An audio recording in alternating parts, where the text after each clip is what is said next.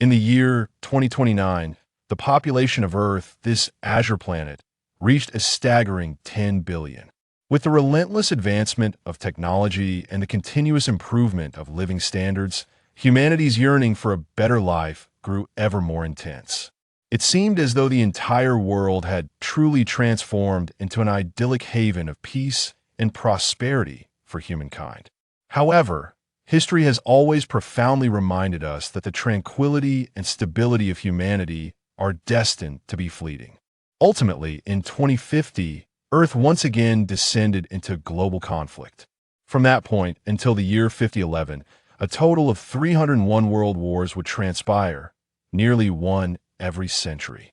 Located 10 light years from Earth, the planet Tuashing is a colossal sphere, 1,000 times larger than Earth, inhabited by a staggering 100 billion individuals. The entirety of Tuashing is dominated by 5 major sects, all of which are under the command of Queen Tuolanya.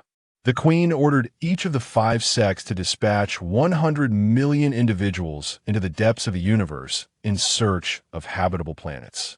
The Alchemy sect travels aboard a colossal spaceship resembling a giant sword tower, known as Sword Tower No. 1. The Wood sect utilizes a tree-shaped vessel named the Woodcraft. The Water sect commands an elliptical ship resembling a kettle, known as the Watercraft. The Fire sect operates a massive tower-like spacecraft named Firecraft. The Earth sect possesses a gigantic mountain-shaped vessel known as Earthcraft. Together, the 5 sects have sent a total of 100 million souls into the cosmos, including 100,000 members of the Pet Alliance, a minor faction from Tuashing, who have also embarked on the journey to Earth. Tuo Huang, a disciple of the Alchemy sect, arrived on Earth aboard Sword Tower No. 1 2 centuries ago. The 5 major sects divided territories, establishing their presence across the surface of Earth, thereby controlling its 5 continents. They sought traces of life on the planet and, upon discovering evidence of human existence, were able to decipher the language spoken by Earth's inhabitants. Originally, Tuo Huang practiced the Alchemy sect's methodology of alchemy, which allowed him to manipulate metal elements, a skill shared by all members of the sect. However, a century ago, he unexpectedly uncovered a latent potential within himself, discovering that he could harness the 5 elements of metal, wood, water, fire, and earth. His refining abilities surged to astonishing heights. He could refine mountains, rivers, and even vast mineral deposits, and he could even manipulate the seemingly endless magma of the Earth's core. He named this newfound capability star refining technique. With time, he grew confident that he could refine a planet, 10 planets, 100 planets, and even more. This revelation filled Tuo Huang with delight, and as his refining prowess expanded, his strength rapidly surpassed that of the leaders of the 5 major sections. The star refining technique clearly eclipsed the singular refining arts of the sects, evoking envy and resentment among them. Eventually, the 5 sects united against Tuo Huang. In a fierce confrontation, tens of thousands perished, and ultimately, they subdued him using 5 divine treasures. What pained Tuo Huang even more was the realization that his own alchemy sect had turned against him. After all, he was still one of their own. A century has passed, and now I find myself sealed by the power of the 5 divine treasures, unable to unleash my abilities. Truly, the world has declined, and it seems that heaven is envious of talent. How tragic and lamentable, Tuo Huang lamented, shaking his head as he sighed. Zhang Hu, upon learning of Tuo Huang's plight, felt deep sympathy. It appears that envy, jealousy, and hatred are the common maladies of all advanced beings. The phrase "heaven is envious of talent" has stood the test of time. More often than not, it is humanity that resents brilliance. If you are sufficiently exceptional, you will outshine others, which in turn breeds discontent among the less fortunate. Those discontented individuals will unite to conspire against you. Such is the reality. Hearing Zhang Hu's compassionate words brought a sense of solace to Tuo Huang. It seems you possess considerable understanding. I am pleased to make your acquaintance. My name is Zhang Hu. He introduced himself. Tuo Huang responded with a hearty demeanor. Greetings, Zhang Hu. May I inquire how you came to be here? Our underground refuge was discovered by giants, who began hunting us, the surviving humans of Earth. I fled for my life, and, after falling over a waterfall, awoke to find you here, Zhang Hu explained directly. Tuo Huang nodded in comprehension. I see it goes without saying that those outside must be members of the Pet Alliance. However, you need not worry, for I know that the Pet Alliance does not engage in killing. To them, you are merely pets, and even if captured, you would likely be confined in cages at most. Those brutes, they are utterly intolerable, Zhang Hu exclaimed, incensed to learn that they would be captured and imprisoned as pets. The term pet, once used by humans to refer to other animals, had now turned the tables, and humans had become pets. Zhang Hu's anger was palpable, and he unleashed his frustration by pounding his fists against the stone wall. Bang! Bang! Bang! Tuo Huang sought to comfort him. The survival of the fittest is the natural law of the universe. You need not be overly agitated. How can I not be angry? The folks at the orphanage have likely already been captured by the Pet Alliance, Zhang Hu replied, filled with sorrow and indignation, yet feeling powerless. Tuo Huang continued to offer words of consolation. Now we share the same plight. Indeed, Zhang Hu acknowledged. How can we rescue ourselves? His eyes suddenly sparkled with expectation as he gazed at Tuo Huang. Tuo Huang, brimming with pride, declared, Kneel before me as your master, and I shall teach you the star refining technique. But you're currently sealed. How can you teach me? Zhang Hu questioned, maintaining an air of calm despite his circumstances. Zhang Hu hesitated, contemplating his situation. He realized he was at a dead end. The star refining technique represented his only glimmer of hope. Resolute, he knelt before Tuo Huang. Master, please accept your disciple's reverence. Chapter 2. What is the refinement of crystal sources? Zhang Hu knelt before Tuo Huang, then rose to face him, deep in contemplation. At this moment, Zhang Hu felt an extraordinary excitement within. Master, please teach me the art of star refinement. I can hardly contain my eagerness. Tuo Huang, noticing Zhang Hu's impatience, laughed heartily. My disciple, there is no need for haste.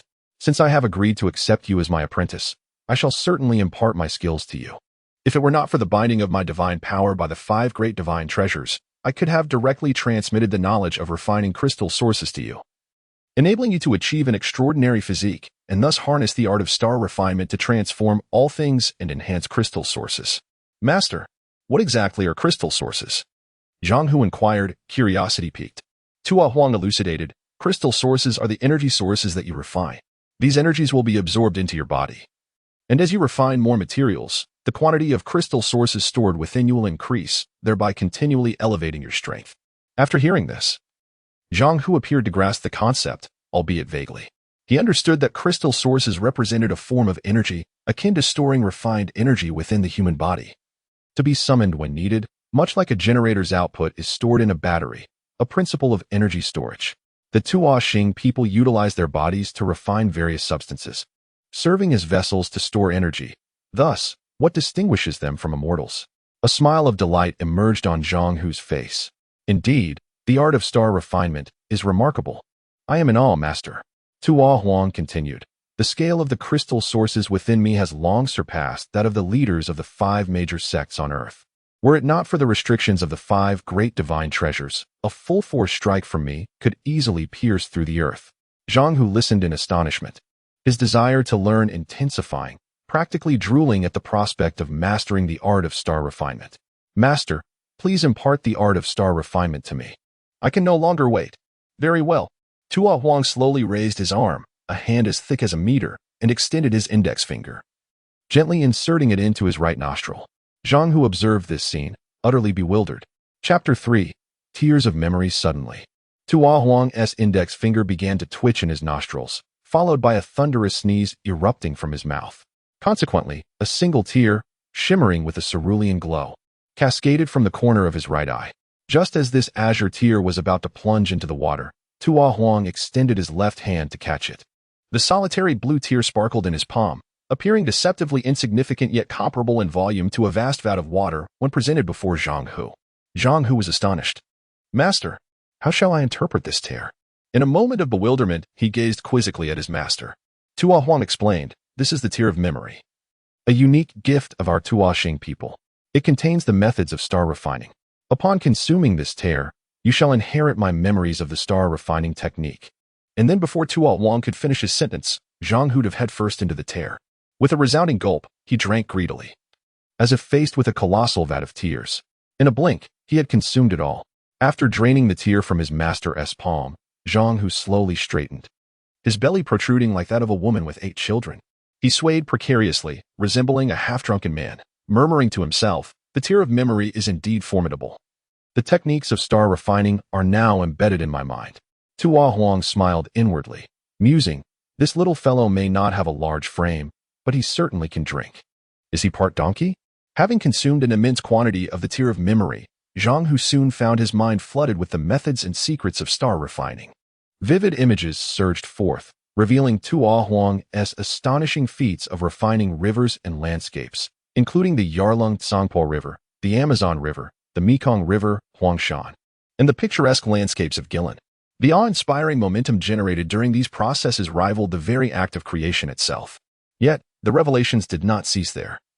Tuo Huang had even refined the Arctic glaciers, leaving behind a colossal pit that was subsequently filled by the encroaching sea, forming an oceanic expanse. One particularly startling image showed Tuo Huang refining both the Yangtze and Yellow rivers. Shocked, Zhang Hu cried out, No, no, no. These are our mother rivers. Do not refine them. The tumultuous information derived from the tear of memory surged within Zhang Hu's mind like a tempest, as the world around him spun. He closed his eyes, gradually regaining his breath and composure. At last, the knowledge contained within the tear melded seamlessly with his consciousness. Upon opening his eyes, a grave expression adorned Zhang Hu's face. The art of star refining was indeed remarkable. However, the fact that his master had also refined their mother rivers was truly lamentable. In the vast expanse of the universe, every planet is but a speck of dust, and the demise of a civilization or the disappearance of a world is merely a matter of time. The words of Tuo Huang rang true. Zhang Hu found himself at a loss for a retort, for prior to the arrival of his master's Tuo civilization, Earth had indeed witnessed hundreds of world wars. Time and again, these conflicts resulted in the tragic loss of countless lives. Earth's resources had been nearly depleted, environmental pollution was irreparable, and the remaining inhabitants were forced to subsist underground, clinging to life. Reflecting on this, Zhang Hu recognized the inherent fragility of humanity. As an Earthling, he felt powerless to determine the fate of his planet. Yet, from this day forth, he resolved to choose his own future. He refused to be a pawn. He aspired to be the master of his destiny. As long as he mastered the art of star refining, he would possess the power to shape his own fate. I hope I have not misjudged you. Teaching you the art of star refining is, in truth, also for my own benefit. I hope that one day you will perfect this technique, seize the 5 divine treasures, and help me break the seal. At that time, I shall take you to vanquish the 5 great sects, traverse the cosmos, and pursue a higher realm of cultivation. A satisfied expression graced Tuo Huang's face. Filled with boundless anticipation for the future, Zhang Hu felt invigorated. To traverse the cosmos and seek a higher realm of cultivation was an opportunity that no Earthling should take lightly. The thought of potentially achieving immortality filled him with fervor. I shall not disappoint your high expectations, Master. I will seize the 5 divine treasures, break the seal, and repay your immense kindness. Excellent.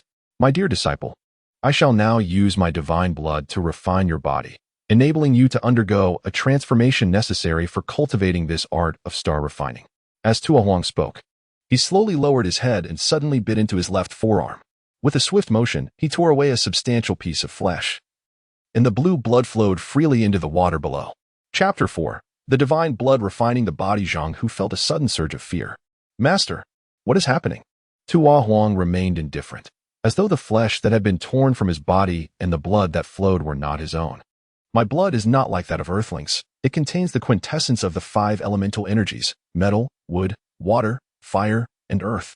Only by mingling it with this pool can the potency of my blood be diminished slightly. You must immerse yourself in this water and accept the divine blood refining your body before you can begin to cultivate the star refining technique. The life of a Tuo person differs greatly from that of an earthling, for they exist akin to gods, with lifespans stretching into tens of thousands of years. Tuo himself, possessing a divine body that has endured for 50,000 years, naturally harbored blood of divine origin. The efficacy of divine blood is truly remarkable. Zhang Hu, eager to master the star refining technique, did not hesitate and leapt into the water. Before he submerged, everything seemed manageable, but once he entered, the experience became unbearable. He was immediately assailed by the blue, luminous waters infused with divine blood, which felt like countless slender needles piercing his skin. The myriad pinpricks burrowed deeper, first through his skin, then into the flesh, and finally reaching the marrow of his bones. Zhang Hu clenched his fists so tightly that his teeth nearly shattered, producing a cacophony of grinding sounds. As divine blood continued to flow from Tuo Huang's arm into the water, the pain intensified with every drop mingling with the liquid. Overwhelmed by the agony, Zhang Hu could no longer contain himself and let out a heart-wrenching scream. It hurts. It's unbearable. It feels as though my entire being is being pierced through. Observing his disciple's torment, Tuo Huang's eyes gleamed with satisfaction. He understood well that the potency of divine blood was akin to being subjected to 1,000 cuts for a mortal. Had it not been for Zhang Hu's extraordinary willpower, he might have fainted from the pain. The thought of his disciple collapsing in such a manner was simply unacceptable. Fortunately, against all odds, Zhang Hu did not succumb. He continued to endure, though it was unclear what immense mental fortitude sustained him through such suffering. Intrigued, Tuo Huang found himself increasingly fascinated by Zhang Hu. He eagerly anticipated the transformation that might occur in this ordinary earthling after undergoing the divine refinement process. In Tuo Huang's mind, Zhang Hu was both a disciple and an intriguing subject of experimentation. If he could successfully cultivate Zhang Hu, it would provide a welcome diversion from his century-long confinement. Loneliness, after all, is a burdensome companion. Fate had chosen the most solitary and tedious times to bring Zhang Hu, this earthly mortal, into his life. This was indeed an unexpected delight for Tuo Huang. Thus, he resolved not to abandon Zhang Hu. He was determined to cultivate this fragile earthling into something greater. Even if the results were modest, any semblance of success would still offer Tuo Huang a glimmer of hope. Tuo Huang aspired to mold Zhang Hu into a formidable being. Even if Zhang Hu could not procure the 5 divine treasures to liberate him, perhaps he could at least incite the 5 great sects to vent their frustrations on Tuo Huang's behalf. As the divine blood refined Zhang Hu's body, the blood flowed. And Zhang Hu screamed. Time lost meaning as the blood continued to flow. Then, with a sudden splash, Zhang Hu collapsed into the water, instantly submerged by the azure liquid infused with divine blood. Tuo Huang's heart raced, his eyes fixated on the water's surface, his expression growing increasingly grave as he murmured to himself. Could the power of the divine blood be too overwhelming? Has this lad succumbed to the pain and perished? A sense of foreboding enveloped Tuo Huang's heart, compelling him to rise and retrieve Zhang Hu to ascertain whether he truly lay lifeless. Yet, just as he reached out with his long arms, a resounding splash erupted from the depths of the blue blood water. Cascading droplets flew into the air like celestial flowers, and a brilliant azure flame burst forth, illuminating the entire space. The surface of the water shimmered, radiant and resplendent, the blue light becoming the focal point of attention. As Tuo Huang gazed at the blue flame suspended in midair, a smile of joy spread across his face. It worked. The divine blood refining was a success. My dear disciple. Chapter 5. The condensation and refinement of the crystallized source Zhang, whose entire being was engulfed in azure flames, his form suspended in midair. Gradually, the flames diminished until they were completely absorbed into his body. His eyes underwent a transformation, with tendrils of blue light emanating from his pupils, only to revert to their original hue shortly thereafter. Tuo Huang smiled and nodded, offering guidance from the side. The body tempering was flawless now. Under the tutelage of his master, all that remained was the final step, the condensation and refinement of the crystallized source. Yes, I shall heed my master's words, Zhang Hu affirmed, nodding vigorously as he hovered in the air. Tuo Huang called out, urging him to sit cross-legged, focusing his mind and spirit. He pressed his palms together, channeling all his strength into his hands, then rotated them into a horizontal position, forcefully drawing an energy from his dantian as he separated his palms with intensity. Following his master's instructions, Zhang Hu executed a series of fluid motions, ultimately forcefully parting his hands. In an instant, a sphere erupted from his palms. Zhang Hu exclaimed in astonishment, Master, what is this? How wondrous! "This is the crystallized source," Tuo Huang replied, clearly pleased. The crystal, measuring approximately 30 centimeters in diameter, exhibited a multi-layered structure. The outermost layer shimmered with a golden glow, indicative of its metallic nature. The second layer was composed of wood elements, the third of water elements, the fourth of fire elements, and the fifth of earth elements. The star refinement technique is a synthesis of the 5 elements, and this crystallized source embodies them in their entirety. Zhang Hu gazed in wonder at the crystallized source in his hands. "Master, this crystallized source is incredible. I can hardly believe that I, an ordinary person, possess such capabilities. It feels as though I am dreaming." The crystallized source of the star refinement technique was far superior to those possessed by practitioners from the 5 major sects, who typically only harnessed a single element. While his master's source contained all 5 elements from the outer layer to the core. Examining the crystallized source closely, Zhang Hu noted the intricate entanglement of the various elemental forms, intertwined and indistinguishable, occasionally contracting and rolling in a breathtaking display. A surge of exhilaration coursed through him. After years of mediocrity, he finally had the opportunity to rise above. He was grateful for fate's favor and his master's profound generosity.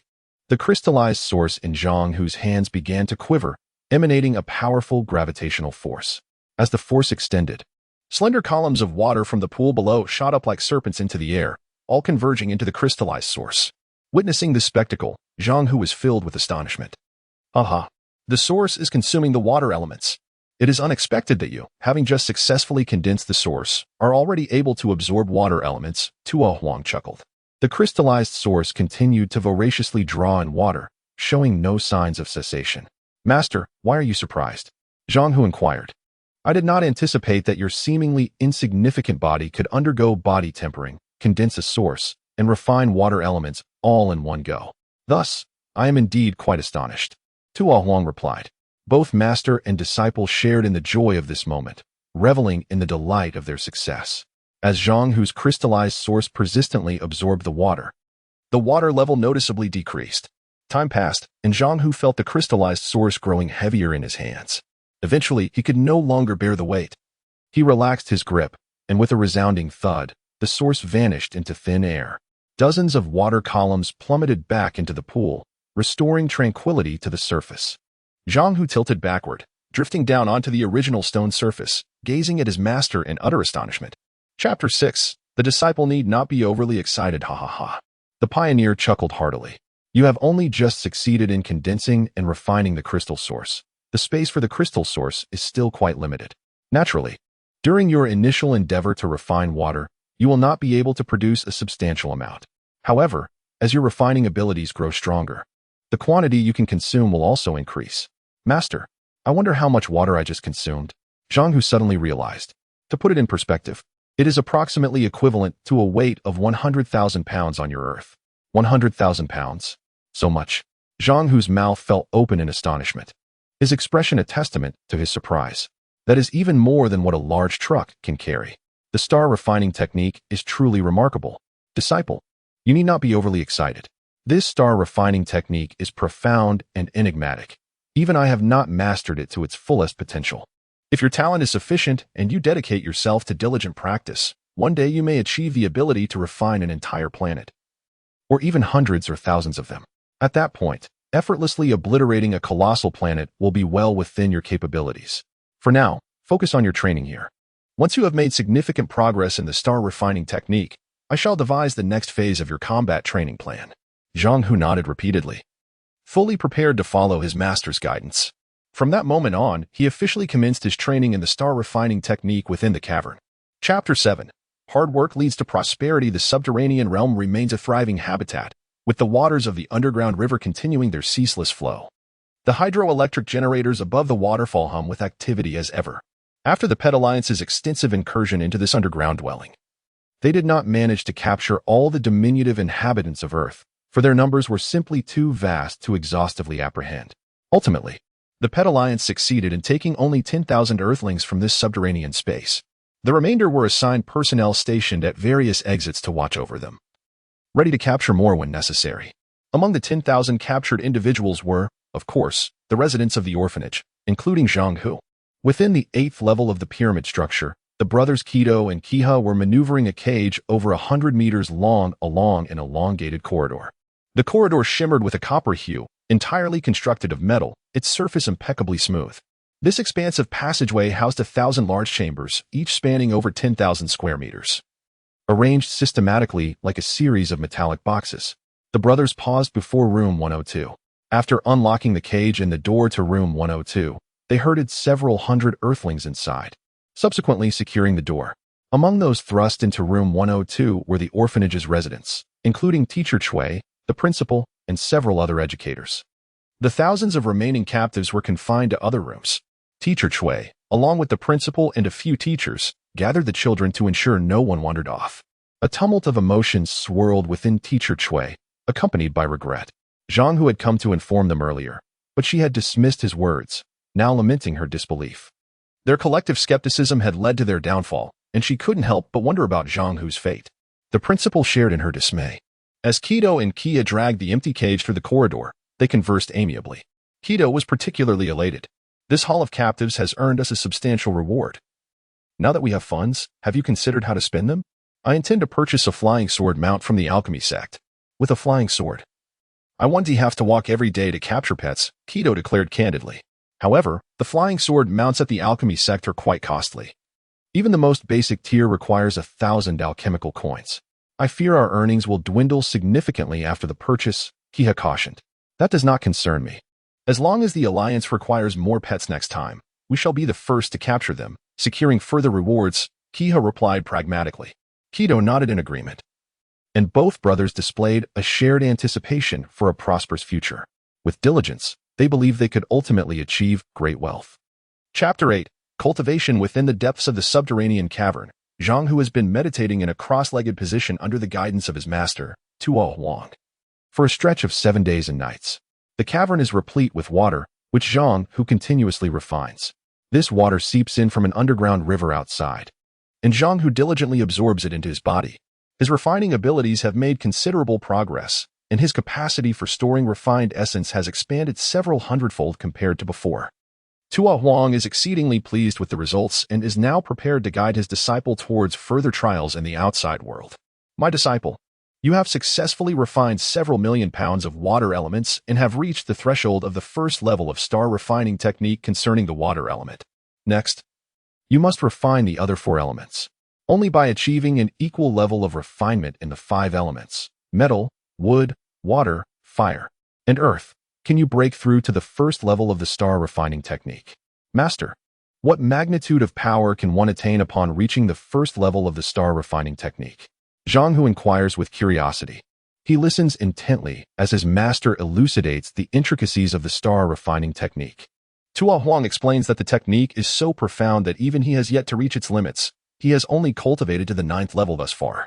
At the first level, one can wield a force equivalent to 1 million kilograms and manipulate the fusion of the 5 elements, even conjuring various weapons and manifestations from them. However, such manifestations are not mere whims. One must possess a clear mental image of the desired object. As long as it exists in one's mind, it can be brought forth, an extraordinary process where thought births reality. Indeed, the star refining technique is remarkable, Zhang Hu exclaims in awe. Master, am I currently capable of contending with the 5 great sects? Not yet.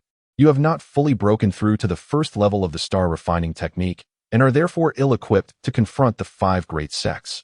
However, the star refining technique is inherently superior to the singular refining techniques practiced by these sections. With your current cultivation level, you are more than capable of sweeping through any disciples of the 4 levels or lower among the 5 great sects. For instance, the refining gold sect categorizes its ranks from the lowest to the highest as gold stone, diamond, gold radiance, gold brick, gold sword, gold sovereign, gold dragon, and gold sect, totaling 8 levels, with gold brick being the 4th level. Thus, you can easily surpass all disciples of gold brick and below in the refining gold sect. Zhang Hu feels invigorated by this revelation. Master, I am eager to venture out and hone my skills. There is no rush for that, Tuo Huang replies. I prefer that you focus on your cultivation for now. You have reached a bottleneck with the water element. You must seek out the other 4 elements to refine. When you do venture out, strive to avoid contact with the 5 great sects, steer clear of trouble, and ensure that no one learns of your practice of the star refining technique. Rest assured, Master, I will take your words to heart, Zhang Hu nods earnestly, committing every instruction his master imparts to memory. Until he has grown stronger, he must remain discreet. Zhang Hu contemplates that patience is paramount. After all, even his master, with a 9th-level mastery of the star refining technique, could not withstand the combined assault of the 5 great divine treasures. His own abilities would surely pale in comparison before the might of the 5 great sects. Allow me to gift you something, a means of self-defense in times of peril. As Tuo Huang speaks, he resolutely removes the nail from his left thumb. Chapter 9. The Pioneer Shield Armor. Upon witnessing the extraordinary event, Zhang Hu's face was a portrait of astonishment. Master, what on earth are you doing? After the pioneer removed his fingernail, a new one sprouted instantaneously. For a moment, Zhang Hu was left dumbfounded. Indeed, his master was formidable, capable of regrowing a nail in the blink of an eye. The nail shimmered with a cerulean glow, resembling a precious artifact. When it was presented to Zhang Hu, it stood nearly as tall as he did. This nail can withstand the assaults of individuals at the 8th level of the 5 great sections. In times of necessity, it can serve as a protective shield. Henceforth, it shall be known as the Pioneer Shield Armor. Take good care of it. Thank you, Master. Zhang Hu's eyes were fixed upon the Pioneer Shield Armor, his heart brimming with excitement. He had never imagined that even a fingernail could be considered a treasure, yet he found himself in a quandary. Master, this Pioneer Shield Armor is far too large. It is cumbersome to carry. Zhang Hu extended his arms, attempting to embrace the armor, which was significantly wider than himself. Feeling utterly at a loss. What should I do, Master? Haha. My apprentice, you can create a separate space within the refining crystal source to store various items. When needed, you may summon them at will. The pioneer provided his guidance at a measured pace. Following his master's instructions, Zhang Hu gestured with his hands, channeling his thoughts, and opened a separate storage space within the refining crystal source. He then placed the Pioneer Shield Armor within it. Not only could the armor serve as a defensive shield, but it could also function as a flying steed. When in shield form, it provided comprehensive protection from all angles, and when in its flying form, it could traverse vast distances in an instant. The pioneer meticulously imparted the methods and incantations for its usage to Zhang Hu, utilizing the star refining technique. Zhang Hu transformed water into a drill over 10 meters long, boring a passage through the cavern's rocky walls, thus exiting the cave. Outside, a waterfall cascaded majestically. With a swift motion, he effortlessly leaped onto the precipice above the waterfall. Reciting the incantation, the Pioneer Shield Armor soared from within him, and with a powerful leap, he landed upon the shield. Chapter 10. Suspended flight. The hydroelectric generator above the waterfall continued to turn, now endowed with newfound abilities.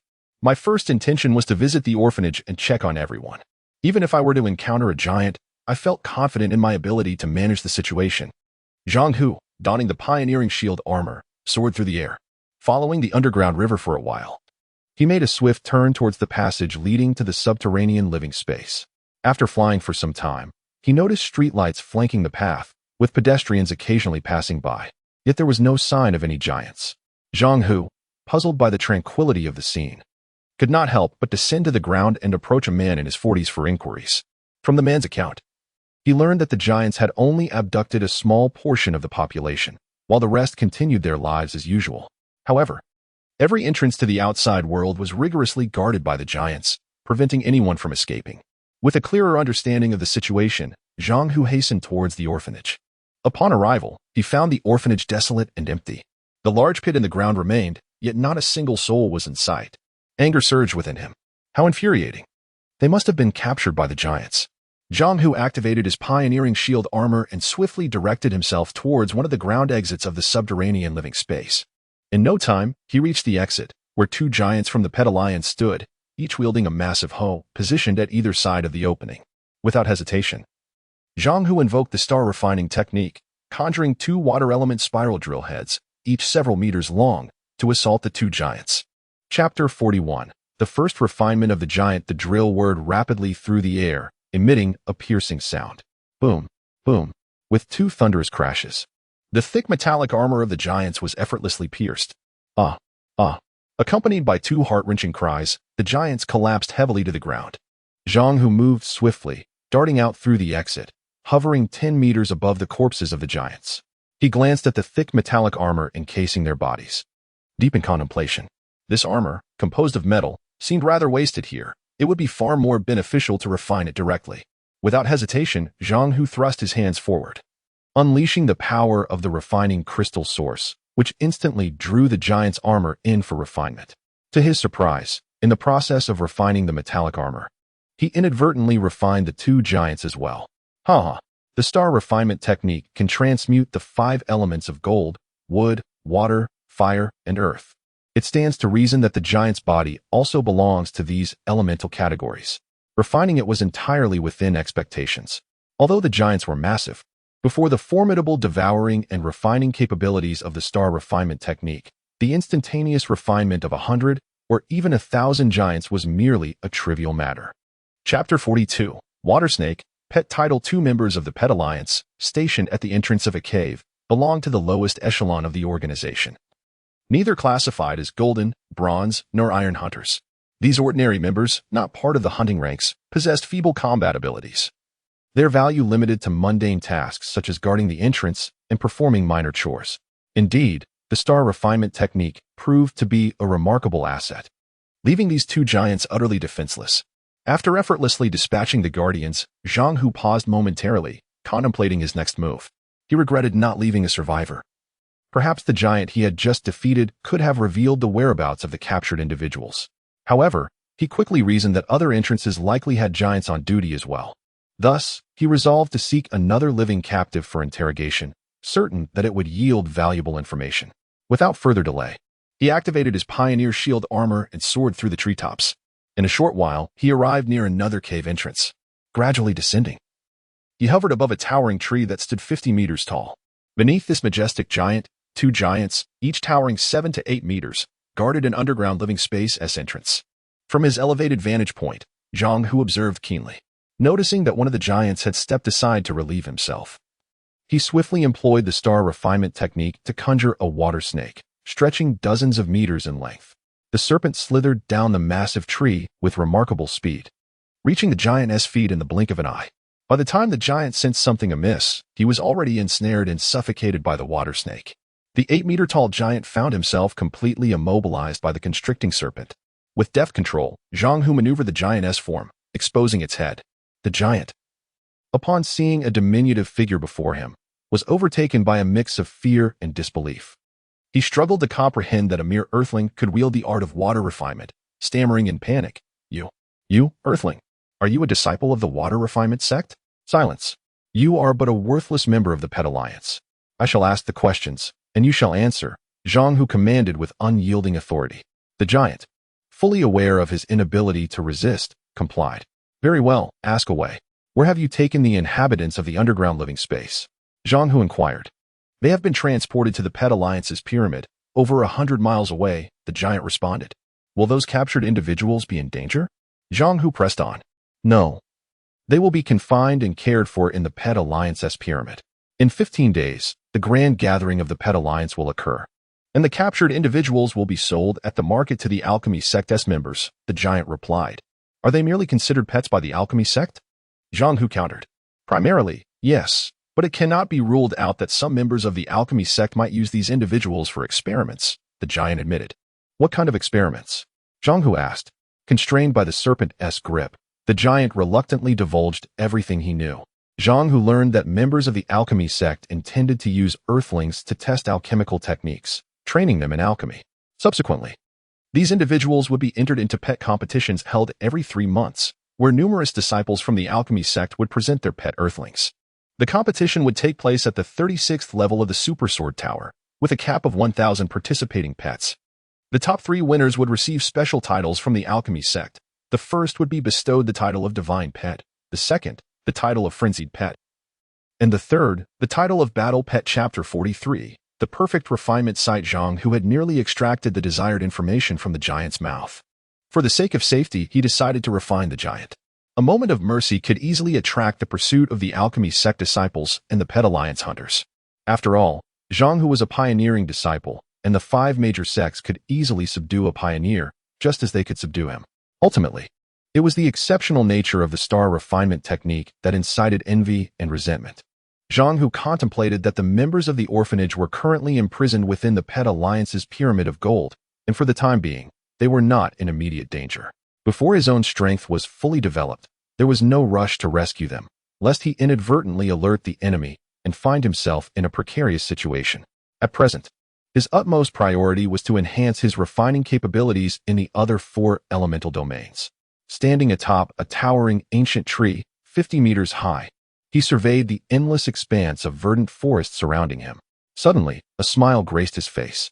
This boundless woodland represented the ideal site for refining the wood element. However, it was too close to the alchemy sect and the Pet Alliance, so he needed to move further away for a safer refinement process. Thus, he ceased his flight and hovered above the forest below. This was the place. He would commence the refinement of the wood element. Zhang Hu withdrew his pioneering shield armor and sat cross-legged in midair. With a soft exhale, he conjured the refinement crystal source with his hands. A formidable gravitational force, imbued with an insatiable hunger, erupted from the crystal source, instantly radiating outward. In a matter of moments, this consuming force enveloped the entire forest within a 500-mile radius. The various birds and beasts within the woods were thrown into disarray, overwhelmed by the powerful gravitational pull, scattering in panic. Chapter 44. Refining the wood element. The refining crystal source radiated a brilliant golden light in Zhang Hu's palm. Within this resplendent glow, the core of the refining crystal source revealed a complex intertwining of 5 elements, intricately woven together. These elements manifested in various forms, sometimes spherical, sometimes angular, and at other times, flat. The refining crystal source persistently emanated a formidable gravitational force, causing the towering ancient trees within several dozen meters of Zhang Hu to instantaneously disintegrate into dust. Countless minuscule particles of wood were swiftly absorbed by the refining crystal source. This was soon followed by the devastation of trees within a 100-meter radius, a 1,000-meter radius, and then a 10,000-meter radius. After several hours of relentless absorption and refinement, all flora within a 500-mile radius had been completely consumed by Zhang Hu. As the 500 miles of trees were refined, the internal structure of the wood element within the refining crystal source underwent a significant transformation. The wood element shifted from a pale cyan hue to a deep brown. Its color noticeably intensified. Zhang Hu yearned to continue refining trees over a broader expanse, but soon realized that the absorption capacity of the refining crystal source was gradually diminishing. In an instant, that overwhelming gravitational force vanished. Had the wood element reached its threshold? If it had indeed reached such a limit, further refinement of trees would be impossible. Having already refined the water and wood elements to their bottleneck stages, it was time to refine the remaining 3 elements. Upon returning the refining crystal source to his body, Zhang Hu felt a remarkable surge of strength and vitality, far surpassing his previous state. Although he could not quantify this enhancement, its significance was undeniable. Previously, when manipulating the water element, he could only conjure water. Now, having refined the wood element, he was eager to test its effects. Having once consumed the tier of memory from his master, which contained the secret techniques of stellar refinement, Zhang Hu immediately employed this technique to channel the wood element pulsating within the refining crystal source. Suddenly, 2 streams of deep brown particles erupted from the palms of his hands. Tiny particles of wood element dust surged into the sky, rapidly expanding to cover several thousand meters. As Zhang Hu continuously released these wood element particles, the darkened sky became shrouded in a dense mass of wood element, obscuring much of the heavens, a spectacle both awe-inspiring and surreal. The ground below grew dim, and the wood element gradually spread over dozens of miles. Gazing upwards, one could no longer see the sun, the atmosphere charged with an astonishing intensity. 2 towering disciples of the alchemy sect, clad in orange-golden armor and standing 8 meters tall, were patrolling the skies on 10-meter-long flying swords. One was named Keita and the other Dutsao, both of whom were at the stone level of the alchemy sect, Keita at the 7th tier and Dutsao at the 9th. As they soared through the air, they suddenly noticed the sky darkening. Keita, looking up at the ominous clouds, was filled with confusion. How could it be so dark? He wondered. This cloud formation seems unusual. Where there are dark clouds, there is surely mischief afoot. Let us investigate. Dutsao immediately became alert. Keita pointed to the south. Noting that the clouds appeared to be rising from that direction, there must be something amiss there. The 2 promptly adjusted their course. With a swift motion, their flying swords hurtled towards the heart of the darkening clouds. Chapter 45. Slaying the Goldstone level. Zhang Hu, for the first time, unleashed the power of the wood element, and he was astonished by the vast and boundless energy it exuded. What an impressive manifestation of wood element! It was not until the last vestiges of the wood element within his refining crystal source were completely released that the overwhelming tide finally subsided. If he inadvertently attracted the attention of the alchemy sect, it would spell disaster. With a mere thought, Zhang Hu drew back the sprawling wood element that had spread over 100 miles, swiftly absorbing it into his refining crystal source before gently descending to the ground. Suddenly, two colossal figures clad in orange armor, riding flying swords, appeared above him. Zhang Hu's heart sank. This is bad. Someone has arrived. From the memories bestowed upon him by the Tier of Memory, he recognized that these two were disciples of the alchemy sect at the Goldstone level. With his current prowess in star refinement, he could easily sweep aside all disciples at the Goldstone level and below. Thus, encountering these two did not provoke panic within him. The two rushed over, their intentions shrouded in an icy demeanor. Zhang Hu remained undaunted. What of it? He thought to himself. Whether they posed a threat or not was irrelevant. Resolutely, he decided to test his mettle against these two Goldstone disciples, curious to ascertain their capabilities. One of them, named Keda, was particularly arrogant. This is Earth. I am the master here. You outsiders should not presume that just because you are tall and imposing, you are invincible. Zhang Hu retorted boldly. Keda sneered, his arrogance unabated. Outside the 5 sects, all are but ants. Crushing you would be akin to squashing a mere insect. You will submit, whether you wish to or not. In this vast universe, strength reigns supreme.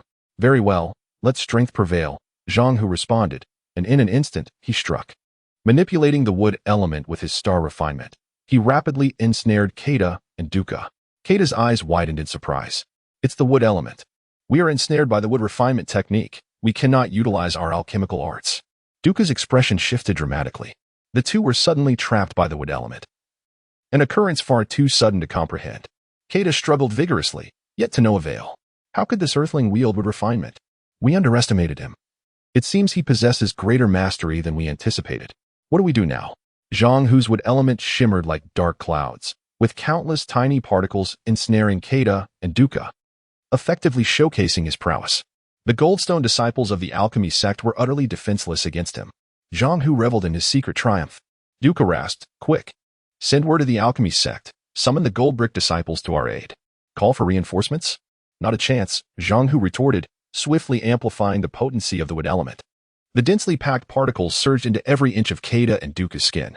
Their anguished cries echoed, we're doomed. The alchemy sect will not spare you, Earthling. You are as good as dead. Dead? And yet you dare to be defiant? Go ahead and perish. Zhang Hu scoffed. He manipulated the wood element to burrow furiously into their bodies, only to erupt outward moments later. In the blink of an eye, Keda and Dukkha were transformed into wood elements. Their orange armor and flying swords were likewise refined into particles, all absorbed into Zhang Hu's refining crystal source. Having effortlessly dispatched 2 disciples of the alchemy sect, Zhang Hu felt an immense sense of satisfaction. However, it dawned on him that he should not linger in this place any longer. He needed to make a swift exit. As he prepared to ascend atop his pioneering shield armor, a chilling sound of rushing wind suddenly echoed from behind. With a sudden flash, a piercing blue light approached him. Zhang Hu, unable to turn in time, sensed the formidable strength of the newcomer and was instantly taken aback. Damn it, it's a gold brick level. Chapter 46, The Great Battle Against the Brick-Level Disciple Whoosh. The azure light surged forth with astonishing speed, piercing through the air and surpassing the sound barrier, leaving a series of sonic booms in its wake. Shameless rodent, how dare you launch a sneak attack, seeking to take my life? A futile aspiration. Zhang Hu exclaimed as he swiftly evaded the attack.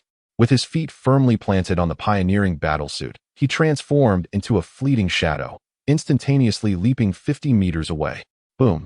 The lengthy azure beam struck the ground with tremendous force, sending sand and soil flying in all directions. A massive crater, over 10 meters deep and 8 meters wide, was formed upon impact. It missed. Such a remarkable agility.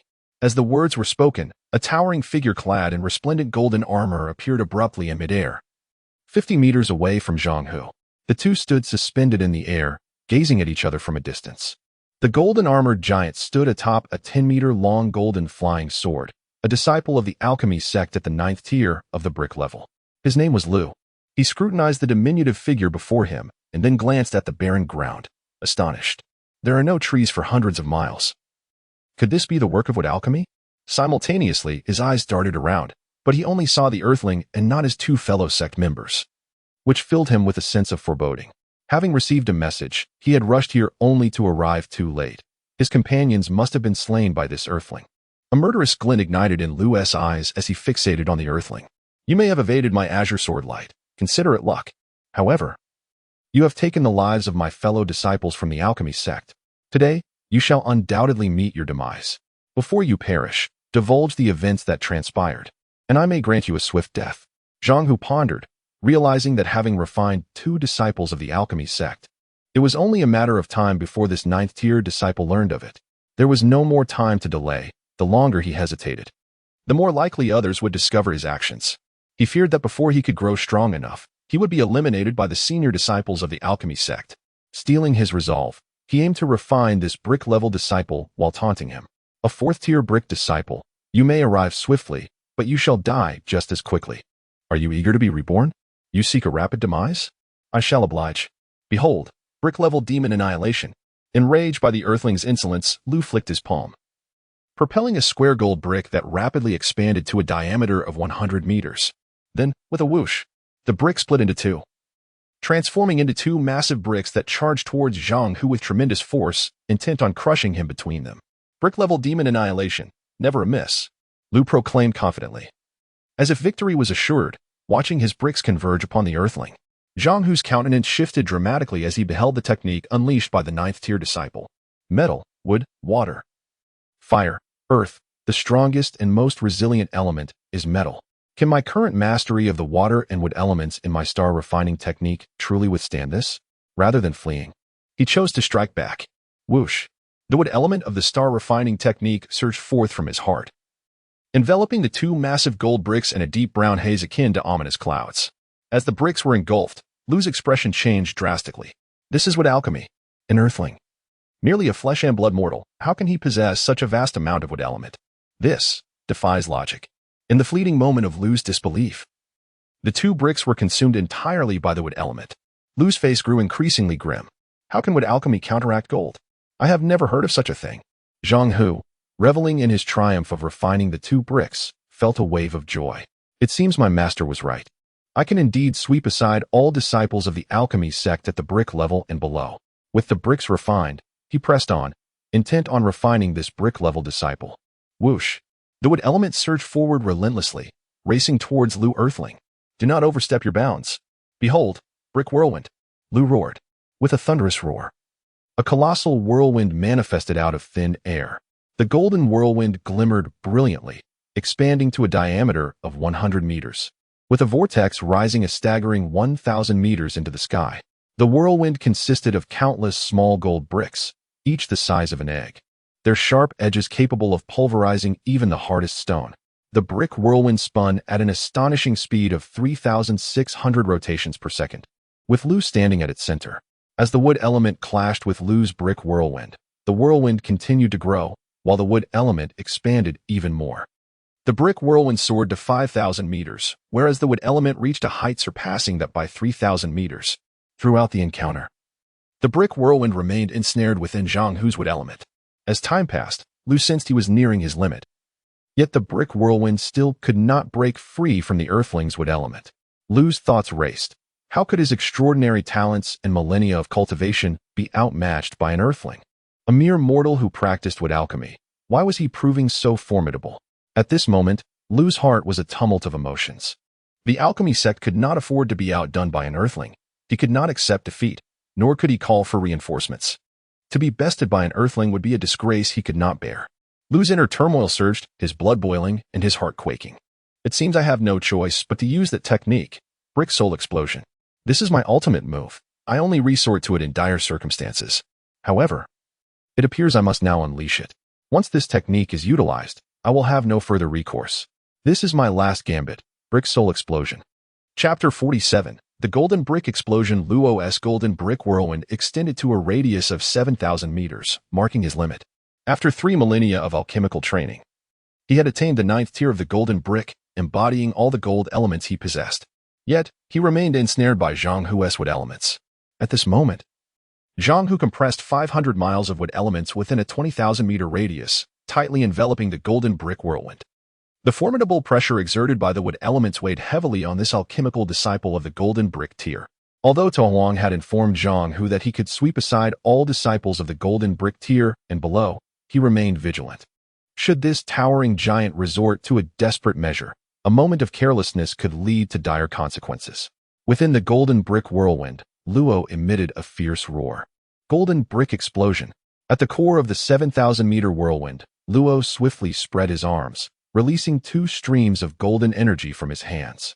This golden energy, entwined with golden lightning, drew in a vast array of sharp-edged golden bricks, coalescing them into a singular mass. Then, a resonant hum echoed as the golden brick mass vibrated rapidly, transforming in an instant into a colossal brick standing 10 meters tall and 6 meters wide. Golden energy and lightning erupted from its surface. Subsequently, a second wave of golden bricks from the inner layer of the whirlwind was drawn towards the center, merging upon the 10-meter brick. Another hum resounded as the bricks surged to 20 meters, having absorbed the fragments. Zhang Hu observed the transformations at the core of the whirlwind, and the utterance of golden brick explosion heightened his apprehension. He sensed that Luo might be preparing a lethal strike. It seemed the Tuo Wang shield armor gifted by his master was about to come into play. With a deft gesture, Zhang Hu summoned the shield armor from his crystalline storage space. His master had assured him that this armor could withstand assaults of the 8th tier of alchemy, making it more than sufficient to defend against a disciple of the 4th tier. The Tuo Wang shield armor, shimmering with a cerulean glow, floated before Zhang Hu. With a swift motion, it transformed into a hollow sphere, its surface adorned with intertwining purple stripes that flickered with violet lightning. At that moment, Zhang Hu found himself ensconced within this spherical shield, which provided a flawless 360-degree defense. From within the armor, he could observe the outside world, while the exterior remained oblivious to his presence. Luo's golden brick explosion required the fusion of 999 layers of golden brick fragments to harness its full power. In the fleeting moment that Zhang Hu unleashed the Tuo Wang shield armor, Luo completed the accumulation of energy for the golden brick explosion. With 999 layers fused, a gigantic golden brick, towering 1,000 meters, emerged against the sky. Although Zhang Hu's wood elements still encased the brick, he could not help but exclaim in awe. What an immense golden brick! How will the golden brick explosion unfold? It is truly something to anticipate. The Tuo Wang shield armor, with a mere 2-meter diameter, stood in stark contrast to the colossal brick, akin to an ant before an elephant. The shield hovered in the air, several hundred meters away from the giant brick. The two entities positioned in stark opposition.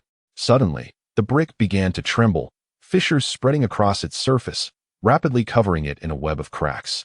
Golden light streamed through the myriad of fractures, blinding Zhang Hu, who instinctively shielded his eyes from the brilliance.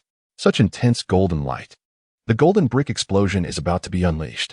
Tuo Wang shield armor, it is time for you to prove your worth. Luo sat cross-legged at the core of the 1,000-meter brick, his eyes closed, surrounded by countless strands of golden lightning. This lightning surged from his body to the massive brick, merging the alchemical metallic elements with the brick in a harmonious flow of energy. Suddenly, Luo opened his eyes and thrust his hands forward. With a thunderous roar, the colossal golden brick erupted in a cataclysmic explosion. The culmination of 3 millennia of cultivated metallic energy was released in an instant, akin to the detonation of a hydrogen bomb. The tremendous shockwave radiated outward, encompassing a 200-mile radius. Golden flames engulfed the earth, obliterating the surrounding wood elements that had once encased the brick, leaving no trace behind. A golden inferno blazed on the ground, and Luo, clad in resplendent golden armor, appeared 100 meters above the flames, standing upon a 10-meter-long flying sword, exhaling a sigh of relief. He gazed down at the 200-mile expanse of fire, a smile gracing his face. Ha! Under the mighty strike of my golden brick explosion, the earthbound beings are surely doomed. Chapter 48. The arrival of 3 flying swords as the golden flames gradually dissipated. A colossal pit with a diameter of 1,000 meters and a depth of 3,000 meters emerged from the earth. Wisps of blue smoke slowly ascended from the bottom of the chasm. With a slight frown of contemplation, Lu hovered above the pit on his flying sword. The earlier manifestation of a spherical object by the earthling was perplexing. Could it be some form of defensive artifact? It seemed imperative for him to descend into the pit to quell his unease. Just as Lu prepared to descend, 3 flying swords suddenly materialized before him. Each sword measured 10 meters in length, their blades gleaming with a golden hue. Upon these swords stood 3 figures, each towering at a height of 8 meters. They were disciples of the alchemy sect, belonging to the same lineage as Lu Baku, clad in golden armor, was of the 6th rank of golden brick. Yin Li, also adorned in golden armor, was of the 7th rank, and Kaiza, in silver armor, reached the 9th rank of golden radiance. Lu gazed at the trio and spoke first. Baku, Yin Li, Kaiza, What brings you here? We heard a tremendous explosion and were filled with curiosity, so we hastened over, Baku replied, his gaze penetrating as he scrutinized the pit, seemingly searching for something. Yenli echoed his intrigue. Such a vast pit must possess immense power. Kaiza could not contain his inquiry either, and the three pairs of eyes fixated on Lu with puzzled expressions. Internally, Lu deliberated that he must not divulge the truth to them. Should they learn that an Earthling had coerced him into unleashing his ultimate technique, the golden brick exploding soul, it would be an embarrassment he could not bear to share. Resolutely, Lu decided to keep the truth to himself, gesturing towards the pit below while forcing a smile. As Lu's flying sword began to turn away, a wail emanated from the depths of the chasm. Ah, who could be down there? The realization struck him, had he not been truthful? Baku, Yenli, and Kaiza exchanged glances, then fixed their gazes on Lu simultaneously. At that moment, Lu feigned ignorance, maintaining an expression of innocence. What is it? Why are you all staring at me? Is there something on my face? Lu, you are concealing something from us. If you refuse to speak, we shall descend ourselves to uncover the truth. Indeed, I too heard the wail. It resembled a human voice. There must be something below. Precisely. Let us all descend together. Perhaps there are treasures to be found. The trio unanimously resolved to investigate, igniting a surge of frustration within Lu. These three rascals are intent on humiliating me. They are truly insufferable. Without further hesitation, the three flew swiftly towards the bottom of the pit. Gritting his teeth, Lu followed suit, propelled by a storm of anger as he plunged into the chasm. Chapter 49, Treasure Hunt in the Great Pit. At the bottom of the Great Pit, amidst swirling smoke, steam continuously ascended from the earth. The soil, scorched by the intense heat of the golden brick explosion, had turned a charred black. The pioneering shield armor, affected by the formidable power of the golden brick explosion, was buried deep within the soil. Zhang Hu, turning over within the armor, felt a multitude of aches throughout his body. Just moments ago, a particularly sharp pain had compelled him to let out a cry of distress. Gradually, he regained his composure and examined himself, relieved to find no injuries. The protective capabilities of the pioneering shield armor were indeed impressive, at the very least. It had spared him from an immediate demise, though he felt rather disheveled. He had not anticipated such power from the golden brick explosion. Nevertheless, he reassured himself. With the pioneering shield armor at his disposal, what could a mere golden brick possibly do to him? Suddenly, four figures descended from above, peering through the armor. Zhang Hu discerned that they were 4 disciples of the alchemy sect riding on flying swords. 3 of them were at the golden brick level, while 1 possessed a golden glow. An increase of 3 compared to the earlier encounter. A sense of anxiety gripped Zhang Hu. 1 was already formidable enough. How could 3 more appear? The 4 flying swords gently touched down at the bottom of the pit. Lu, Baku, Yenli, and Kaiza dismounted, halting their steps 100 meters away from Zhang Hu's shielded sphere. Their eyes, 8 in total, fixated on the shimmering blue orb. Baku's eyes sparkled with excitement. Look, doesn't that sphere resemble a treasure? The massive pit created by Brother Lu has surprisingly yielded a treasure. If it truly is a treasure, how shall we divide it among the 4 of us? Yenli had already contemplated the matter of division. Kaiza, being a fair-minded individual, remarked that all who witnessed should share in the spoils, leaving no room for selfishness. Indeed, it is only just, no one should hoard it all. The 3 of them viewed the sphere as a treasure. Meanwhile, Lu couldn't help but stifle a laugh inwardly, secretly mocking the trio. 3 fools, he thought. Since you are oblivious to the fact that the orb contains a small earthling, why not let you remain in the dark? This way, my earlier confrontation with the earthling will be devoid of embarrassment. How clever of me. Within the pioneering shield armor, Zhang Hu gradually regained his calm. Suddenly, the principles of the star refinement technique surged into his mind, filling him with immense joy. The star refinement technique, a profound interplay of the 5 elements, metal, wood, water, fire, and earth, each element nurturing and conflicting with one another. This technique allows for the refinement of the 5 elemental substances, harnessing one element's essence, and merging the intricacies of all elements. The brilliance of the star refinement technique lies in its ability to refine all 5 sections. Soon, he comprehended its essence. To put it plainly, the star refinement technique could refine individuals from the 5 sects, each representative of the elemental forces. Previously, he had refined a golden brick disciple of the alchemy sect outside. However, during their confrontation, he had not fully executed the operations of the 5 elements, relying instead on singular elemental manipulation. Thus, he had failed to completely refine the golden brick disciple, allowing him the opportunity to unleash the deadly golden brick explosion. A few dozen meters away, Baku could no longer contain himself. I shall retrieve the treasure. You three wait here for me. I will return shortly. Yin Li was reluctant to be left behind. Kaiza countered, it's wise to go together. If you encounter danger alone, we would feel truly remiss. Indeed, Baku agreed. The more of us there are, the greater our strength. Even if that orb harbors danger, with the combined might of the three of us, we should be able to handle it effortlessly. Wouldn't you agree? Only Lu refrained from vying for the treasure, for he was most aware of the peculiar entity contained within the orb. Yet, to avoid revealing his knowledge, he joined the performance. I concur, there is strength in numbers. The greater the company, the higher the chances of survival.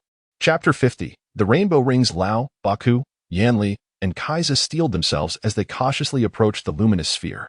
The treasure lay just ahead, but what manner of treasure could it be? Only by drawing nearer could they uncover its nature. When they were 50 meters away from the sphere, it suddenly exhibited a peculiar phenomenon. With a startling burst, four colorful rings emerged from within. These rings, known as the Rainbow Rings, were manifestations of the profound art of stellar refinement. Each ring measured 7 to 8 meters in diameter and was adorned with 5 dazzling orbs, each representing one of 5 elemental colors: yellow, green, blue, red, and black, symbolizing gold, wood, water, fire, and earth, respectively. In an instant, the 4 rainbow rings, infused with the mysteries of the 5 elements, surged toward the 4 companions. Zhang Hu, manipulating the art of stellar refinement through his pioneering shield armor, directed the rings to assimilate the 4 alchemists. Haha. Once ensnared by these rings, unless one possesses the means to break free, they shall be instantly refined. He gloated. As the ominous rings advanced, Lao and his companions braced themselves, hastily invoking their alchemical powers. Whoosh, whoosh, whoosh, whoosh. For distinct streams of metallic, sword energy erupted forth. Each beam, reminiscent of a rainbow, extended several tens of meters, exuding a formidable presence, crackling with electric fury. Yet, upon collision with the rainbow rings, the sword energies produced a series of thunderous impacts. The 4 companions' expressions shifted dramatically. The rings, meeting the sword strikes, seemed to glide through the air unimpeded, like mere wisps of vapor. The rainbow rings continued their relentless advance. With alarming rapidity, the rings ensnared the 4, who sensed impending doom. They unleashed their alchemical might against the rings, yet to their bewilderment, their powers faltered. Panic ensued as they struggled futilely, akin to marionettes with severed strings. Baku writhed in agony and frustration. What sorcery is this? Why can't we escape? This must be a trap. Yanli cursed, equally distressed. Kaiza, beset by despair, lamented. What shall we do? I am on the verge of breaking through to the golden brick level. Could this be my fatal offering today? This is futile. We must send word to the sect for aid. Lao clenched his jaw, desperation twisting his features.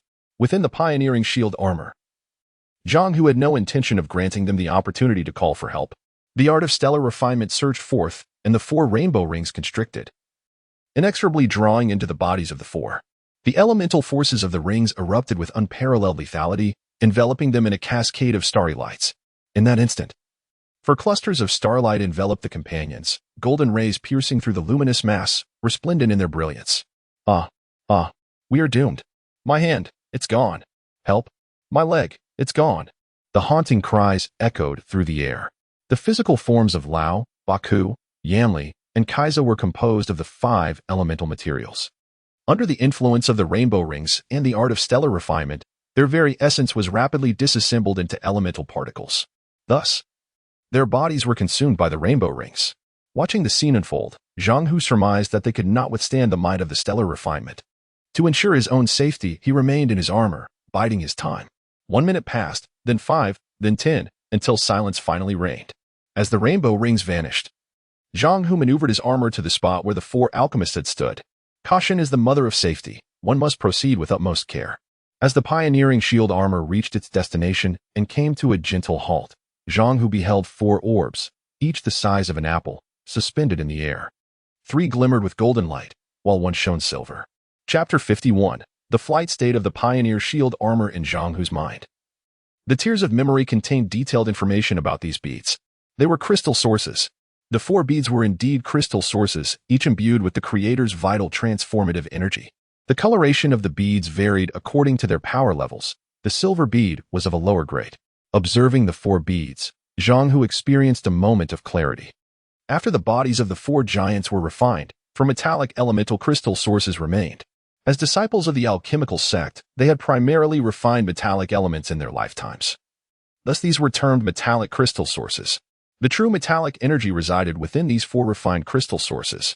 The metallic crystal sources would serve perfectly to enhance his stellar refinement technique's metallic elements, ensuring efficient utilization without waste. Inside the defensive sphere of the Pioneer shield armor, Zhang Hu immediately sat cross-legged, taking a deep breath. He was about to commence the refining of the four crystal sources. Feeling a touch of apprehension at refining the crystal sources of others for the first time, he rapidly contemplated, hoping to calm his nerves.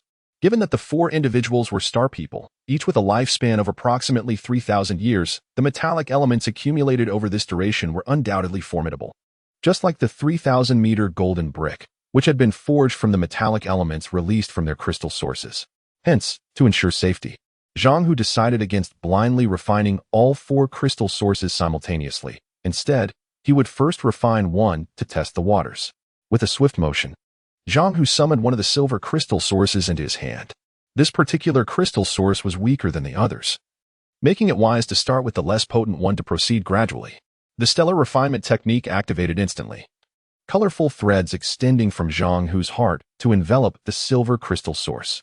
These threads resembled blood vessels, continually drawing energy from the crystal source. In approximately 10 minutes, the entire crystal source was completely absorbed. Concurrently, Zhang Hu felt a change within his own intrinsic crystal source. Its energy surged abundantly, akin to a cascading waterfall.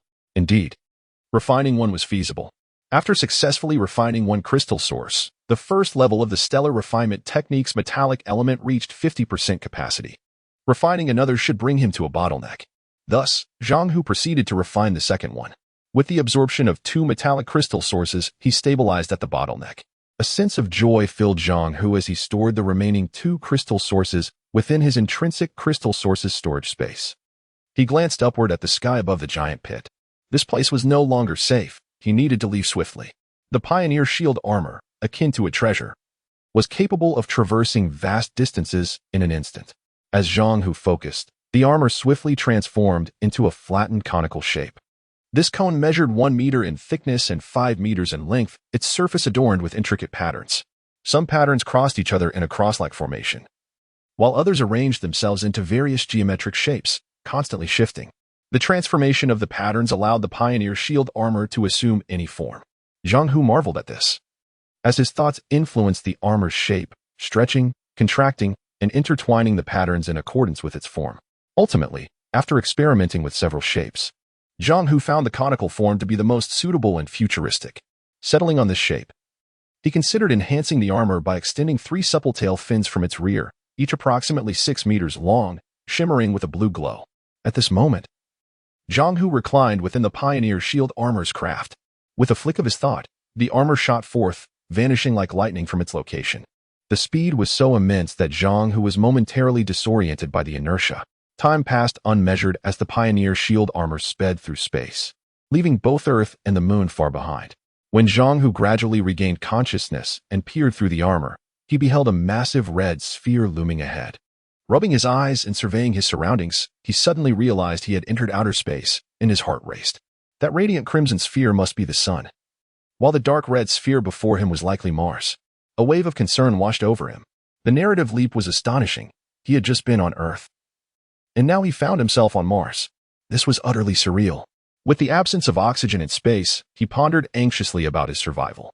Chapter 52. The search for the murderer in the Golden Hall and the refinement of Martian soil in the vastness of outer space.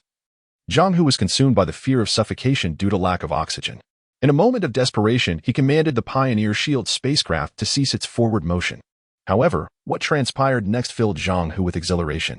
For within the tier of memory bestowed by his master lay the secrets of the star refinement technique, specifically the method of oxygen production. Following the guidance of this technique, the quintessence of the 5 elements began to circulate within his crystalline core. The 5 elements within this core melded and transformed, miraculously producing oxygen. This oxygen was then directly channeled through his crystalline source to every cell in his bloodstream, rendering the need for breathing obsolete and allowing him to survive effortlessly. With his head protruding from the Pioneer shield, Zhang Hu personally tested the efficacy of the oxygen within him, and his joy was uncontainable. Ha ha ha, this works. The star refinement technique is truly remarkable. Enhanced by the star refinement technique, Zhang Hu's physical capabilities had surpassed those of an ordinary earthling. Even amidst the vastness of outer space, he felt no discomfort whatsoever. His gaze was fixed upon the colossal sphere of Mars, and a singular thought consumed him: with oxygen at my disposal, empowered by the star refinement technique and equipped with the Pioneer Shield, I can soar through the heavens or delve into the Earth. Now is an opportune moment to explore Mars and uncover its secrets. Resolved, Zhang Hu activated the Pioneer Shield and set a course for Mars. Whoosh! The spacecraft traced a beautiful arc across the sky, resembling the tail of a shooting star from a distance. On Earth, within the Alchemy sect's towering sword tower. At the 66th level, 5 massive figures clad in golden armor, each standing 10 meters tall, gathered in a resplendent chamber. One of the giants seated upon a golden throne was named Tingnua, a gold-ranked elder of the Alchemy sect, holding the esteemed position of one of the 10 elders of the Golden Hall. Above the Golden Hall resided the Golden Dragon Hall, which also housed 10 elders. And above that was the sect master. Suspended before Tingnua were 3 circular golden vessels, a central vessel 3 meters tall and 2 meters in diameter, flanked by 2 smaller vessels each 2 meters tall and 1 meter in diameter. These were his magical artifacts. The remaining 4 giants were disciples of the gold sword rank. They were known as Go He, Lai Fong, Dao Fu, and Xing Mo, each adorned in golden armor, with 9 golden swords floating at their waists. Points directed downward, these swords served as their magical instruments. Elder Tingnua assigned a critical task to the 4. Today, they had received word from higher authorities that 4 disciples venturing outside had perished, resulting in the loss of 4 life fruits from the Sword Tower's life tree, indicating their demise. Among the fallen were 3 gold brick ranks and 1 gold radiance rank, all presumed to have disappeared within a 500-mile radius of the Alchemy sect. The 4 displayed expressions of astonishment. Though he spoke first, within a 10,000-kilometer radius, we are on our own territory. Who would dare commit murder here? The 5 major sects each ruled their domains, while those outside were seen as mere insects. If it is not the work of the other 4 sects, then who could it be? Lai Fong candidly remarked, while Dao Fu chimed in, regardless of who it is, we shall make them pay dearly. The authority of the Alchemy sect is inviolable. Xing Mo inquired, Elder Tingnua, do you have any leads? Elder Tingnua replied, finding clues and capturing the true murderer is precisely the task assigned to you 4. Within 10 days, bring the culprit to me. Yes, they responded in unison. The 4 then exited the golden chamber, boarding a 10-meter-long flying sword and ascending from the sword tower. They dispersed in 4 directions to search for the killer. Not long after, Goi stumbled upon a massive pit 3,000 meters deep. Upon investigation, he discovered remnants of life particles belonging to Lu, Baku, Yinli, and Kaiza. Goi was perplexed, for individuals of gold brick and gold radiance rank perished simultaneously, leaving behind only a trace of life particles. The assailant must possess formidable strength. Who could it be? Utilizing alchemy, he emitted a metallic wave to communicate over vast distances, summoning Dao Fu, Lai Fong, and Xing Mo. I have located the site of their demise. Come to my position at the giant pit. Upon receiving his message, the 3 hastened to join him. The 4 convened at the bottom of the 3,000-meter pit, investigating the ground, searching for clues, and gathering evidence for an extended period. Ultimately, they deduced that the assailant might belong to the wood refining sect. This conclusion arose from the fact that trees within a 500-mile radius had vanished, with unmistakable signs of refinement. Among the 5 sects, only the wood refining sect possessed the capability to refine such a vast expanse of trees. Gohi expressed concern. If the wood refining sect is indeed responsible, this matter is far from simple. Little did they know, the deaths of Lu, Baku, Yinli, and Kaiza were orchestrated by a mere earthling, and they could never fathom that their fates had been sealed by the star refinement technique. In outer space, Zhang Hu had successfully landed the Pioneer Shield on a massive rock on Mars. Before descending, the spacecraft had conducted a low-altitude survey for several hundred miles, examining the terrain. Here, there was no water, no trees, and no grass, merely an endless expanse of desolation, akin to barren yellow earth devoid of any life. Zhang Hu was exceedingly cautious, hesitant to step out of the Pioneer Shield, uncertain if a monstrous beast might suddenly emerge. The unknown loomed large, and prudence was paramount. It was safer to remain inside rather than risk recklessness. Deep in thought, he reflected on the first level of the star refinement technique, noting that the elements of gold, wood, and water had reached their limits. It was time to refine the Earth element, and Mars, with its abundant soil, presented an ideal opportunity for such an endeavor. Thus, Zhang settled cross-legged within the Pioneer shield, leaving an opening to absorb the Martian soil. With preparations complete, he closed his eyes and focused, initiating the star refinement technique to refine the Martian Earth. The immense gravitational pull of the crystalline source acted upon the Martian surface, rapidly expanding outward. In the blink of an eye, the Martian soil within a 500-mile radius was enveloped by the intricate workings of the star refinement technique. With a resounding whoosh, the Martian soil within that vast expanse began to levitate, transforming into a colossal wave that surged toward Zhang, whose position at its center. Chapter 53. At the bottom of the pit, blue smoke, and drilling within the confines of the Frontier shield spacecraft on the Martian surface, the stellar refinement crystal source, while refining elements, could be effortlessly manipulated by its master to shift from within to without. At this moment, the crystal source hovered before Zhang's chest, vibrating with a melodic hum, radiating a resplendent array of colors as it incessantly devoured the Martian soil particles that gathered around it. After a span of 10 hours, the crystal source regained its tranquility. Zhang retracted the source and took a moment to attune himself, realizing that the energy within him had significantly advanced. The earth element had now reached a plateau, leaving only the fire element to be acquired. He pondered the existence of fire on Mars after all. The very name Mars suggests an association with fire. Zhang maneuvered the Frontier shield spacecraft in search of flames. The recent refining had carved out a colossal pit, 1,000 meters deep and 500 miles in diameter, from the Martian surface. Gazing into the vast chasm, he marveled at its enormity, wondering if an unsuspecting onlooker might mistake it for an impact crater. Suddenly, his gaze fell downward, where he noticed wisps of blue smoke emerging from a specific spot at the pit's bottom. What could that be? Perhaps a treasure? Curiosity sparked within him, and he accelerated the Frontier shield toward the depths of the pit. However, upon reaching the bottom, the blue smoke had vanished, leaving him bewildered. How peculiar, he mused. And with a swift motion, he leaped from the spacecraft. At last, he spotted the blue smoke once more. "I found you," he exclaimed. There, beneath the edge of a rock, was a small hole approximately 1 meter in diameter from which the smoke emanated. It appeared that an underground airflow was propelling the smoke upward.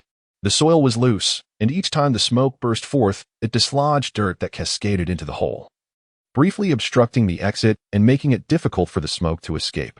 Yet, it was evident that a pressure from below was striving to push outward. As the smoke expelled the soil once again, Zhang caught another glimpse of it. The desolate, lifeless expanse of Mars was suddenly rendered eerie by this occurrence. What on earth could this blue smoke signify? Observing the smoking hole, a thought struck him. Might there be treasures buried beneath? Determined not to leave empty-handed, he recalled the adage that fortune favors the bold. Why not drill down to uncover the potential wonders hidden below? Driven by curiosity, he resolved to act decisively. Channeling his stellar refinement technique, he summoned the metal element, which materialized into a spiral drill bit, 1 meter in diameter and approximately 8 to 9 meters in length. With a focused thought, the massive drill bit surged forward, plunging into the smoking hole with a thunderous impact. The ground erupted in a flurry of soil and debris. Simultaneously, the Frontier shield transformed into a spherical form, entering a state of full defensive readiness, ensuring that Zhang was safeguarded from all angles. Chapter 54. Refining Martian magma. The drill advanced ahead, followed closely by the pioneering shield. With a whoosh, the drill spun at a staggering speed of 3,600 revolutions per minute as it burrowed downward. The smoke thickened increasingly. Upon reaching a depth of 13,000 meters, the temperature below soared sharply. Suddenly, a thunderous roar erupted, accompanied by a blinding flash of white light that engulfed the space, instantly melting the drill. Zhang's heart raced as he quickly suspended the pioneering shield sphere. Upon closer inspection, it appeared that an endless sea of fiery liquid enveloped the exterior of the shield. This molten substance had melted the drill. It was magma. To his astonishment, he realized that Mars harbored magma within its depths. Zhang speculated that the smoke emerging from the opening above was indeed the vent for the magma, which made sense. Initially expecting to uncover treasures below, it seemed his hopes were in vain. The magma's temperature hovered around 1,000 degrees. Given the formidable strength of the pioneering shield, such heat posed no threat to Zhang within its confines. The temperature inside and outside the shield was completely regulated. Might there be treasures hidden within the magma? The Tears of Memory had mentioned that treasures could be categorized into 2 types: those crafted by human hands and those that existed naturally. Naturally occurring treasures could thrive in any environment. If there were treasures within this magma, they would undoubtedly possess some elemental attributes. As Zhang Hu navigated through the magma in the pioneering shield, he pondered the nature of these treasures. After traversing the magma for 3 to 4 days without discovering anything of value, his spirit began to wane.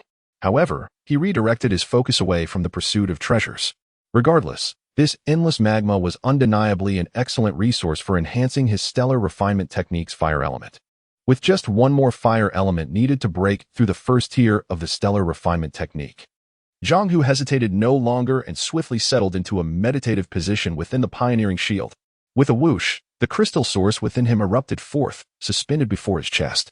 The mysteries of the 5 elemental arts began to operate, a powerful gravitational force radiating outward. In a rush, magma surged from all directions, rapidly flowing into Zhang Hu's crystal source within the pioneering shield.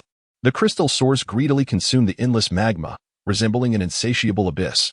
Based on Zhang Hu's estimation, the consumption of magma by the crystal source had persisted for at least 20 hours, yet he had not reached a bottleneck. Strangely, this refinement of the fire element took longer than the previous 4 elements. He quietly speculated that perhaps the final element differed from the others. Zhang Hu did not relent, continuing to refine the surging magma. Perhaps it would cease automatically when sufficient, and worrying about excess was futile. The proper course was to persist in refining the magma. Meanwhile, on Earth, at the Alchemy sect's Golden Palace, Elder Tung Nua led 4 disciples of the Golden Sword level, Go He, Lai Feng, Dao Fu, and Xing Mo, to the Refining Wood sect, located 20,000 miles to the west. A colossal tree-like structure, towering approximately 10,000 meters with a base diameter of several kilometers, reached towards the heavens. This immense edifice consisted of 999 layers and served as the headquarters of the Refining Wood sect. In truth, this tree-like structure was the cosmic vessel, the Refining Wood. The sect leader resided at the pinnacle of the ship and generally refrained from involving himself in trivial matters. Elder Ting Nua's purpose for visiting the Refining Wood sect was to ascertain whether the deaths of the 4 alchemy disciples were connected to the sect. Upon arrival, he was assigned to a cramped room on the 101st level, which ignited a murderous rage within the already incensed Elder Ting Nua. Chapter 55, The Breath of Death. The reception for Ting Nua was handled by a low-ranking disciple of the wood refining sect, named Tei. Clad in gray armor infused with wood elements, Tei had a decorative leaf perched atop his helmet, which swayed with his every step. The disciples of the wood refining sect were classified into 8 ranks: wood, wood square, wood carbon, wood body, wood steel, wood koan, wood origin, and wood sect, each further divided into 9 tiers. Upon realizing that a mere low-ranking disciple was there to greet them, Ting Nua was seized by a surge of indignation. Humph. It is quite unbecoming to have the lowest disciple welcome us. In a fit of rage, one of the 3 golden vessels floating before him, the smallest one, shot forth with great speed. Bang! The golden vessel collided with Tei. As a lowly disciple, he was utterly incapable of withstanding the force of Ting Nua's attack. Tei let out a pain scream as he was propelled 30 meters away, crashing into the wall. Tung Nua cursed vehemently. To injure 4 senior disciples of the alchemy sect, 100 low-ranking disciples would not suffice to atone for it. Thud. Tei fell to the ground, lifeless after his encounter with the wall. The 4 golden sword-level disciples accompanying Tung Nua displayed expressions of relief. The death of just one was hardly sufficient. Though he wore a satisfied smile. Just then, a thunderous shout echoed in the air. Presumptuous. Swish. A streak of black light shot forth simultaneously with the voice. A chilling scream pierced the air as Gohi was struck through the chest, sent flying backward to crash heavily onto the ground. Gohi was dead. Shock rippled through the ranks of the alchemy sect as they gazed in horror at Gohi's lifeless body. A senior disciple of Golden Sword rank had fallen so easily, leaving Ting Nua and the 3 accompanying disciples, Feng, Dao Fu, and Xing Mo, utterly astonished. The assailant stood before them, one of the 10 elders of the wood refining sect, Jiao Fun. This elder was at the 9th tier of wood origin and poised to make a breakthrough soon, ascending to the pinnacle of the wood sect. Dressed in armor adorned with red patterns and a vibrant green hue, Jiaofan moved with an aura of authority, his 7 leaves swaying atop his head, emanating a green magnetic field that instilled fear in Ting Nua and his companions. Have the alchemy sect become so brazen as to intrude upon our wood refining sect? The weight of Jiaofan's words carried the chilling essence of death for Tung Nua and his companions. The three golden sword-level disciples were determined not to meet the same grim fate as Gohi. Instinctively, they shifted behind Ting Nuo, aware that even he would struggle against the Wood Origin Elder. In this precarious moment, they could do little more than evade, as standing in front would lead to instant annihilation. None wished to end up like the lifeless Gohi. Jiaofan halted his advance, fixing his icy gaze upon Ting Nuo and his companions, his voice devoid of warmth. A century ago, my Wood refining sect made a strategic error, aiding your alchemy sect in subduing the pioneers. In that battle, we lost over 1,000 senior disciples. Given that the 5 major sects all belong to the lineage of the Star Queen Tuolongya, we refrained from holding you accountable until now. Yet here you are, daring to come to our doorstep, even resorting to the murder of my disciples. It seems that unless I take the lives of a few of you today, the resentment of my Wood refining sect shall remain unresolved. Chapter 56. Spatial execution. Amidst a barrage of incisive verbal assaults, Ting Nuo found himself rendered speechless. Originally, he had come to confront the accused, but now he was the one deemed guilty. It seemed his life hung by a thread. In that moment, Ting Nuo employed a transmission technique to alert his comrades, Lai Feng, Dao Fu, and Xing Yimou. The trio, in perfect harmony, summoned their utmost power to activate their flying swords. Whoosh, whoosh, whoosh. In a flurry, they leapt onto their flying swords and shot out of the room, soaring through the air, desperately fleeing into the distance. Humph, do you think you can escape? Jiajian let out a cold snort. He then communicated with the other disciples of the Wood refining sect. In an instant, 500 disciples at the wood body level erupted from the 358th layer of the refining vessel, accompanied by an additional 100 at the wood steel level. Each disciple rode a 10-meter-long flying sword as they pursued the direction in which Lai Feng, Dao Fu, and Xing Yimou fled. Elder Jiajian of the Gold Reverence Hall within the alchemy sect was no match for Ting Nuo, who was at the Gold Reverence level. In terms of power comparison, Ting Nuo was even a rank lower than Elder Jiajian of the Wood refining sect. Just as Jiajian transmitted the pursued information to his disciples, he made his move. Spatial execution, Jiajian called out as he gestured forward with his hands. Whoosh! A surge of green energy erupted from his palms, enveloping the entire space like a mist. The green fog abruptly churned, swirling in from all directions towards Ting Nuo. As it enveloped him, the mist transformed into countless emerald blades, dense and suffocating. Ting Nuo found himself ensnared by the blades, with no escape above, below, or to the sides.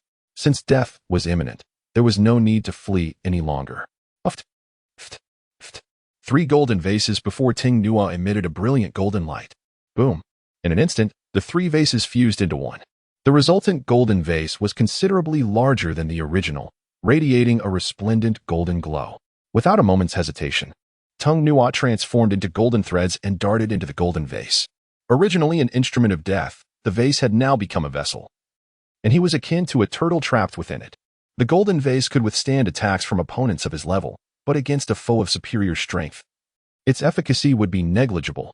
Even in a desperate struggle, it would be futile. A cold smile played upon Jiajian's lips. In the face of such a disparity in strength, all resistance was in vain. It was time for you to bid farewell. The spatial execution technique rapidly coalesced upon the golden vase, enveloping it entirely. A deafening roar resounded. The emerald light erupted from the vase in a cataclysmic explosion. The golden vase vanished.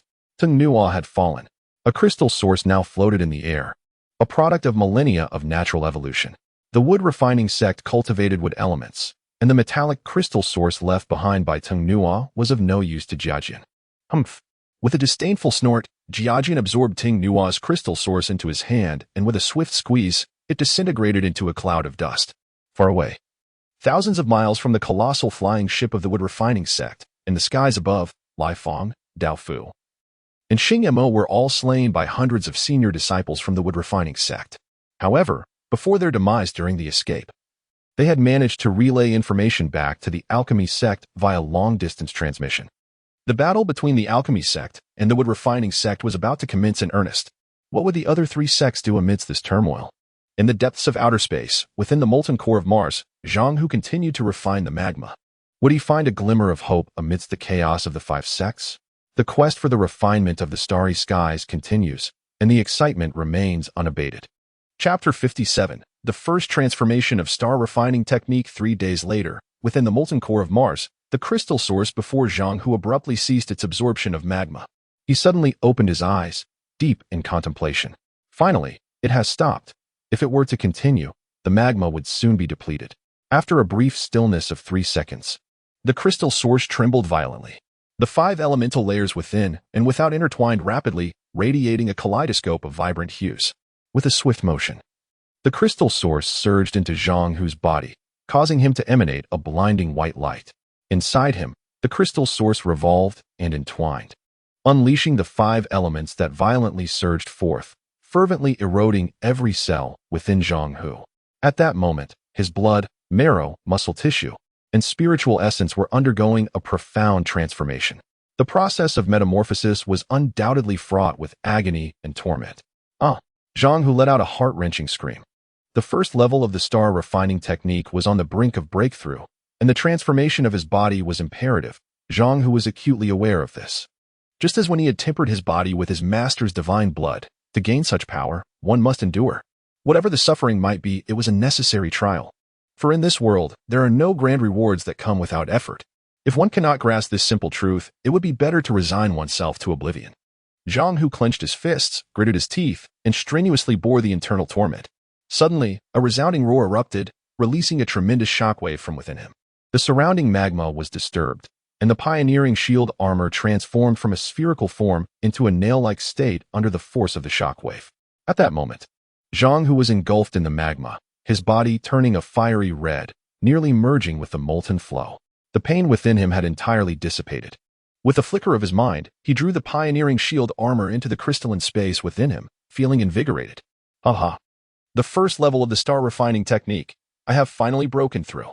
This sensation is exquisite, as if boundless energy is swirling within me. After this transformation, I am no longer afraid of the magma's assault.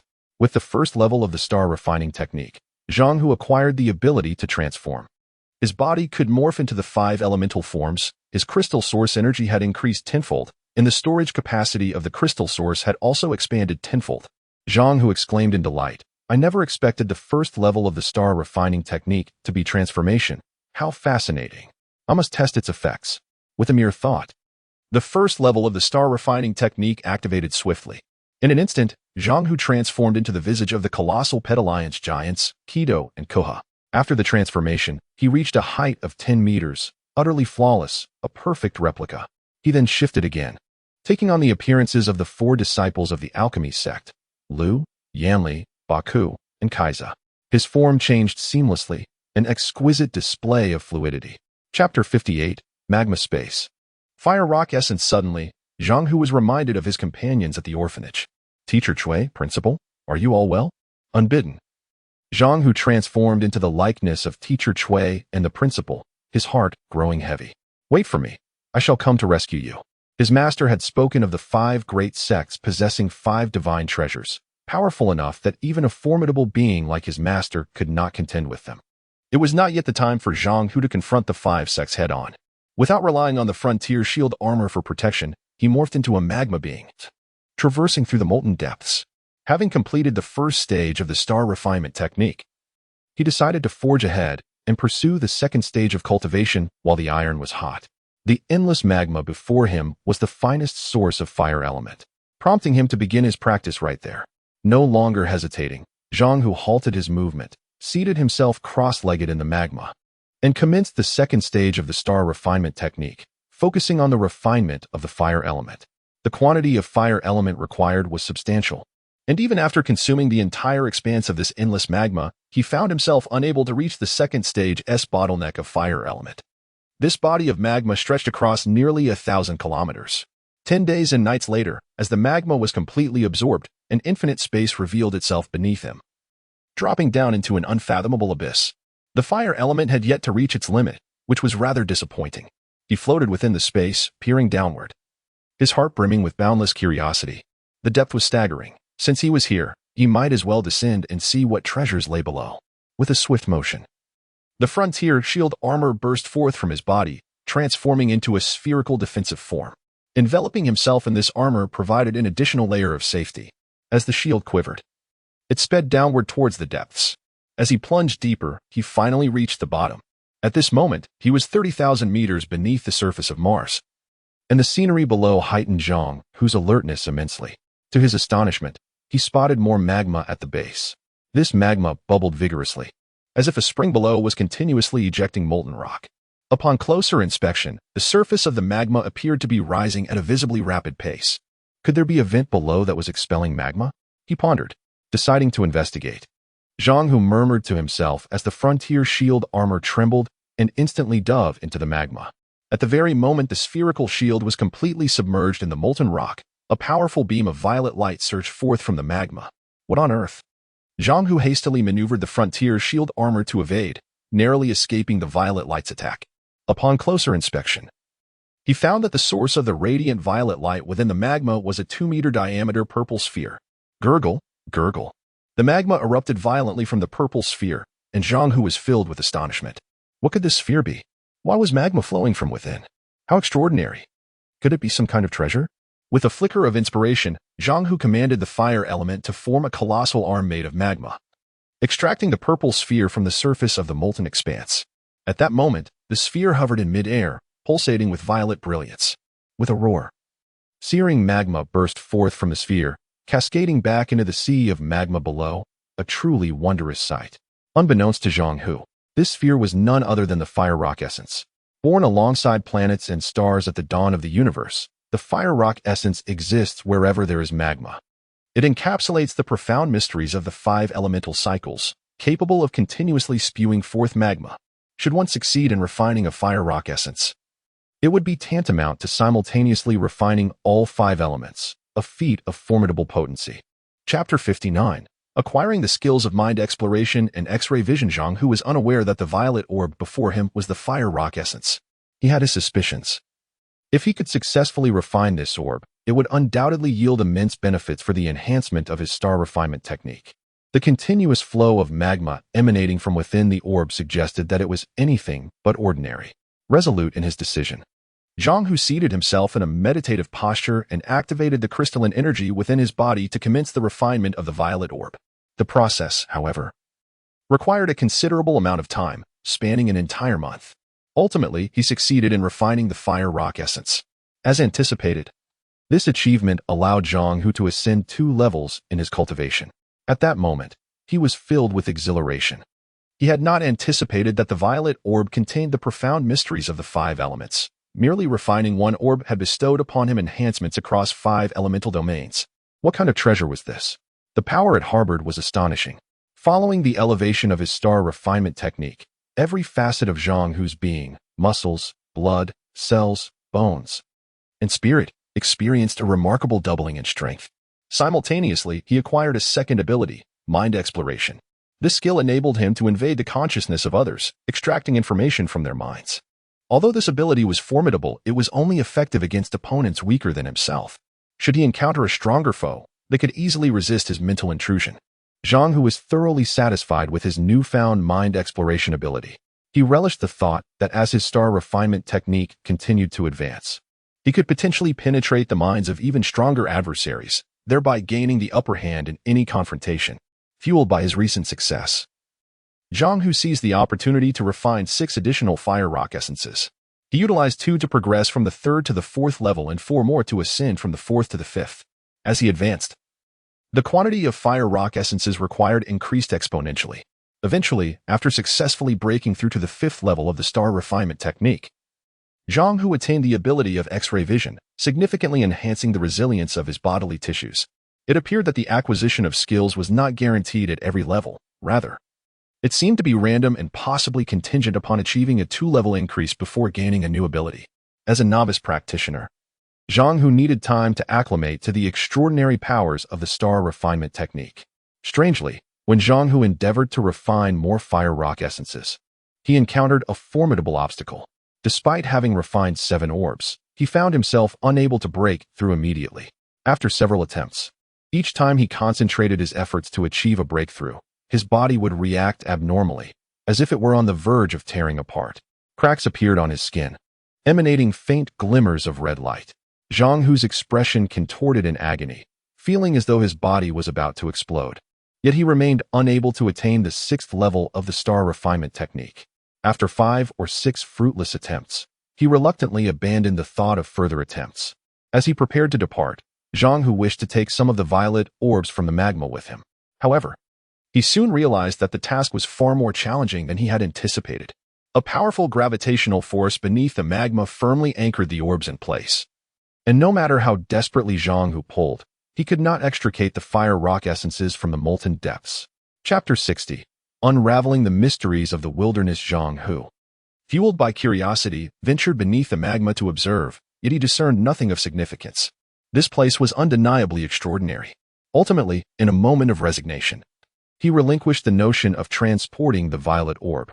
Ascending from 30,000 meters beneath Mars in his pioneering shield armor, he vanished in a flash of light.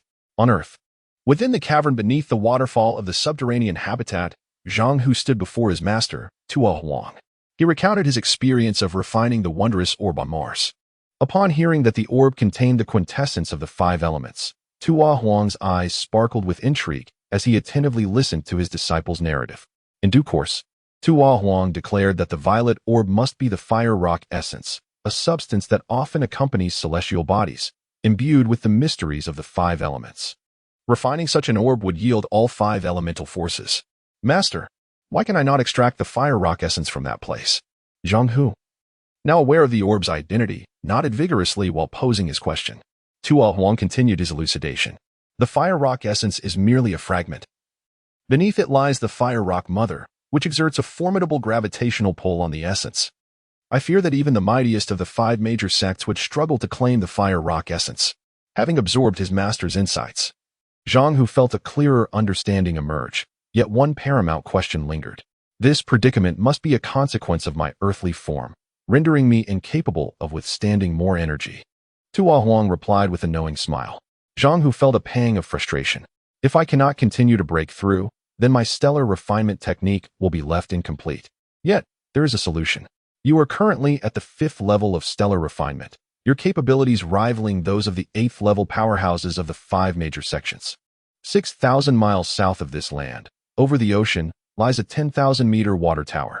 Atop this tower rests a treasure known as the Heavenly Water Pearl. This pearl is a unique and supple treasure of the universe. Only the Heavenly Water Pearl can resolve the breakthrough challenges posed by your physical form. Depart at once. Acquire the Heavenly Water Pearl and refine it. As Tuo Huang spoke, he leaned against the rock wall, closed his eyes, and soon began to snore softly, slipping into slumber. Having heard enough from his master, Zhang Hu refrained from further inquiries and promptly set off toward the south, 6,000 miles away, in search of the water tower. The pioneering shield armor traced a comet-like trajectory across the sky, soaring at remarkable speed. In no time, he reached the Southern Ocean. Standing at the water's edge, he gazed out and, indeed, spotted the 10,000-meter water tower standing majestically 500 miles away. Many giants traversed the sea on flying swords, piquing his curiosity. What manner of place was this colossal water tower? Without delay, Zhang Hu activated his perceptive abilities, extending his vision across a 1,000-mile radius. At that moment, the entire water tower came into view. To his astonishment, he discovered that each level of the tower was inhabited by giants. From top to bottom, there were over 900 layers, housing at least 100,000 giants. Zhang Hu murmured to himself, pondering, the 10,000-meter sword tower belongs to the alchemy sect. Could this water tower be the domain of the water refinement sect? Chapter 61. Infiltrating the water refining sect. Zhang Hu, utilizing his shape-shifting abilities, transformed into a disciple clad in blue armor from the water refining sect and infiltrated the water refining vessel, the Wanmi water tower.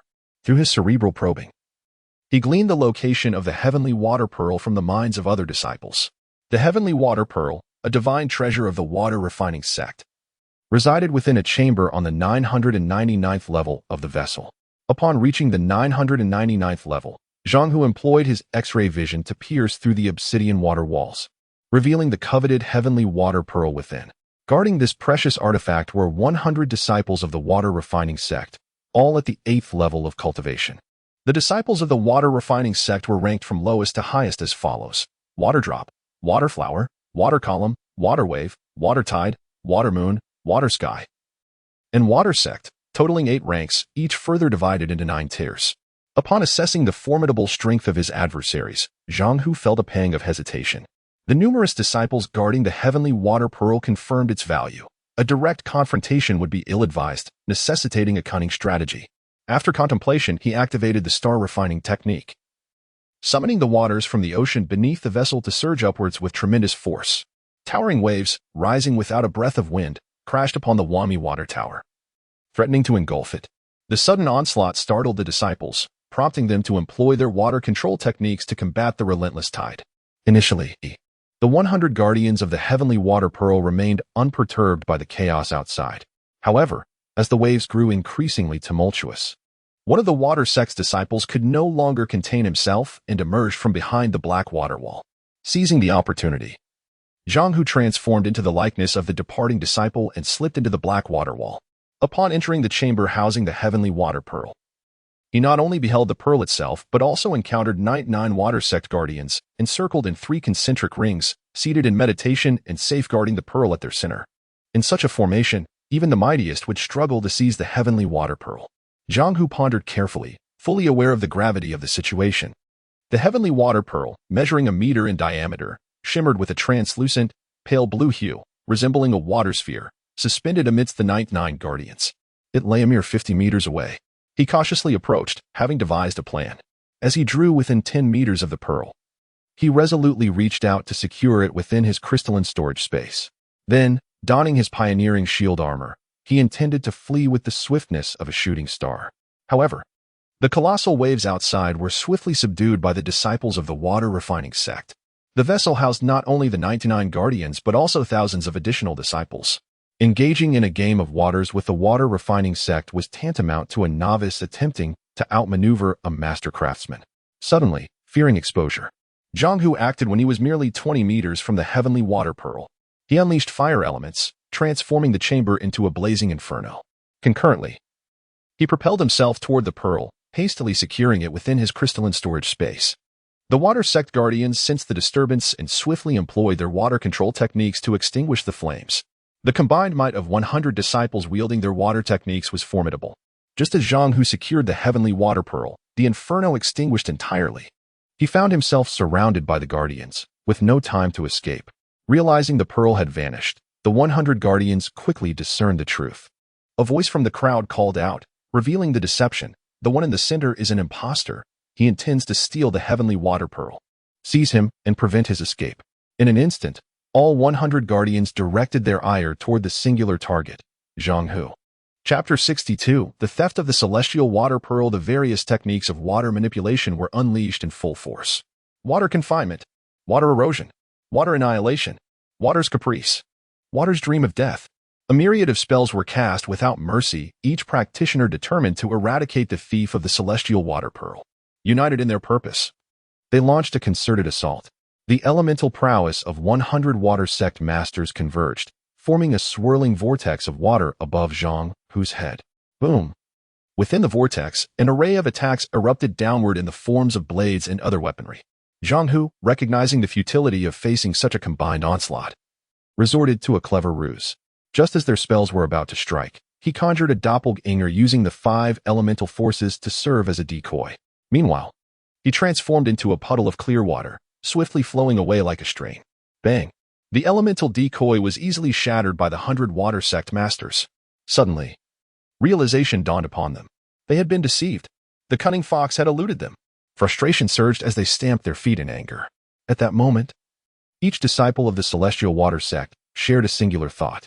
The 100 water sect masters immediately soared from the refining water ship, suspending themselves in the air. They spotted a glimmer racing northward, undoubtedly the thief of the celestial water pearl. We cannot let him escape. Capture him. That is our treasured artifact. We cannot lose it.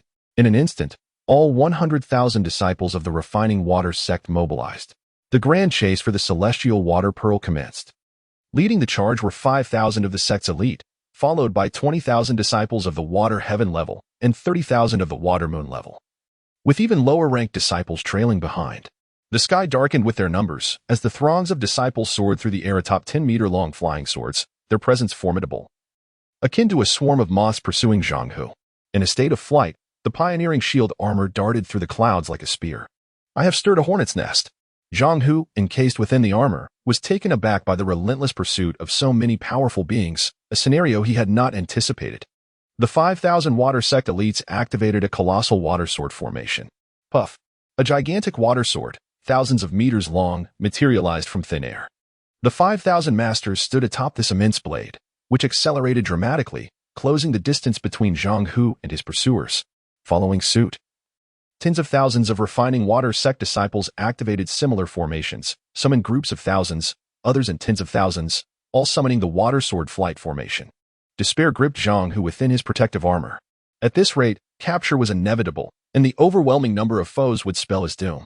There remained but one option, to immediately refine the celestial water pearl.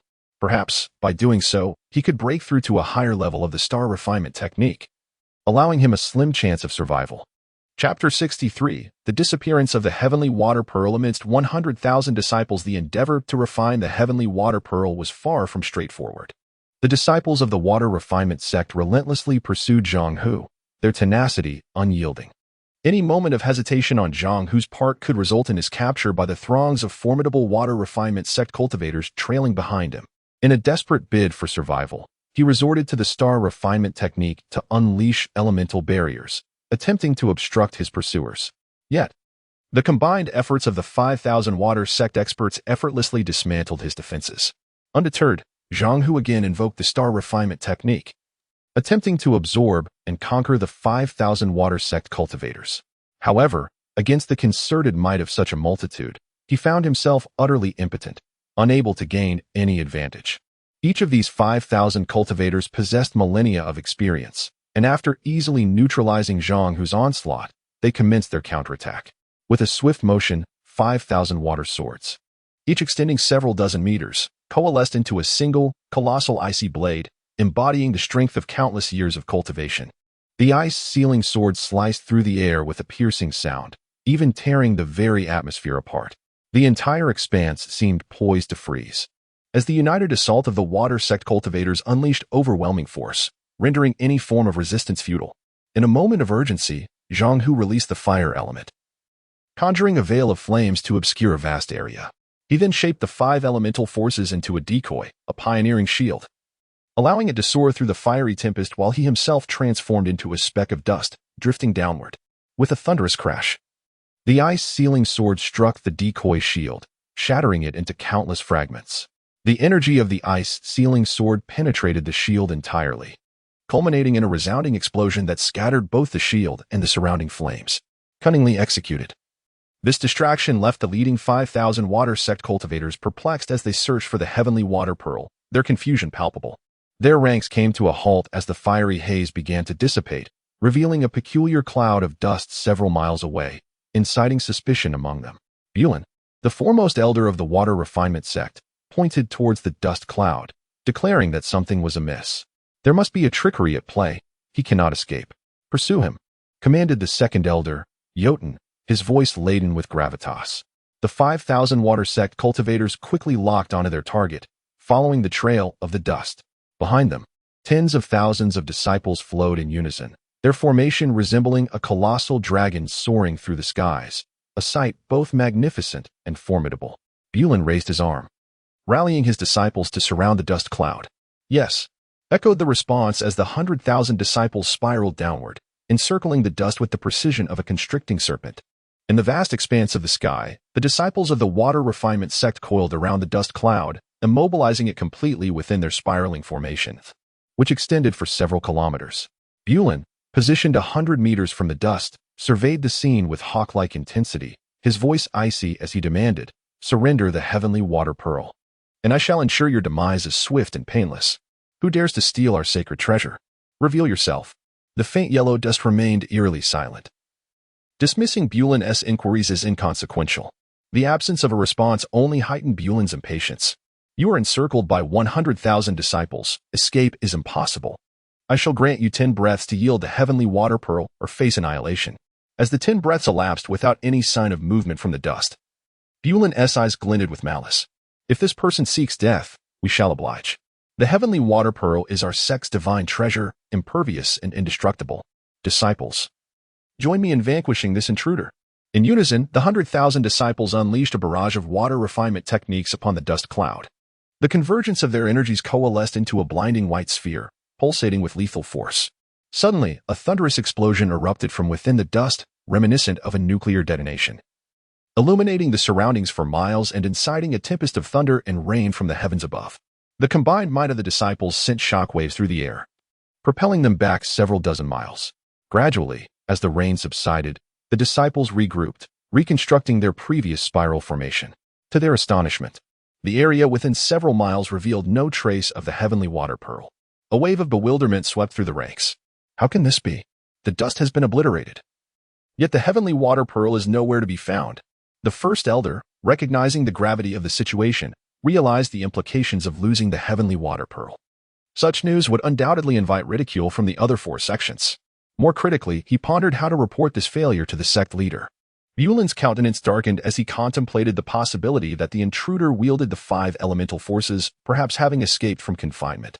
The heavenly water pearl was unaccounted for, and immediate notification to the sect leader was imperative. Indeed, we must inform the sect leader.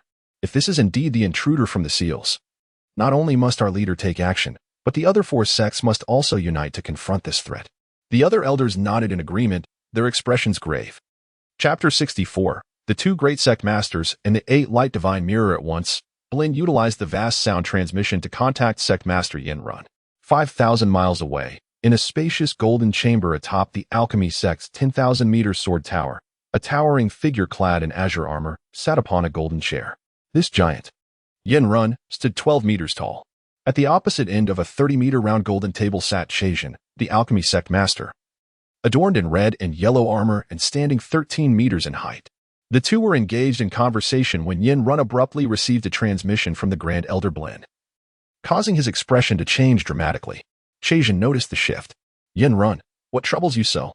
He inquired, sensing the urgency. The heavenly water pearl has been stolen by an unknown assailant, who is adept in 5 elemental forces, Yin Run replied, his voice filled with alarm. He immediately rose, intent on departing. Zhentian, too, was taken aback. The mastery of 5 elements could only be achieved through star refinement technique. Slamming his hands on the table, Zhentian stood up. Could it be that the Outlander has broken free from its seal? As he spoke, he silently chanted a mantra, and 2 beams of golden light materialized, enveloping them instantly. In a flash, they vanished from sight. When they reappeared, they found themselves in the cavernous space at the base of the sword tower. There, they discovered the Outlander bound in iron chains, soundly asleep, and they both sighed in relief. Yin Run was puzzled. If it's not the Outlander, then who could it be? The Outlander is sealed by the 5 divine treasures, and the theft of the heavenly water pearl could potentially lead to its escape, which would spell great trouble for us. Zhentian's expression reflected concern. Without hesitation, the 2 sect masters found common ground. In an instant, they vanished from sight. In the skies above, the 2 great sect masters had long surpassed the 8th level of their respective techniques, soaring through the air like meteors without the aid of flying swords. They raced at incredible speed towards the gathering of the alchemy sect's 100,000 disciples, at an altitude of 30,000 meters. The disciples of the alchemy sect rejoiced upon the arrival of their masters, shouting in unison, "Sect Master." Blin clasped his hands in greeting. "Report to the sect master. The adversary is cunning and skilled in 5 elemental forces, employing countless deceptive techniques. We were utterly outmatched and could not prevent his escape. Zhentian and I visited the Outlander before coming here. Thankfully, it has not escaped." Yin Run spoke candidly. The disciples were bewildered. If it is not the Outlander, then who could it be? Where did this mysterious figure come from? They murmured in confusion. Zhentian interjected. "The heavenly water pearl is one of the divine treasures that seal the Outlander. It must not be lost. However, its current whereabouts are unknown. What shall we do?" Just as anxiety enveloped the crowd, a smile appeared on Zhentian's face, puzzling the disciples, who wondered why he seemed untroubled by the loss of a treasure that was not his own. Soon, they found themselves regretting their earlier assumptions. Zhentian laughed heartily. "This is no challenge. I possess the 8 light divine mirror, capable of scanning a distance of 8 light years across the cosmos. The thief of the heavenly water pearl cannot possibly escape this range." The 8 light divine mirror, one of the 5 divine treasures, was the prized possession of the alchemy sect. Originally a cosmetic mirror of the star queen Tuolongya, it was later bestowed upon the alchemy sect and revered as a divine artifact due to its immense power. The heavenly water pearl was said to be a tier of the star queen, thus also a divine treasure. With a flick of his wrist, Zhentian summoned a glimmer of golden light, and the 8 light divine mirror materialized in his hand. The mirror, measuring 1 meter in diameter and 5 centimeters thick, bore ancient patterns on both sides, appearing old and vibrant, yet strangely opaque, lacking reflective qualities. Zhentian levitated the 8-light divine mirror above his head, and, utilizing a secret technique, channeled metallic energy from his palms into the mirror. Instantly, the once opaque surfaces transformed into transparent reflections. Golden light burst forth from the mirror's two sides, illuminating the surroundings as it pierced 8 light-years into space. Under Zhentian's control, the mirror swept across the cosmos, rotating 360 degrees in search of the thief. When the mirror's gaze fell upon Mars, Zhentian's face lit up with joy. Found it. The mirror displayed an image of the heavenly water pearl buried thousands of meters beneath the Martian surface, where it was being refined by a diminutive figure from Earth. The disciples of the alchemy sect were stirred by this revelation, eager to confront the Earthling. Yin Run was taken aback. I cannot believe it is merely an Earthling.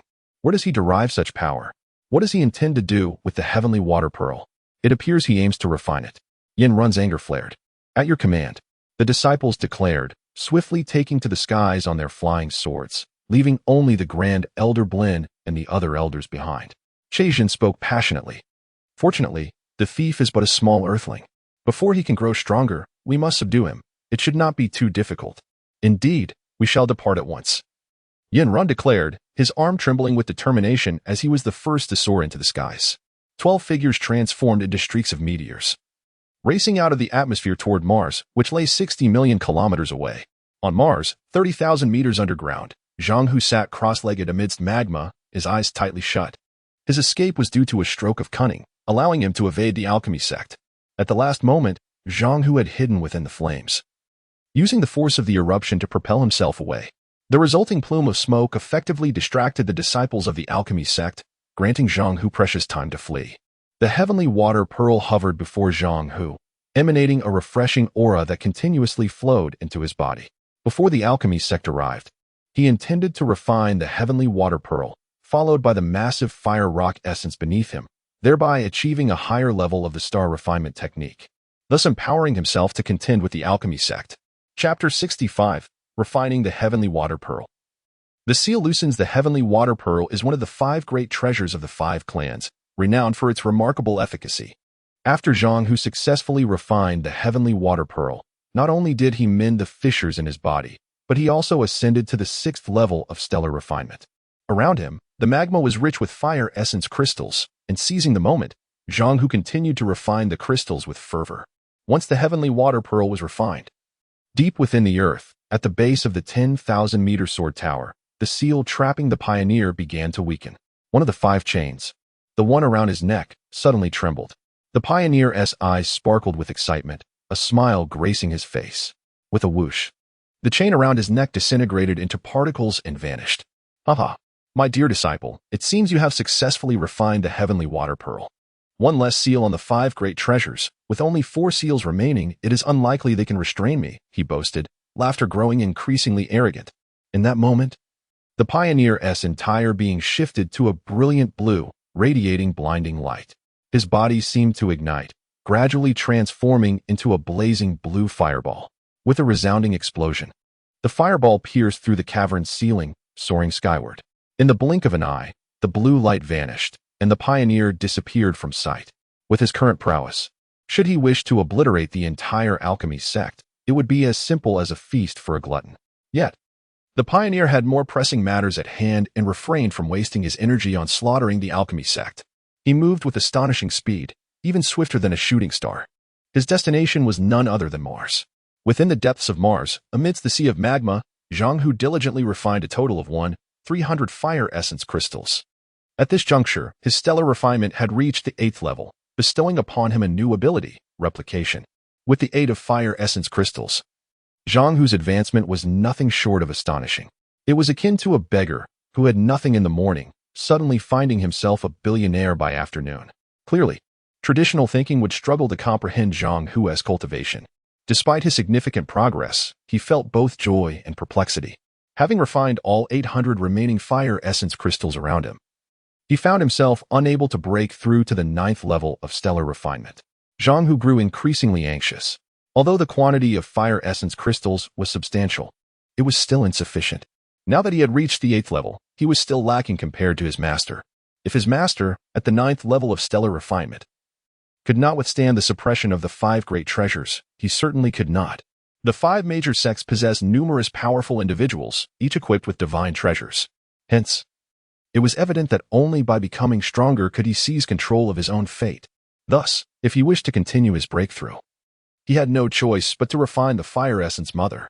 What exactly does the Fire Essence Mother look like? Would he be able to successfully refine it?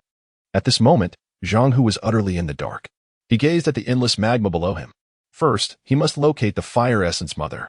With a swift motion, he inverted his position and plunged directly into the depths of the molten rock. On the surface of Mars, 12 streaks of light descended rapidly upon a massive boulder, where a sandstorm had begun to stir. Upon the colossal rock stood 12 figures, the leaders of the alchemy sect and water refining sect, Chazin and Yinrun, along with his 10 elders. Chazin stood with his hands clasped behind him, exuding an air of arrogance. The Earthlings referred to this place as Mars. Devoid of water and trees, it resembled a barren wasteland. Perhaps in the past, it was as picturesque as Earth, but some cataclysmic event had rendered it this way. Chazin's gaze sharpened. These matters are not our concern. The heavenly water pearl is our objective. Indeed. Could I trouble sect leader Che to use the 8-light divine mirror to locate the heavenly water pearl? Yinrun suggested in agreement. Chazin conjured the 8-light divine mirror and directed it towards the Martian surface, scanning with precision. Instantly, a projection appeared on the mirror, revealing a depth of 40,000 meters beneath the surface. They observed a tiny figure from Earth traversing the depths, yet the heavenly water pearl was nowhere to be seen. Yinrun's expression shifted dramatically. That Earthling is still delving deeper, but why can we not see the heavenly water pearl? I have an ominous premonition, he murmured. Chazin cradled the 8-light divine mirror, his mood growing increasingly grave. Yinrun's face suddenly darkened. What do you mean, sect leader? Speak plainly. Fear not. The heavenly water pearl has likely been refined by that Earthling, Chazin stated. Upon hearing this, Yinrun and the 10 elders seethed with rage. Let me make him return the heavenly water pearl. Bruin cursed vehemently. He deserves death. This is our water refining sect's divine treasure. Jotun, filled with righteous indignation, contorted his face in fury. Yinrun's expression was grim. The water refining vessel relies entirely on the heavenly water pearl. Without it, it is as good as scrap. He must pay dearly for this. Kill him. Kill him. The 10 elders echoed in unison. Yinrun's eyes blazed with a fierce fire. And then he gestured with his right hand, conjuring a transparent water beast in his palm.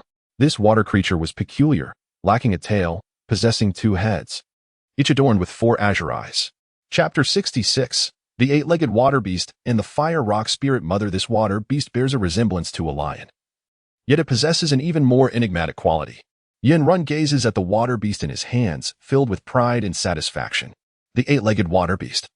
A gift from my master, the divine Tianlan, is incredibly formidable. It can expand to a size of 100 kilometers and devour all things in the universe.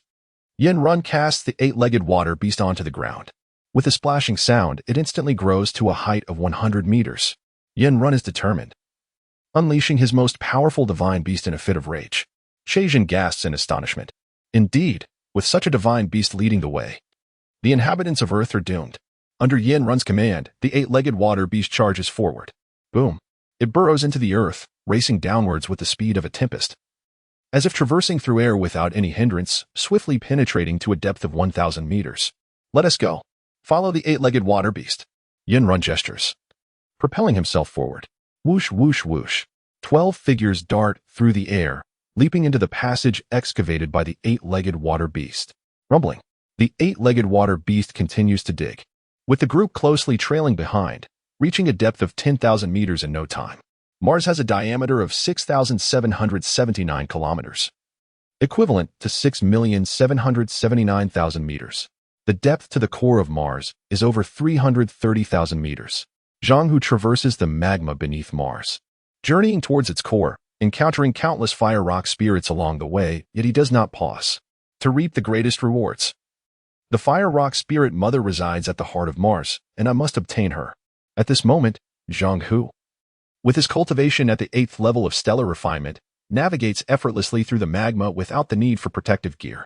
Soon, he descends to a depth of 3 million meters below Mars, where the temperature of the magma reaches several thousand degrees. Utilizing his ability of X-ray vision, he scans the magma below. Indeed, it appears there is a colossal sphere several dozen kilometers away. Zhang Hu's heart swells with joy. It must be the fire rock spirit mother. Without further delay, he propels himself towards the direction of the fire rock spirit mother. In no time, Zhang Hu arrives in front of the gigantic sphere. This sphere has a diameter of 5 kilometers and is not submerged in the magma but rather floats in midair.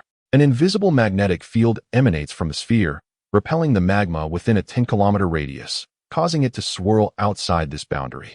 Observing closely, one can discern that the sphere has multiple facets, resembling a 24-sided shape, with each face shifting through various colors. Overall, it appears dark red, with violet glimmers flashing along the edges of each facet. Zhang Hu stares at the immense sphere, utterly astonished. What an overwhelming presence!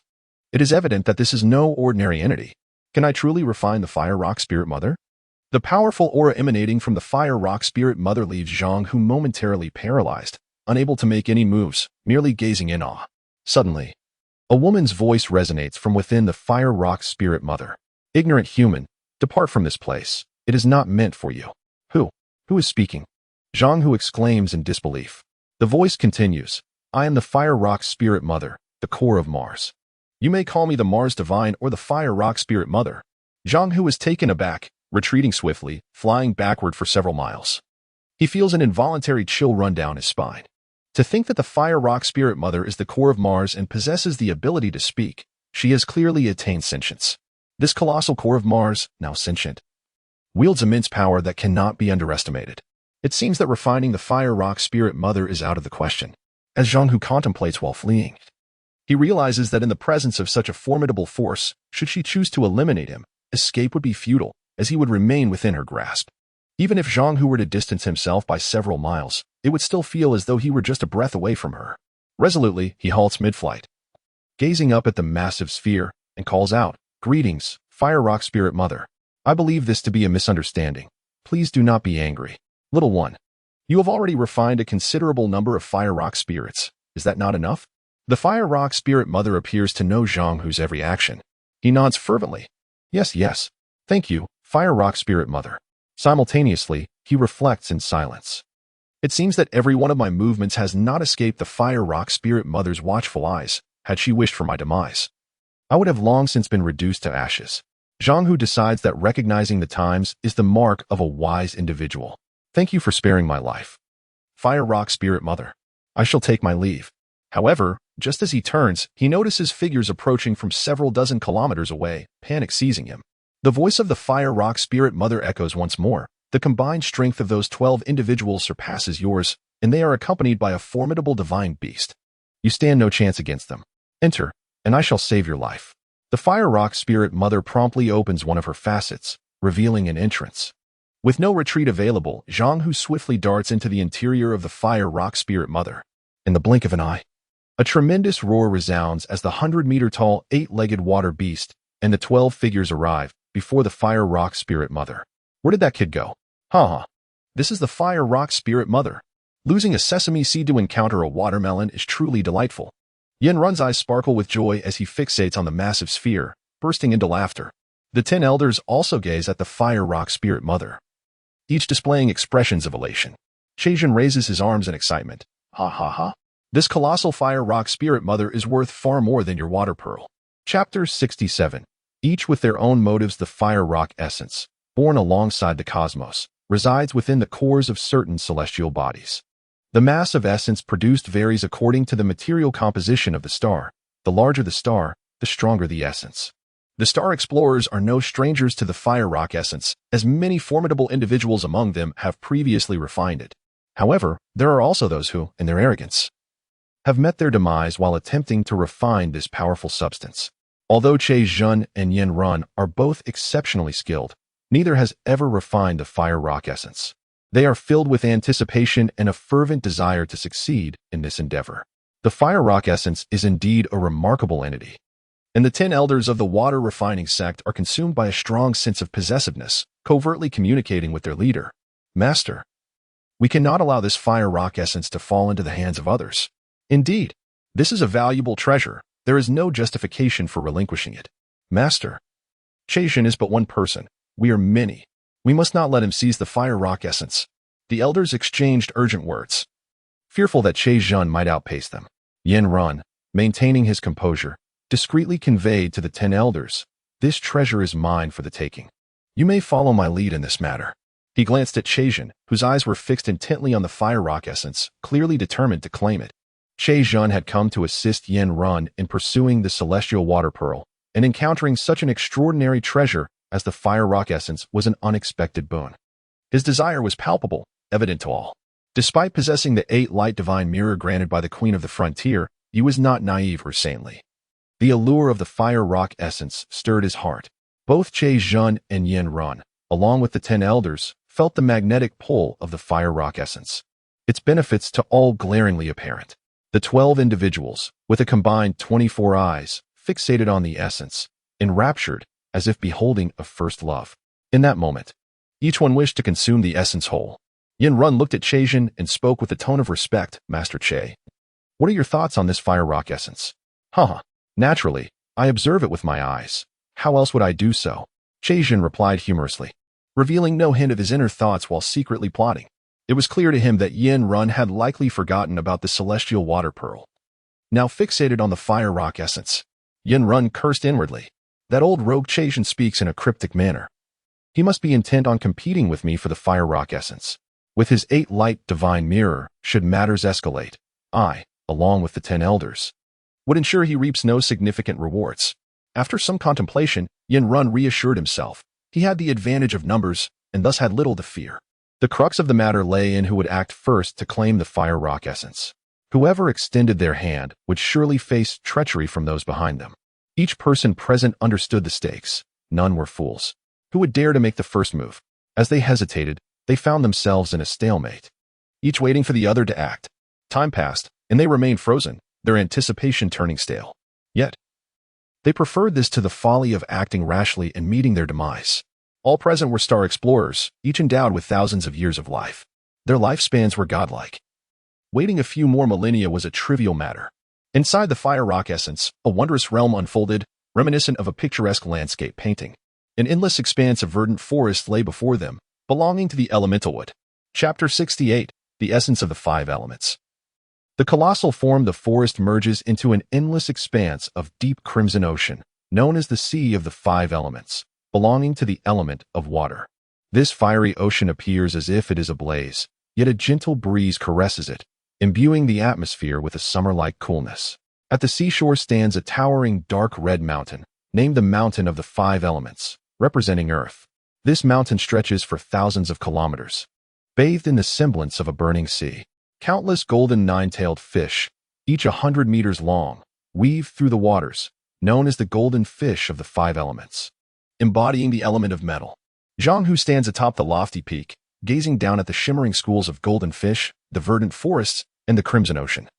Overwhelmed by a cascade of emotions, he never imagined that the interior of the fire rock essence would harbor an entire world. It is truly wondrous. A flash of red light flickers, and before Zhang Hu materializes a colossal figure, a giant standing 50 meters tall. This is the fire core of the 5 Elements, embodying fire, and is the essence of the fire rock. The 5 elemental forces, metal, wood, water, fire, and earth, perpetually generate the fire rock's spirits and magma, sustaining the immense celestial body of Mars in its designated orbit.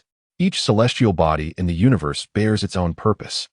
Any celestial core containing the profundities of the 5 elements harbors life. Often only the primordial celestial bodies born alongside the universe possess life. The fire rock essence core is also referred to as the essence of the 5 elements. Possessing this core allows life to flourish eternally, coexisting with the vast universe without perishing. The fire rock essence is adorned in a gleaming armor of silver and gold, its chest robust like twin mountains. Golden hair nestled beneath a gilded helmet, revealing a pair of eyes that glimmer with a blue light. Waves of potent magnetic energy emanate from the fire rock essence, sweeping the surroundings. This being towers far beyond the giants of the 5 major sects on Earth. Zhang Hu finds himself instinctively retreating, his complexion shifting dramatically, his heart quaking in trepidation. It is indeed a female giant, seemingly 50 to 60 meters tall, possessing striking beauty and a commendable figure. Suddenly, the female giant flickers out of sight, only to reappear atop the very peak where Zhang Hu stands. Standing at the feet of this giantess, he feels his spirit nearly flee in fright. He leaps back hundreds of meters, unable to suppress an exclamation. "Who are you? What do you want? You little rascal! How forgetful you are! I am the fire rock essence." Zhang Hu exhales in relief, realizing that the fire rock essence has consented to allow him refuge, which should pose no threat. If the fire rock essence wished to end his life, it would be as effortless as squashing an ant. Given her stature and overwhelming presence, she likely wouldn't even regard his insignificant existence. He bows respectfully, expressing his gratitude. "Thank you for saving my life, fire rock essence. I was rude just now. I hope you can overlook my impudence. Little one, you need not be so anxious. The reason I spare you is because of Earth." The voice of the fire rock essence booms like thunder, each word striking like a bolt from the blue. Zhang Hu's ears resonate with a cacophony, and he rubs them in disbelief. "Because of Earth?" "Indeed, the very Earth you inhabit. Throughout the ages, I have shielded Earth from countless crises. Various colossal meteors and spacecraft from the cosmos have been devoured and assimilated by me. Although the inhabitants of Earth fail to cherish their planet, they are not capable of its destruction. The only thing they can easily obliterate is themselves." Chapter 69, Foolish Humanity, the Sea of Primordial Chaos. The mysterious seal of natural law, the fire rock spirit mother, as the guardian of Earth, has coexisted with the planet since time immemorial. The emergence and evolution of humankind, followed by countless wars, have led to the inexorable decline of humanity. The fire rock spirit mother spoke the truth. Zhang Hu, as a denizen of Earth, felt a profound sense of guilt and remorse. Humanity's self-inflicted wounds have wrought immense pollution upon the planet, yet Earth itself has not perished. Conversely, humanity has teetered on the brink of extinction. The survivors have been compelled to seek refuge underground in order to endure. Zhang Hu, merely a victim of humanity's past folly, gazed up at the towering figure of the fire rock spirit mother, standing 50 to 60 meters tall, and his melancholy deepened. Gratitude welled within him for the fire rock spirit mother's guardianship over Earth. "Your words ring true. We, the inhabitants of Earth, are indeed foolish. We construct weapons. We manufacture viruses. We inflict harm upon ourselves. Those malevolent, self-serving individuals establish their gains upon the ruin of all living beings, their eyes blinded by selfishness.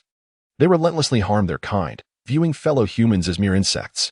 The demons perched atop the pinnacle of human power can, with a single decree, extinguish thousands of lives. A grim reality that has repeated throughout history. Perhaps this is the lamentable fate of Earthlings." Zhang Hu's words took the fire rock spirit mother by surprise. She had not anticipated such clarity of moral understanding from a human. As a representative of humanity, he did not shield his kind from their foolish deeds, but instead offered a candid and profound self-assessment of his fellow Earthlings, which was indeed commendable. "Earthling, I had not expected you to possess such honesty. It appears that not all of your kind are devoid of wisdom. Although I am utterly disillusioned with humanity, I find myself drawn to you. Therefore, I grant you permission to cultivate here, to enhance your survival capabilities." Zhang Hu's heart soared with joy at the fire rock spirit mother's favor. She continued her discourse, revealing that within the cosmos, life manifests in myriad forms. As humans, your biological essence is perhaps the most fragile of all existences in the universe. Among all life forms on Earth, humans are the least capable. You cannot fly. You cannot run swiftly, you fear the cold, and you dread the heat. Your weaknesses are manifold. Now, I shall forge resilience within your body. The fire rock spirit mother, a primordial life form of the cosmic core, wielded immense power. With a mere flicker of her thought, a strand of purple radiance materialized from the void, illuminating the surroundings with its brilliance. Zhang Hu was astonished, internally marveling at the beauty of the light, reminiscent of the fire rock spirit mother herself. The star refining technique endowed him with the capacity to perceive thoughts, and he could not resist the urge to delve into the spirit mother's mind. Just as his thoughts began to take shape, a piercing gaze from the fire rock spirit mother met him. In an instant, two beams of blue light shot from her eyes directly into Zhang Hu's brain. In that moment, a cacophony erupted within his mind, akin to a swarm of bees buzzing all at once. He nearly succumbed to unconsciousness, overwhelmed by the intensity of her gaze. After several minutes, Zhang Hu gradually regained consciousness. The first thought that struck him was one of trepidation. He had narrowly escaped the consequences of disrespecting the fire rock spirit mother. Had she wished to end his life, it would have been as effortless as crushing an ant. Suddenly, Zhang Hu became aware that he was submerged in a deep crimson sea, with only his head above the surface. The experience was peculiar, yet he found it remarkably comforting. A refreshing sensation enveloped every cell in his body, offering an unprecedented feeling of bliss. It was truly wondrous. The purple sigils of the natural law emerged like dancing leaves, swirling around Zhang Hu's form. The characters appeared enigmatic, resembling script yet evoking a sense of mystery. Upon closer inspection, the sigils continuously morphed and rearranged themselves, sometimes forming rings, at other times evolving into angular shapes, transforming into dozens of forms within mere seconds. These sigils were ancient and profound, born with the cosmos, imbued with miraculous power. The Sea of Primordial Chaos. The Fire Rock Spirit Mother explained, encompasses the elemental forces of the universe's inception, capable of purging your essence and transforming your physical form. This process can elevate your body to a higher state, allowing you to evolve into a primordial life form of the cosmos. Suspended above Zhang Hu, the Fire Rock Spirit's towering figure resembled that of a celestial deity. Zhang Hu gazed upwards, curiosity evident in his expression. What does it mean for the Sea of Primordial Chaos to enable my evolution into a primitive cosmic life form? Life forms in the universe are categorized into various tiers: mundane beings, advanced entities, stellar life forms, galactic beings, primordial cosmic life forms, intermediate cosmic life forms, advanced cosmic life forms, and transcendent cosmic beings. The Fire Rock Spirit Mother continued, clarifying, life on Earth, including your kind, belongs to the mundane category, until further transformation occurs. You currently rank as an advanced being at most. In contrast, the explorers outside, who possess stellar material, enjoy lifespans extending tens of thousands to even hundreds of thousands of years. Humans, however, are limited to a mere century at best. Such disparities arise from the essence of different life forms, although circumstances can alter this in the future. As she spoke, the Fire Rock Spirit Mother abruptly paused. A galactic being has arrived. It is stronger than the stellar entities outside. You should focus on your evolution here while I investigate. With that, she vanished in a flash. Outside, at the 5-kilometer radius surrounding the Fire Rock Spirit Mother, the leaders of the Alchemy sect, Che Zhun, and the Water Refining sect, Yin Run, along with 10 elders, 12 individuals in total, exhibited expressions of astonishment. They had just witnessed the emergence of the explorers. Despite their possession of the 8 Radiance Divine Mirror and the 8-legged water beast, a profound sense of unease enveloped them. The arrival of the explorers was undoubtedly influenced by the refinement of the heavenly water pearl. Both sect leaders were acutely aware of this. 100 years prior, 5 major sects had mobilized a force of 50,000 to suppress the explorers with 5 divine treasures, and now they stood before them. The situation was becoming increasingly intriguing. Chapter 70. A blue light and a severed arm. The figure of Tuo Wang was enveloped in a layer of unique white lattice material. His upper body ablaze with a radiant blue glow, hovering 50 meters away from Che Zhun, Yin Run, and the other 10 individuals. During his journey to the Earth's core on Mars, Tuo Wang had effortlessly refined tens of thousands of fire essence crystals from the Martian magma. At this moment, his stellar refinement technique had ascended to the 10th level, and his life form had progressed from a stellar entity to a galactic entity, rendering him significantly more powerful than he had been a century ago. Tuo Wang had previously learned from his disciple, Zhang Hu, that there existed a mother fire essence here, and he had ventured forth specifically in pursuit of it. Little did he expect that fate would lead him to confront old adversaries, making the acquisition almost effortless. With a century of enmity burning within him, how could he let it go unavenged? Today, Che Zhun, Yin Run, and their 10 subordinates would all meet their demise. Though Tuo Wang contemplated dispatching the 12 individuals with the most direct and straightforward method, he soon reconsidered. They were already within his grasp, and their attempts to escape would be futile. Observing the substantial size and formidable aura of the Mother Fire Essence, he decided it would be prudent to utilize these 12 as a means to gauge its reaction. After all, this was the first encounter Tuo Wang had with such an entity, and he had never refined it before. There could be unforeseen dangers. With a mere gesture, Tuo Wang addressed the 12. If you wish to prolong your lives for a moment longer, heed my commands from this instant onward. Tuo Wang, do not take advantage of your position. Even if you escape your seal, the 5 major sects will seal you again. Che Zhun retorted defiantly. Tuo Wang remained composed. Those on the brink of death dare to boast. It is truly juvenile. As he spoke, he flicked his right middle finger. With a swift motion, a beam of blue light shot forth like lightning, piercing through Che Zhun's left arm. Che Zhun screamed as his left arm was severed cleanly from the shoulder, his body swaying unsteadily, teetering on the brink of unconsciousness. His eyes widened in terror as he gasped for breath. The severed arm plummeted towards the magma below. Che Zhun rolled forward to grasp the falling limb, but just as he was about to seize it, Tuo Huang unleashed another beam of blue light, reducing Chejin's arm to mere dust. Realizing his left arm was utterly destroyed fueled Chejin's rage, prompting him to roar, Tuo Huang, I will kill you. He propelled himself upwards, conjuring the 8 light divine mirror, calling upon the 11 others for assistance. Yin Run, you fools. What are you waiting for? All of you. Attack together and slay Tuo Huang.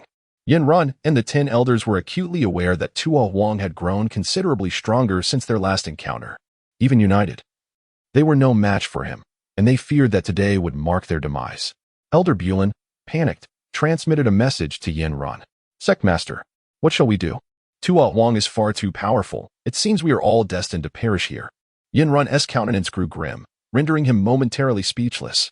Elder Yuan and, pale-faced, also communicated telepathically. It was Che Zhen who took the lead in suppressing Tuo Huang back then, dragging the major sects into this mess. Instead of confronting him, we should hasten our escape.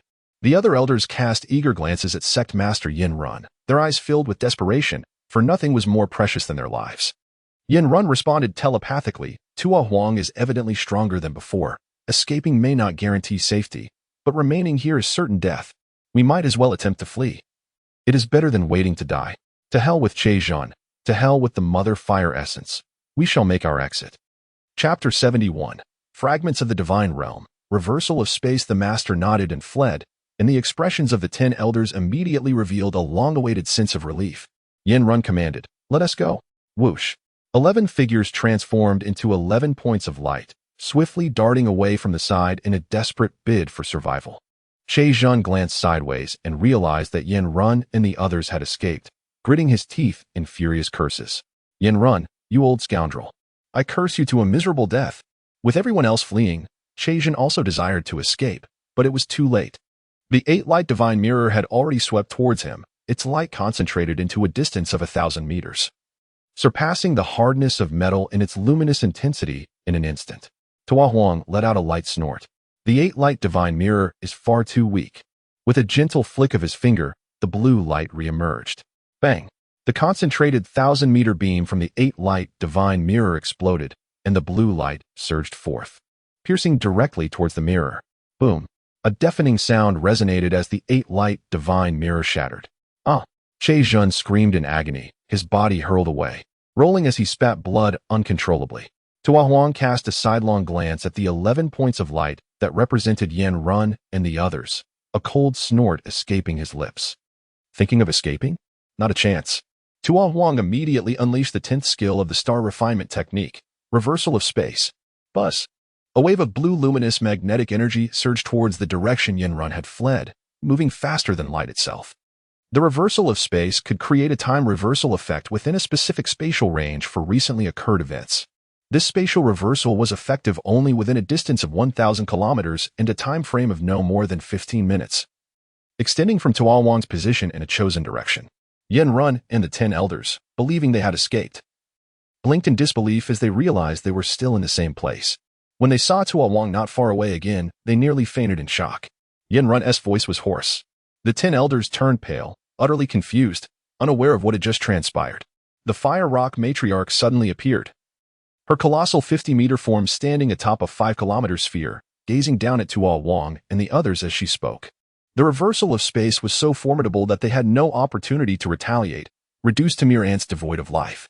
Everyone looked up at the towering giant in awe, utterly astonished, uncertain of her origins. Tuo Huang also regarded this massive figure. Who are you? You should be able to guess who I am. The Fire Rock Matriarch looked down upon them, as if surveying the universe's myriad beings. Upon observing the 5-kilometer diameter sphere of the Fire Rock Matriarch, Tuo Huang suddenly realized something. Could you be the Fire Rock Matriarch? Indeed, I am the Fire Rock Matriarch. You have all come seeking me. But I advise you to leave now while you still can. Her voice resonated powerfully, echoing in their ears. Yin Run and the others glimpsed a sliver of hope. Perhaps the Fire Rock Matriarch could quell Tuo Huang. Yin Run spoke first. Fire Rock Matriarch, in your mercy, we shall take our leave. Che Zhen, clutching the stump of his left shoulder, swayed unsteadily, intent on following Yin Run and the others to escape. Suddenly, Tuo Huang spoke. Even with the Fire Rock Matriarch present, you still cannot leave. Tuo Huang's arrogance held Che Zhen, Yin Run, and the others in a firm grip once more. The 12 of them felt as if roots had grown from their feet, paralyzed by fear, trapped in a tormenting predicament that felt worse than death. With Tuo Wang's current strength, slaying these few would be no challenge, yet to act brazenly before the Fire Rock Matriarch would be rather foolish. Tuo Wang's current power level was that of a galactic body. While the Fire Rock Matriarch was classified as a medium cosmic entity, a difference of 2 levels between them. In the cosmic hierarchy, life forms are categorized from lowest to highest as follows: mediocre, advanced, stellar, galactic, elementary cosmic, medium cosmic, high cosmic, and beyond cosmic. The strongest beings within the inner universe are considered merely the lowest tier in the outer universe. At that moment, the expression of the medium cosmic Fire Rock Matriarch suddenly darkened. Chapter 72, The Multicolored Palm. Despite the formidable star refining technique possessed by Tak Wang, he was ultimately just a galaxy entity. In the presence of the Fire Rock Mother, he was no more than a trifling existence. Even a primordial cosmic entity would scarcely hold any significance. After subduing Che Zhun and Yen Run, Tak Wang cast a haughty glance at the Fire Rock Mother, his demeanor dripping with provocation. The Fire Rock Mother regarded him as utterly juvenile. How dare this mere galaxy entity act so brazenly before me? He was courting his own demise. I am a galaxy entity augmented by the star refining technique. Facing such a clumsy planetary life form, I harbor no fear. Tak Wang brimmed with confidence. The Fire Rock Mother burst into laughter. Huh? You, with your mere few thousand years of existence, are but a pittance before me. Even less than a fleeting breath. I possess billions of years of profound power. I am a cosmic intermediate entity, capable of annihilating you with but a flick of my hand. Though the Fire Rock Mother claimed to be a cosmic intermediate entity, Tak Wang remained skeptical.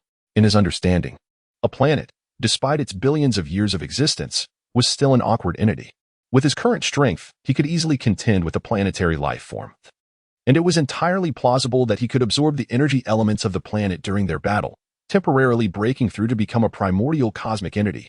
At that moment, he envisioned devouring and refining the entire Mars along with the Fire Rock Mother, thereby granting himself the ability to traverse an 8-light-year expanse of the universe. The prospect of refining a being with billions of years of life to enhance his own profound cultivation, thus elevating himself above the cosmic hierarchy, was an irresistible temptation for Tak Wang. After a moment of electric contemplation, he stood tall and proud. Tak Wang instantaneously ignited the profound cultivation accumulated over thousands of years within him, manifesting a protective barrier that shimmered with blue light, resembling translucent glass, enveloping his form. He fully prepared for defense, awaiting the Fire Rock Mother's move. Nearby, Che Zhun and Yen Run observed Tak Wang's foolish challenge to the Fire Rock Mother, their faces alight with excitement, secretly reveling in his folly. This fool, Tak Wang, is blissfully unaware of his own insignificance, and it would be delightful to see him obliterated by the Fire Rock Mother. If he perishes, our lives are spared, a truly joyous prospect. Che Zhun, Yen Run, and the others murmured among themselves. The Fire Rock Mother then made her move. She extended a hand towards Tak Wang, and with a gentle sweep, unleashed a devastating force. A piercing sound erupted, and a dazzling, resplendent light surged toward Tak Wang. The brilliance was breathtaking, akin to a rainbow, a stream of colorful ribbons, or a celestial maiden, flowing like a multicolored galaxy. This light was mesmerizing, leaving one entranced, frail, and trembling with fear. Tak Wang had no time to feel terror or to scream. Suddenly, an incomprehensible, overwhelming force assaulted him, propelling his body as if he had entered a time tunnel, with streaks of starlight racing past him. In this tunnel-like environment, Tak Wang's consciousness faded within mere seconds, and he succumbed to unconsciousness. The Fire Rock Mother had effortlessly flung Tak Wang out of the solar system with a single strike. A satisfied smile graced her face. That fool was far too weak. It was a waste of my multicolored palm. The multicolored palm was an ancient and mystical technique, one of the Fire Rock Mother's lethal moves. This technique could contend with both primordial and intermediate cosmic entities. Had the Fire Rock Mother not shown restraint, Tak Wang, with his galaxy entity strength, would have been reduced to nothingness beneath the multicolored palm. The Fire Rock Mother, also known as the Mars Divine Sovereign, was one of the 8 celestial sovereigns of the solar system, her power truly extraordinary. Tak Wang had learned a valuable lesson from this encounter with the Divine Sovereign. Che Zhun and Yen Run, believing Tak Wang to have perished under the Fire Rock Mother's palm, rejoiced, exclaiming their gratitude. Thank you, Fire Rock Mother, for saving our lives. The Fire Rock Mother rolled her eyes in exasperation. Humph. Just leave me be, and do not bother me again. Yes. Chazhen, Yin Run, and the 10 elders, relieved to have preserved their lives, hurriedly retreated into the shadows. When she next beheld Zhang Hu, she could not help but express a hint of astonishment. In such a brief time, this young fellow had gained significant benefits from the primordial sea, unexpectedly forging the primordial battle armor. The primordial sea originated from a drop of divine liquid birthed at the dawn of the universe, later absorbed by the fire rock mother into her core. This divine liquid greatly aided in the cultivation of profound arts and prolonged life. Refining one's body within the primordial sea allowed for maximum evolution from within. Depending on the practitioner's mindset, the primordial sea could randomly bestow a divine treasure upon them. This treasure could manifest as anything: a hairpin, a shoe, a divine jade, or even protective armor. In this moment, what Zhang Hu had manifested from the primordial sea was none other than the most potent protective gear, the primordial battle armor. Chapter 73. The primordial battle armor. Zhang Hu had acquired the primordial battle armor, which radiated a dark crimson hue. His entire body was enveloped within it, leaving no inch exposed. Such meticulous protection made the armor appear as though it might suffocate him. However, this was far from the truth. The primordial battle armor was a divine treasure, its surface adorned with countless minuscule ventilation pores invisible to the naked eye, akin to the sweat pores on human skin, truly miraculous. The armor's arms and limbs were equipped with sharp, protruding barbs capable of slicing through external objects. The armor quivered slightly, its faceplate parting to reveal Zhang Hu's visage. As his eyes slowly opened, he beheld the towering figure of the fire rock spirit mother, standing 50 meters tall. Had they departed? Indeed, they had. A wave of relief washed over Zhang Hu, and he expressed his gratitude. "Thank you for saving me, fire rock spirit mother. You have gained much in the primordial sea, not only advancing to the stellar level but also acquiring a set of primordial battle armor. How do you intend to repay me?" The armor quipped in a half-joking tone. Zhang Hu sprang forth, floating before the fire rock spirit mother, and with a sheepish grin declared, "From this moment on, my life is yours. Should you require it, I, Zhang Hu, am willing to brave any peril." His earnest words brought a sense of comfort to the fire rock spirit mother. Having spent billions of years in this realm, he was the first human she had encountered. She perceived the integrity of this individual. However, she replied, "Your life is of no value to me. Best keep it for yourself. After all, it is the only life you possess." Zhang Hu felt a twinge of embarrassment. The fire rock spirit mother pondered for a moment before continuing, "If there comes a day when I truly require your assistance, it is likely that the entire solar system will be in peril." Indeed, Zhang Hu nodded in agreement. The fire rock spirit mother was a deity, one of the 8 great celestial beings of the solar system. As a human conversed with a god, their parting was imminent. After being tempered by the primordial sea, Zhang Hu's current stellar-level prowess, combined with the protective primordial battle armor, surely afforded him considerable odds in any confrontation. The primordial battle armor was undeniably 100-fold more formidable than the Pioneer shield armor.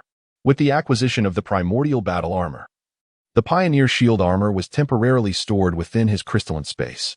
The fire rock spirit mother informed Zhang Hu, "The primordial battle armor is a rare divine treasure, arguably the strongest defensive armor in the solar system, impervious to any harm, with a limit of protection against medium cosmic entities.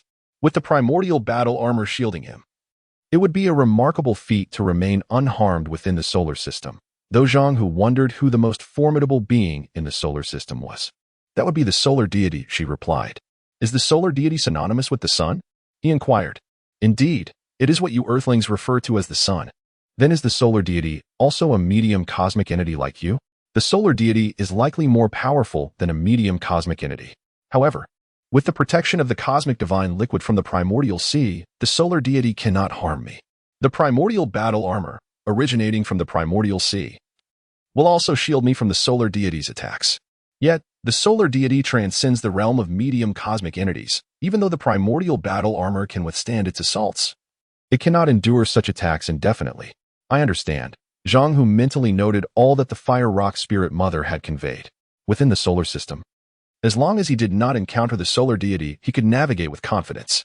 Zhang Hu learned that the primordial battle armor possessed 3 primary abilities: defense, with a maximum defensive limit against medium cosmic entity attacks; flight, with a velocity reaching 10,000 kilometers per second; transformation, allowing the armor to assume any shape it will. Zhang Hu was invigorated by these formidable abilities. A speed of 10,000 kilometers per second, coupled with the power of transformation, was nothing short of astonishing.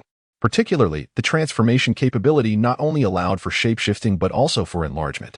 He immediately attempted this transformation, instantly growing to match the towering height of the fire rock spirit mother, daringly inching closer to her in a playful comparison of stature. Zhang Hu's nose was nearly touching the fire rock spirit mother's mouth. What was he attempting? A kiss? The fire rock spirit mother, observing Zhang Hu's exuberance, could not help but intervene. Apologies, I lost my composure for a moment. Before you depart, let me impart a technique to ensure your safety and the protection of Earth. What technique? He asked eagerly. The multicolored radiant palm. Chapter 74. Bestowing the colorful radiance palm. The colorful radiance palm is one of the 10 supreme techniques of the fire rock spirit mother. The profundity of this palm technique transcends the limits of human comprehension. Explaining its intricacies and principles could take an eternity.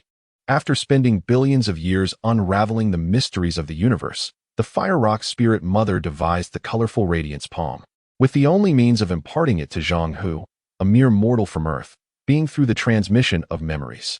Zhang Hu sat cross-legged, suspended above the primordial sea of chaos. The fire rock spirit mother commenced the transfer of the enigmatic memories of the colorful radiance palm to him. The process of memory transmission alone consumed over 7 days and nights. Upon the completion of the transmission, Zhang Hu found himself drenched in sweat.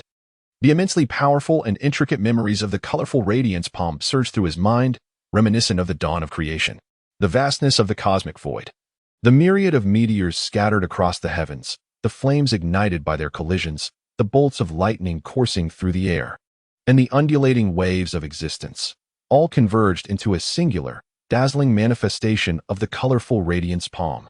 It seamlessly fused with Zhang Hu's soul, as if he had experienced it firsthand, immersing him in the depths of its wonders. Zhang Hu marveled at the spectacle of the colorful radiance palm, feeling profoundly fortunate to have been graced by the fire rock spirit mother.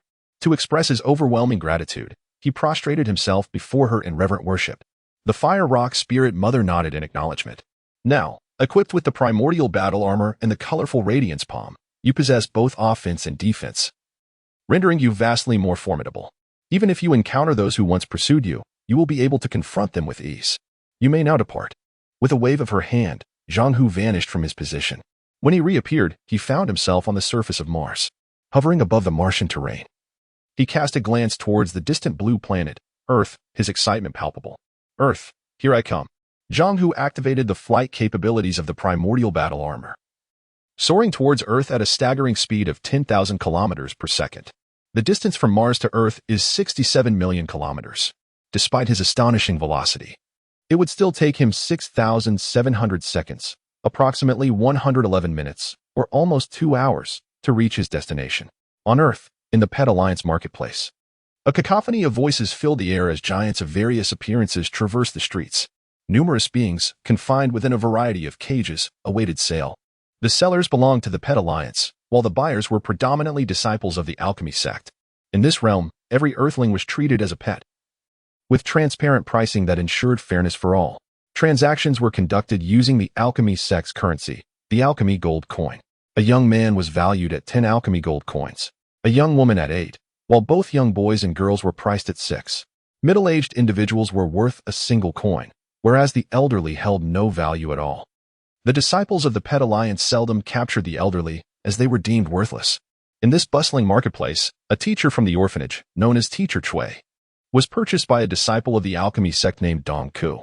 Other boys and girls from the orphanage were similarly acquired by various other disciples. Clad in golden armor, Dong Ku exuded an imposing presence as a disciple of the Golden Dragon rank within the alchemy sect. As a 9th-tier Golden Dragon, he was on the verge of advancing to the highest tier, known as the Golden Sect rank, just beneath the sect leader, Che Jun. Surrounding Dong Ku were 8 golden dragons, each gliding gracefully, providing a protective barrier that encircled him in a flawless display of might. Chapter 75. The Pet Divine Pill in the vast expanse of the 990 layers of the Golden Sword Tower. Within a spacious training ground the size of a football field, only Chui Jing remained.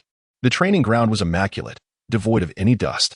Chui Jing, known as Teacher Chui, was in a state of panic, incessantly calling for help, yet her cries echoed into silence. As dusk approached, a box descended from the apex of the space. It opened automatically, revealing a golden pill the size of an egg, named the Pet Divine Pill. The pill flew directly into Cui Jing's mouth, and its effects surged through her body instantaneously. A scream of agony escaped her lips as her body levitated, writhing in distress. A miraculous occurrence unfolded as the meridians within her began to be gradually unblocked. The primary function of the Pet Divine Pill was to clear the meridians of Earthlings. The pill's effects coursed through her like electric serpents, causing her to convulse with each passage through a meridian, accompanied by a cry of pain. As all 8 meridians were ultimately unblocked, the pain began to dissipate. She descended to the ground, feeling as light as a swallow, imbued with boundless strength. Cui Jing had successfully advanced to the junior pet stage. Unable to contain her excitement, she leapt forward, astonishingly soaring over 10 meters. This extraordinary ability filled her with joy. With such agility, escaping should pose no challenge. Suddenly, a booming voice resonated beside her. "You cannot escape. You are now my pet, bound to this place. Here, you can enjoy the Pet Divine Pill for free, enhancing your physical prowess. You should be grateful for such a blessing. Who are you?" Cui Jing scanned her surroundings but saw no one. Captured and made into a pet against her will, she vented her fury. "I am a human, not your pet. You aliens, relying on your towering stature to bully the weak, have no shame. Show yourself and let us discuss who the true invader is." In a flash, a golden light appeared before her. Cui Jing squinted and recognized the giant who had purchased her earlier. His massive form instilled fear, causing her to retreat in trepidation. "Who are you? What do you want? We have no enmity between us. Why must we make each other's lives difficult?" Dong Ku smiled. "Allow me to introduce myself. I am Dong Ku, a disciple of the Alchemy sect, one of the 5 great sects of the star expansion. You need not harbor such hatred or fear. We bear no malice towards Earthlings. Just be my pet, and I assure you of your safety. Who wishes to be your pet, invader? Get away from me." Cui Jing's anger flared. Dong Ku's smile vanished as he extended his hand, drawing Cui Jing closer, gripping her neck and lifting her into the air. As she struggled for breath, Dong Ku's expression darkened. "Ignorant Earthling, you are but an ant. How dare you resist? I could crush you without a second thought." Cui Jing's face turned pale, her breathing becoming increasingly labored. "We have dignity. We are not pets. We may be killed, but we will not be humiliated. Invader, perish." She flailed her arms in a desperate attempt to grasp him, but found nothing to hold on to. With a flicker of murderous intent, Dong Ku summoned 2 golden dragons that lunged at Cui Jing with a roar. The dragons coiled around her like iron chains, tightening their grip until it seemed they would strangle her on the spot. As her vision began to fade and her pulse weakened, Dong Ku's voice turned icy. "You are as light as an ant, utterly uninteresting." Just as he finished speaking, a flash of red light erupted before him. A figure clad in dark red armor entered Dong Ku's field of vision. "Who goes there?" he exclaimed, astonished by the intruder's speed. The newcomer was none other than Zhang Hu. "Prepare to meet your end." With a resounding hum, the entire training ground was enveloped in dazzling colors. The multicolored palm. Chapter 76. The initial use of the colorful palm to rescue the teacher, the abnormal tiger in the Alchemy sect's eastern cave, as a golden dragon-level disciple. One is classified as a celestial body level according to cosmic standards. This level of power positions one among the upper echelons within the Alchemy sect, second only to the 10 elders of the Golden Dragon Hall, and a mere step below the sect master, Chasian. Thus, it is evident that the eastern cave is far from inconsequential. Yet, under the striking blow of Zhang Hu's colorful palm, the eastern cave was rendered weaker than a mere pus-filled sack. The brilliant light of the Milky Way surged, marking the end of the eastern cave's 2-decade existence. His towering 8-meter frame was instantly torn to shreds by the extraordinary lethality of the colorful palm, his soul extinguished, leaving the eastern cave in oblivion. Indeed, the colorful palm proved formidable, dispatching a golden dragon-level disciple of the Alchemy sect with the ease of crushing an ant. Zhang Hu was invigorated. With the destruction of the eastern cave, he collected a 2,000-year-old golden elemental crystal, intending to refine and absorb it later to enhance his power. However, the most pressing matter was to awaken teacher Cui. Cui Jing lay on the ground, unconscious. A woman, her graceful waist undeniably alluring. Her lustrous black hair concealed half of her exquisite face, and the air around was thick with a sweet tranquility. Motionless, Cui appeared as if she were lifeless, sending Zhang Hu's heart into a spiral of fear. If teacher Cui were truly dead, he would undoubtedly weep, unsure of how long it would take to recover from such sorrow. In his heart, teacher Cui was akin to kin, All the knowledge he had acquired throughout his life was imparted by her, a kindness he would forever cherish. No matter what, Zhang Hu could not allow teacher Cui to perish before him. Without further hesitation, he quickly checked her pulse, relieved to find it still beating, albeit faintly. Eager to awaken her, he couldn't think of a suitable method at that moment, so he resolved to attempt mouth-to-mouth resuscitation. Zhang Hu removed the faceplate of his primordial battle armor, exposing his entire face for easier breathing. As anticipated, under Zhang Hu's resuscitation efforts, Cui Jing slowly opened her eyes. Upon seeing Zhang Hu, she smiled.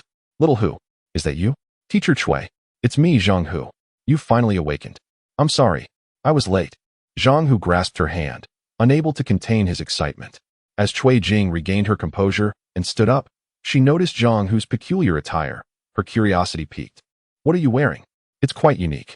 It's a powerful battle armor, incredibly formidable," Zhang Hu replied with a smile. He then recounted the various experiences he had undergone, and Cui Jing soon grasped the gravity of the situation. "I never imagined that after leaving the underground survival space, you would encounter so many extraordinary events. Now, the Earth has been occupied by the 5 sects from the star expansion. We must drive them out, otherwise, we will face eternal despair. I plan to rescue everyone from the orphanage first, then confront the 5 sections." Zhang Hu articulated his thoughts. Cui Jing sighed, "To be honest, I very much want to fight alongside you. I wish to cultivate as well. Only by becoming stronger can I avoid being bullied. Just now, I consumed a pet spirit divine pill, and I feel an immense power coursing through me. If I could consume more, I'm sure I would grow even stronger." Upon hearing teacher Cui mention the pet spirit divine pill, Zhang Hu recalled that not long ago, he had heard from Kido and Kuha of the Pet Alliance that such pills were only consumable by Earthlings who participated in pet competitions, utilizing his scanning ability. Zhang Hu examined teacher Cui's body and was astonished. He had not anticipated the pet spirit divine pill to possess such miraculous properties as it had opened her meridians. "I see now. After consuming the pet spirit divine pill, I opened my meridians, significantly enhancing my abilities, allowing me to leap over 10 meters. If we could provide a large quantity of these pills to our companions, we would have an army of experts. Then, we could confront the 5 sects from the star expansion." Cui Jing's spirit soared as she spoke with fervor. Zhang Hu nodded along, yet inwardly he chuckled wryly, thinking to himself, "Teacher Cui's thoughts are too simplistic. Even if the pet spirit divine pill possesses wondrous effects, relying solely on it to enhance one's physical prowess to combat the 5 sects is utterly implausible. These star expansion beings clearly do not belong to the human realm, possessing lifespans of tens of thousands of years and formidable physiques akin to divine bodies. Moreover, their massive frames cannot be vanquished by merely consuming a few pet spirit divine pills and opening a few meridians." Not wanting to dampen teacher Cui's enthusiasm, Zhang Hu decided to play along. "This is the alchemy sect. There must be more pet spirit divine pills here. Please wait a moment while I investigate." Zhang Hu immediately activated his star refining technique, sending an invisible magnetic wave from his eyes, penetrating the upper space. In the layer above this training ground, he discovered thousands of giant boxes filled with pet spirit divine pills. Zhang Hu smiled, pointing upwards. "Found it. They are right there. There is nothing there. It's completely empty. Surely, you must be seeing things and speaking nonsense." Cui Jing replied skeptically.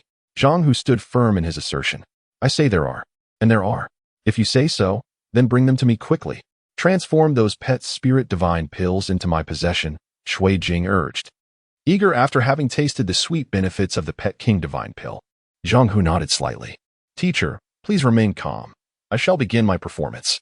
He floated into the air, using the sharp blade protruding from his primordial battle armor arm to carve a 20-meter diameter circle on the training ground ceiling. Then, he swiftly darted aside, and with a resounding crash, the 20-meter diameter ceiling collapsed, revealing a gaping hole. Dozens of giant boxes tumbled down, all uniform in size, gleaming with a golden hue, resembling treasure chests.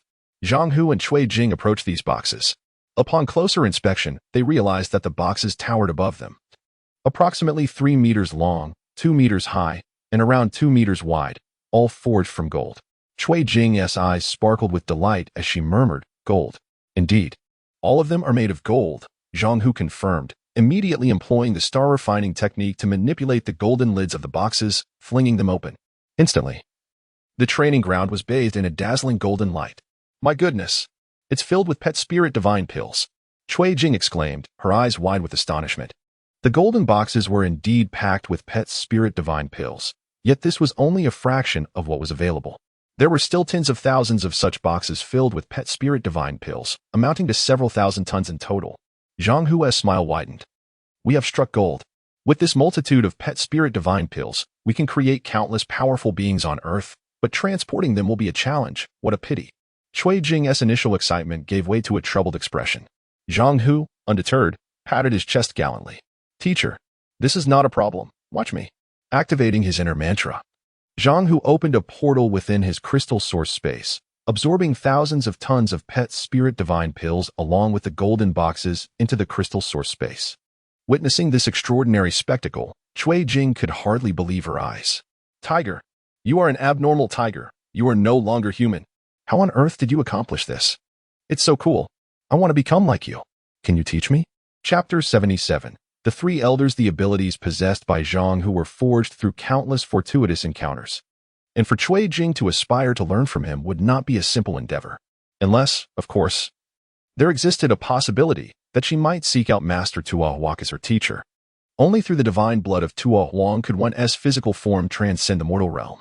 Contemplating Master Tuo Huang, Zhang Hu conceived an idea. Could the keen daggers of the Hongming battle armor sever the chains binding his master? Zhang Hu's heart raced with anticipation. Teacher, accompany me to meet someone who can elevate you to a state of extraordinary transcendence, akin to mine. Very well. Take me to him swiftly. I yearn to grow stronger. Cui Jing responded eagerly. Just as Zhang Hu prepared to depart with her, an unusual disturbance erupted from a 20-meter diameter opening in the training ground ceiling. With a whoosh, three giants clad in golden battle armor descended from above. Each towering figure stood no less than 8 meters tall, encircled by 9 golden dragons. They were none other than the 3 among the 10 elders of the Golden Dragon Hall of the Alchemy sect, Su Du, Bei Kong, and Te Bo. Each of these individuals was at the pinnacle of the Golden Dragon rank, verging on the Golden Sect level. They could ascend to Golden Sect status at any moment. And the disparity between ranks was vast. Any one of them was exponentially more powerful than the fallen figure from the Eastern Cave. Indeed, they had come for the Eastern Cave. The Alchemy sect was always immediately aware of the demise of any of its disciples. Zhang Hu and Cui Jing found their path obstructed. Su Du's gaze glinted coldly as he spoke icily. This is the private training ground of the Eastern Cave. It appears that the Eastern Cave has met its demise at your hands. Bei Kong added. To slay a disciple of the Alchemy sect at the Golden Dragon level is no trivial matter. Allow me to engage with these despicable earthlings and discern your true capabilities. Te Bo, ever direct, wasted no time in attacking. He unleashed 2 golden dragons that surged forward, rapidly elongating to over 10 meters in length. Their 4 golden claws shimmered with a dazzling light as they lunged at Zhang Hu and Cui Jing. Cui Jing's complexion turned pale with fright. This is disastrous. I cannot contend with 2 golden dragons. What shall I do? Fear not, teacher. I am here to protect you, Zhang Hu reassured her, summoning his heart's resolve. He manifested the Tuo Huang shield armor, enveloping Cui Jing within its protective embrace and swiftly transferring her into the crystalline storage space within his body. Te Bo's 2 golden dragons charged ferociously, yet Zhang Hu did not flinch or evade.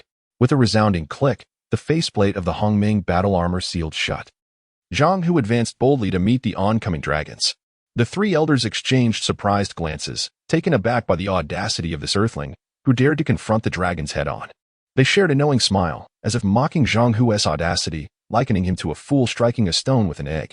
With a thunderous roar, the 2 golden dragons shattered upon making contact with Zhang Hu's Hongming battle armor, disintegrating into countless fragments and vanishing into the ether. Zhang Hu internally rejoiced.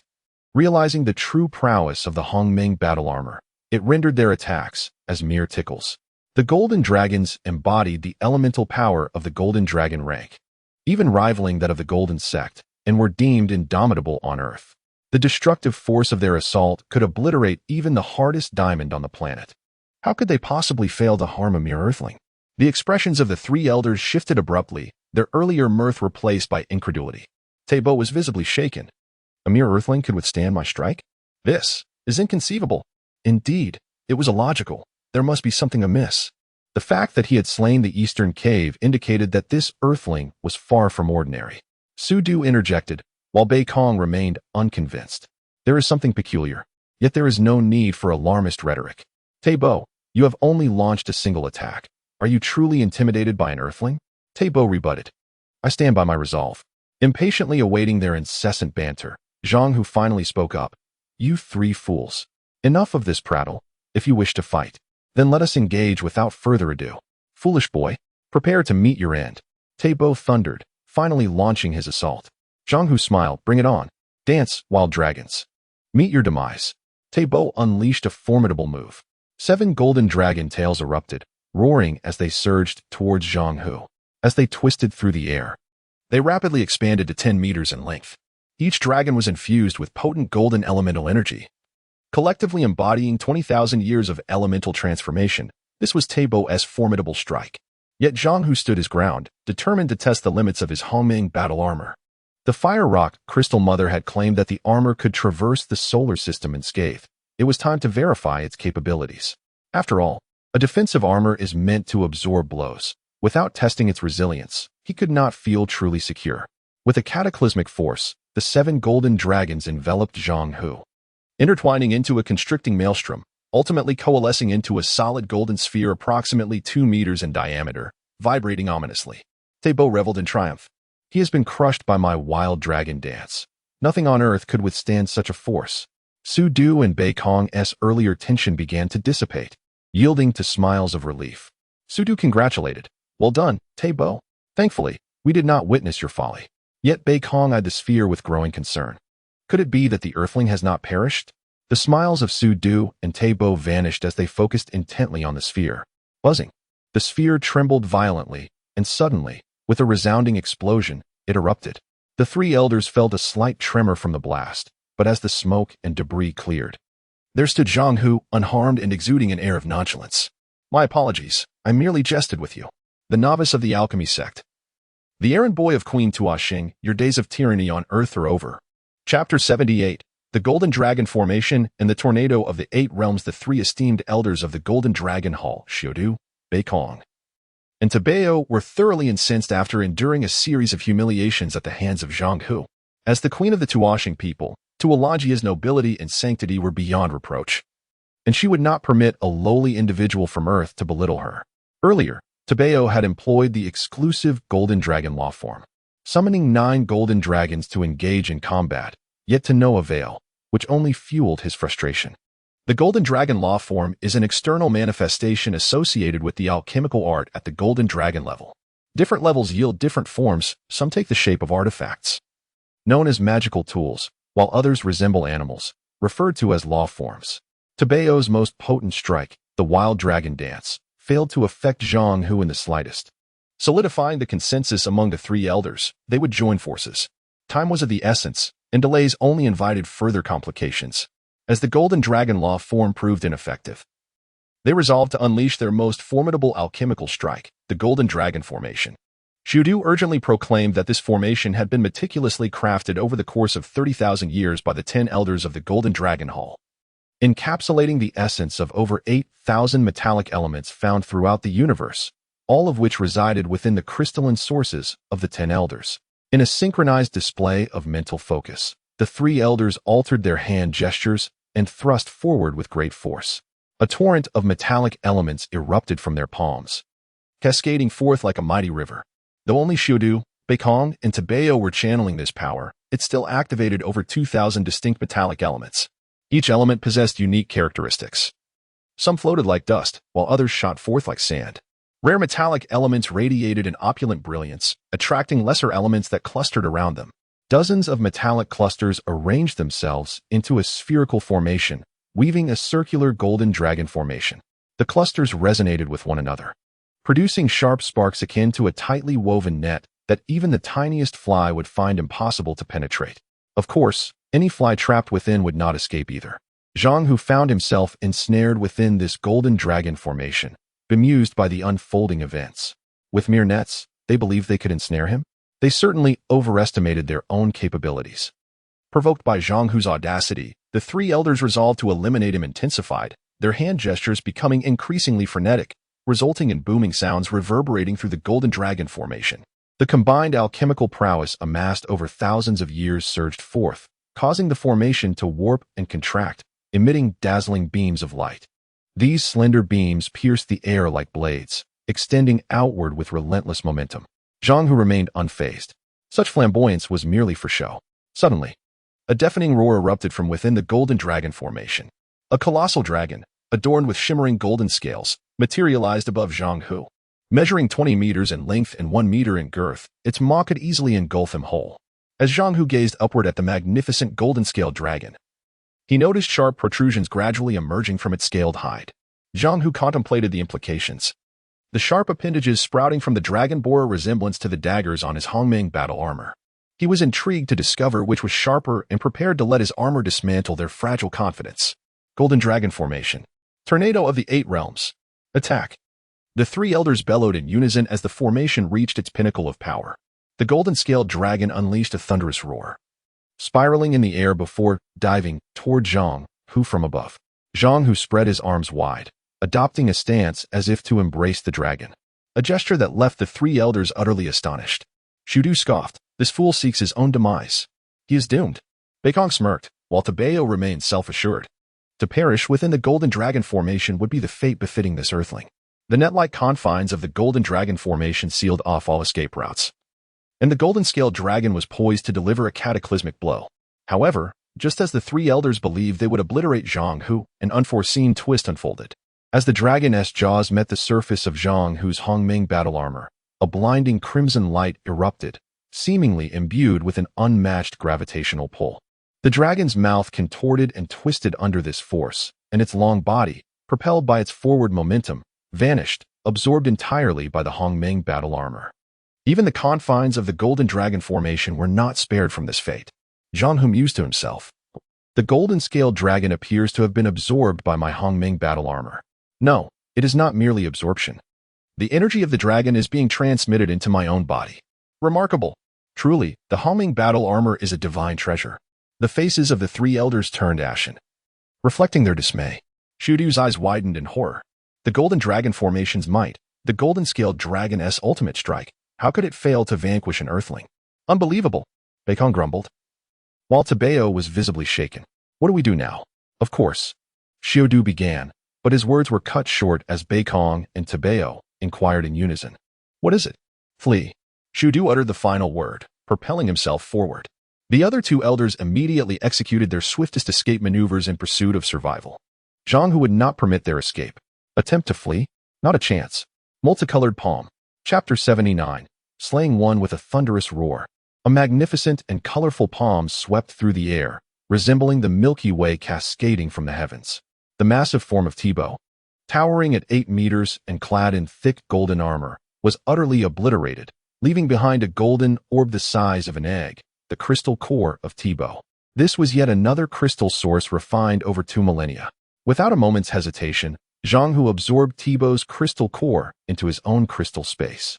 The dazzling palm, a manifestation of cosmic mystique, wielded immense power, yet its full potential remained untapped in Zhang Hu's grasp, primarily due to his insufficient cultivation level.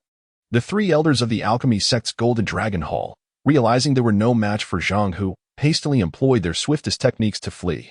Sudu, positioned at the back, seized the opportunity to be the first to vanish. Beikong followed closely, almost synchronously leaping away as Sudu made his move. Per Tibo, who had been the first to strike and the only one to do so, found himself in dire straits.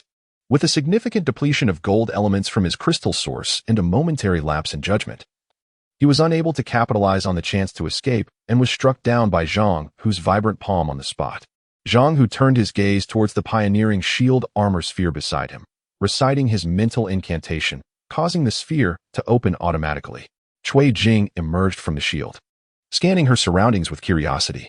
Zhang Hu, where are the others? I killed one and 2 escaped. Yet, I shall eventually eliminate them all. For now, let me take you to a certain place. Zhang Hu chanted his mental incantation once more, enclosing Cui Jing back within the shield.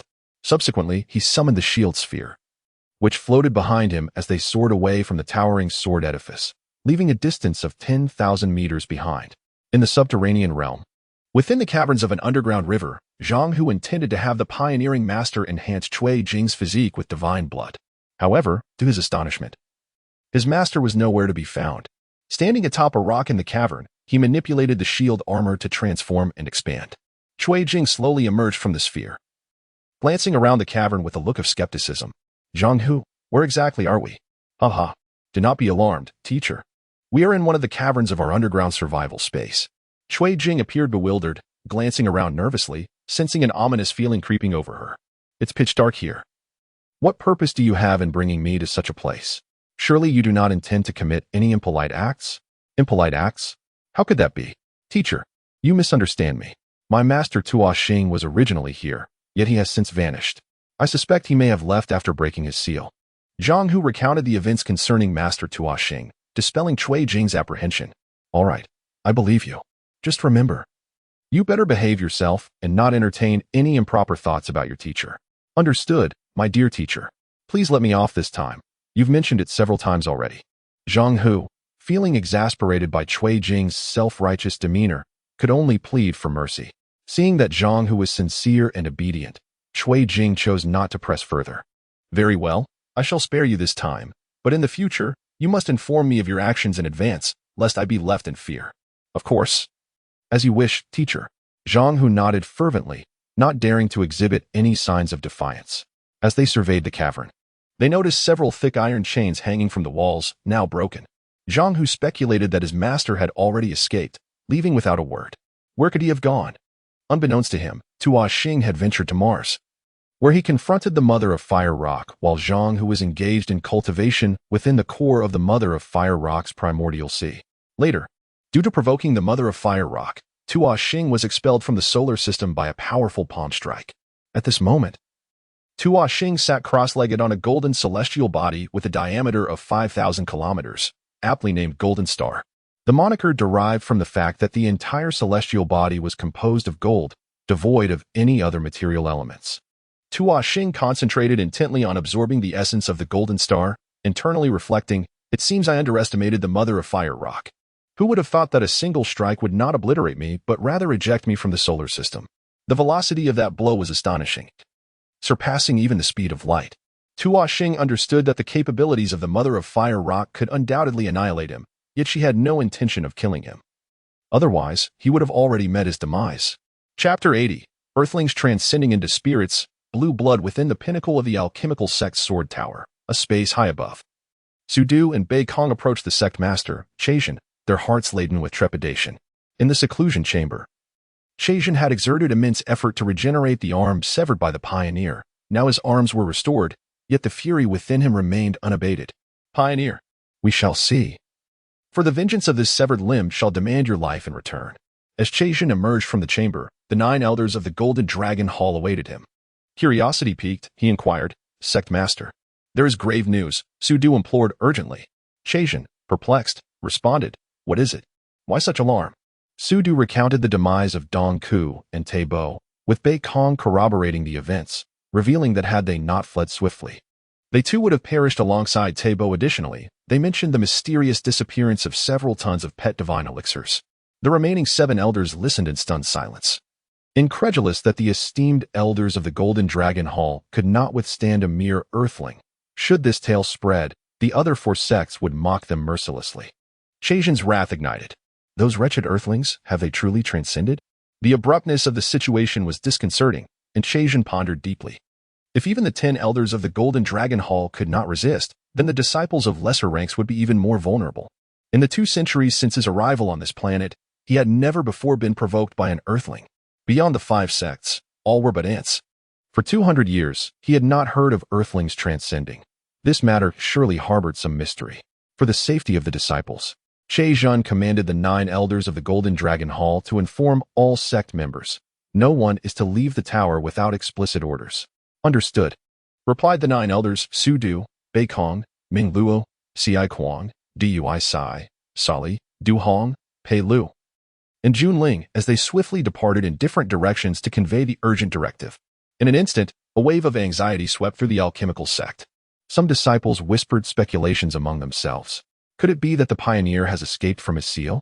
This scenario bore an uncanny resemblance to the struggles faced by the 5 great sects against the pioneer 2 centuries prior. Had the pioneer truly broken free from his confinement? Were even the 5 divine treasures incapable of restraining him? How had he emerged? In the subterranean habitat, within the cavern of the underground river, Cui Jing addressed Zhang Hu. Why wait for your master, the pioneer? Instead, consider this. The blood of the pioneer can refine your body, transforming you into a being akin to him. Surely, the blood within you is akin to that of the pioneers. Thus, if you use your blood to refine my body, I too can become like you. Do you not agree? Sitting upon a rock, Cui Jing's large eyes fixated on Zhang Hu, a tinge of envy stirring within her. Zhang Hu sat cross-legged in midair, eyes closed in meditation. After a moment of hesitation, he found merit in Cui Jing's words. Very well, let us commence at once. With eager anticipation, Cui Jing watched Zhang Hu's every move. He used the sharp blade of his primordial battle armor to pierce his fingertip, blue blood flowing down, resembling that which had spilled from the pioneer. Cui Jing exclaimed with delight, "Look, blue blood. This must be the divine blood of the pioneers. How splendid." The blue blood dripped into the water below. Unable to contain herself, Cui Jing leapt into the water, preparing for the divine blood refinement. Zhang Hu gasped internally, astonished. I cannot believe I have become akin to the pioneers. This blood is no longer that of an earthling. If my blood is not red, do I still count as an earthling? A wave of profound melancholy washed over Zhang Hu. Earth is my home, my roots. How could I not be an earthling? Chapter 81. The blood of the divine in the body of revenge. In this present age, Earth has long been subjugated by the 5 great sects of the Tuoxing, who regard the inhabitants of Earth as mere trifles. Before the towering figures of the Tuoxing, the people of Earth appear as inconsequential as pets. For Earth's denizens to survive, they must rise in rebellion. To rebel, they must first grow stronger. Individual strength is insufficient. It is only through collective strength that true power is achieved. Zhang Hu imbued Cui Jing with his own blue blood, hoping to forge a companion as formidable as himself. Having undergone the trials of the primordial sea and the divine blood refinement initiated by his master, Zhang Hu's blood possessed extraordinary properties. In a brief moment, the pool within the cavern was entirely stained blue, with the water reaching up to Cui Jing's waist. Gradually, her countenance grew increasingly grim as the blue liquid began to inflict a stinging pain from her feet. As time progressed, the agony crept upwards, intensifying with each passing moment, contorting Cui Jing's face in anguish. Soon, her entire body began to tremble violently, sending droplets of water splashing in all directions. Ultimately, she could bear it no longer and let out a piercing scream. Ah, this is unbearable. The divine blood refinement, a torment so excruciating it could astonish both heaven and earth, was beyond the endurance of any woman. Cui Laosher, you must hold on. Zhang Hu encouraged from the sidelines. Cui Jing clenched her fists, gritting her teeth, and managed to utter a few words. Zhang Hu, I can't take it anymore. I feel as though I am dying. The blue liquid, with its potent corrosive power, gradually transformed her body into a blue hue. From the inside out, her skin, flesh, marrow, and hair were all subjected to the divine refinement. Even the tears streaming from her eyes turned blue. This metamorphosis was akin to the extremes of life and death. A harrowing process of dismemberment and rebirth, meticulously carving away at her very essence. The pain etched on Cui Jing's face was heart-wrenching, a sight forever imprinted in Zhang Hu's memory. This was Cui Jing's choice, and he bore no blame. All he could do was cheer her on. Cui Laosher, I believe in you. You can do this. You must believe in yourself. Just hold on a little longer. It will soon be over. Cui Jing could scarcely hear Zhang Hu's words. Her willpower was waning, her head spinning, and her vision blurring. She managed to weakly utter, I can't go on. If I die, will you mourn for me? Zhang Hu's heart trembled at her words, his expression shifting. Was she truly at the brink of surrender? With a sudden splash, Cui Jing collapsed backward into the water, sending waves crashing around her. In a state of panic, Zhang Hu rushed forward, diving into the water to retrieve her, laying her upon a rock. In that moment, Cui Jing lay motionless, her body stiff and her limbs extended, seemingly lifeless. Cui Laosher, you cannot die. You must not die. In a frenzy, Zhang Hu checked for her pulse, only to find none. Could she truly be gone? If Cui Jing perished thus, he would be the sinner. A wave of guilt flooded Zhang Hu's heart. Logically, he had caused her demise. Yet, he could not bear the thought of losing Cui Jing, the person he cherished most in this world. He could not allow her to slip away like this. What should he do? Perhaps he should administer artificial respiration. With lives at stake, Zhang Hu hesitated no longer and attempted to revive Cui Jing through mouth-to-mouth resuscitation. However, this time, it was as though his efforts were in vain. No matter how fervently he tried, Cui Jing remained unresponsive. She was gone. Cui Laoshi had departed from this world. I'm sorry. Only the coldness of death could elicit such a lack of response. Zhang Hu's heart shattered, tears cascading like a torrential flood. Though Cui Jing's death was intertwined with his fate, ultimately, the blame lay with the 5 great sects of Tuoxing. They were the ones who forced this upon them.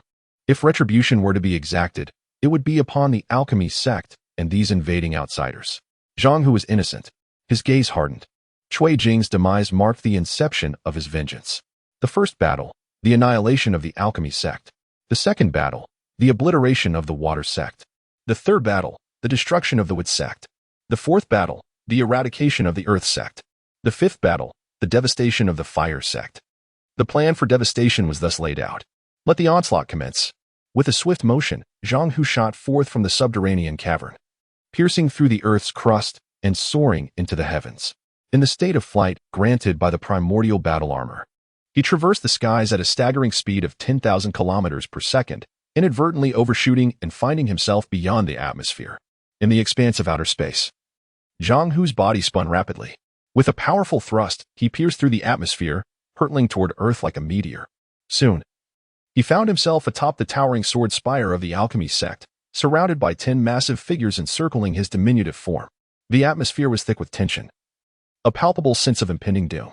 This was a battle for survival. Once the first blow was struck, death would be inevitable. No one wished for demise. Yet the clash was unavoidable. Where there is war, there is death. This was a confrontation between the people of Earth and the foreign invaders. One side would prevail and continue to inhabit Earth, while the other would remain buried beneath the soil. Chapter 82. Zhang Hu's chives 10 colossal figures stood before him, representing the 9 elders of the alchemy sect's golden dragon hall and their leader, Chazhen. The 9 elders were clad in golden armor, each adorned with 9 spiraling golden dragons, all at the pinnacle of the golden dragon grade. Should they choose to ascend, they would become 9 formidable golden sect masters. Chazhen had already reached the pinnacle of the golden sect level. The distinction between golden sect masters and those of the golden dragon grade was profound. Disciples below the golden dragon grade would display their artifacts and manifestations externally, while golden sect masters concealed everything within, revealing not a hint of their powers. Both Chazhen and the 9 elders were at the stellar level, and Zhang Hu, having undergone several fortuitous encounters in his cultivation, also attained this level. With his profound cosmic technique, the rainbow palm, and the divine treasure, the primordial battle armor, Zhang Hu exuded remarkable confidence. Any stellar-level adversaries lacking extraordinary techniques or special artifacts for protection would likely fall prey to him. Among the figures, a diminutive individual in dark red armor was none other than Zhang Hu. Su Du and Bei Kong were unaware of Zhang Hu's identity but recognized him as an exceptionally formidable individual. Upon seeing him again, they were instantly engulfed by an icy dread.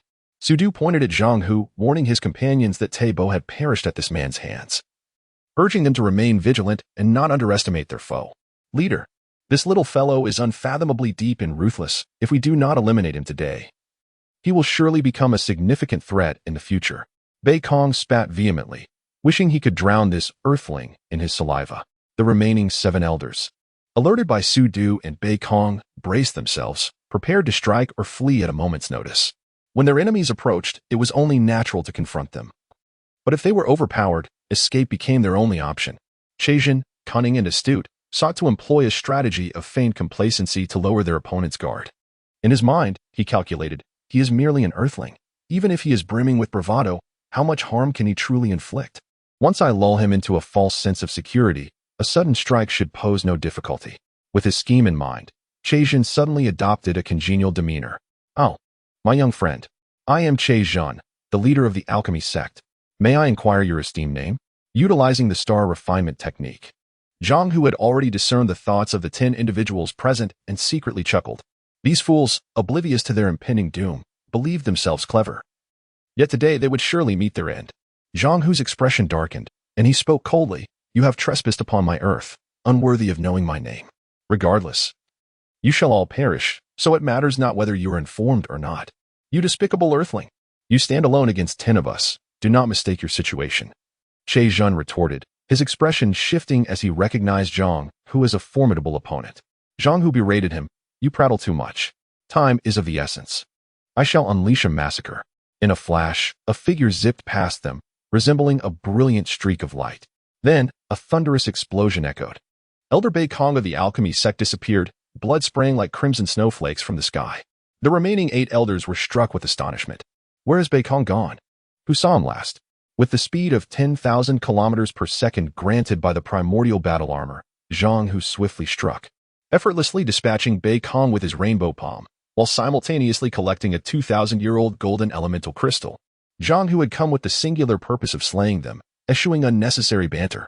With the augmented speed of the primordial battle armor, he executed his techniques repeatedly, swiftly vanquishing the 9 elders of the alchemy sect and absorbing all the refined crystal sources into his inner space. Only Chazhen remained, frozen in shock and terror. What have you done to them? You fiend. Huh. They are dead, and soon you shall follow. Zhang Hu laughed heartily. Chazhen began to lose his composure. Impossible. Absolutely impossible. You, a weak earthling, could never stand against us, the Star Seekers. I will kill you. Star Seekers, do you think you are so impressive? One day, I will make you feel the taste of being treated as a pet, Zhang Hu countered defiantly. Chazhen gritted his teeth. You may not have that chance. Let me send you to your doom with my strongest alchemical technique, the alchemical grand method. Suddenly, 36 golden threads erupted from Zhang Hu's feet, each containing a millennium of cultivation refinement. These golden threads could extend infinitely, ensnaring all in their path, capable of tearing apart and refining anything they bound. Though Zhang Hu was unaware of the true power of the alchemical grand method, he had no interest in engaging in further dialogue with Chazhen. The 36 golden threads of the alchemical grand method could never catch up to the divine treasure that was the primordial battle armor. As Chazhen prepared to revel in the release of his technique, he was caught off guard when Zhang Hu's rainbow palm struck his forehead. A deafening explosion resounded. And the esteemed leader of one of the 5 major sects, Chazhen of the alchemy sect, was no more. His body disintegrated into dust, leaving behind a 36,000-year-old crystal source, which Zhang Hu claimed for himself. The alchemy sect's leader was nothing more than this. With his demise, his disciples would be leaderless and weakened. Why not let me take the mantle of leadership? Zhang Hu declared, promptly employing the transformation skill of the star refinement technique to assume Chazhen's appearance, standing 10 meters tall, mirroring the leader's stature. Chapter 83, The Dragon Pattern Secret Chamber. June Iron, Star River Scroll. The transformation technique represents the foremost skill in the art of star refinement, an ability of extraordinary nature. It is deemed extraordinary because this transformation skill allows one to assume any form, surpassing even the legendary 72 transformations in its prowess. The reason for such unparalleled capability lies in its absolute fidelity. It can replicate any object seen with perfect accuracy. Once transformed, not a single flaw shall be revealed. However, should the transformed entity be a human, only the outward appearance can be mimicked flawlessly, while the intrinsic thoughts and spirit remain irreproducible. Naturally, as one's mastery of star refinement deepens, the power of transformation strengthens correspondingly. Upon reaching the 15th level of star refinement, the transformation ability can replicate not only the exterior, but also the essence from within. Zhang Hu's transformation into Chazhen, the esteemed leader of the alchemy sect, arose from a sudden whim. Every individual experiences moments of spontaneous inspiration, leading them to immediate action. The outcome of such impulsive decisions remains uncertain. The future is shrouded in mystery. Overthinking often leads to futile musings. 1,000 years of contemplation pales in comparison to a single step taken. After transforming into Chazhen, Zhang Hu's first thought was to visit Chazhen's residence. As the illustrious leader of one of the 5 great sects of star refinement, what treasures might he have left behind? Zhang Hu employed the perspective skill of star refinement to scan the towering sword tower beneath him. Indeed, the uppermost level was the stronghold of Chazhen. The sword tower, with its 900 levels, housed multitudes of alchemy sect disciples. The lower levels were populated by those of lesser rank. The entire edifice encompassed tens of thousands. Within a spacious area located midway up the tower, resembling a vast football field, hundreds of earthlings engaged in fierce combat, a contest for the alchemy sect's pet competition. Further down, other earthlings resided under the watchful eyes of multiple sect disciples. Zhang Hu felt a profound discomfort upon witnessing his fellow earthlings treated as mere pets by the alchemy sect. One could only wonder how many of his compatriots across the earth endured similar indignities. The star refiners and the 5 great sects shall be held accountable for this grievance. One by one, on the 999th level of the sword tower, Zhang Hu stood before the door of the golden dragon patterned secret chamber. Surely, this must be the treasury of the alchemy sect, filled with countless treasures. However, upon utilizing the perspective skill to scan the door, he found the interior concealed from view. This wall was indeed peculiar, capable of thwarting his scanning skill. Could it be that its material differed from that of the tower itself? The golden dragon pattern wall and the chamber's metallic composition were not of ordinary metal nor mere gold. This substance was known as June iron. Its hardness and density were a staggering 10,000 times that of earthly diamonds, rendering Zhang Hu's perspective skill ineffective against it. The radiation resistance and barrier capabilities of June iron were undeniable. Even the mightiest hydrogen bomb on Earth would fail to damage it.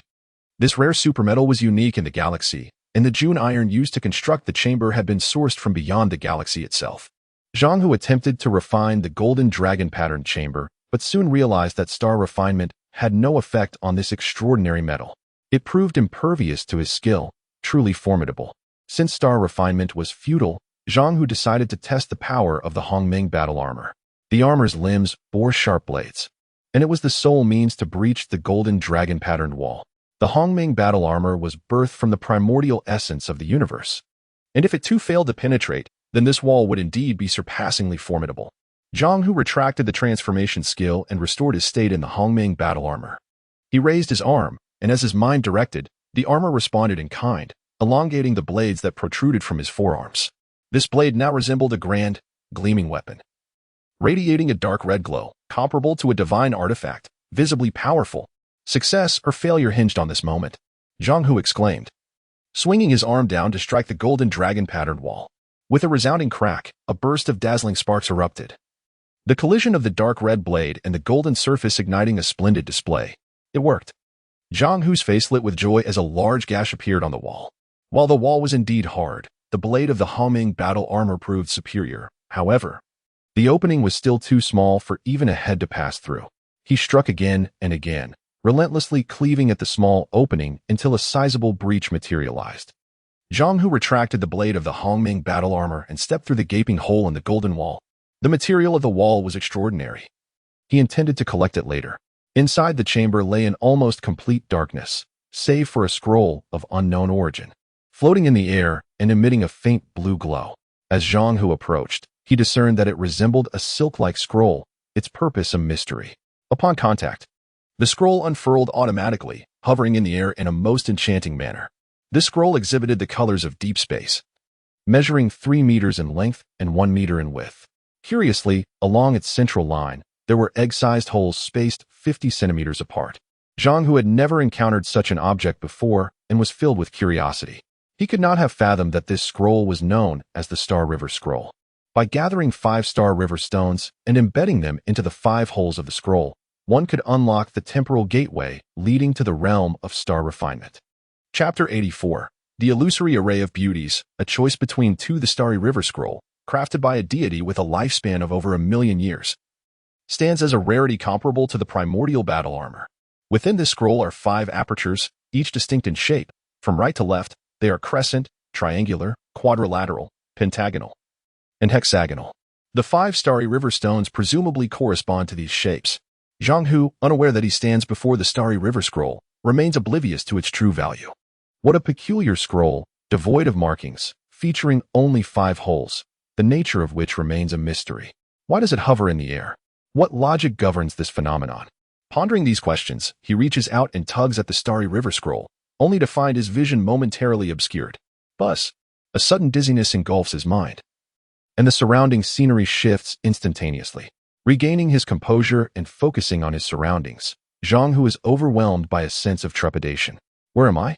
He realizes he has been drawn into the Starry River Scroll. The Starry River Scroll is protected by 3 layers of defensive illusions. When an outsider touches it, the illusions are immediately triggered. The first layer, known as the Beauty's Barrier, unveils a verdant expanse where 2 figures materialize.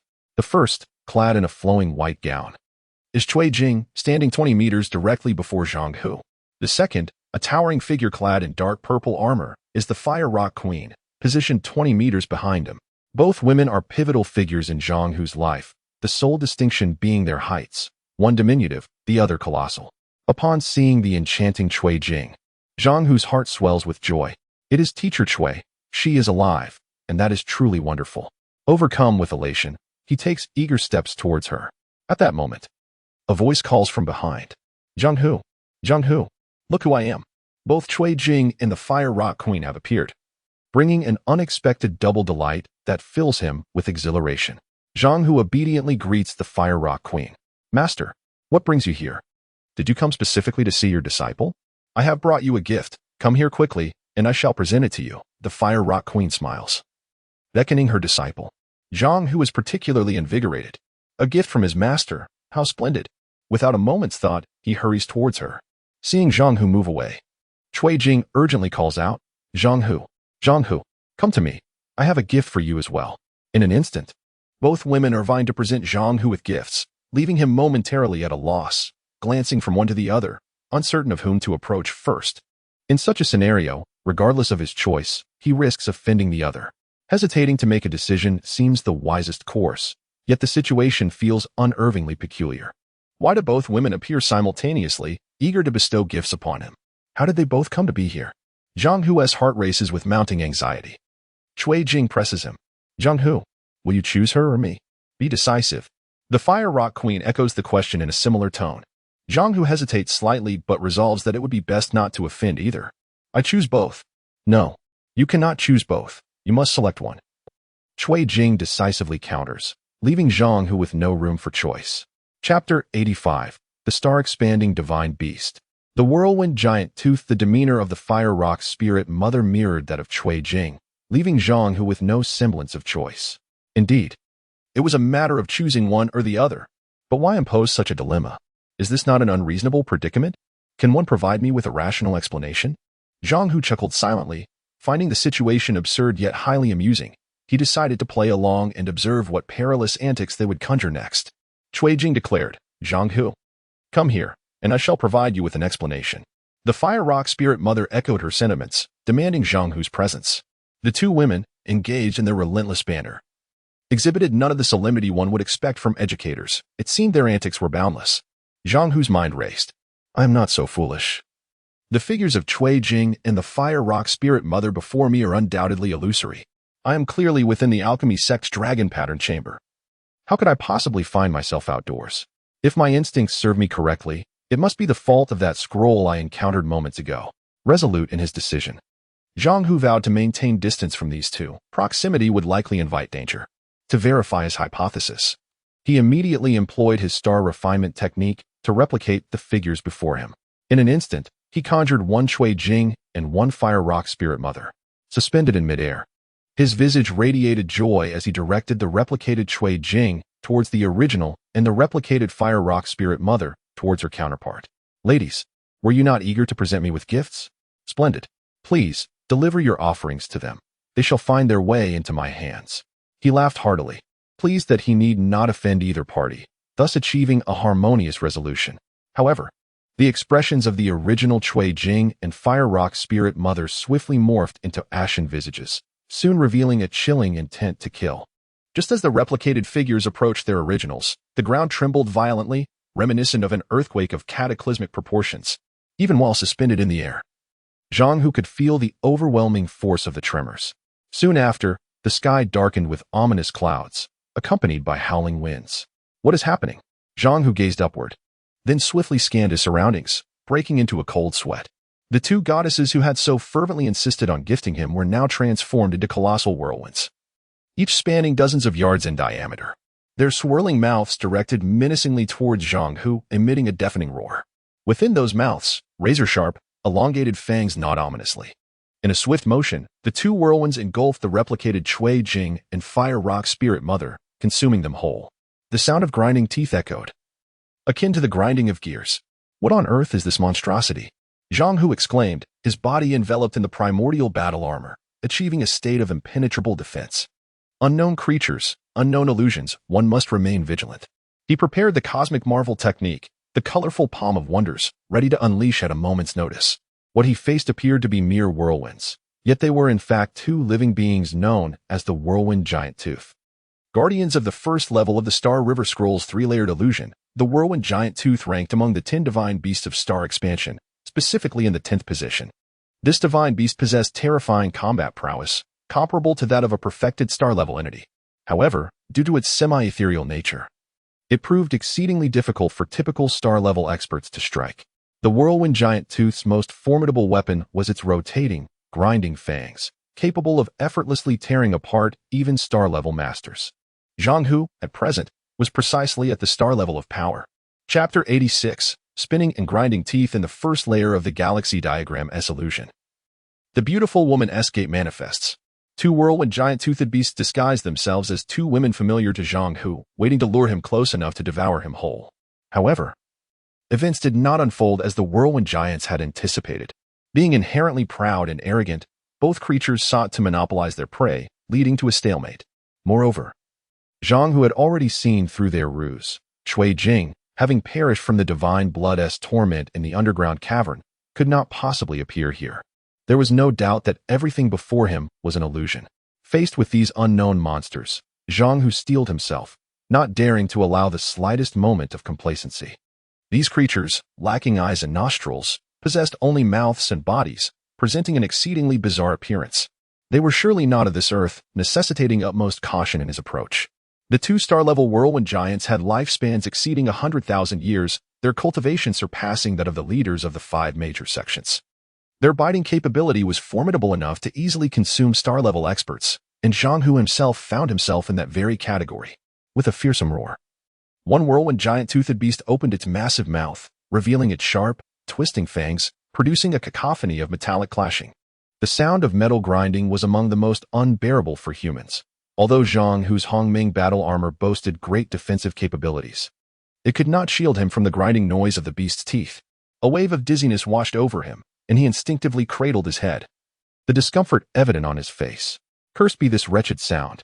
The grinding of one giant's teeth had already taken a considerable toll on Zhang Hu. And to make matters worse, the second beast joined in, contributing to an unbearable symphony of grinding. The two whirlwind giants spun around him, one on the left and one on the right, and as they circled and ground their teeth, Zhang Hu's head buzzed with a deafening roar. The world around him spinning uncontrollably. How unbearable! I feel nauseous. Waves of sickness surged within him, his thoughts and willpower teetering on the brink of collapse. If this continued, he would surely be driven to madness by the incessant grinding, even if he managed to escape the beast's jaws. Just as Zhang Hu prepared to retaliate, one of the whirlwind giants suddenly vanished without a trace. How curious. Where has it gone? Zhang Hu pondered, scanning his surroundings, suspecting that the beast had concealed itself. The remaining whirlwind giant ceased its grinding, its black, swirling body darting towards Zhang Hu with astonishing speed. This creature moved with such rapidity that it appeared only as a fleeting shadow, its massive mouth agape, bearing its array of sharp teeth, ready to swallow Zhang Hu whole. You think you can eat me? Not a chance. With his Hongming battle armor enabling him to move at a staggering speed of 10,000 kilometers per second, Zhang Hu easily evaded the creature's attack. The whirlwind giant missed its mark, letting out a ferocious roar. Zhang Hu repositioned himself, narrowly escaping another attempt. After several failed lunges, the whirlwind giant grew increasingly agitated, leaping and thrashing about. Zhang Hu, while preserving his life with the protective armor, could not resist taunting the beast. Is that all you are capable of? I find it hard to believe. Stop pretending and show me your true prowess. Provoked by his jibes, the whirlwind giant indeed revealed its true form, its elongated fangs quivering with intensity. With a sudden burst, 81 long teeth detached from its mouth, executing a technique known as tooth rain. Each fang, exceeding a meter in length, glimmered with a chilling light, raining down upon Zhang Hu like deadly projectiles. Chapter 87, The Great Tooth Rain. Copying the whirlwind great tooth in a bid to confront me, it seems they are willing to abandon even their teeth, demonstrating remarkable determination. With the advantage of the Hongming battle armor's speed, Zhang Hu effortlessly evades the onslaught of the Great Tooth Rain each time. The Great Tooth Rain is relentless. After one wave of attacks dissipates, a second wave swiftly materializes from the mouth of the whirlwind Great Tooth. Merely dodging is insufficient. If this continues, it is impossible to predict when it will end. While soaring through the air, Zhang Hu employs the star refining technique, continuously refining and absorbing the Great Tooth Rain. However, during the process, an unsettling realization dawns upon him. Curiously, after refining those teeth, he perceives no signs of energy augmentation. Unbeknownst to Zhang Hu, the form of the Great Tooth Rain is not substantial but rather an illusion. Contemplating whether to immediately unleash his most potent move, the colorful palm, he hesitates. If even the colorful palm proves ineffective, how then should he proceed?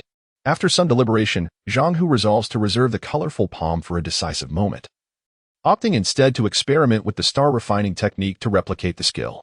With a flourish, while evading the great tooth rain, he activates the star refining technique to copy the skill. In an instant, he conjures an identical whirlwind great tooth. The original and the replica swiftly engage in a fierce clash. Suspended in the air, Zhang Hu exhales in relief, noting the effectiveness of this copying skill. If he could summon a few more, they could overwhelm the original.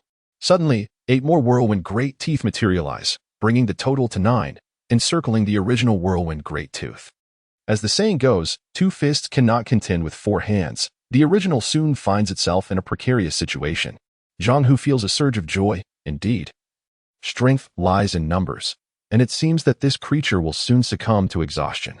The 9 replicated whirlwind great teeth, forming a circle, simultaneously unleash the great tooth rain upon the original, leaving it with only the ability to defend itself, emitting pitiful wails.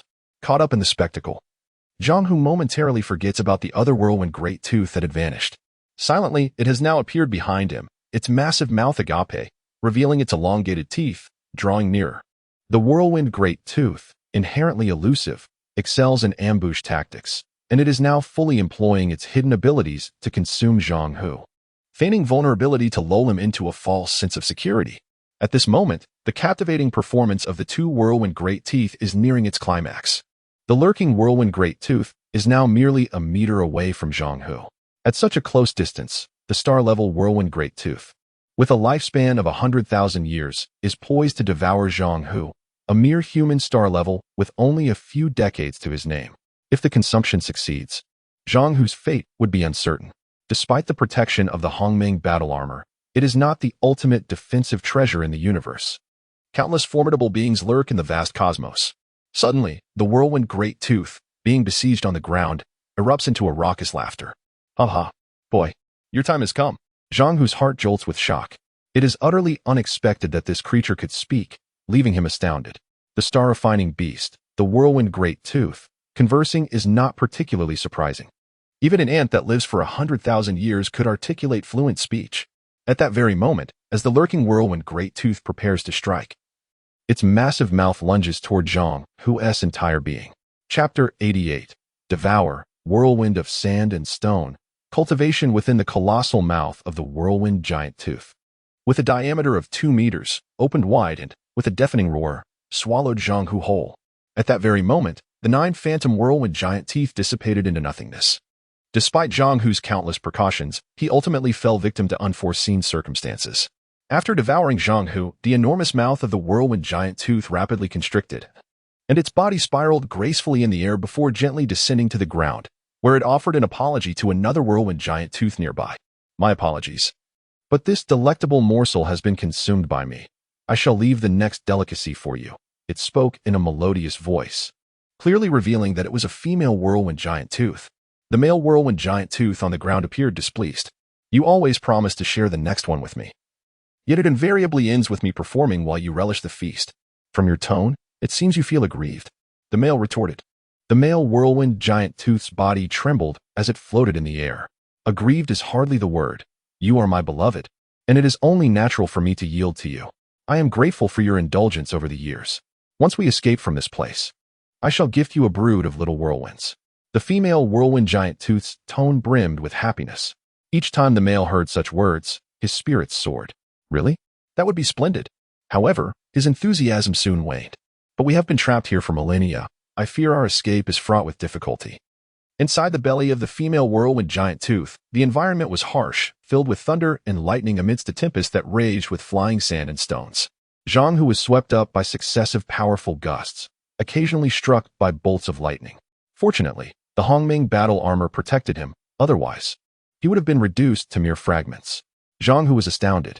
He had not anticipated such a fierce environment within the belly of this creature. Nevertheless, this alone was insufficient to harm him. The sand and stone elements were conducive to his cultivation. Without further hesitation, he sat cross-legged and swiftly activated the profound technique of the star refinement art, beginning to refine the various materials surrounding him. In a short while, The swirling sand and other elemental materials were completely refined, leaving only the lightning dancing in the air. Zhang Hu pondered deeply. It seemed that lightning did not belong to the 5 elemental categories and could not be refined. The star refinement art was limited to the elements of metal, wood, water, fire, and earth. Even if he could not refine the lightning, the Hongming battle armor mysteriously activated its devouring power, continuously absorbing the lightning. Zhang Hu was elated. The Hongming battle armor was indeed formidable, capable of consuming lightning. Once all the materials in the belly of the female whirlwind giant tooth were refined, she experienced considerable discomfort. Her towering form of over 10 meters convulsing violently. The male whirlwind giant tooth rushed forward with great urgency. "My beloved, what ails you? Do not frighten me. The little person I swallowed earlier is still alive within me." The energy of the female whirlwind giant tooth was being steadily consumed by Zhang Hu, weakening her body. The male whirlwind giant tooth trembled, his resolve firm. "It appears this little creature is no ordinary being. My dear, expel him immediately, so I may tear him apart." "Very well," the female whirlwind responded, her mouth opening wide as she exerted herself to expel the intruder. Yet she was utterly unable to do so. Both whirlwind giant teeth grew increasingly anxious, employing various techniques, yet failing to achieve their goal, spinning in place in frustration. The fire rock spirit had previously informed Zhang Hu that the Hongming battle armor possessed 3 primary capabilities: defense, flight, and expansion. It now appeared that the armor possessed even more abilities, including a 4th, devouring, capable of consuming lightning, enemies, and even all matter. After consuming the lightning, the Hongming battle armor did not cease its voracious appetite. It continued to absorb the very essence of the female whirlwind giant tooth, to the point of rendering her nearly unconscious from pain. The armor incessantly converted the absorbed energy elements, channeling them into Zhang Hu's body, propelling his star refinement art toward a rapid ascent, on the verge of breaking through to the 9th level. Chapter 89. Calamity, the Power of Unholy Union. Kindred spirits. Zhang Hu sat cross-legged, deep in contemplation. "This truly is an exceptional place for cultivation, allowing my stellar arts to advance by leaps and bounds. I must seize this opportunity and devote myself to my practice." The primordial battle armor, merging man and armor as one, rendered Zhang Hu impervious. Floating like a rock within the belly of the mother whirlwind beast, continuously refining and absorbing elemental energy. The body of the mother whirlwind beast, cultivated over 100 millennia, despite its formidable strength, could not withstand the ravages of the primordial battle armor and the stellar arts. The vitality of the mother whirlwind diminished in a straight line, decreasing from 100,000 years of cultivation to 90,000, 80,000, 70,000, 60,000, 50,000. As her cultivation waned, the entire body of the mother whirlwind rolled in the air, appearing to suffer greatly. She was voraciously absorbing my essence. And now my cultivation had dwindled to less than 50,000 years. If this continued, I would soon be drained completely. The father whirlwind beast raged, yet was utterly helpless. If my essence were to be depleted, would I not be rendered lifeless? "If you perish, I shall be left alone and desolate. This cannot be allowed. Absolutely not. I do not wish to lose you. Please expel him. Hasten to expel him, for I cannot bear to lose you." Expelling Zhang Hu was not as straightforward as one might imagine. The 2 whirlwind beasts resorted to their bizarre techniques, merging with a thunderous roar, employing the dual body union technique. With a sudden burst of peculiar male and female energies, Zhang Hu felt a wave of dizziness wash over him. The mother whirlwind opened her mouth wide and roared, forcing Zhang Hu out into the open. As he flashed to hover 30 zhang away, the disorientation dissipated. As the saying goes, the relief from illness is like pulling silk. The mother whirlwind instantly felt much better. "My dear, are you feeling better now?" "Yes, much improved," she replied, nodding. "We are not their match. Let us cease our efforts." "I shall heed your words," the father whirlwind agreed, always compliant with his beloved. Having tasted the sweetness of being within their belly, Zhang Hu could not help but feel slightly aggrieved. "I was in the midst of cultivating. Why expel me? It is truly disappointing. I wanted to stay longer. Noble beings, please show mercy and forgive us." Zhang Hu remained unconvinced. "Just moments ago, you sought to take my life, swallowing me whole, only to discover you could not digest me. Now you implore for my clemency. This seems rather implausible." The whirlwind couple continued to smile apologetically. The father whirlwind expressed a tone of sorrow. "I am called Father Whirlwind, and she is Mother Whirlwind. We were once a pair of divine beasts, childhood sweethearts. Unfortunately, one day, we were captured by a god of the star-expanding clan and sealed within this Star River scroll. That god tasked us with guarding the first layer of the triple illusion array of the Star River Scroll, and since then, we have never left. The candid confession of the Father Whirlwind evoked a measure of sympathy. Zhang Hu pondered. They were divine beasts, yet also beings of life, possessing emotions and affections akin to those of humans. Though their forms differed, their thoughts were alike. All were sentient beings. In the vast universe, countless creatures exist, and their forms are naturally diverse. One should not judge by appearances. Life is not easy for any. Let us be merciful. Pray tell, who crafted the Star River Scroll? What is its purpose? The Star River Scroll is a divine treasure forged by the god Tuo Shan, who has lived for 1,000,000 years. It is activated by 5 differently shaped Star River stones, enabling instantaneous travel across 100 light-years of cosmic space. Now I see. Upon learning of the Star River Scroll's astonishing capabilities, Zhang Hu was overwhelmed with excitement. Marveling at the thought of traversing 100 light-years in an instant, something humanity could never achieve. Zhang Hu continued to inquire, and who, pray tell, is this god Tuo Shan? Tuo Shan is the father of Queen Tuolanya of the Star-Expanding clan, having cultivated for 1,000,000 years. He wields immense power and is one of the 10 strongest beings in the cosmos. Chapter 90. The Overwhelming Power of Toxing, Shuangye Garden. A fragrant meadow Gong Xianfeng elucidated the intricacies of the Star River Scroll and the information regarding several deities of Toxing to Zhang Hu, allowing him to grasp the vast chasm that existed between Earthlings and the Toxing beings. The treasures on Toxing were innumerable and utterly incomparable to those found on the ordinary planet Earth. Many items, seemingly inconspicuous on Toxing, were regarded as priceless treasures on Earth. Even an ordinary stone from Toxing surpassed the worth of gold on Earth.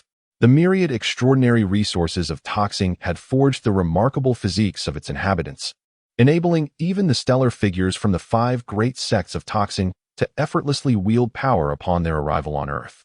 Should the ancient deities of Toxing, with their lifespans spanning millions of years, suddenly descend upon Earth, it would likely meet its demise in a mere breath. Zhang Hu pondered deeply, a cold sweat breaking out as he contemplated his predicament. Being trapped within the illusion of the Star River Scroll was not a sustainable situation. He needed to devise a way to escape swiftly. Once free, he vowed to double his training efforts, to grow stronger, for only through enhanced strength could he safeguard Earth. Zhang Hu inquired of Gong Xianfeng, how can I escape? Only by overcoming the 3 layers of illusion can one emerge, Gong Xianfeng replied. Zhang Hu pressed further. What lies ahead? The next trial is Shuangye Garden, guarded by the Shuangji Divine Beast, ranked 9th among the 10 divine beasts of Toxing.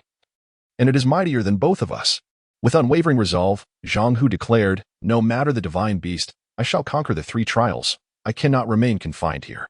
Upon overcoming the 3 layers of illusion, you will become the master of the Star River Scroll. If possible, could you release us then?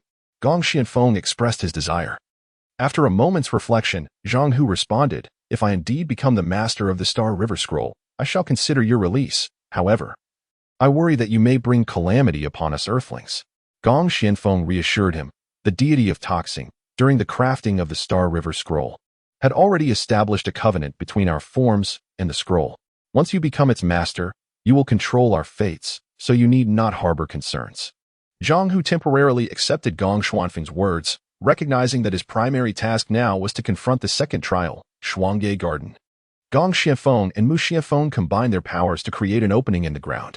Gong Xianfeng gestured towards the entrance below. That is the second trial of the 3 layers of illusion. Proceed. Mu Xianfeng, having suffered greatly from the loss of her divine essence and remained silent for a long time, now expressed her concern. Young man, forge ahead. Our hopes of escaping the Star River Scroll rest solely upon you. Without responding, Zhang Hu leaped into the opening, arriving at the second trial, Shuangye Garden. A vast expanse of lush green grass stretched for hundreds of kilometers, resembling a grand meadow. This grassland is indeed immense, Zhang Hu exclaimed. The air here was refreshing, indistinguishable from a true prairie.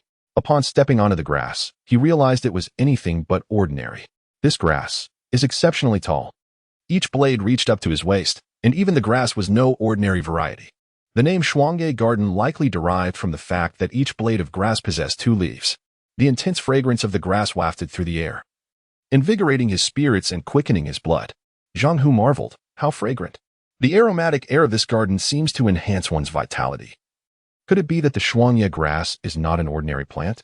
The Shuangye grass, vibrant green with red-tipped edges, was a plant birthed at the dawn of the universe, characterized by its 2 leaves, hence its name.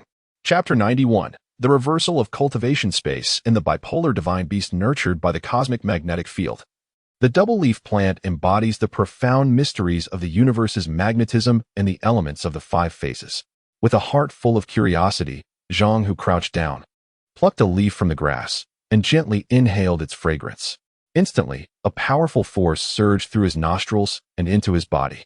The aroma of the leaf stirred his blood, causing it to churn violently, evoking a potent sensation of elevating his cultivation. This double-leaf garden was indeed extraordinary. Merely inhaling its scent could yield such remarkable effects. If he were to refine and absorb it, his cultivation would surely advance by leaps and bounds. Without further hesitation, Zhang Hu sat cross-legged and immediately activated the star refining technique to refine the double-leaf grass. 10 days later, Zhang Hu opened his eyes, astonished to discover that after 10 days of effort, he had only managed to refine a single leaf. This left him utterly shocked. Having successfully refined just 1 leaf, his star refining technique had ascended to the 9th layer. The reversal of space had been achieved. He silently recited the heart technique of space reversal, coordinating it with a hand gesture, and pointed forward. An invisible force surged explosively from his fingertip. The exact power of this technique remained unknown to Zhang Hu, but he could sense a continuous hum emanating from the area he had just pointed to, as if a tempest were swirling in the air. After a moment of joy, he refocused his attention on the double-leaf grass, marveling at its wondrous properties. I should seize this opportunity to continue refining more double-leaf grass. However, the situation suddenly took a turn. An unusual disturbance arose in the double-leaf garden. Buzz, buzz, buzz.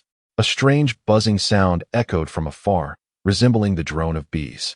The 3rd-layer illusion array, the second challenge of the double-leaf garden, was certainly not a safe haven. There must be lurking dangers. Zhang Hu contemplated swiftly, rising to observe the source of the buzzing sound. Gradually, the noise grew closer, as if it were right at his side, yet it ceased abruptly, leaving no trace. What could it be? How peculiar that I cannot see it. Zhang Hu scanned his surroundings, desperately searching for the source of the buzzing, although it eluded his sight. His vigilance was at its peak. The 3rd-layer illusion array of the double-leaf garden was no trivial matter. Stop searching. I am right before you. A piercing voice emanated. Zhang Hu trembled in shock, his body propelled backward for several dozen meters, enveloped in the protective embrace of the Hongming battle armor. As he fixed his gaze on the direction of the voice, "Who speaks? Show yourself. Who do you think you are?" The voice retorted insolently. "You should kneel before me, for you seem to be growing impatient with life." Zhang Hu's eyes continued to search, though he surmised that this voice likely belonged to the bipolar divine beast, playing tricks on him. Indeed, the speaker was the bipolar divine beast itself. This creature, resembling a tiny bee, was so diminutive that it was nearly invisible unless one looked closely. With its wings spread wide, it emerged from beneath the grass, still no larger than a soybean, which explained why Zhang Hu had failed to notice it. With a flap of its tiny wings, it landed atop Zhang Hu's head. "I am the 9th-ranked divine beast among the 10 divine beasts of star refinement. I am the bipolar divine beast. You seem rather small. I presume you are a fool to have trespassed into my double-leaf garden and seek your demise." Realizing the voice originated from above him, Zhang Hu recognized that this creature was formidable, having attached itself to him without his awareness, indicating a level of expertise beyond the ordinary. Reflecting on the previous challenge with the whirlwind giant tooth, he knew this bipolar divine beast, being the 9th in rank, would be even more challenging to confront. Rather than rashly attacking, it would be wiser to engage in dialogue, for to win without fighting is the highest form of strategy. Chapter 92. Courtesy before conflict. Arrogant and comical perched atop Zhang Hu's head was a dual-polarity divine beast, originally a humble bee. Through 15 millennia of growth and cultivation amidst the twin-leaf grass, it had ascended to become a formidable creature renowned throughout the cosmos. This diminutive bee, having absorbed the cosmic magnetic mysteries and the elemental intricacies of the 5 elements from the twin-leaf grass, had mastered the art of dual-polar rotation, earning the moniker dual-polarity divine beast. In its quest for dominance, the dual-polarity divine beast exhibited a brash demeanor, wielding its dual-polar rotation skill with overwhelming force, enabling it to leap through space and manipulate enemies with cosmic magnetism. It had once clashed with the 5 great sects, who, despite employing their 5 legendary treasures, were unable to subdue this remarkable beast. It was only when Tuashan, the father of Queen Tuolangia of the Tuastar, intervened that the dual-polarity divine beast was finally subdued and sealed within the celestial river scroll, tasked with guarding the second gate of the triple illusion array. The beast, along with the twin leaf grass, was ingeniously encapsulated within the scroll, as the cosmic magnetic mysteries and elemental energies sustained its operation. The reputation of the dual-polarity divine beast loomed large in Tua's star, rendering Zhang Hu, with his diminutive stature, inconsequential in its eyes. Aware of the creature's formidable nature, Zhang Hu dared not exhibit any complacency. Yet, he pondered that despite its grandiose claims, it might merely be a cunning creature engaging in bluster. "Let us proceed with courtesy before conflict," he stated. "I mean no harm. I beseech you, Elder, do not misconstrue my intentions." "No misunderstanding here," the beast retorted, still perched atop Zhang Hu's head, its wings fluttering as it hovered. "Your stature suggests you are not of Tua's star. Who are you? And what brings you to the celestial river scroll?" Zhang Hu, protected by his primordial battle armor, felt emboldened. Although the incessant buzzing of the dual-polarity divine beast was becoming increasingly irksome. "Elder, Divine One, I implore you, kindly descend.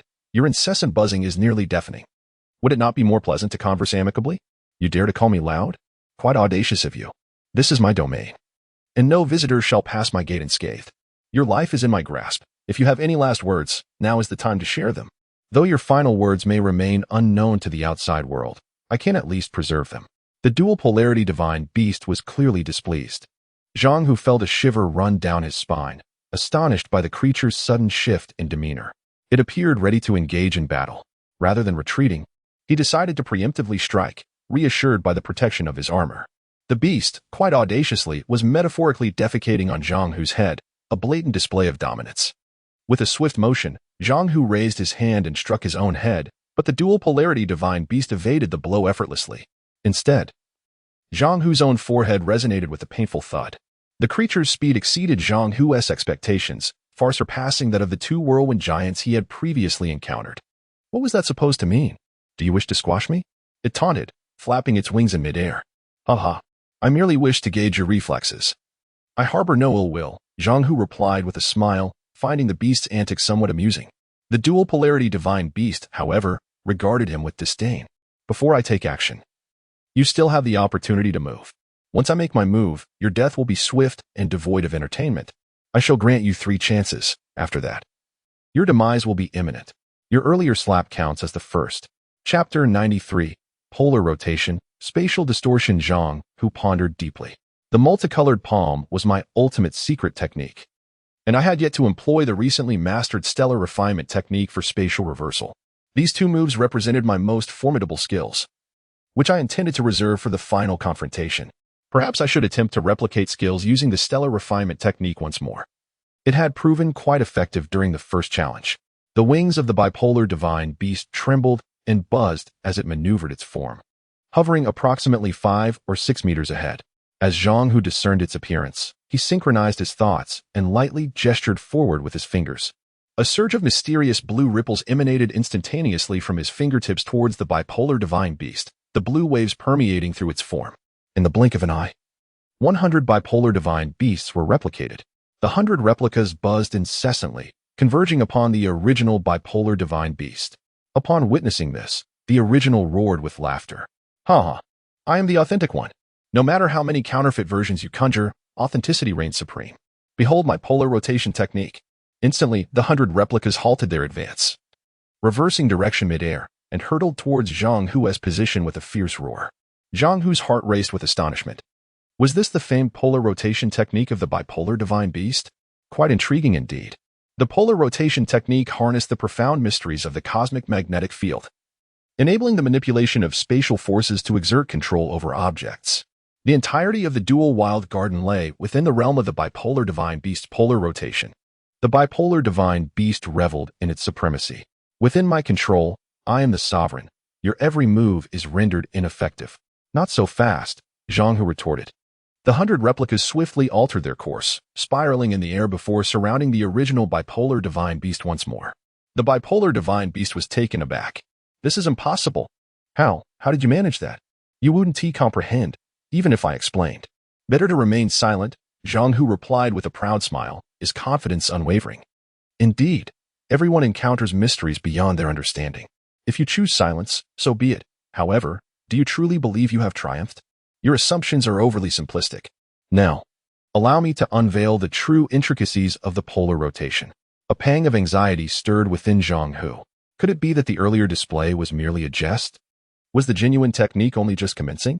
The bipolar divine beast, ranked 9th among the top 10 stellar beasts, should far surpass the whirlwind giant Fang. If its earlier performance was merely playful, it was indeed a mere prelude. As Zhang Hu contemplated, the true essence of the bipolar divine beast's polar rotation began to unfold. Polar rotation. Mysteries at will. Activate. Suddenly, a powerful magnetic wave erupted from within the bipolar divine beast, a diminutive form yet capable of unleashing overwhelming energy, creating an almost suffocating sensation. The humming battle armor could not withstand the magnetic field of the polar rotation. Zhang Hu's breaths grew increasingly rapid. Gradually, the magnetic field expanded, distorting the very essence of the dual leaf garden as the forces twisted and turned, causing Zhang Hu's head and feet to rotate in opposite directions, akin to a spiraled twist of dough. Overwhelmed with fright, Zhang Hu gasped. What manner of sorcery is this? Polar rotation. It is terrifying. My body is beyond my control. Could it be? Could it be that Zhang Hu is truly destined to perish here today? Chapter 94. Torn asunder. Rebirth through star refinement. The dual polar rotation inflicted grievous harm upon Zhang Hu's body, contorting it violently until he was twisted into a shape resembling a helix. Everything lay within the dominion of the dual polar divine beast, the ruler of this realm, where it reigned supreme. Throughout its extensive 15,000 years of cultivation, only beings of cosmic-level stature could transform at will without being affected by the dual polar rotation technique. All other practitioners beneath this rank, including those of the galactic tier, were utterly at its mercy. To wield control over life and death, to dictate the fates of others, was a source of immense delight. How lonely invincibility can be. The dual polar divine beast laughed heartily. Aside from a few deities atop the star-summoning hierarchy, I am a god. I am a god. In an instant, Zhang Hu's entire being, along with the primordial battle armor, was twisted into a dense helix. The effects of the dual polar rotation showed no signs of abating. The twisting would continue relentlessly. Even if the tormented body were to be reduced to fragments, the force of this rotation would persist, ceasing only when the dual polar divine beast chose to halt its onslaught. The dual polar divine beast dove into the twin-leaf grass, alighting upon one of its leaves, and inhaled deeply the essence of cosmic magnetism that permeated the foliage, experiencing unparalleled joy. Another tedious day lay ahead. I shall recline for a moment and indulge in a brief nap to rejuvenate my spirit. The two leaves of the twin-leaf grass trembled slightly, then suddenly closed together, forming a bed below and a blanket above. Within this verdant cocoon, the dual polar divine beast soon emitted a gentle snore, causing the upper leaf to rise and fall rhythmically, an amusing sight indeed. Meanwhile, Zhang Hu's form, along with the primordial battle armor, had been utterly pulverized into a mass of debris. Even in this fragmented state, the relentless rotation continued unabated. The remnants were further diminished into finer particles, ultimately transforming into an almost imperceptible powder. Yet the force of the dual polar rotation showed no signs of waning. Such an overwhelmingly profound technique provided the dual polar divine beast with the confidence to enjoy its slumber. The dual polar rotation wielded pure physical damage, possessing a lethal efficacy against any tangible entity, a fact not to be taken lightly. Zhang Hu's cultivation technique, the star refinement method, belonged to the elemental arts, characterized by the perpetual cycle of the 5 elements, an essence that embodies the core attributes of this technique. The remnants of Zhang Hu's corporeal form floated gently above the twin-leaf grass, gradually descending as time progressed, little by little settling onto the lower leaf. Moments passed, and suddenly, a speck of ash shot upward from the leaf's surface as if propelled by an unseen force. Soon after, the ashes from the other leaves followed suit, soaring into the air as though attracted by an invisible gravity. As the dust ascended, it rapidly converged towards the center, and amidst the swirling powder, flashes of electric light erupted, gradually revealing a humanoid figure emerging from the dust. This figure bore a striking resemblance to Zhang Hu, his form enveloped in a layer of dark red battle armor. Indeed, it was Zhang Hu himself, under the miraculous influence of the star refinement method's elemental powers. Zhang Hu's body began to coalesce and repair itself, ultimately restoring him to his complete form. The primordial battle armor, originating from the primordial sea within Mars, derived its restorative capabilities from the very essence of the elemental arts. Now standing fully restored in the twin-leaf garden, Zhang Hu examined himself thoroughly, finding no signs of injury, and let out a relieved sigh. Just moments ago, I was nearly frightened to death. I thought today would be my last. I am still young, with a long road ahead and countless dreams yet to be fulfilled. Should I perish today, even in the next life, I would bear the weight of regret and unfulfilled ambitions. Thankfully, it was the protection of the star refinement method's elemental powers that allowed me to withstand the ferocious assault of the dual polar rotation. Chapter 95. Watch me suffocate you without interruption. Zhang Hu pondered deeply. The bipolar divine beast truly deserves its reputation as the 9th-ranked divine creature in the star expansion rankings. Merely its dual-axis rotation is enough to evoke my profound admiration. Such a magnificent and intricate technique, were I to possess it, would indeed be a remarkable fortune. The bipolar divine beast, though diminutive in size, emitted a surprisingly loud snore. Following the sound, Zhang Hu beheld a twin-leafed plant vibrating a few meters away, and he couldn't help but marvel. Who could be sleeping so soundly? That snoring is quite thunderous. Could it be that the bipolar divine beast, believing me to be deceased, dares to rest so brazenly, oblivious to my presence upon the leaves? Having endured the dual-axis rotation and emerged unscathed, Zhang Hu felt an increase in his confidence. With a swift motion, he ascended and hastily pressed the two leaves together. The bipolar divine beast found itself struggling for breath, its snores transforming into a muffled sound. Little bee, you sleep quite soundly. Let me see if I can suffocate you. Zhang Hu chuckled mischievously, compressing the leaves with greater force. Even if the bipolar divine beast did not require air to sustain life, the sensation of being firmly squeezed was still perceptible. Who dares to meddle with me? Disturbing my sweet dreams, I shall seek your life once I escape. The bipolar divine beast, awakening from its stupor, struggled to break free from the twin leaves. Erupting in a furious tirade, Zhang Hu responded humorously, Little bee, are you dreaming of marrying a wife? Apologies for the interruption. Upon hearing the voice, the bipolar divine beast's heart dropped. How could that voice belong to the same fellow who survived my intricate attack? This is inconceivable. Little bee, why the silence? Is it amusing? Zhang Hu held the leaves firmly shut. The bipolar divine beast, filled with rage, retorted, Ignorant brat. You have gone too far. I shall take your life.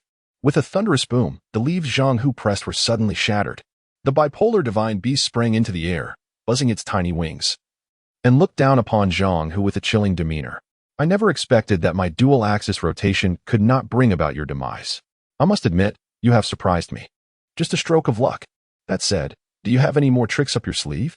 I am eager to witness them, Zhang Hu replied with a teasing demeanor, buoyed by his confidence after experiencing the might of his star refinement technique. However, the bipolar divine beast was not to be underestimated.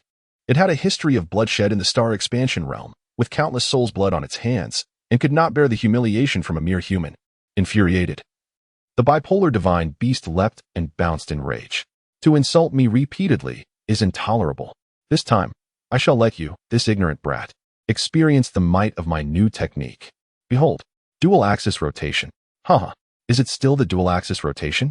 You claim it to be a new technique. Yet it is merely old wine in a new bottle, utterly uninspired, Zhang Hu interjected mockingly.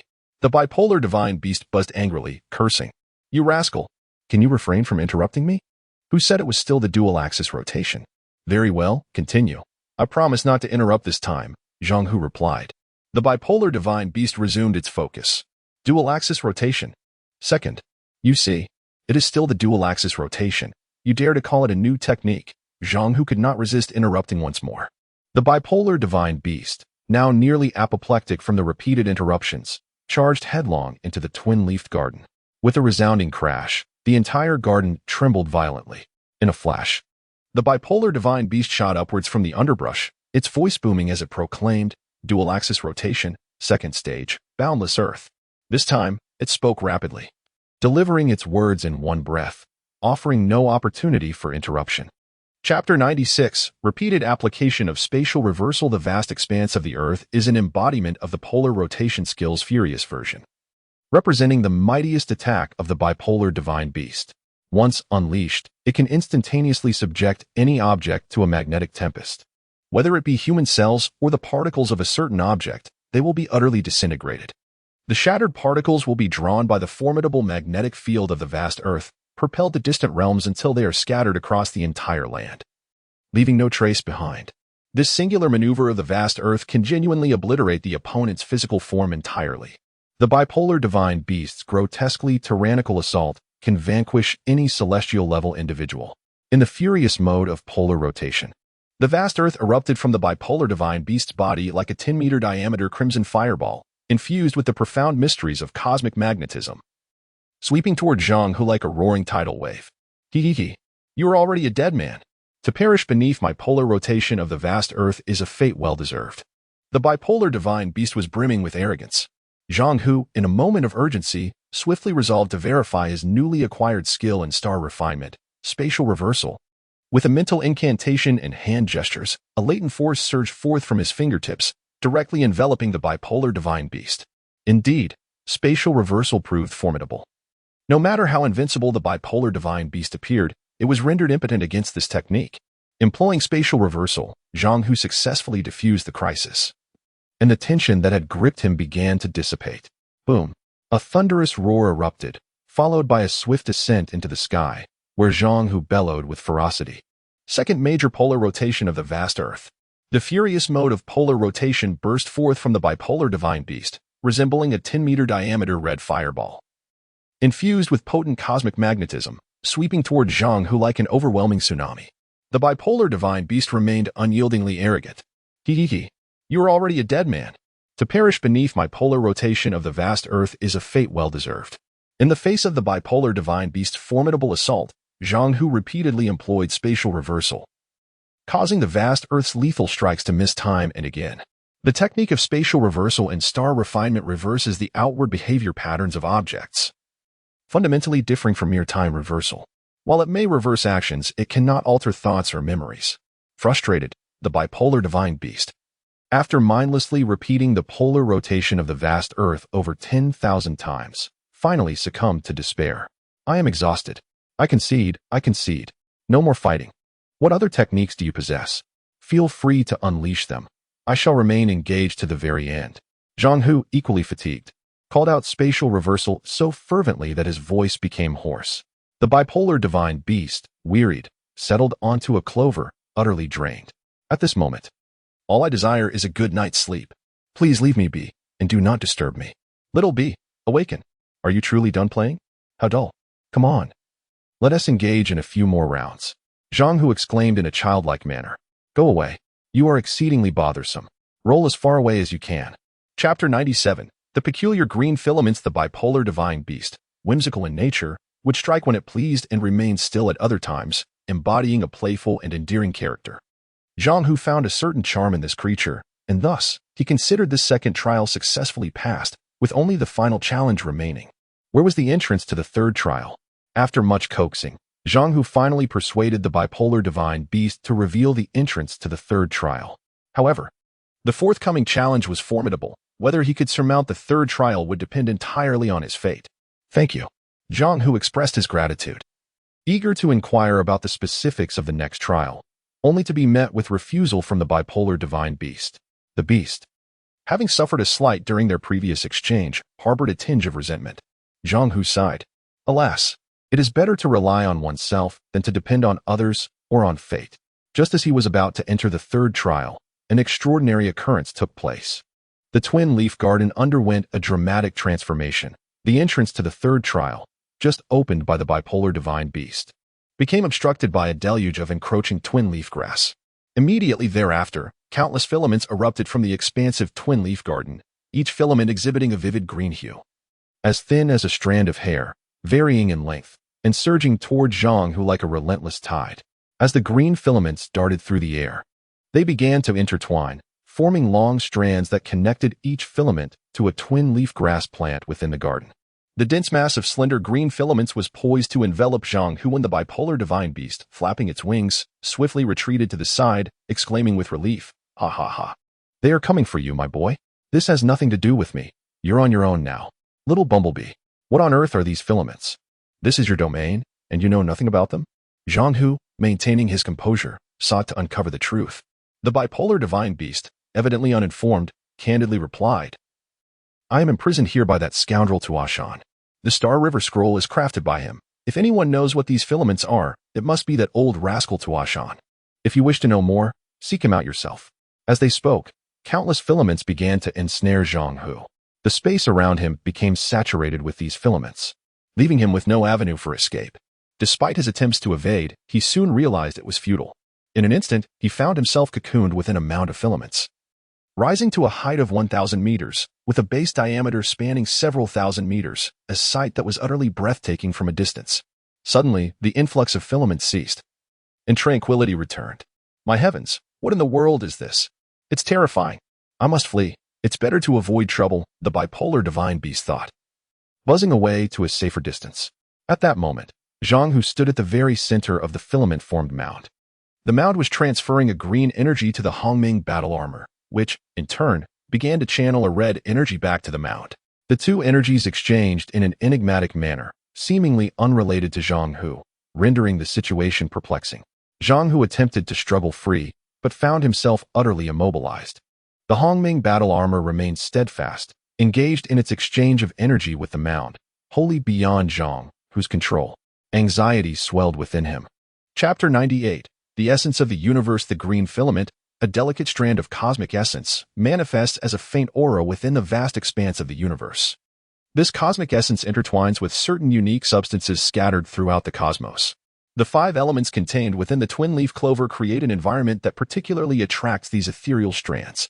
Within the entire twin-leaf garden, each twin-leaf clover is a sanctuary for the cosmic essence. Before Zhang Hu, a mountain of these cosmic strands accumulated, resonating with the primordial battle armor. The primordial battle armor, formed from the original essence of the universe, the sea of primordial chaos, embodies the mysteries of the 5 elements, which the cosmic essence dearly cherishes. The sea of primordial chaos, the primordial battle armor, and the twin-leaf clover share a commonality. They all belong to the realm of the 5 elements. The primordial battle armor and the ancient cosmic strands possess profound spiritual awareness. They exhibit a level of consciousness reminiscent of sentient beings. As these cosmic strands detach from the twin-leaf clover, they converge upon the primordial battle armor, ultimately reaching an accord. The cosmic essence agrees to accompany the armor on its journey through the universe in search of other cosmic strands. The primordial battle armor is eager to assist, recognizing its kinship as a fellow entity of the cosmos. The amassed cosmic essence flows into the primordial battle armor, significantly enhancing its capabilities. Prior to the infusion of the cosmic strands, the armor merely existed as an extension of Zhang Hu. However, after this substantial augmentation, the armor's sentience flourishes, and it astonishingly begins to speak. "Master, are you well?" Who is speaking? Zhang Hu is taken aback. "Master, it is I, the primordial battle armor, your protective suit." "What do you mean? You are the armor I wear?" Zhang Hu is further astonished. The primordial battle armor trembles slightly, affirming its truthfulness. "Indeed, I am the armor upon you. Just now, I forged an alliance with the cosmic essence. It seeks to journey with us through the universe, in pursuit of more cosmic strands. Under the influence of these strands, my capabilities have vastly improved. As the primordial battle armor articulates its transformation, data regarding its enhanced abilities unfolds within Zhang Hu's mind. Defense capability increased 100-fold. Able to withstand assaults from advanced cosmic entities, flight speed enhanced 100-fold. Reaching 1 million kilometers per second, size alteration capability increased 100-fold, achieving a height of 5,000 meters. Zhang Hu is elated. Ha ha ha. Truly, fortune favors me. I never anticipated the cosmic essence would possess such remarkable effects. We can venture forth to seek additional cosmic strands, rapidly augmenting our power. First dealing with the 5 major sects, then traversing the cosmos to wreak havoc, allowing the Tuo Xing people to experience the taste of subjugation. Your words resonate with my spirit, Master. I was born for battle. Vanquishing Tuo Xing is indeed a noble cause. The primordial battle armor exclaims passionately. Zhang Hu expresses his admiration. You are indeed worthy of being my armor. Together, we are unstoppable. Now that you can speak, we are true brothers. Henceforth, I shall call you armor. As long as you lead me into battle, you may call me whatever you wish, the primordial battle armor humbly requests, finding joy in the prospect of conflict. Zhang Hu, filled with delight, responds, very well then. From now on, I shall call you whatever I desire. As Zhang Hu and the primordial battle armor engage in fervent conversation, a sudden buzzing sound emerges. The bipolar divine beast unexpectedly materializes, seemingly intrigued by the prospect of battle. Chapter 99. The eldest, the second, and the third. Just now, I overheard the two of you discussing plans to create a tumult at the star expansion. Such a wonderful opportunity, I must be included. The bipolar divine beast was once subdued by the mighty Tuam Mountain and has been imprisoned within this star map for several millennia. It is only just to seek vengeance for such grievances, now that a splendid opportunity has arisen. The bipolar divine beast contemplated the joy of banding together to cause a stir at the star expansion. Tuam Mountain, await my arrival, I shall seek you out. The bipolar divine beast resolved in its heart, vowing not to rest until Tuam Mountain was vanquished. Zhang Hu jested, Little B, where were you hiding just now, you coward? I was suddenly unwell, so I stepped away. However, if you promise to take me along, I can agree to one condition, the bipolar divine beast teased. Zhang Hu, intrigued, inquired, one condition? What is it? I agree to be called Little B from now on, the bipolar divine beast blurted out, leaving everyone astounded. This was the surprise it had promised. The humming battle armor scoffed, You are already a Little B. How utterly dull of you to tease us. Haha, how about this? You two can be the eldest and the second, and I shall be the third. Does that work? The bipolar divine beast smiled, displaying a certain shrewdness. Zhang Hu nodded. Very well, let it be so. Little B will be the third, the battle armor the second, and I shall be the eldest. From now on, all shall heed my command. Agreed. Both the Hongming battle armor and Little B concurred. Zhang Hu gazed at the abundance of twin leaf grass scattered around. The twin leaf grass is a precious resource that must not be overlooked. You too, protect me. I intend to refine this twin leaf grass. The twin leaf grass serves as the energy source sustaining the operation of the star map. Should it be refined, the star map may well become inoperative. Without the star map, traversing through time and space would be impossible, and thus, the plan to unleash chaos at the star expansion would be thwarted. The bipolar divine beast cautioned, Zhang Hu, consider this carefully. After much contemplation, Zhang Hu resolutely decided to forego the refinement of the twin leaf grass. Little B, you have survived at the star expansion. There must still be twin leaf grass there, correct? Indeed, but common folks seldom have the chance to partake in it. The bipolar divine beast replied. Zhang Hu boldly speculated, such treasures must be monopolized by the powerful deities at the star expansion. Am I right? Precisely. At the star expansion. Only the top 10 powerful factions and the royal members of Queen Tuolongya have access to the twin leaf grass. Others cannot even touch a single leaf. Had I not been small enough to conceal myself among the twin leaf grass to cultivate, I would not possess my current prowess. Despite my strength being comparable to the 5 major sects, I was ultimately sealed away by the treacherous Tuam Mountain. How infuriating. The bipolar divine beast expressed its deep resentment towards Tuam Mountain. Zhang Hu comforted Little B, complaining now is futile. The star map has one final challenge. We must hasten to overcome it. Only then can we have a chance to venture to the star expansion. The bipolar divine beast felt that the leader's words were indeed wise. Zhang Hu understood well that both Little B and the whirlwind giant tooth had been sealed by Tuam Mountain at the star expansion. These two divine beasts possessed remarkable combat capabilities. If they could be enlisted under his banner, they would make formidable allies. However, their extraordinary abilities could not accompany Zhang Hu into the final challenge. Little B felt a surge of energy, and a vortex of purple mist emerged amidst the twin leaf grass below. With a series of soft pops, the vortex expanded, swiftly revealing a gaping void. Peering down into its depths, one could see nothing but an abyss, inducing a sense of trepidation. Leader, this is the entrance to the third challenge, the Void Realm.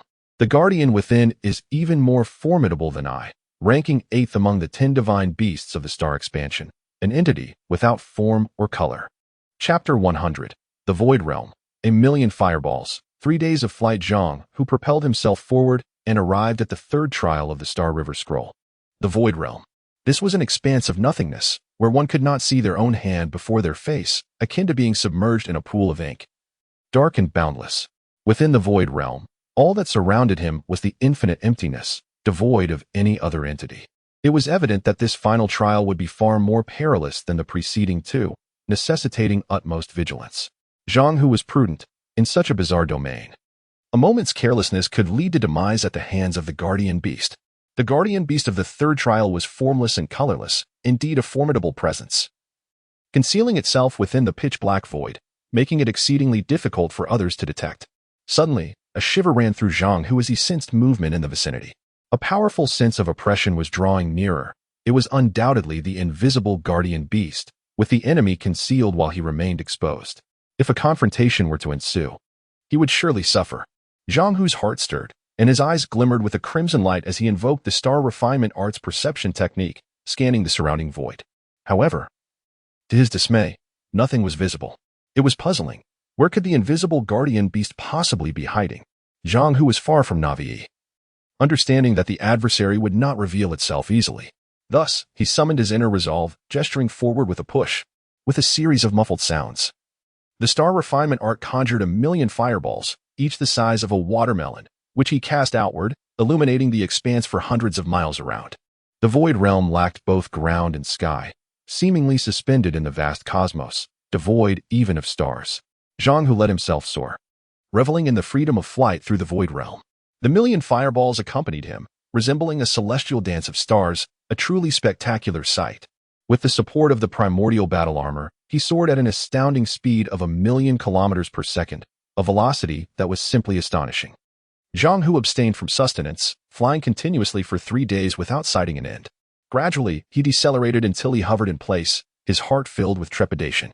The third trial of the Star River Scroll was indeed formidable. The sheer area of this space was breathtaking, leaving him to ponder the true magnitude of this realm. Continuing to fly aimlessly was not a viable strategy. Boss, this place is truly bizarre. It seems as though we could never reach the edge. We must devise a plan to breach this confounding domain. The primordial battle armor, having remained silent for a while, now expressed its discontent. It was clear that flying blindly for 3 days was a futile endeavor, and if this continued, it would lead to exhaustion. Zhang Hu's 3-day flight was merely a preliminary assessment of the void realm's dimensions, not a mindless pursuit. Now that the armor had spoken, he was curious to discern its strategy. Armor, how do we break through? Do you possess a method? The endless void yielded no shadows. And even if they sought to break through, there was no point of leverage. The primordial battle armor offered no solution, merely empty words. Zhang Hu sighed, displaying a demeanor that suggested deeper thoughts. Perhaps if we refrain from action, the answer will reveal itself. If we apply ourselves, the heavens will surely grant us a glimmer of opportunity. Not every challenge must be met with force. You are right, boss. I wholeheartedly agree. You are indeed wise. And I trust you will find a way. The primordial battle armor flattered, acknowledging that despite its impressive combat prowess, it lacked in strategic counsel. Chapter 101. The intransigent guardian Zhang Hu contemplated a method to break the impasse, to appeal to the guardian's desires. The previous 2 trials had seen the divine beast forcibly sealed by the creator of the celestial river scroll, Tuo Shan. And it was likely that the guardian of the 3rd trial was similarly bound. The guardians, after all, yearned to escape the confines of the celestial river scroll. No being would wish to be imprisoned for eternity, especially when these divine beasts had languished in captivity for millennia. Seizing upon their desperate need for liberation, Zhang Hu called out into the void. O venerable guardian of this realm, might you reveal yourself? Let us strike a bargain. I am aware that you were compelled to remain here by the tyrannical Tuo Shan. Should I manage to emerge from this predicament and assume mastery over the celestial river scroll, I promise to grant you and your brethren your freedom. Upon concluding his plea, Zhang Hu scanned his surroundings but discerned no sign of the guardian. Undeterred, he continued to embellish his words. The esteemed guardians of the first 2 trials have already reached an accord with me. They permitted my passage through their domains in exchange for their eventual release upon my exit. It is a mutually beneficial arrangement, one where all parties emerge unscathed. Who would not welcome such an opportunity? After a brief pause, silence lingered in the void, prompting Zhang Hu to furrow his brow in contemplation. This 3rd guardian is indeed a formidable adversary, impervious to both coaxing and threats. With a heavy sigh, he found himself at a loss for how to proceed. The humming battle armor, inherently combative, chimed in with its own thoughts. Master, I perceive this 3rd guardian as a fool, trapped for so long within the celestial river scroll, having likely lost all interest in the splendors of the outside world. It seems resigned to withering away in this desolate realm. The battle armor's words struck an unexpected chord, eliciting a thunderous response from the void. Impudent wretch! You insolent child, how dare you speak so irreverently while ensnared in my domain? Do you truly wish to court your demise? Although a resounding voice echoed through the void, the guardian remained unseen, embodying the essence of the celestial river scroll's 3rd trial, formless and colorless. This beast ranked 8th among the celestial beasts, its power eclipsing that of the dual polar beasts, the bumblebee and the whirlwind-fanged couple. With a body as ethereal as air, it was imperceptible to ordinary mortals, its grotesque form encompassing a staggering volume of 10,000 cubic meters.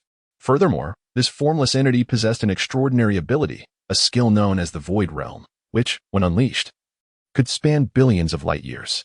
Its speed of movement was contingent upon the range of this skill. When activated, it could traverse distances instantaneously, while in its dormant state.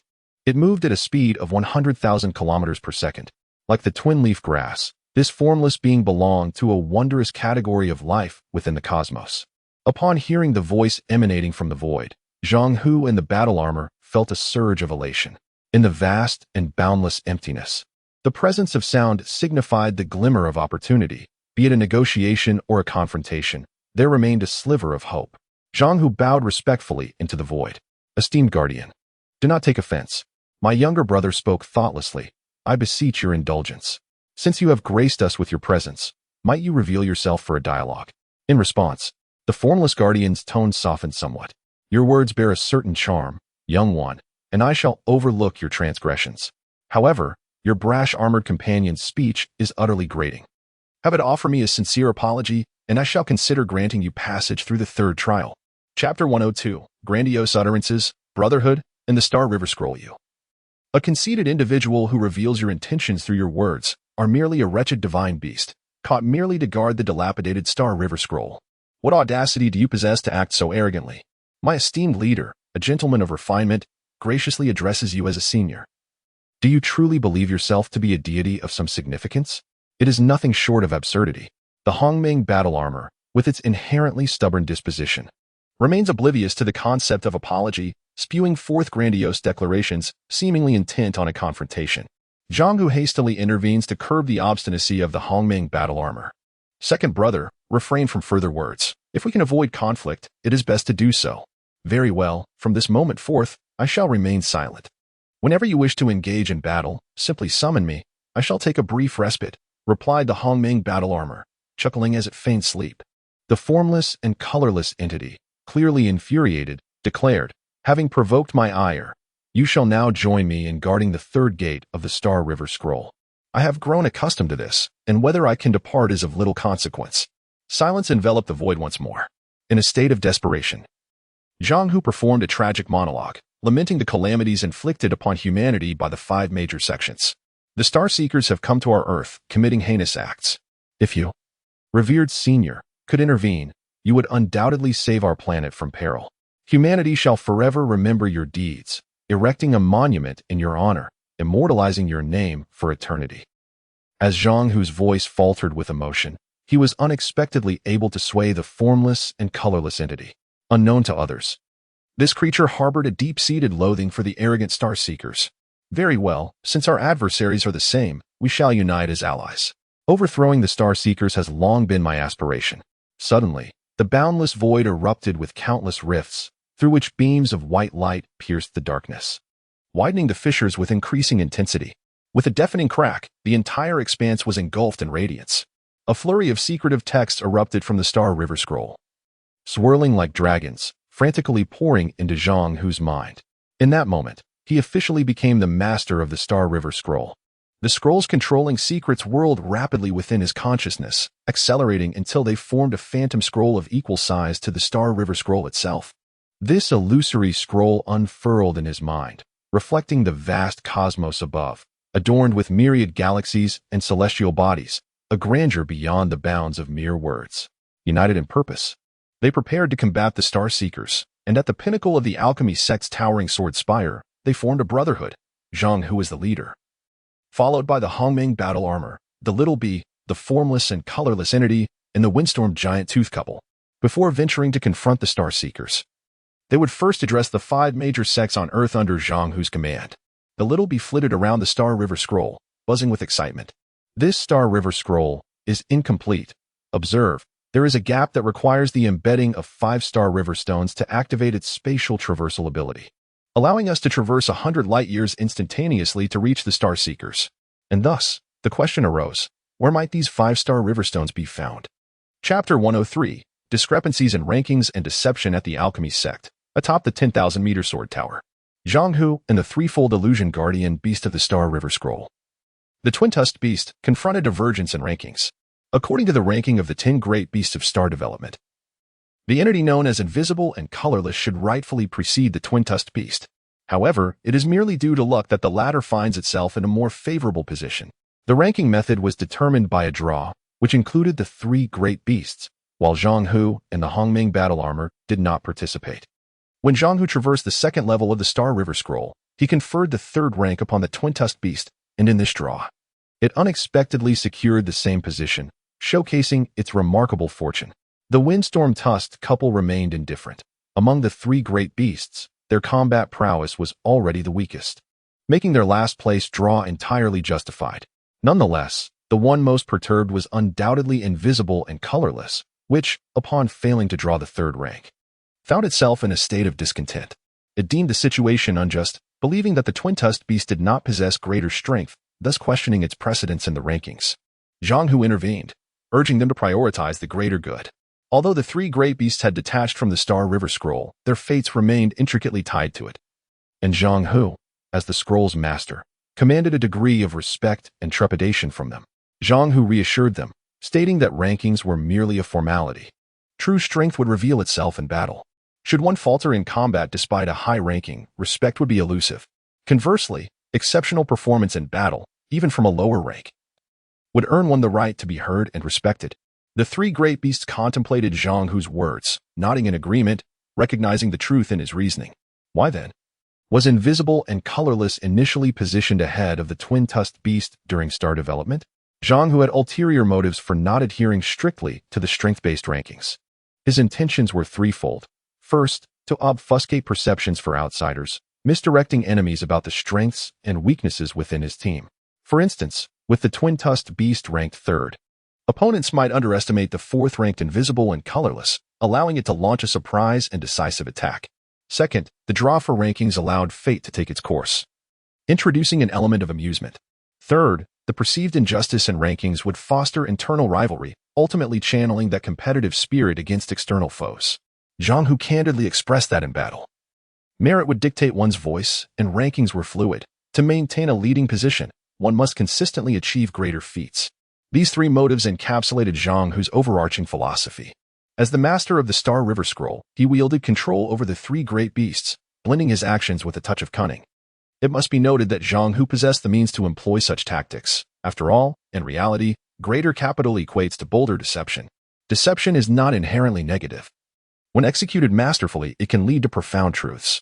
To conjure value in masterpieces through clever maneuvering reflects an astute approach to life and business, earning admiration from many and reverence as a master. The three great beasts aligned with Zhang Hu in a unified strategic endeavor against the star development, marking a significant achievement within his grand design. However, the whereabouts of the 5-star river stones remained uncertain, and the traversing function of the Star River Scroll was temporarily inoperative. Zhang Hu inquired of the three great beasts before him. The Star River Scroll, forged by the great master Tuashan, had unexpectedly appeared within the alchemy sect. What, then, was the connection between Tuashan and the alchemy sect? The sect leader, Chaxian, was the 9th disciple of Tuashan, making the scroll's presence here somewhat explicable. The twin-tusked beast candidly acknowledged this, piquing Zhang Hu's curiosity. Could it be that Chaxian was also the master of the Star River Scroll? Chapter 104, Capturing the Four, the Mutated Earthwoman Indeed. As I navigate through the third level of the illusory array of the Star River Scroll, it is evident that Chaxian, a former subordinate of mine, cannot surpass my challenge. Thus, he is unworthy to become the master of the Star River Scroll. The insights of the formless and colorless being hold merit. The marvel of the Star River Scroll lies in the fact that the master must conquer 3 levels of illusions to claim ownership of the scroll. The whirlwind giant Tooth nodded in agreement with the assertion. Indeed, I have not encountered Chaxian within the threefold illusion either. The bipolar divine beast, the little bee, concurred. Zhang Hu speculated that the Star River Scroll is likely a conduit for transporting the 5 great sects to Earth, suggesting that there had been no master prior to my arrival. For thousands of years, Little Bee, the formless and colorless entity, and the whirlwind giant Tooth have awaited within the Star River Scroll, never witnessing anyone breach the 3 levels, thus validating Zhang Hu's claims. Zhang Hu pondered briefly and proposed another perspective. Perhaps mastery of the Star River Scroll does not necessitate traversing the threefold illusion, otherwise they would not possess the ability to utilize the scroll's traversing function to journey across the vast cosmos to Earth. This notion resonated with the 3 divine beasts.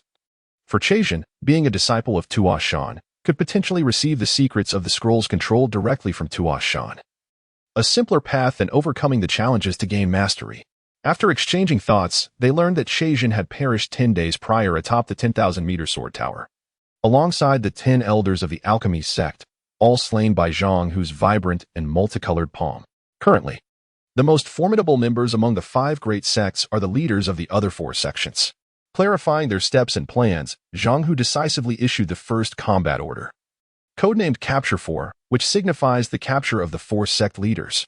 With the alchemy sect leader gone, they could only pursue the 4. Zhang Hu stood with an air of superiority, declaring, "Seize the thief by capturing their king. Bring me the 4 sect leaders for my use. Should they refuse, they shall face immediate execution, and their entire sect shall be eradicated." Understood. The 3 divine beasts responded in unison, their spirits ignited with fervor. Having been confined within the Star River scroll for millennia, they now welcomed the thrill of battle, a long-awaited moment that could finally commence. The little bee fluttered its wings, buzzing with enthusiasm as it spoke. When it comes to speed, none can surpass the formless and colorless being. The whirlwind giant tooth candidly remarked, "Speed is not always a virtue. It often leads to fleeting passion, resulting in the loss of the enjoyment of the beautiful process." The 5 great sects dominate the 5 continents of Earth.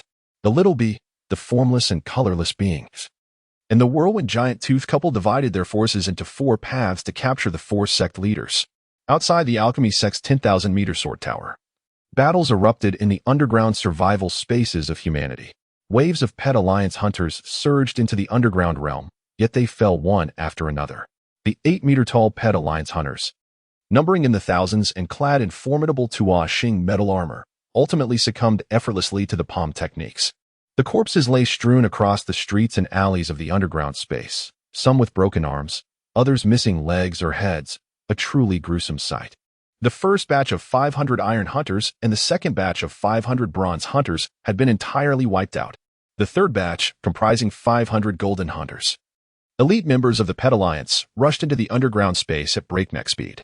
Upon their arrival, over 100 were immediately sent flying as if struck by cucumbers. Once struck by the palm techniques, they faced either death or severe injury. In hiding, the Iron Hunters, Quato and Queha, whispered anxiously, "That Earthwoman. Her eyes gleam with blue light. She seems mutated. She dispatches golden hunters with a mere palm strike, as effortlessly as cracking an egg. For us, the least capable hunters, to venture forth would mean certain death." Quato trembled, his voice lowering with each word, fearful that the woman might hear and come after them. Queha nodded repeatedly, covering his mouth with his hands, not daring to breathe. "Indeed, if we go out, it would be tantamount to delivering ourselves to death. Let the bronze and golden hunters face their fate. Only when they are gone will we have our chance to rise within the Pet Alliance." Chapter 105. The Pet King Strikes. Reducing his foe to a pulp for lowly hunters like Quaiha and Kato, surviving within the Pet Alliance is no easy feat. The Pet Alliance has always been regarded as an inferior sect by the 5 great sects. Members of the Alliance, from the humble Iron Hunters to the esteemed Golden Hunters, bow and scrape before the members of the 5 great sects. Wherever there are people, there exists a hierarchy of power and wealth, and with it, the specter of violence. The notion of equality is but a fleeting desire within the confines of one's personal world. Though Quaiha and Kato may be insignificant players, they possess the wisdom to endure. Hidden in the shadows, they bore witness to the horrific slaughter executed by the mutated Earth woman, grasping the fragility of life. As they watched vibrant lives extinguished with ease, their appreciation for existence deepened, recognizing that life is indeed precious and survival is arduous.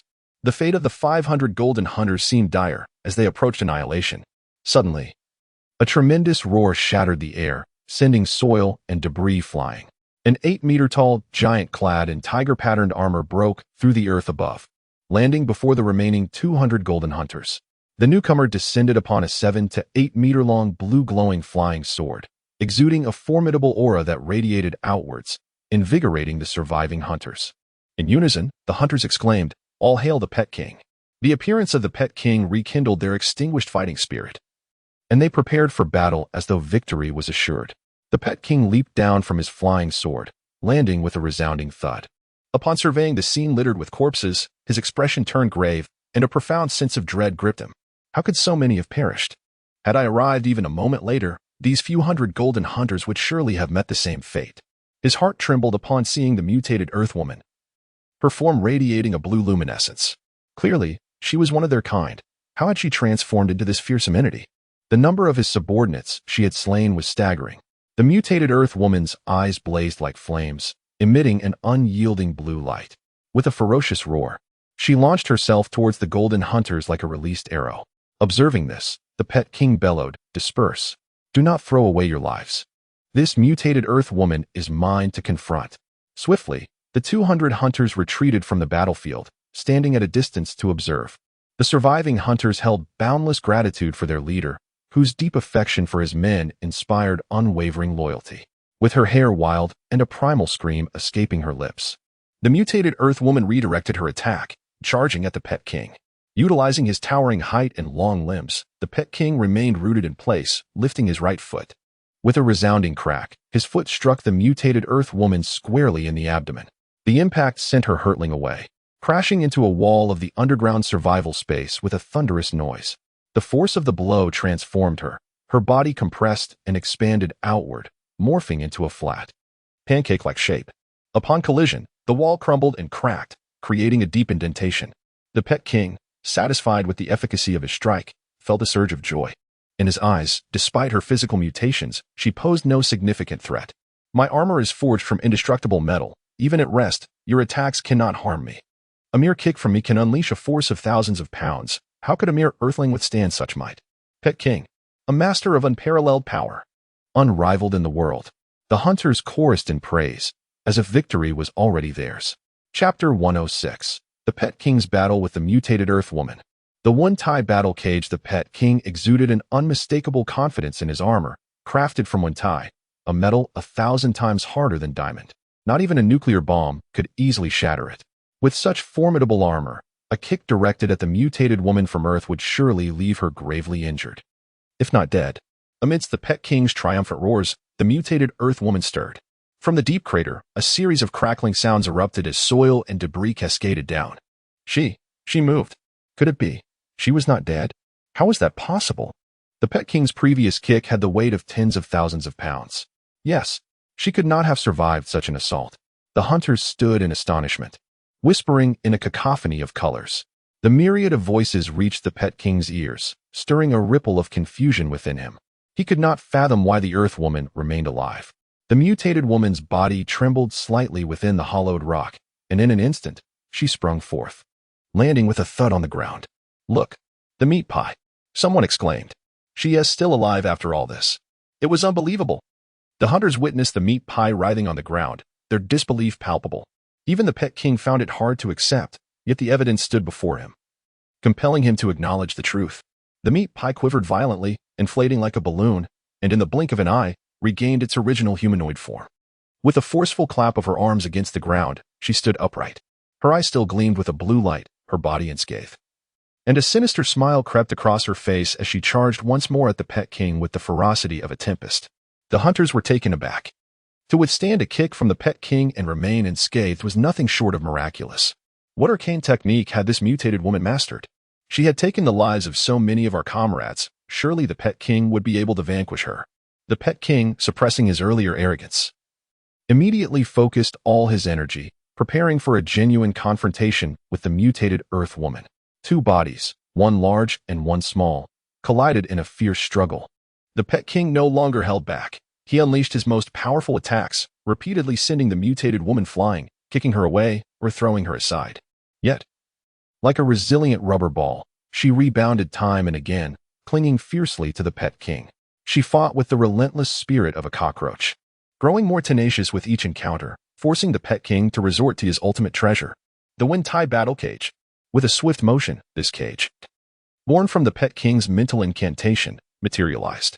The one-tie battle cage, square in shape, was woven from 72 strands of one-tie, shrinking to the size of an egg when contracted and expanding to engulf 8,000 cubic units at its maximum capacity, capable of adjusting its size according to the contained object. The hunters, witnessing the Pet King summon this extraordinary artifact, were reinvigorated. "Look, it's the one-tie battle cage.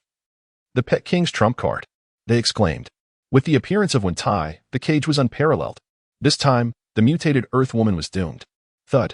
The one-tie battle cage descended, vibrating with energy, rapidly enlarging to a 2-meter radius, precisely enveloping the mutated Earth woman within.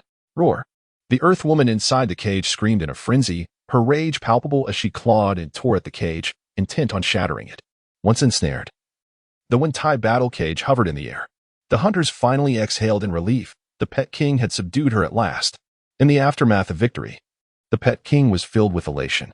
The Wentai battle cage may not be extraordinary in the realm of Tua Xing, but here on Earth, it is undoubtedly a supreme artifact.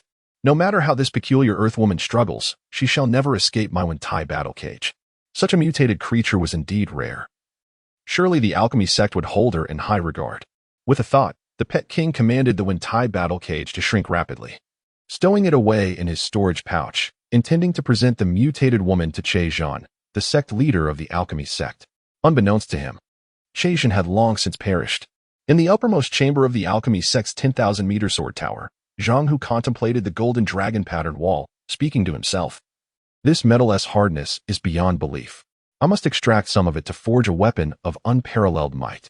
Chapter 107. The 4 Grandmasters captured. The favor of the Pet King, alas. This metal, though formidable, pales in comparison to my own prowess. Your cultivation has progressed at an astonishing rate, rendering such commonplace metals as June iron unnecessary. Surely, upon the star of expansion, there exist materials of 100-fold or even 1,000-fold greater strength. The mere thought of our future ascension to that celestial realm fills me with such joy that sleep eludes me. The humming battle armor interjected, its yearning for the star of expansion palpable, eager to embark on a plundering expedition. Zhang Hu remained unconvinced. While your words hold merit, I shan't relinquish this rare metal to others. Amassing a cache of precious materials may prove invaluable in the times to come. Suddenly, a figure emerged, clad in azure armor. Towering at 8 meters tall, it was Yin Run, the Grand Master of the water refining sect. Zhang Hu inquired, "Who is this wretch you have captured? How repulsive he appears." "Master, this is none other than Yin Run, the Grand Master of the water refining sect." The humming battle armor chimed in. "Yin Run, do you not kneel before my elder brother? You possess quite the audacity. Kneel at once." Yin Run, a star-level entity, had already been subdued by the formless and colorless presence prior to this encounter, leaving him devoid of confidence. "Greetings, Master." Yin Run bowed deeply, his heart brimming with reluctance yet stifled by fear. From the dark red throne of the Golden Dragon, Zhang Hu's lips parted slightly. No need for formalities. Swoosh, swoosh, swoosh. 3 shadows darted in succession. Like the formless presence, they did not disappoint Zhang Hu, having captured the Grand Masters of the wood, earth, and fire refining sects in Qinmu, in I Kuang and Jiao Tan. The humming battle armor's voice resonated powerfully. "You stand before the master, yet you do not pay your respects. You court death." In Qinmu, in I Kuang and Jiao Tan, bewildered by the mysterious voice, were nonetheless compelled to bow, their lives at the mercy of another. "Greetings, Master." No need for formalities. Zhang Hu, elevated like an emperor, felt invigorated. "Well done. Each of you shall be noted for your contributions, rewarding you handsomely in the future. We shall seize the star of expansion, laden with treasures, and capture the queen of the expansion star, Tuolanya, to serve as a wife for our master." The Hongming battle armor exuded enthusiasm, its essence entwined with Zhang Hu, occasionally producing sounds that left outsiders feeling unnerved. The 4 Grandmasters stood in a row, their minds racing with speculation about the enigmatic presence that spoke without revealing itself. Zhang Hu mused over the name Tuolanya, a melodious name. She may well be an elderly woman who would wish to marry an old crone. Such a notion is surely absurd. Indeed, she could be an elderly woman. The Hongming battle armor replied in agreement. The 4 Grand Masters, having been easily subdued by several divine beasts, sensed the gravity of their predicament. Confronted by Zhang Hu, the dark red armored human from Earth seated upon the golden dragon throne, they were filled with shock and confusion. How could a mere earthling occupy the throne of the gold refining sect's Grandmaster, Che Zhan? Where was Che Zhan? Were not these divine beasts sealed away by the great god of expansion within the Star River Scroll? How had they escaped? Though their hearts brimmed with uncertainty, the 4 Grandmasters dared not act rashly. Suddenly, the Pet King of the Pet Alliance arrived, soaring on a flying sword. Intending to offer his homage to the Grandmaster of the gold refining sect, Che Zhan, only to encounter the other 4 Grandmasters. The Pet King cast a quick glance, spotting the formidable divine beast flanking him, nearly succumbing to terror. "With Grandmaster Che absent, I shall return another day," he declared. his sword not yet having touched the ground, pivoting as if to flee. Zhang Hu commanded, "Since you are here, you might as well stay." Upon meeting the master, "Do you not pay your respects? Are you not afraid for your life?" The voice of the Hongming battle armor echoed forth. The Pet King's sword immediately halted midair, paralyzed with fear, unwilling to advance further. Chapter 108. Zhang Hu's control over the major sect leaders and the three divine beasts. Each of the three divine beasts is a formidable entity, capable of effortlessly annihilating the Pet King. As the Pet King prepares to depart irrevocably, he finds himself momentarily immobilized, sword in hand, gazing towards the exit mere meters away. The prospect of escape seems tantalizingly close, yet paradoxically distant, as if it were an unattainable dream. However, a question lingers in his mind. Is escape truly feasible? Observing his rigid demeanor, it becomes evident that he has not opted to charge forth. Although the exit looms nearby, it may as well be worlds apart. The act of fleeing could very well lead to certain death. With a subtle shift in his gaze, the Pet King notices the four major sect leaders have gathered in this place as well. It is indeed peculiar, judging by the circumstances. The figure clad in dark crimson armor upon the golden dragon throne is undoubtedly formidable. Strangely, his armor seems almost sentient, emitting sounds as if alive. Furthermore, the absence of the alchemy sect leader raises questions. As the Pet King surveys his surroundings, the realization dawns upon him, with the other sect leaders present, his desire to leave may not be so easily fulfilled. "Greetings to the esteemed leader. I apologize for my earlier rudeness, as I was in a rush," he ventures, seeking forgiveness. Ignorance is no crime, no need for formalities. Zhang Hu replies magnanimously, showing no resentment for the Pet King's previous behavior. The Pet King expresses gratitude. "Thank you, esteemed leader. You must be the Pet Alliance's monarch, the Pet King, am I correct? Your arrival is fortuitous." Zhang Hu inquires. "Indeed," the Pet King affirms. "The alchemy sect leader, Chasian, has perished. I now preside over the alchemy sect, and the other four major sects in the Pet Alliance shall heed my command. What say you all?" Zhang Hu asserts with unwavering integrity and authority. The four major sect leaders and the Pet King are taken aback. "What? Chasian is dead?" they exclaim. Chasian was a disciple of the mighty Tuashan. Who would dare to take his life? Such an act would surely invite calamity. Once, the five major sects were the sovereigns of Earth, but now they find themselves in utter ruin, an illustration of the unpredictable nature of fate. Though the four sect leaders harbor resentment, they recognize a fundamental truth. Reality is as it is. The survival of the fittest is the universal law. They dare not act impulsively and respond in unison. "We shall follow the leader's directives."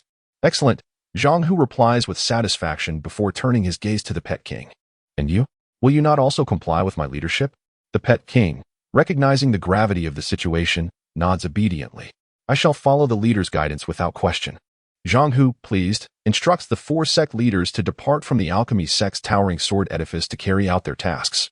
The Pet Alliance also holds many Earthlings captive, and the Pet King is compelled to execute the leader's orders.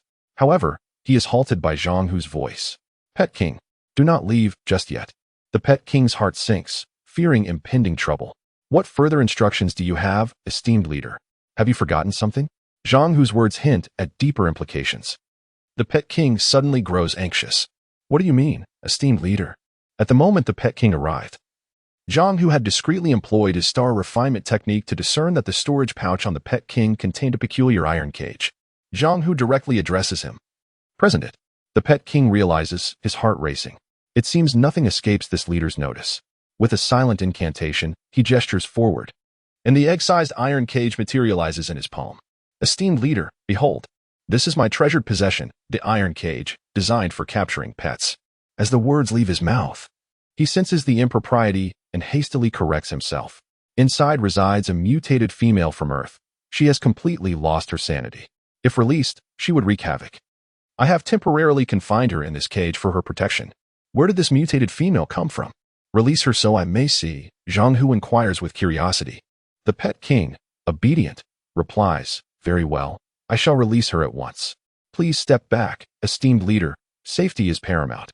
Chapter 109. The true identity of the mutated woman. The beloved king casually tossed the one iron cage, which fell to the ground with a thud. In an instant, the cage expanded to a height of 2 meters, its 4 sides lined with 72 bars of one iron. Through the gaps, one could glimpse the disheveled figure of the mutated woman, approximately 7 meters tall, unmistakably a human from Earth. Her hair was in disarray, obscuring her true appearance from external view. Zhang Hu, eager to discern the nature of the creature within the cage, urged the beloved king to release it. Once the cage was removed, the mutated woman lunged at Zhang Hu with a fierce roar. The Hongming battle armor activated, reassuring him, "Fear not, I am here." The mutated Earth woman moved with lightning speed, her arms wrapping around Zhang Hu's neck in an instant. A powerful roar surged towards Zhang Hu's forehead. Seeing their leader in peril, the three divine beasts prepared to intervene. "Do not move. Do not harm her," Zhang Hu shouted, halting them in their tracks. The mutated woman clung to Zhang Hu like a stubborn adhesive, causing him to tremble as he rose from his throne. Channeling the stellar refinement technique, he summoned the 5 elemental energies to envelop the mutated woman, binding her with a resilient and flexible grip, keeping her at bay by mere centimeters. Despite the close proximity, no matter how fiercely she struggled, she could not breach the distance between them. The mutated woman emanated a striking azure hue, her long hair concealing her face, rendering her features unrecognizable. This only intensified the inexplicable sensation of a rapid heartbeat within Zhang Hu. "Mutated woman, who are you? Let me see your true form." "Leader, what are you hesitating for? Unveil her hair, let me see her identity." The Hongming battle armor urged impatiently. The small bees, the invisible and colorless whirlwind couple, and the beloved king, all held their breath, waiting for Zhang Hu to unveil the identity of the mutated woman. Though Zhang Hu hesitated, he ultimately parted the hair from her cheek. In that moment, he finally beheld her visage. Teacher Cui. He was momentarily stunned, doubting his own eyes, and rubbed them vigorously. Indeed, it was Teacher Cui. Zhang Hu gasped, never imagining that this mutated woman was none other than his own teacher. He had believed that Teacher Cui had perished in the underground cavern, consumed by the divine blood's refining process, yet here she was, alive. On that fateful day in the cavern, Cui Jing had fainted from the excruciating pain induced by Zhang Hu's divine blood. Overwhelmed with sorrow, Zhang Hu had mourned her loss, convinced she was truly dead. In reality, after her fainting spell, Cui Jing had regained consciousness only to be afflicted by the overpowering effects of the divine blood, which had ultimately impaired her mental faculties, transforming her into the so-called mutated woman. Seeing his teacher tormented into such a state filled Zhang Hu with deep remorse and anguish. "It is all my fault. I am so sorry. I am so sorry." The Hongming battle armor consoled him. "Leader, apologies are of little worth now. We must focus on restoring your teacher's sanity. Is there any way to help her?" Zhang Hu inquired anxiously. Observing her condition, the Hongming battle armor analyzed. "Your teacher is gravely ill. A moment's carelessness could further harm her brain and vital nerves, endangering her life. What should we do? Is there anyone here who can heal my teacher?" Zhang Hu's concern was palpable as he addressed the divine beasts, who all shook their heads, indicating their inability to assist. Just as he was at a loss, the Hongming battle armor proposed, "I know of a place where your teacher might be healed." "Speak quickly," Zhang Hu urged. "Mars. You mean to seek Master Huiyan Jingmu in the Hongming Sea on Mars?" Zhang Hu recalled his master, Huiyan Jingmu. Chapter 110, The Test of the Fire Rock Essence. Mother Zhang Hu pondered the situation, considering that with his master's prowess as a mid-tier entity in the cosmos, it should be trivial to cure teacher Cui Jing. Life is not to be trifled with, he declared as he prepared to set forth. Utilizing the star refining technique, he enveloped Cui Jing in the profound mysteries of the 5 elements, ensuring her safety, before placing her within the pioneering shield armor. Soon, they arrived at Mars. Within the core of Mars, the sea of primordial chaos awaited. The Fire Rock Essence Mother, a magnificent entity 50 meters in stature, was bathing in the sea. Upon Zhang Hu's sudden arrival, she swiftly donned an elegant attire and gracefully levitated above the waters.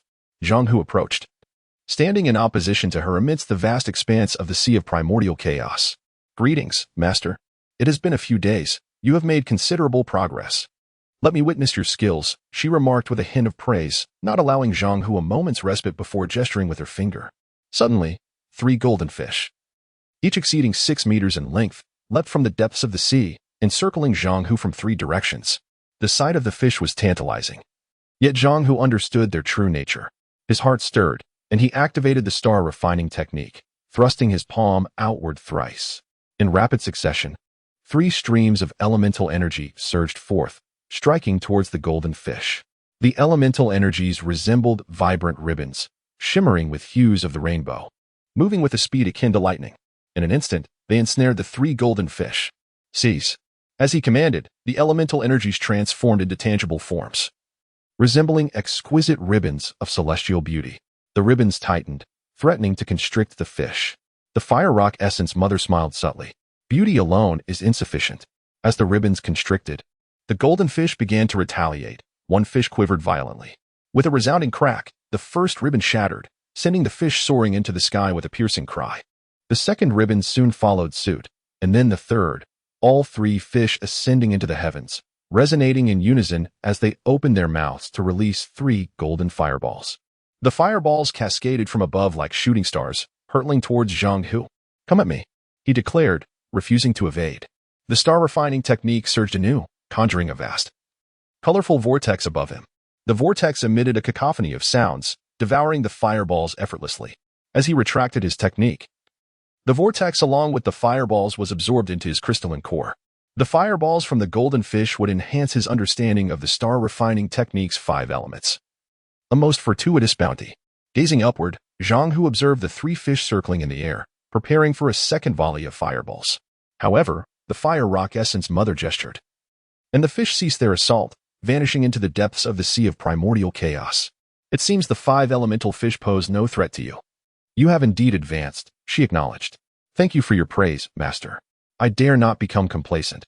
I shall double my efforts in training," Zhang Hu responded humbly, greeting his master with respect. "Master, how do you fare? Why do you call me Master?" "I never agreed to such a title," the fire rock essence mother retorted. Recalling that she had merely taught Zhang Hu a single technique, the colorful palm, without any formal teacher-student relationship, Zhang Hu, undeterred, insisted, "You taught me the colorful palm, thus. You are my master. Once a master, always a master." "Very well, as you wish," the fire rock essence mother acquiesced, not wishing to contest further.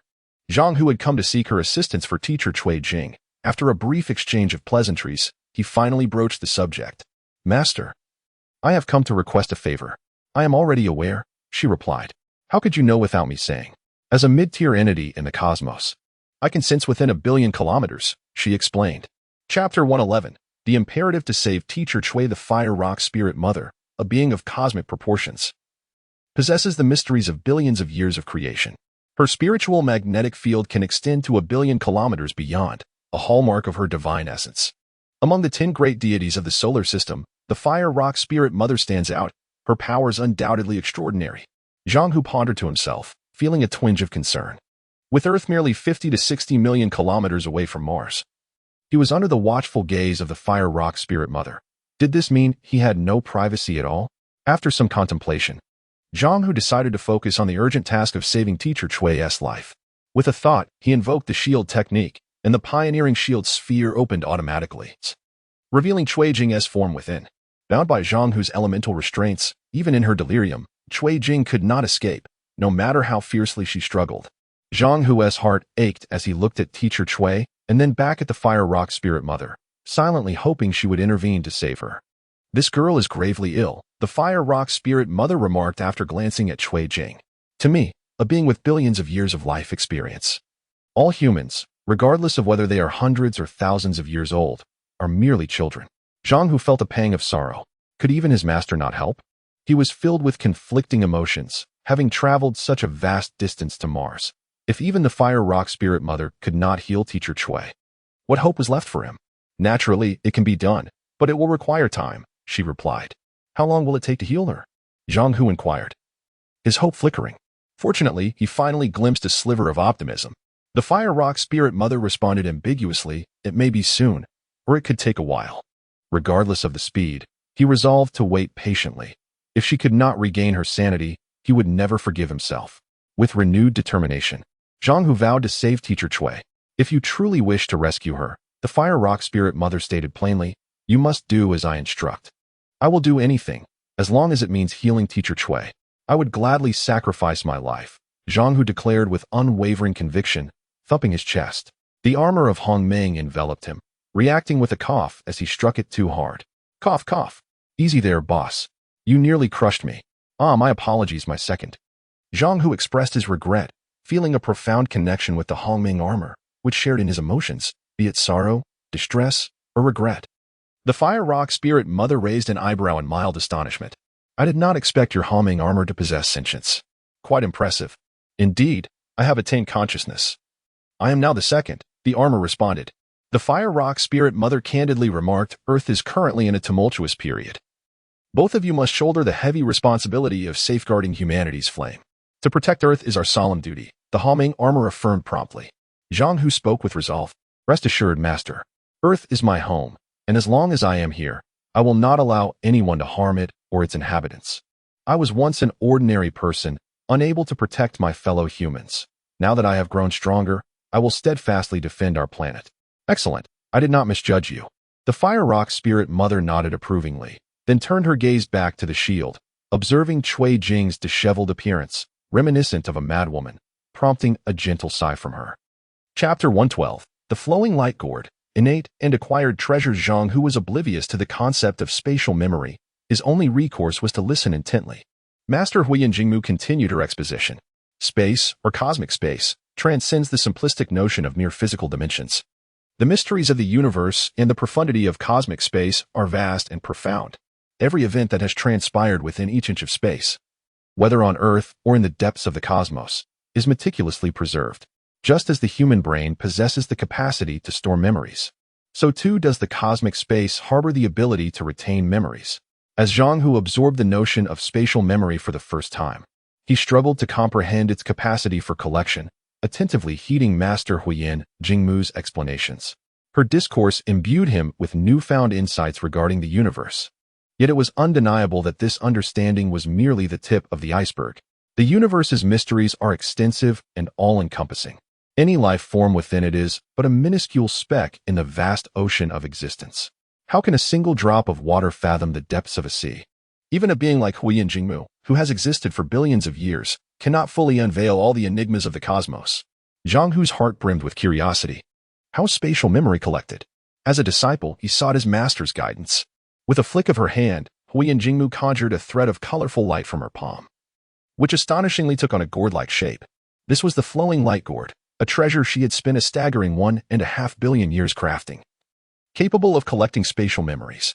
Take this Flowing Light Gourd and gather the girl's spatial memories, she instructed. The gourd, initially towering at 5 or 6 meters in Huiyan Jingmu's grasp, gradually diminished to the size of a fist as it floated into Zhang Hu's hands. She then imparted the method of utilizing the gourd through the transmission of memory energy. Can you comprehend this? Yes, Master. I grasp the essential technique of the Flowing Light Gourd, Zhang Hu replied, accepting the gourd, which shrank further in his palm until it resembled a date pit. With a mental command, he absorbed the gourd into his crystalline source space, suddenly reminded of another matter. Master, I also possess a treasure. Please take a look.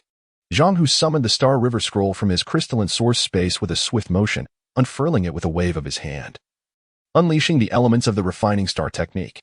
However, to his dismay, Huiyan Jingmu regarded the Star River Scroll with disdain. This is at best a high-grade divine treasure, far inferior to my profound treasure. Zhang Hu felt a wave of embarrassment wash over him. The universe is boundless, and life is resplendent within its vastness. Myriad life forms arise, naturally giving birth to various treasures. Treasures in the cosmos can be broadly categorized into 2 types. The first type comprises innate treasures, which are formed naturally without any modification or refinement, known as innate treasures. Whether innate or acquired, treasures possess varying strengths and hierarchical classifications.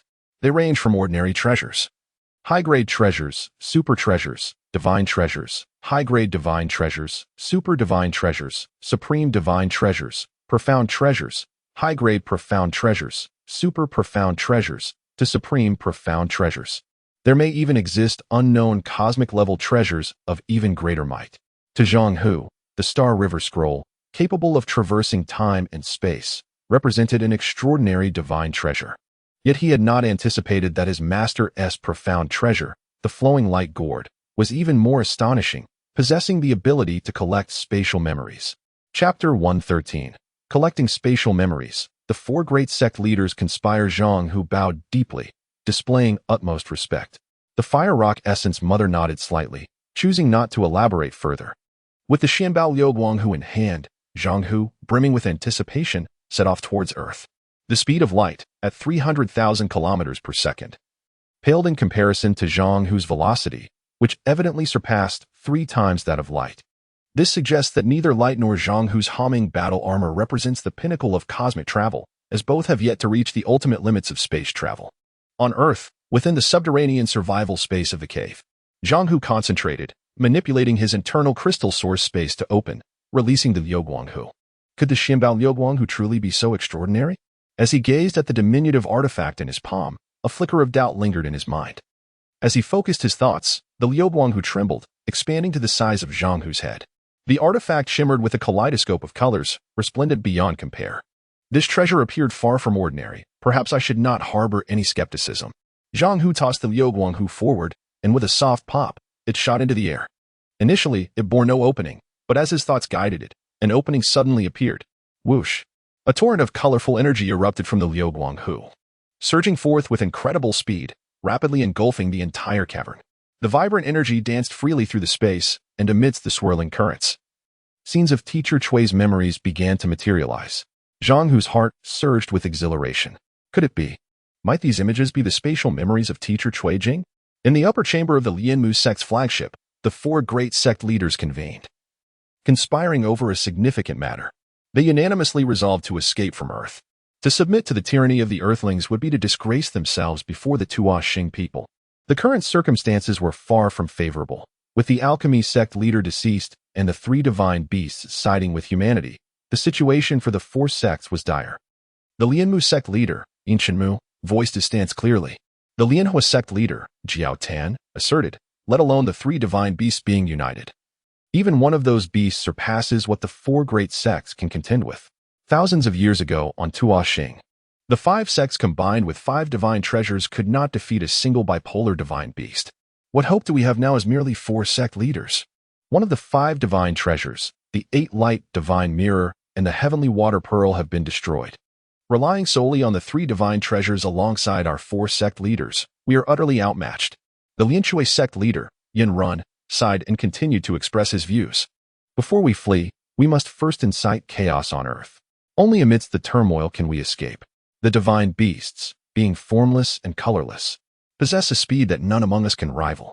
Rumor has it their flight speed reaches 100,000 kilometers per second. Even my Lianmu flagship cannot outpace them. Without creating chaos, we stand no chance of escape. Ni Kuang of the Lianshui sect articulated his thoughts. Yin Shenmu of the Lianmu sect proposed, let us send someone to the alchemy sect to relay a message, informing them that the three divine beasts conspired with the Earthlings to slay their leader. We can incite conflict between the alchemy sect disciples and the Earthlings, diverting attention while we make our stealthy escape.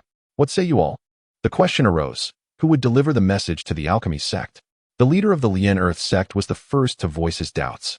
Upon mentioning the task of notifying the alchemy sect, the room fell into a profound silence. To undertake such a mission would mean missing the optimal opportunity to flee. A matter of life and death. Only a fool would volunteer for such a perilous task. Chapter 114, Concealed Perils. The pet king of the Papist faction, in a desperate bid to escape, the four grand sect leaders conspired to sow chaos upon Earth. And the unanchored disciples of the alchemy sect became the ideal pawns for inciting rebellion.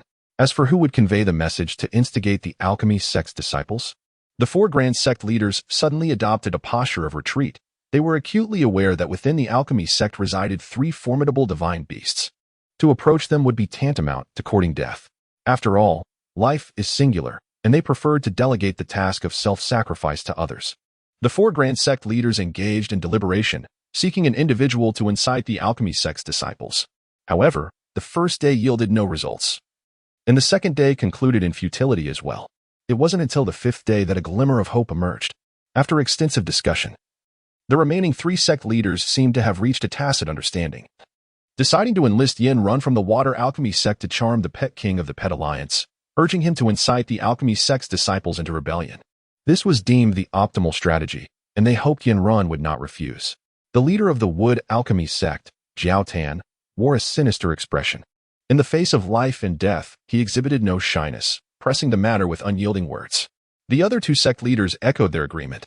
Yin Run, feeling somewhat aggrieved by their collusion, sought an outlet for his frustrations but found none. He could only lament the destruction of his treasured Tianshu pearl. Without the Tianshu pearl, the water vessel could not be activated, leaving 100,000 disciples unable to escape Earth and reliant on the vessels of the other three sects, the wood vessel, the fire vessel, and the earth vessel. Reluctantly, Yin Run had to acquiesce. Very well, I shall make a visit to the Pet Alliance. It is settled.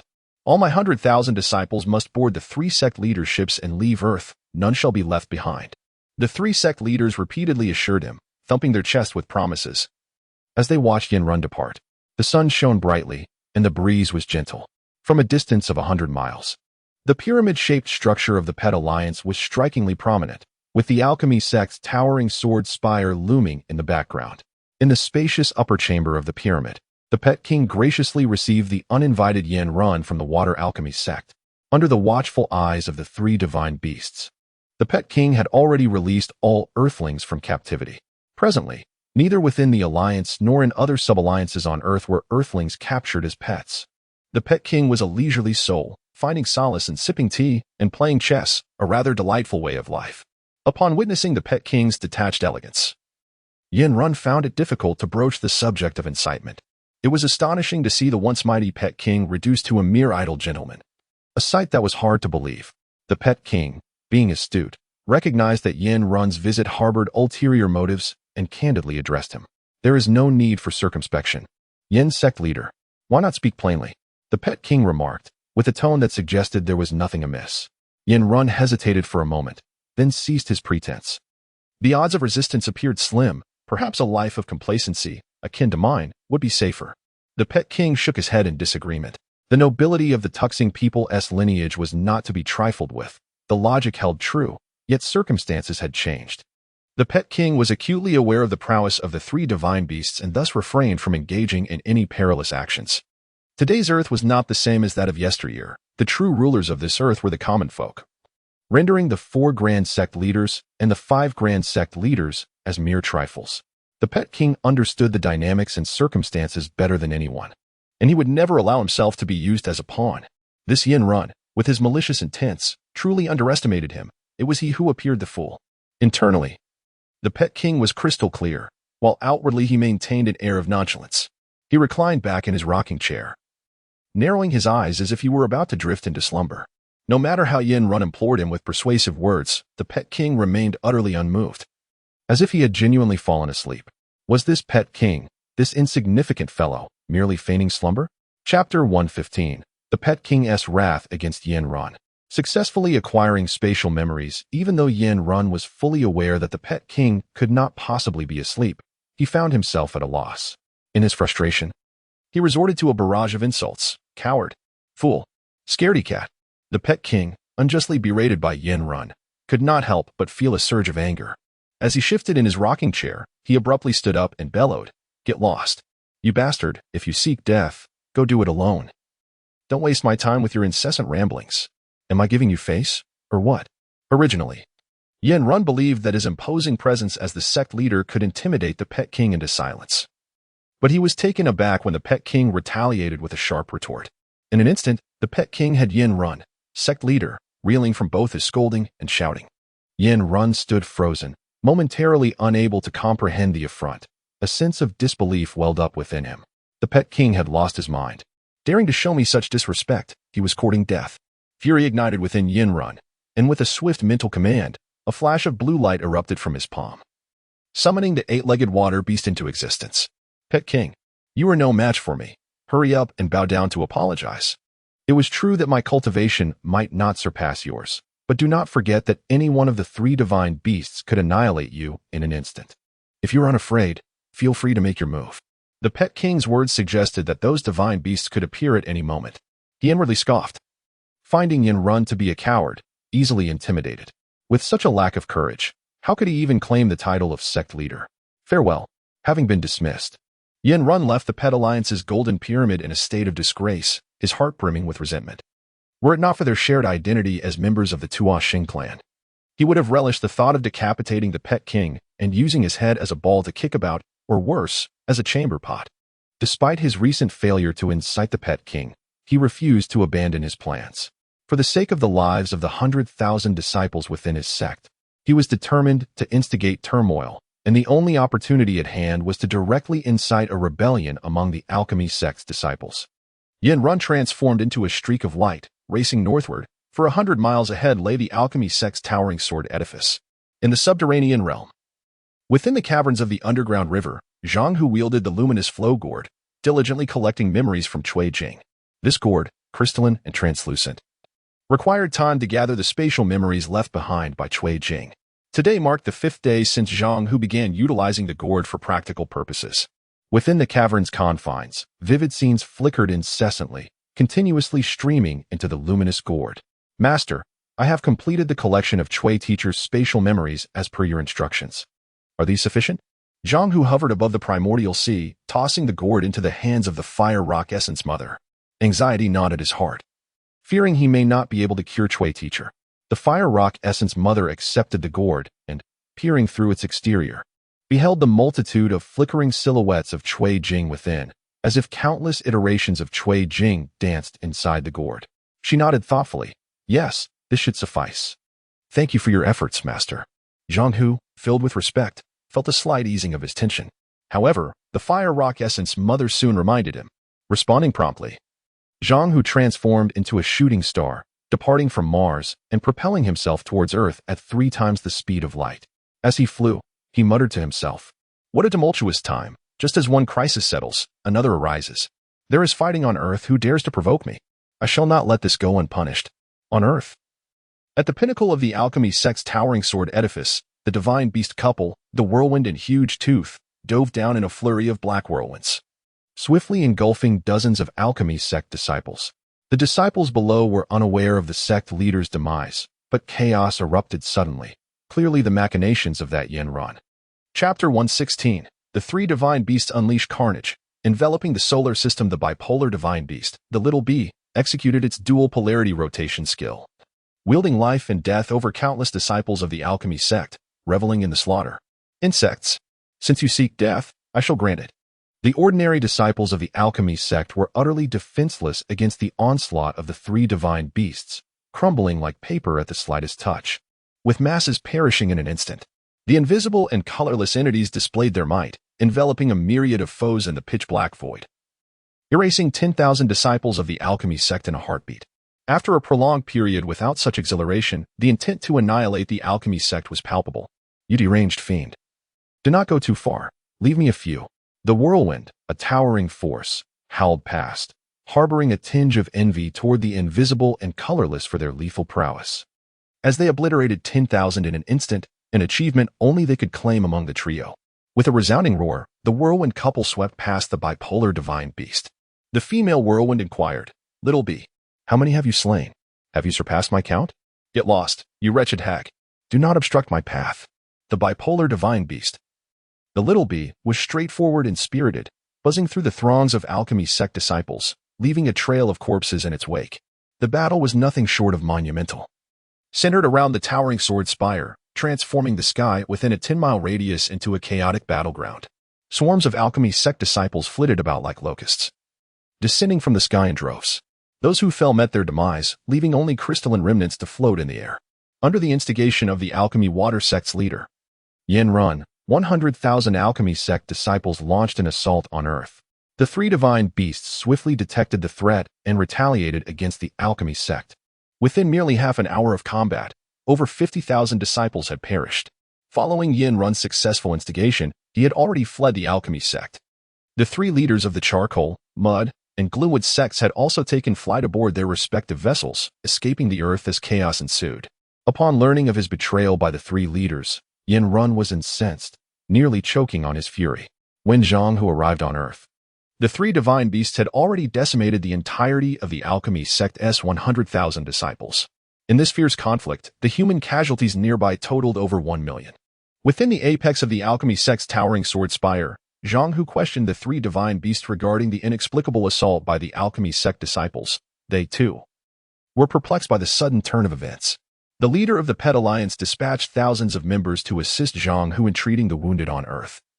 Revealing the truth behind the turmoil, Zhang Hu, upon discovering Yin Run's machinations, was consumed by rage. The alchemy water sect. Yin Run, this butcher has taken so many lives. He must pay the price. Boss, leave Yin Run to me. He shall not escape. The invisible and colorless volunteered, determined to apprehend Yin Run. Zhang Hu promptly consented. Very well, invisible and colorless, you are tasked with eliminating Yin Run. Without delay, the invisible and colorless ascended beyond the Earth's atmosphere. invoking the void realm to envelop the entire solar system. Meanwhile, Yen Run, leading 10,000 disciples of the alchemy water sect, had yet to reach Venus when they were suddenly ensnared by an ominous force. Panic ensued among the fleeing troops. What is this? Remain calm. It may merely be a celestial body obstructing the sun. It is not a crisis. Steady yourselves. Yen Run attempted to reassure his disciples, though uncertainty gnawed at him. Simultaneously, the three other leaders aboard their vessels found themselves ensnared within the same dark shroud, unable to escape the solar system. The invisible and colorless was resolute in their confidence. With such insignificant insects, do you truly believe you can elude my void realm? Such delusions are utterly laughable. Chapter 117, The Second Earth. The four Grandmasters lost in direction. The diameter of the solar system is approximately 4 light-years, and the formless, colorless entity has enveloped the entire solar system within a realm of void, a capability that vastly exceeds the comprehension of ordinary beings. The divine beast, although an ancient life form within the cosmos, possesses a cultivation level that can at most be classified as a primordial entity of the universe. The vast expanse of the void realm spanning 4 light-years explains why, on that day within the starry map, Zhang Hu could not reach the edge despite flying at an astounding speed of 1 million kilometers per second.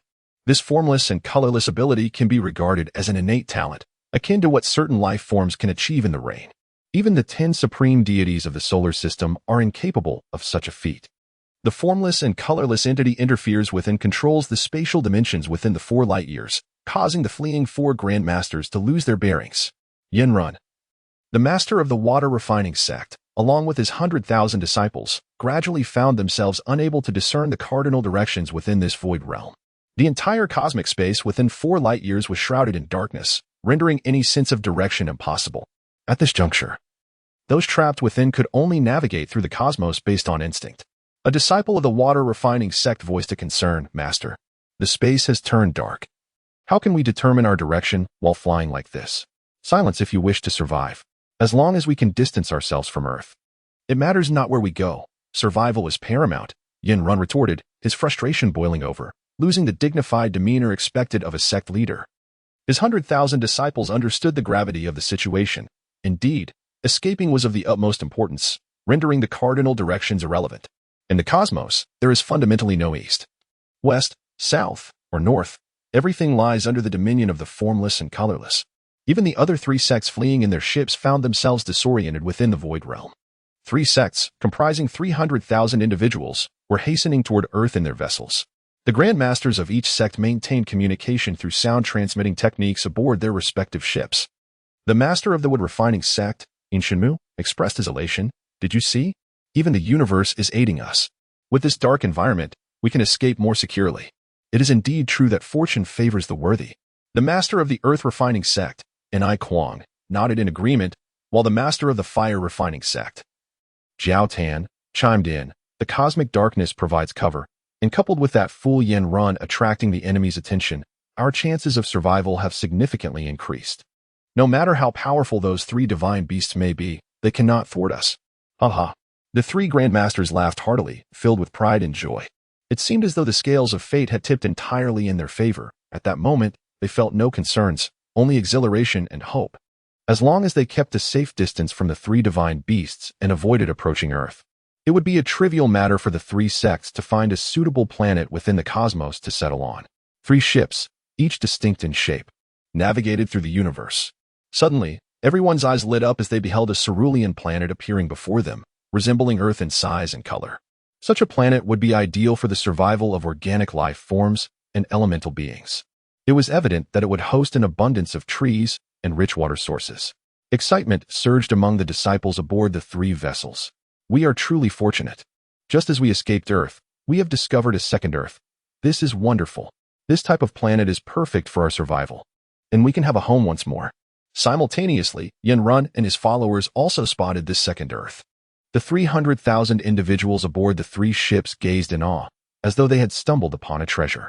Little did they realize that the second Earth they all beheld was, in fact, the very Earth they had just fled.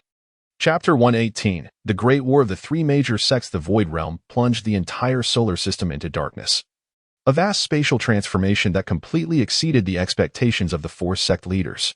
Near the alchemy sect's towering sword tower, Zhang Hu was diligently collecting the crystal sources from the disciples of the water refinement sect. After gathering 100,000 crystal sources, he, along with the dual polar divine beasts, the little bee and the whirlwind giant tusks couple, ascended beyond the atmosphere to marvel at the manifestation of the colorless and formless void realm. Zhang Hu marveled at the phenomenon. The void realm is truly remarkable. The entire universe has succumbed to darkness. What an expansive reach. It envelopes the entire solar system without a doubt.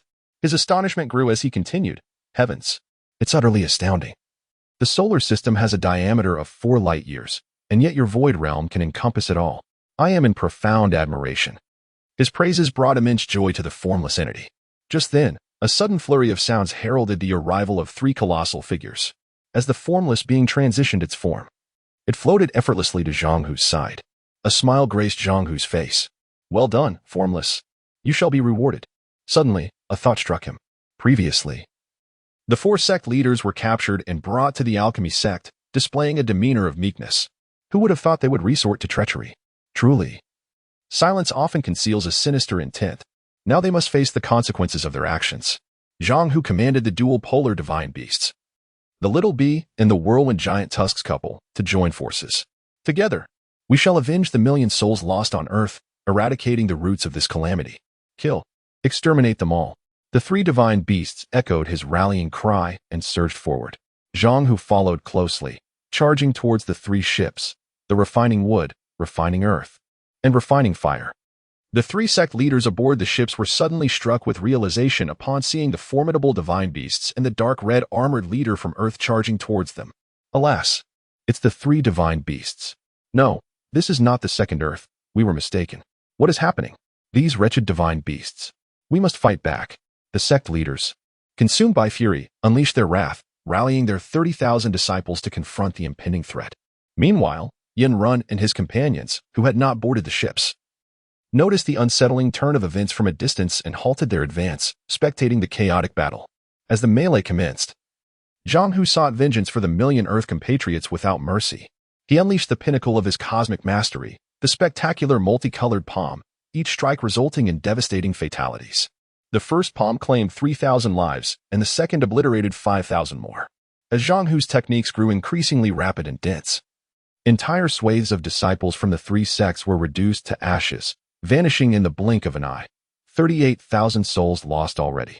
Yet, this was still insufficient, still shy of 1 million. Zhang Hu, consumed by fury, moved at a staggering speed of 100,000 kilometers per second. Clad in his primordial battle armor, weaving seamlessly among the throngs of disciples from the 3 sections. Where he passed, ashes swirled in his wake. Who is this dark red, armored figure? How can he move so swiftly? But the speed was so overwhelming that evasion was utterly impossible. They wished to flee, but such an endeavor was futile. Death, however, was inevitable. Chapter 119, The Divine Treasure of the Mixed Origin Staff and the Octagonal Stone, the Dual Polar Divine Beasts. The little bee and the whirlwind giant tooth couple unleashed their extraordinary skills without reservation. The dual polar rotation, vast and boundless, wielded tremendous power, distorting the magnetic field to effortlessly annihilate the disciples of various sects as if they were mere ants. The air was filled with anguished cries, echoing incessantly. The skills of the giant tooth rain and the whirlwind giant tooth's devouring technique were unleashed in full force, resulting in an escalating death toll among the enemies. In this battle, they fought with unrestrained fervor, achieving significant victories as nearly hundreds of thousands of disciples from the 3 major sects met their demise. Only a few thousand disciples managed to escape in a tragic scatter, yet their fates were sealed as they were relentlessly pursued and slaughtered by the 3 divine beasts. One by one, each fallen disciple from the 3 sects left behind a crystalline source, some containing gold elements, others infused with fire or earth elements. The primordial battle armor accompanied the leader, Zhang Hu, as he roamed with exuberance. Boss, quickly gather these crystalline sources. They are valuable. All right, Zhang Hu responded, simultaneously defeating foes and collecting the abundant crystalline sources drifting about, in a desperate bid to prolong their survival. The 3 sect leaders each invoked their unique secret arts, fire refining technique, earth refining technique, and wood refining technique, yet all efforts proved futile. The leader of the wood refining sect, Charcoal, urgently cautioned, "This is our last chance." The 2 sect leaders utilized the divine treasures. If we prolong this any further, none of us will survive. Very well. Let us employ the divine treasures together. The leaders of the ancient wood and mud madness sects echoed in unison, conjuring their respective divine treasures. Hundreds of kilometers away, the leader of the water refining sect, Yin Run, and his 100,000 disciples quietly observed this grand life and death battle from a distance. A smile finally graced Yin Run's face. Aha! The tides of fortune have turned. This is retribution. Mud madness, ancient wood, charcoal, you three scoundrels, perish. All of you shall meet your end. The leader of the wood refining sect, Ancient Wood, wielded the mixed origin staff, weighing an astounding 168,000 gene, crafted from the precious mixed origin wood of the Tuas star. Capable of transforming in size from a towering 1,000 meters to the diminutive size of a matchstick, an extraordinary divine treasure. The mixed origin wood is a rare tree species on Tuas star, with mature specimens reaching heights of 36,000 meters and diameters of several thousand meters. Generally, these ancient trees are around 200,000 years old, with some even becoming sentient after 1,000,000 years of existence. The mixed origin staff in Ancient Wood's grasp was forged by his master, Lu Kuang, one of the most formidable deities among the 10 supreme beings of Tuas star. As the mixed origin staff was summoned, it instantly expanded to 1,000 meters, instilling Ancient Wood with newfound confidence. Humph! The divine treasure mixed origin staff shall sweep across the 8 realms. With a resounding crash, a massive black crescent moon of the staff swept toward the 3 divine beasts, its area spanning several kilometers.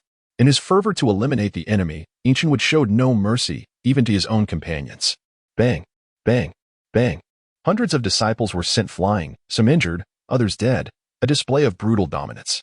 The swift black crescent wind of the mixed origin staff sliced past Zhang Hu, aiming directly at the whirlwind giant tooth couple. Zhang Hu was taken aback. What is this? So powerful. The whirlwind giant tooth couple, not easily intimidated, sensed the impending attack and instantly transformed into multiple smaller whirlwinds. Whoosh! Whoosh! Whoosh! The crescent strike of the mixed origin staff passed through the separating small whirlwinds, impacting the disciples of the 3 major sections. Ah! Cries of despair resonated. Charcoal, the leader of the fire refining sect, also wielded his divine treasure, the octagonal stone. Originally a rare divine stone from Tuas star, the octagonal stone could manifest 8 distinct offensive forms, thus its name. Charcoal's master, Ben-Mo, also one of Tuas star's 10 most powerful deities, had fought for 8 years to subdue the divine stone and forge the octagonal stone. The apocalypse is upon you. Meet your demise. With the octagonal stone in hand, Charcoal radiated an overwhelming aura, unleashing 8 distinct offensive forms targeting the 3 divine beasts. These forms included the might of the tiger, the ferocity of the leopard, the ruthlessness of the wolf, the strength of the bear, the force of the wind, the power of the clouds, the chill of ice, and the solidity of the mountain. Each form embodied the destructive force capable of obliterating all life. Chapter 120. Seizing the 3 divine treasures, the Star River Stone, the 3 divine beasts moved with unparalleled swiftness, recklessly roaming and dispatching disciples from the 3 sects with ease. Their forms flickered unpredictably, rendering the strikes of the Shadowed Wood's mixed element staff and the charred octagonal stone futile. Damn it! How can we miss them? Chard fumed, his frustration boiling over as he failed repeatedly to land a blow. Seeing the ineffectiveness of the divine treasures wielded by Shadowed Wood and Chard, Enai Kwang grew increasingly anxious. Gentlemen, cease your jesting. Quickly utilize the divine treasures to vanquish the 3 divine beasts. As he spoke, he swiftly activated his divine treasure, the flying sandbox. Whoosh! Whoosh! Whoosh! A torrent of green poisonous sand erupted from the flying sandbox, enveloping the battleground and surrounding the 3 divine beasts in Zhang Hu. The relentless sand was laced with deadly toxins, potent enough to slay any master at the star level. The flying sandbox, a creation of the great deity Tuas Xing, was one of the most formidable treasures and Enai Kwang's own master. The box contained a mixture of the toxic sands from the Tuas Xing Poison Sand Valley and the divine earth from the 9 domains, thus earning its name.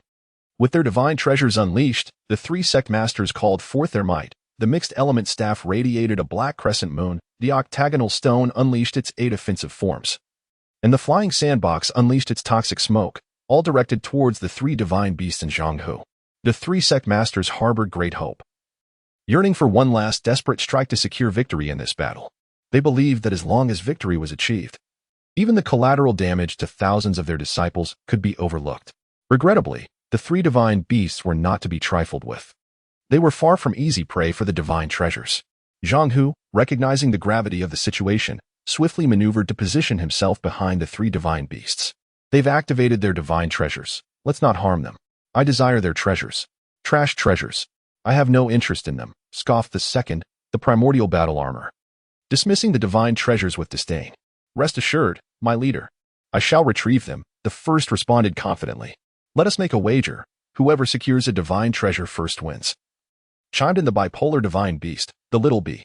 The windstorm giant tooth couple voiced their agreement, with the male windstorm already setting his sights on a target. Wagering is entertaining. My spouse and I shall retrieve the flying sandbox while you handle the rest.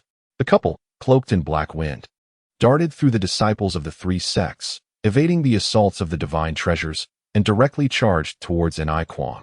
Ni Kuang was taken aback as darkness enveloped him, and the flying sandbox vanished from his grasp, leaving him utterly astonished. Look, my leader, this is the flying sandbox, Zhang Hu declared as he took possession of it, nodding in approval. Well done. You have earned merit. As he spoke, the bipolar divine beast, the little bee, and the invisible and colorless also took action. The binding force of the void realm surged, drastically slowing the movements of everyone from the three sects and distorting their sense of direction. The three sect masters, being star-level beings, were utterly outmatched before the elementary forces of the invisible and colorless. With a mere disturbance in the void realm, the bipolar divine beast, the little bee, and the invisible and colorless seized their opportunity. The mixed element staff of shadowed wood and the octagonal stone of charred were now in Zhang Hu's hands. Seizing the three divine treasures was merely a matter of convenience, yet it was far from sufficient. Having harmed millions of my compatriots on Earth, not even 3 divine treasures, nor 30 or 300 can atone for this injustice. Everyone, advance. Eliminate them all, uproot the threat, and ensure it never resurfaces. Understood. The 3 divine beasts, reveling in slaughter and harboring enmity against the Tuoshing powers, required no further prompting. Kill. Under the relentless assault of the 3 divine beasts, 3 to 400,000 disciples from the 3 sects perished, leaving only the 3 sect masters standing. In a desperate bid for survival, they willingly knelt and pleaded for mercy. Please, spare us. The victor claims the throne, while the vanquished meet death. This is the law of the universe. My leader, do not show mercy. If we do not eliminate them entirely, we will surely face dire consequences in the future. The bipolar divine beast, the little bee, warned Zhang Hu. Zhang Hu nodded repeatedly. I understand this simple truth. Thus, we shall eradicate them completely. As the 3 sect masters neared death, none wished to perish. In a moment of panic, the sect master of the refining wood sect, Shadowed Wood, produced a bargaining chip for his life. My leader, spare me. I possess something of great importance. I shall now present it to you, hoping for your mercy. What is this trinket? Do not attempt any tricks, or your demise will be all the more tragic, Zhang Hu replied, intrigued. With a swift motion, Shadowed Wood retrieved a triangular black object from his storage pouch, presenting it respectfully. Behold, my leader. This is the Star River Stone, more precious than the mixed element staff. Chapter 121. 3 Galaxy Stones. Willing to be servants upon encountering the Galaxy Stone, Zhang Hu furrowed his brow slightly, deep in contemplation. This dark and unremarkable object turned out to be a Galaxy Stone. The 3 divine beasts had mentioned that gathering 5 such stones would activate the cosmic traversal function of the Galaxy Scroll, enabling one to instantly traverse 100 light-years to reach Tuoshing. If this were indeed true, the conquest of Tuoshing would be imminent. The first Galaxy Stone had appeared. Where might the other 4 be? Zhang Hu pondered aloud. Why is there only one? The expression of Yin Shenmu turned anxious as he quickly glanced at Ni Kuang and Jiao Tan. Gentlemen, do not resist any longer. Hand it over. Zhang Hu and the 3 divine beasts directed their gaze towards Ni Kuang and Jiao Tan, wondering if these 2 also possessed a Galaxy Stone. As it turned out, they indeed each held one. The value of a single Galaxy Stone far exceeded that of any divine treasure they had previously wielded. Despite having lost their divine treasures, the 3 sect leaders knew they could not retain the Galaxy Stones either. To preserve their lives, they reluctantly presented the stones. 3 Galaxy Stones, dark yet tinged with red, radiated a blinding crimson light. They assumed 3 forms, triangular, quadrilateral, and pentagonal, each roughly the size of Zhang Hu's head. However, in the hands of the 3 sect leaders, who stood 8 to 9 meters tall, they appeared quite diminutive. Zhang Hu lifted his hand, absorbing the 3 Galaxy Stones into his internal crystal space. Only 3 stones. 2 more are needed. The others present shook their heads, expressing ignorance of the whereabouts of the remaining galaxy stones.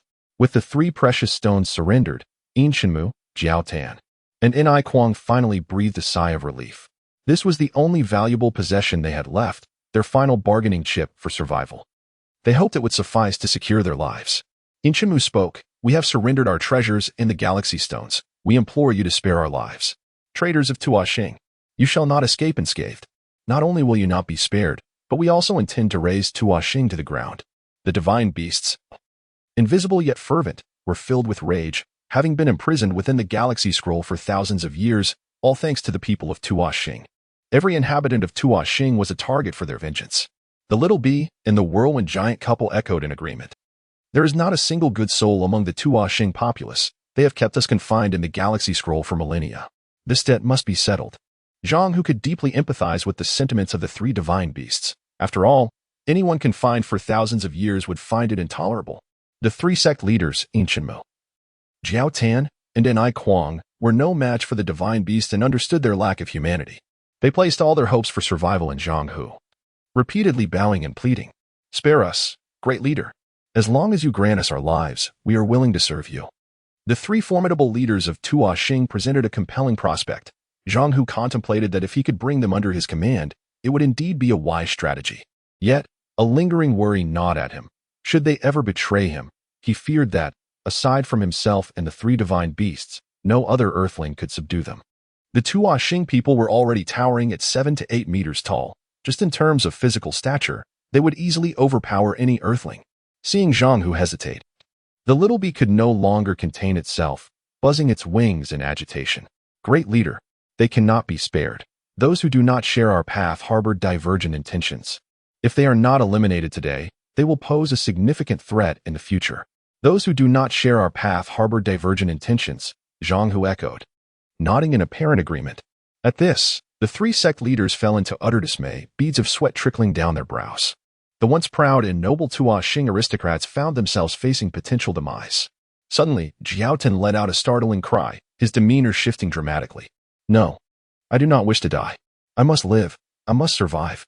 "But how?" The path to survival seemed easier said than done. Shenmu appeared deflated. Resembling a punctured balloon, his expression one of despair. Ni Kuang's countenance shifted, and he quickly inquired, "Could it be that you, brother Jiaotan, possess a method to survive?" "Yes." Jiaotan's gaze hardened, his tone resolute. The word yes at that moment was akin to a potent stimulant, invigorating both Shenmu and Ni Kuang's spirits. With wealth, capability, and opportunity, the mere presence of yes suggested that most outcomes would indeed be favorable. Chapter 122. Killing, the Living Charcoal 1. The Falling Star River Stone. Zhang Hu and the 3 divine beasts were inevitably curious. The weapons and divine treasures of the 3 sect leaders had all been surrendered. They were eager to see what other bargaining chips they possessed for survival. However, after a brief pause, no further treasures were revealed. It was clear that the 3 sect leaders were merely stalling for time, a natural inclination when faced with imminent death, regardless of one's noble or humble origins. The instinct to cling to life prevails. Yet, in the presence of the strong, the weak often find themselves bereft of the right to choose their fate. Zhang Hu felt a surge of emotions. The inability of the 3 sect leaders to produce additional treasures for their survival filled him with rage. The loss of millions of lives among his fellow earthlings at their hands was a debt of blood that could not be forgiven by the deceased. He decisively issued an order to the 3 divine beasts. They no longer held any value. Execute them. Wait. Charcoal hesitated for a moment before finally revealing the means of his survival. "There are 5 star river stones. 2 remain unaccounted for, and only I know their locations." "Very well, you indeed possess a chance for survival. However, the other 2 may have already lost theirs. Kill them," Zhang Hu commanded. As he spoke, Ni Kuang and Shenmu's faces turned ashen. They could scarcely believe that Charcoal's means of survival hinged solely on his own life. In truth, Ni Kuang and Shenmu were also aware of the locations of the other 2 star river stones, but at that moment, they had already lost the opportunity to save themselves. Nevertheless, the prospect of death was not something they would accept willingly, and they desperately shouted, "We also." Before they could finish, the 3 divine beasts sprang into action. With a swift flash, 2 blinding beams of light cut through the air, blood splattering amidst their screams as Shenmu and Ni Kuang were pierced through. Their bodies, towering over 8 meters, were instantaneously reduced to ashes, leaving behind 2 crystalline sources. With a flick of his hand, Zhang Hu absorbed the 2 crystalline sources into his own space. Each of these sources was over tens of thousands of years old. If refined, they would significantly enhance his cultivation. In the recent battle, Zhang Hu had already amassed hundreds of thousands of refined crystalline sources from the disciples of the 3 sections. He had no immediate time to refine them, as his urgent task was to locate the remaining 2 star river stones. According to Charcoal, the 5 sects had traversed the universe to reach Earth using the star river map, traveling at a speed 100 times that of light. The 5 sect leaders had divided the star river stones among themselves to ensure collective safety. For the star river map to be activated, all 5 stones were essential, thus, none could abandon the others. The 4th star river stone was in the possession of Yin Run, the leader of the water refining sect, while the 5th, originally held by the leader of the alchemy sect, had been lost in the vastness of space during a battle over a century ago, its whereabouts remaining unknown. Upon grasping the essential details regarding the Star River stones, Zhang Hu contemplated extending Charcoal a slender thread of hope for survival. He pondered silently. It would be unwise to eliminate all who knew the clues while still lacking the complete set of stones. After a brief reflection, he spoke. Since the 4th Star River stone is in Yin Run's hands, we shall acquire that one first, and the 5th can be sought later. But I wonder where that fellow Yin Run is now. He must have fled. Charcoal, bowing his imposing frame, displayed a submissive demeanor and replied, he cannot escape. Just moments ago, during the battle, Yin Run was lurking 100 miles away, unaware that everything transpired under the powerful cloak of the formless and colorless void. Chapter 123, The Annihilation of the Refining Water Sect and the Establishment of the Earth Nation. Yin Run, along with his elders and disciples, found themselves trapped without escape. The formless and colorless void was engulfed in a black mist, stretching over several light years, rendering them invincible within that expanse. As a stellar-level being, Yin Run faced an insurmountable gap in power against the formless and colorless entity, which spanned an entire galactic system. With the void closing in, the black mist surged rapidly. And in an instant, Yin Run and his 100,000 followers were transported before Zhang Hu. Under the formidable intimidation of Zhang Hu and the 3 divine beasts, Yin Run surrendered the Galaxy Stone, a hexagonal gem. In a desperate plea for survival, Yin Run begged for mercy, however. Who would bear the grudge of the million deaths of the Earthlings? With a single command from Zhang Hu, the principle of an eye for an eye was invoked. Having committed the act, one must face the consequences. The 3 divine beasts sprang into action, enveloped by the void. The black mist intertwining, rendering the 100,000 followers of Yin Run invisible within. The air was filled with their agonizing cries. Jiao Tan, standing nearby, trembled in fear, terrified of losing his own life. Moments later, the entire sect was obliterated. Zhang Hu collected the crystalline sources of over 100,000 members of the refining water sect into his 5 elements crystal source space and addressed Jiao Tan. For now, I shall spare your life. You possess knowledge about the stellar expansion that exceeds ours. Perhaps you may prove useful in the future. Thank you, boss. Thank you. Jiao Tan expressed his heartfelt gratitude, feeling as though he had been reborn. The 3 divine beasts acknowledged the wisdom in Zhang Hu's decision to spare him and refrained from further comment. With a swift motion, Zhang Hu leaned down to observe the Earth's atmosphere below. Yes, the others echoed in unison, not daring to defy him. For safety, Zhang Hu confined Jiao Tan within the Galaxy Scroll while simultaneously seizing control of the 3 cosmic ships belonging to the 3 sect leaders, the Refining Fire, Refining Wood, and Refining Earth vessels. Upon returning to Earth, the 3 ships were temporarily stationed beside the 10,000-meter sword tower. In the following days, Zhang Hu summoned all humans from underground, gathering approximately 30 million individuals from the 5 continents, representing diverse ethnicities. Thus, the first nation of Earth, the Earth Nation, was formally established. The 5 continents were named Rinzhou, Yizhou, Lizhou, Zhizhou, and Xinzhou. Each continent would appoint a governor, with counties, towns, and villages beneath them. Governors were required to embody the 5 virtues of benevolence, righteousness, propriety, wisdom, and trustworthiness. And the officials under them, county heads, town heads, and village heads, were also expected to uphold these virtues. Those who transgressed these principles would be stripped of their positions and subjected to imprisonment or execution as punishment. In preparation for potential extraterrestrial threats and to safeguard the Earth and the continuation of humanity, Zhang Hu selected 100,000 robust men and women from each state to transform them into the elite of the Earth Nation. He intended to utilize the several thousand tons of pet divine elixirs previously acquired from the alchemy sect to help them unlock their meridians. However, Zhang Hu believed this was insufficient. The alien forces, particularly those from the stellar expansion, were akin to divine beings, far beyond the reach of Earthlings. To further enhance and empower these elite individuals, there was but one method: blood. After a month of effort, Zhang Hu personally released 10 tons of his own blood, allowing each of the 100,000 chosen elites to partake of a bowl, thereby bestowing upon them a physique akin to his own, enabling them to practice the stellar refinement technique. Due to the overwhelming potency of his blood, fewer than 70% could endure the pain and survive. Chapter 124. The 5 governors and 3 elites. Observing the frailty of Earth's inhabitants, Zhang Hu could no longer remain indifferent.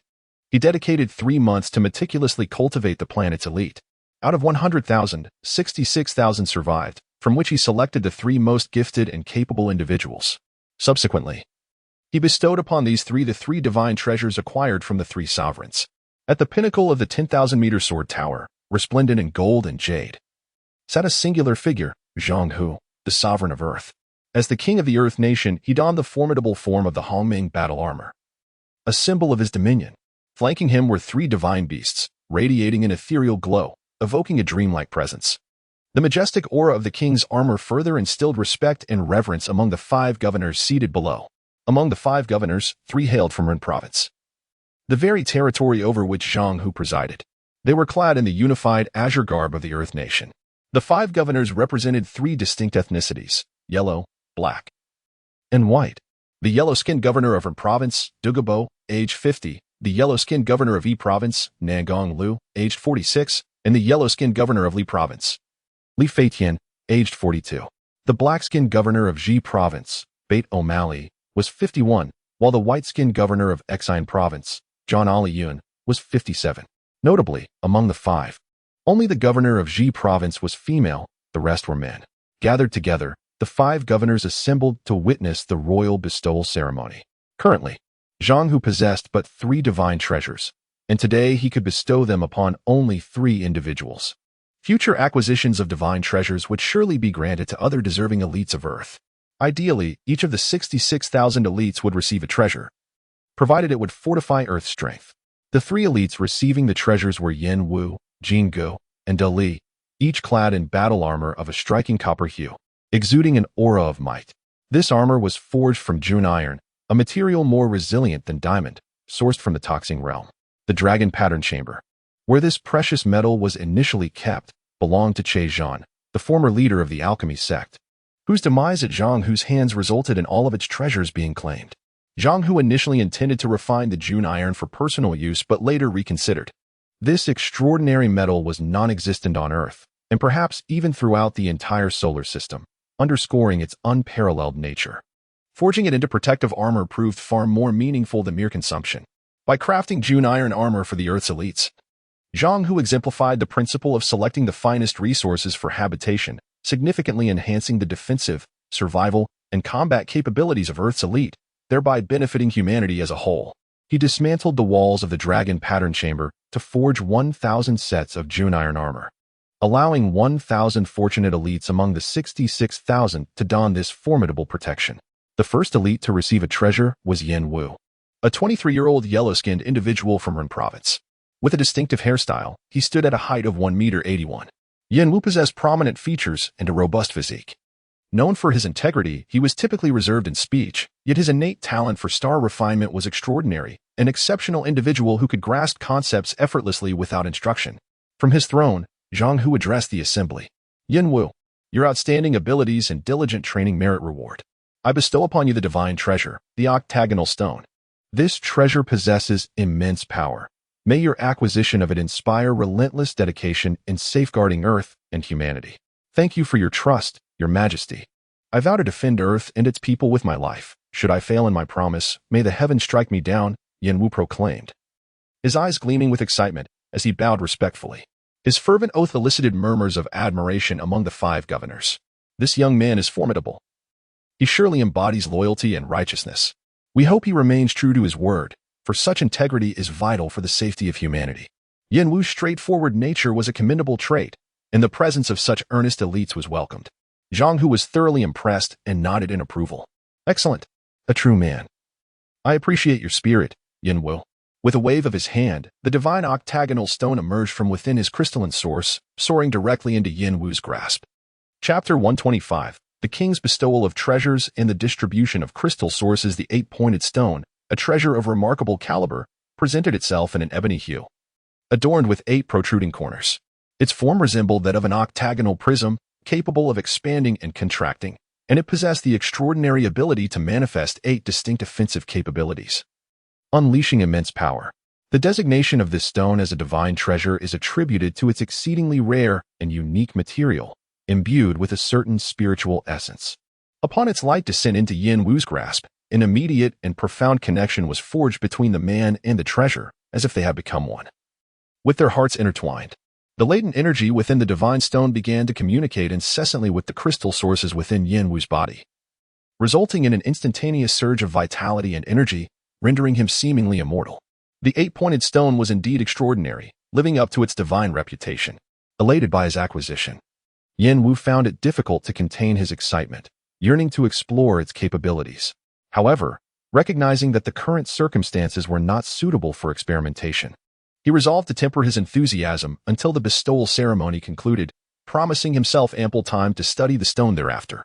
The second recipient of a divine treasure was a man of Asian descent named Jin Ge, who at 31, was relatively young.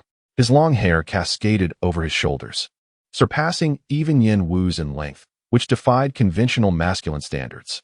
Fortunately, Jin Ge was not lacking in stature, standing at 2 meters tall and weighing over 300 pounds. He bore his flowing locks with pride. Zhang Hu nearly made a blunder, mistaking Jin Ge for a lady, but after careful verification, the truth was revealed. Jin Ge, are you male or female? Your Majesty. He is undeniably male, confirmed the 5 governors, vouching for Jin Ge's masculinity. Jin Ge felt a bit bashful, contemplating the waste of cutting his hair, which had taken years to grow. Thank you, Your Majesty, exclaimed Jin Ge. Jin Ge, I bestow upon you the divine treasure, the flying sandbox. Upon the king's command, the box emerged from within the crystal source space, swiftly flying towards Jin Ge. The flying sandbox, crafted from the divine soil of the 9 domains of Tuo Xing, possessed the ability to expand and contract, capable of conjuring a tempest of poisonous sand, with power beyond mortal comprehension. As the treasure landed in Jin Ge's hands, the same unifying effect was observed. Thank you, Your Majesty. I pledge to defend the earth with my life, Jin Ge declared, cradling the flying sandbox with the joy of a child, expressing his gratitude repeatedly. The third divine treasure, the primordial staff, was bestowed upon Li, a 36-year-old man of Asian descent. His name, meaning great strength, was fitting as he towered at 2.5 meters and weighed 500 pounds.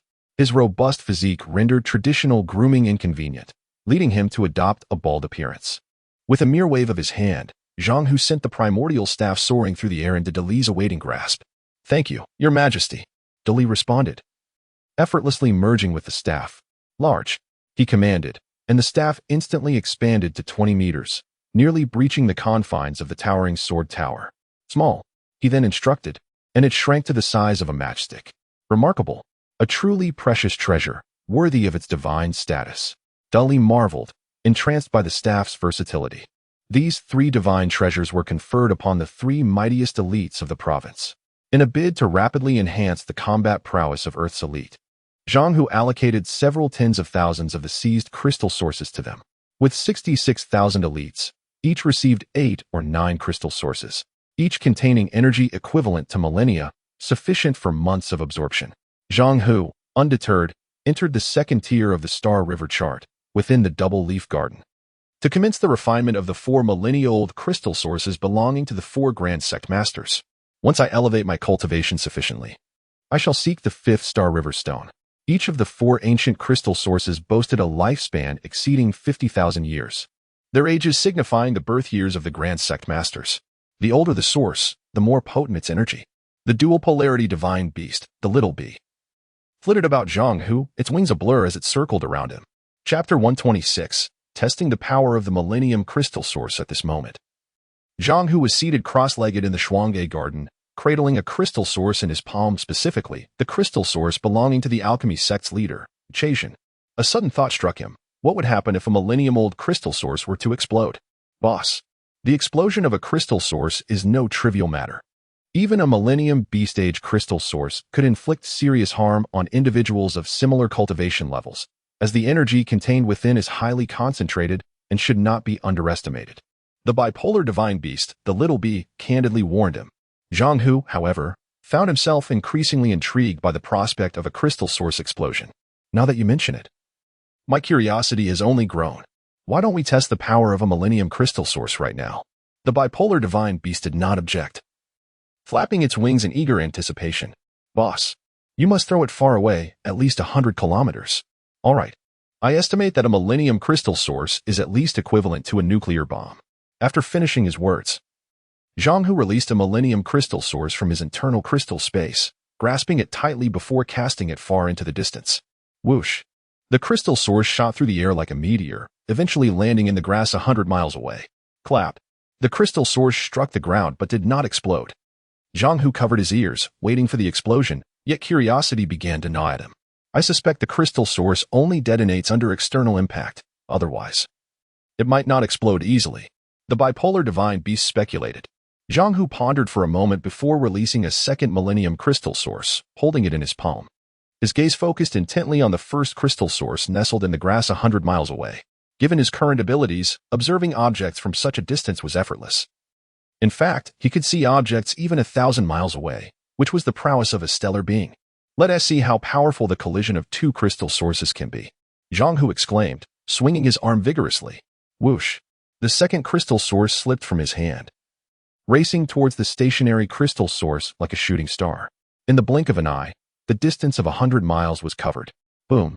The two crystal sources collided precisely, unleashing a force akin to a nuclear explosion that rapidly expanded outward. A blinding white light erupted from the center of the explosion, reaching far beyond 100 miles in an instant. Zhang Hu was enveloped in his Hongming battle armor, which provided comprehensive protection. The energy wave from the impact caused the Shuanghe grass within a 100-mile radius to sway violently. Even Zhang Hu, a stellar being, and the bipolar divine beast were pushed back by this overwhelming force, their bodies tilting backward. Though the power of the two crystal sources was formidable, it was still insufficient to harm such powerful beings as Zhang Hu and the bipolar divine beast. The Millennium crystal sources originated from the bodies of stellar-level disciples of several major sects, and the crystal sources refined from the techniques of the 5 sects were not in the same league as the 5 elements crystal sources of the star refining technique. Even being close to the center of the explosion, the stellar-level Millennium crystal source might not be able to injure Zhang Hu, especially with the protection of his Hongming battle armor, whose defensive capabilities and life force intensity far exceeded those of his stellar-level counterparts. If it were a 10,000-year crystal source explosion, the power would likely increase exponentially. Zhang Hu merely spoke offhandedly, fully aware that it would be a waste to actually test the explosive power of a 10,000-year crystal source. Seated in a meditative posture, Zhang Hu activated the star refining technique to refine the 10,000-year crystal source. He initially intended to refine all 4 10,000-year crystal sources at once, but it soon became apparent that the task was not as simple as he had envisioned. A repulsive force emanated from the 4 10,000-year crystal sources. The gold, wood, water, and fire elements manifested in different forms, hovering around Zhang Hu as if they possessed sentience, bouncing up and down. It seemed that refining them into a single entity would not be an easy feat, boss. Refining all 4 10,000-year crystal sources simultaneously could lead to your demise. The bipolar divine beast urgently warned, incredulous at Zhang Hu's recklessness.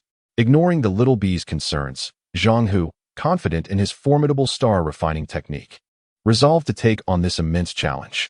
After a moment of contemplation, he deduced that the only prudent course of action was to refine the 4 10,000-year crystal sources one by one. Let us begin with you. The gold element crystal source from Zhan, the leader of the alchemy sect. Chapter 127. Refining the 10,000-year crystal source, the mutated creation field. Zhang Hu, exhilarated by his initial foray into refining such a high-grade crystal source, experienced a surge of excitement. As a stellar-level cultivator, engaging in the refinement of a crystal source of the same caliber was undeniably thrilling. Fortunately, Zhang Hu practiced the star refinement technique, which allowed him to harness the elemental crystal sources that were inherently far superior to those utilized by the 5 major sects, leading him to believe that refining this crystal source would pose no challenge. The crystal source serves as the essence of a cultivator's body and the wellspring of their energy. While one is alive, the crystal source manifests as a spatial realm within the human body, condensing a lifetime of cultivation into this space. Upon death, this spatial realm automatically contracts into an energy sphere, which is precisely the crystal source Zhang is currently refining. For stellar-level cultivators, the volume of energy within their crystal sources typically measures around 1 million cubic meters. However, Zhang's crystal source space dwarfs that of his peers, boasting an astonishing 50 million cubic meters, thanks to the powerful star refinement technique imparted by his master. It is well known that the star refinement technique is an elemental discipline capable of absorbing 5 distinct elements for cultivation. In contrast, the techniques of the 5 major sects can only cultivate a single element: metal, wood, water, fire, or earth. Thus, a crystal source space capable of accommodating 5 elements is inherently more formidable than one limited to a single element. Zhang's 50 million cubic meters of crystal source space is adorned with walls embedded with particles of the 5 elements, exuding a vibrant and resplendent aura. The floor of this space is nothing short of breathtaking, resembling an expanse paved with countless golden bricks, a sight to rival that of a gilded palace. The vast collection of crystal sources amassed from disciples of the major sects has formed small mounds within Zhang's crystal source space, akin to a mountain of gemstones, radiating a captivating glow. These millennium-grade crystal sources are indeed treasures, even if he chose not to refine them. Their worth would be beyond the means of any buyer on Earth. The 10,000-year crystal source Zhang intends to refine is approximately 50,000 years old and belongs to the stellar level, matching the inherent strength of its original owner, Chasian.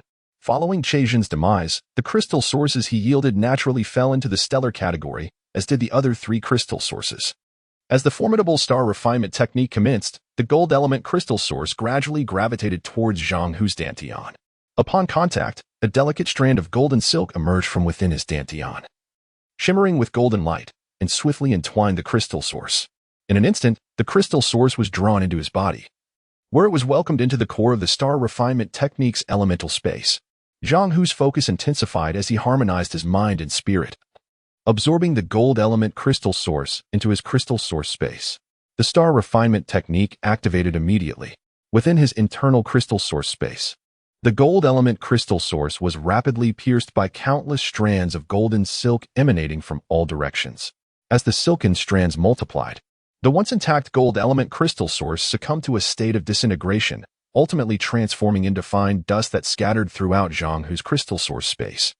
As the multitude of golden strands gradually dissipated, only the gold element dust remained, swirling gently within the confines of Zhang's crystal source space. A frown crossed Zhang's brow as he felt a wave of refreshing sensations emanating from his Zhentian, prompting him to ponder its significance. Shortly thereafter, a more astonishing phenomenon unfolded within Zhang's crystal source space. 5 radiant orbs of golden light materialized, and as the brilliance faded, 5 distinct entities became visible. Each of these entities was a square, measuring 1,000 square meters in area and 10 meters in thickness. They bore countless engravings resembling the fields tended by farmers. Yet these 5 golden fields were not of earthen material. Each represented one of the 5 elements, collectively christened the creation fields. The creation fields represent a unique refining method within the star refinement technique. Typically, one would expect only a single creation field to manifest. Even in the case of Zhang's master, who possessed just one in his crystal source space, the sudden emergence of 5 creation fields in Zhang's body can only be explained by a mutation of the fields. As such an occurrence is improbable without the refinement of an exceptionally potent crystal source. This was Zhang's first encounter with the creation fields. Within the memories imparted by his master, only one field had been present. Unbeknownst to him, the fields had undergone a transformation. Without further contemplation, he devoted his full concentration to the refinement of the crystal source.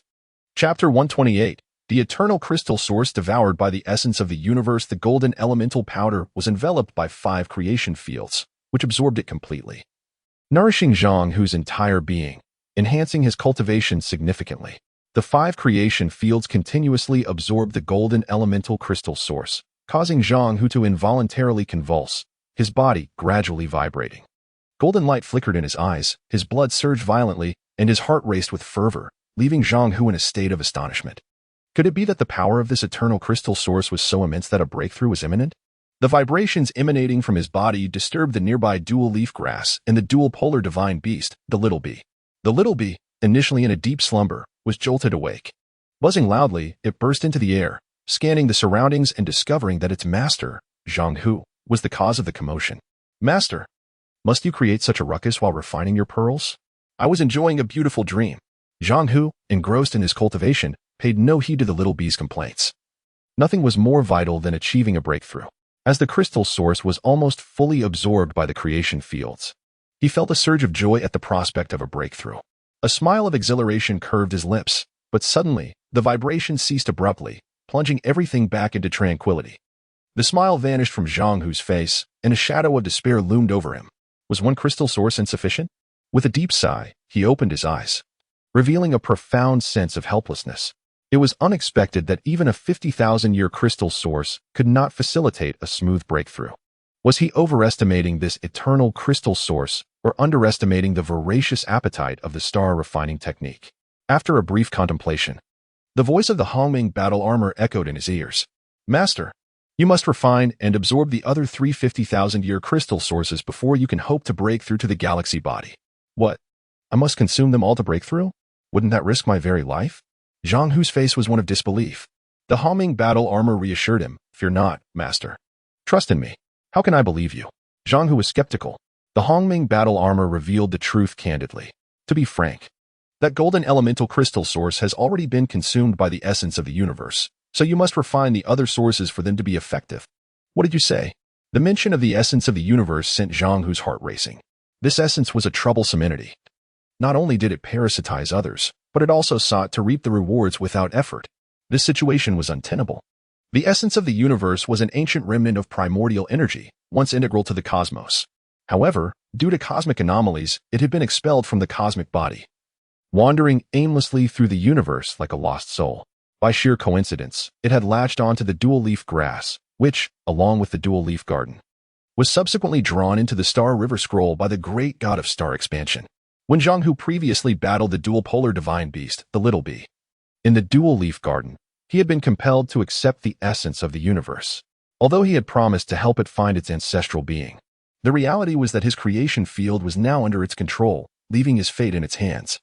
The sense of crisis was more suffocating than choking on a lump of excrement. After the essence of the universe absorbed the 50,000-year crystal source, its intelligence heightened, granting it the ability to speak, and it surprisingly emitted a feminine voice. Child, what significance is there in consuming one of your crystal sources? When the opportunity arises, I shall repay you 100-fold. What? Where did this girlish voice come from? This is absurd. Zhang Hu was taken aback, curiosity igniting within him. The Hongming battle armor clarified, Master, it is the essence of the universe. Having consumed your crystal source, it has gained the ability to speak. My heavens, it has evolved. Will it pose a threat to me? Zhang Hu was even more astonished. The essence of the universe, despite its feminine voice, should have spoken delicately like a young girl. Yet the reality was starkly different. Threaten you? Your little life is of no interest to this queen. Stop scaring yourself and quickly refine the other 3 crystal sources. I will assist you in breaking through to the galaxy body. With his fate in another's hands, Zhang Hu felt a mix of indignation and resignation, ultimately compelled to continue refining the remaining 3 crystal sources. Chapter 129. Breaking through to the galactic body. The 3 crystal sources, each with a lifespan exceeding 50,000 years, collectively harbor at least 150,000 years worth of energy essence. An exhilarating thought, indeed.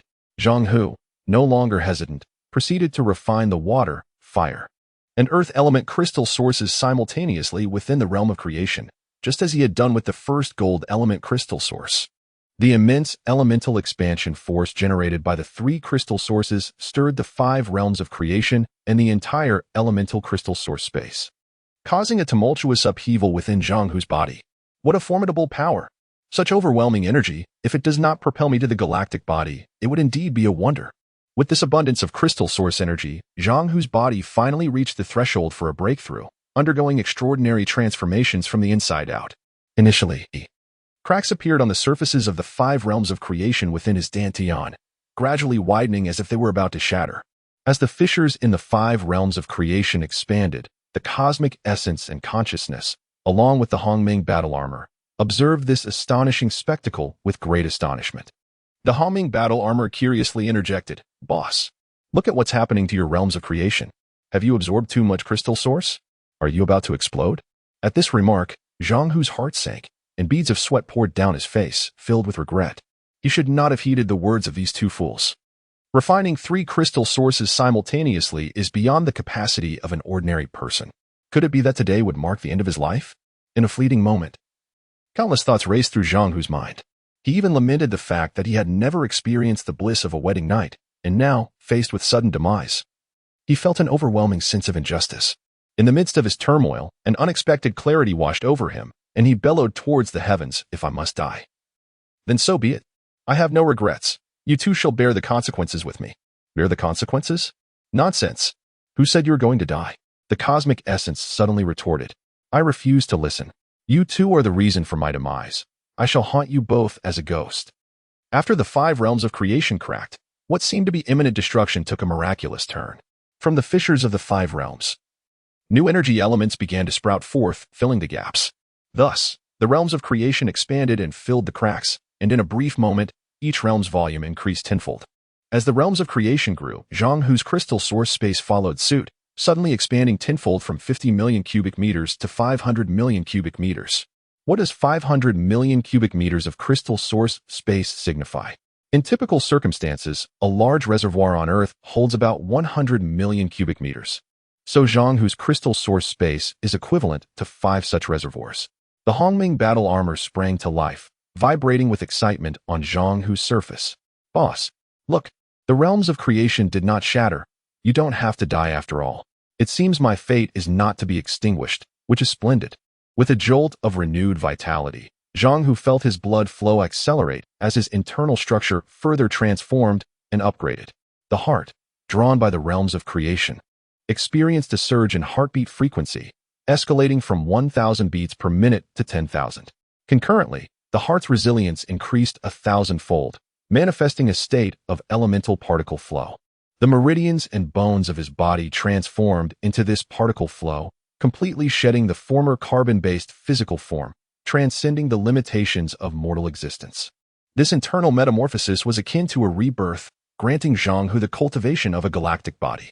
His stellar refinement technique ascended to the 10th level, unlocking a new skill, injury exchange. Injury exchange is a formidable technique. It allows one to absorb damage inflicted upon them and transfer it to any other individual. Yet, the evolution was not yet complete. Suddenly, the Hongming battle armor began to twitch uncontrollably. In an instant, Zhang Hu's body surged to a height of 8 meters, causing the armor to protest loudly. Oh my goodness, boss, you're going to burst me apart. Wow, I've grown taller. This is truly miraculous, Zhang Hu exclaimed, astonished by his sudden increase in height.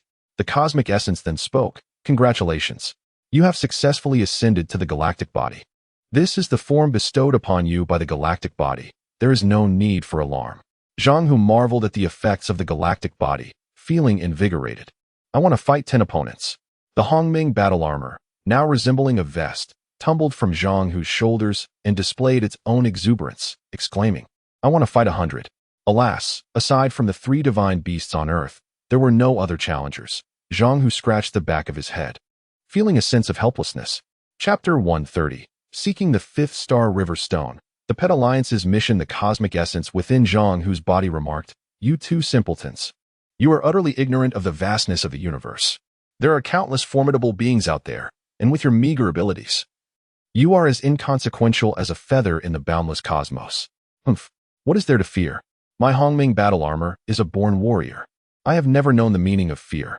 Once we locate the 5th Star River Stone, we shall activate the Star River Scroll and traverse to the domain of the 5 major sect leaders, flattening their territory and capturing the Queen of Tua Star, Tua Longya, to be our leader's wife. The Hongming battle armor boasted with unrestrained bravado, akin to an unfiltered braggart. Zhang Hu found himself amused by this.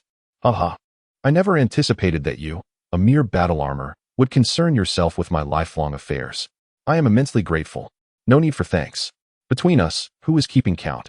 When the time comes, you shall host several banquets, and we will indulge in 3,000 cups, ensuring we do not return sober. Well said. As the saying goes, joyous occasions uplift the spirit. A wedding feast must be celebrated in full. We are not ordinary mortals. 3,000 cups are hardly sufficient. We should aim for 30,000 cups. Zhang Hu and the Hongming battle armor exchanged banter, momentarily disregarding the cosmic essence. Within the crystal source space, the cosmic essence seemed to harbor a hint of displeasure. Humph. You two arrogant fools, are you not aware? Tuwa Star boasts 10 formidable beings, each a primordial entity of the cosmos. With your capabilities, you would perish instantly upon arrival. Primordial entities. What an existence that is. A being like Zhang Hu, a galactic entity, would be effortlessly crushed by a primordial entity, akin to an ant beneath a boot. The Martian deity, Fire Rock Essence Mother, is a cosmic intermediate being. Quite formidable indeed. Zhang Hu understood all too well that with his current strength, the notion of conquering Tuwa Star was nothing more than childish folly. The 5 major sects, having come to Earth, undoubtedly understood a fundamental truth. There are no secrets in this world. Even if they were to annihilate the 5 sects and sever their ties to Tuwa Star, there could be no guarantee that a powerful being from Tuwa Star would not arrive on Earth one day. These deities might utilize other means or different star river scrolls to traverse to Earth. If that day were to come, they would be waiting to be found. And Earth would likely lose its advantage, potentially leading to its doom, ultimately resulting in the extinction of humanity. Zhang Hu furrowed his brow, contemplating deeply. Once his thoughts settled, he spoke with resolute determination. Regardless of how powerful the deities on Tuwa Star may be, I must seek them out. It is far better than waiting for them to come to me. Our primary task now is to locate the 5th star river stone and then deliberate on whether to venture to Tuwa Star. This fellow may not possess great skills, yet he certainly has spirit, the cosmic essence mused internally. The Hongming battle armor, brimming with excitement, hopped onto Zhang Hu's shoulder, then transformed and rapidly expanded, merging once again with him. The Hongming battle armor, forged from the primordial sea of the Fire Rock Essence Mother on Mars, had long since become one with Zhang Hu, indistinguishable from one another. Zhang Hu declared, now that I have completed my transformation into a galactic entity, it is time to embark on a journey beyond Earth to search for the 5th Star River Stone. The Star River Scroll, a flying artifact, can serve as a flying carpet even without the 5 Star River Stones embedded within it. Now, the Star River Scroll soared through space, resembling a gilded ribbon, a divine treasure capable of adjusting its size, radiating brilliant light as it advanced, a sight to behold. However, lacking the enhancement of the 5-star river stones, it could only achieve a modest speed of 1 million kilometers per minute rather than the instantaneous speed of 100 light years. At this moment, of the 3 divine beasts within the Star River Scroll, only 2 accompanied Zhang Hu, the bipolar divine beast, Little B, and the invisible one. The leader of the refining wood sect, Jiao Tan, was engulfed between the 2 divine beasts, his heart heavy with despair. To ensure an added layer of safety for Earth, the couple of colossal divine beasts, the whirlwind giant teeth, were deliberately left behind.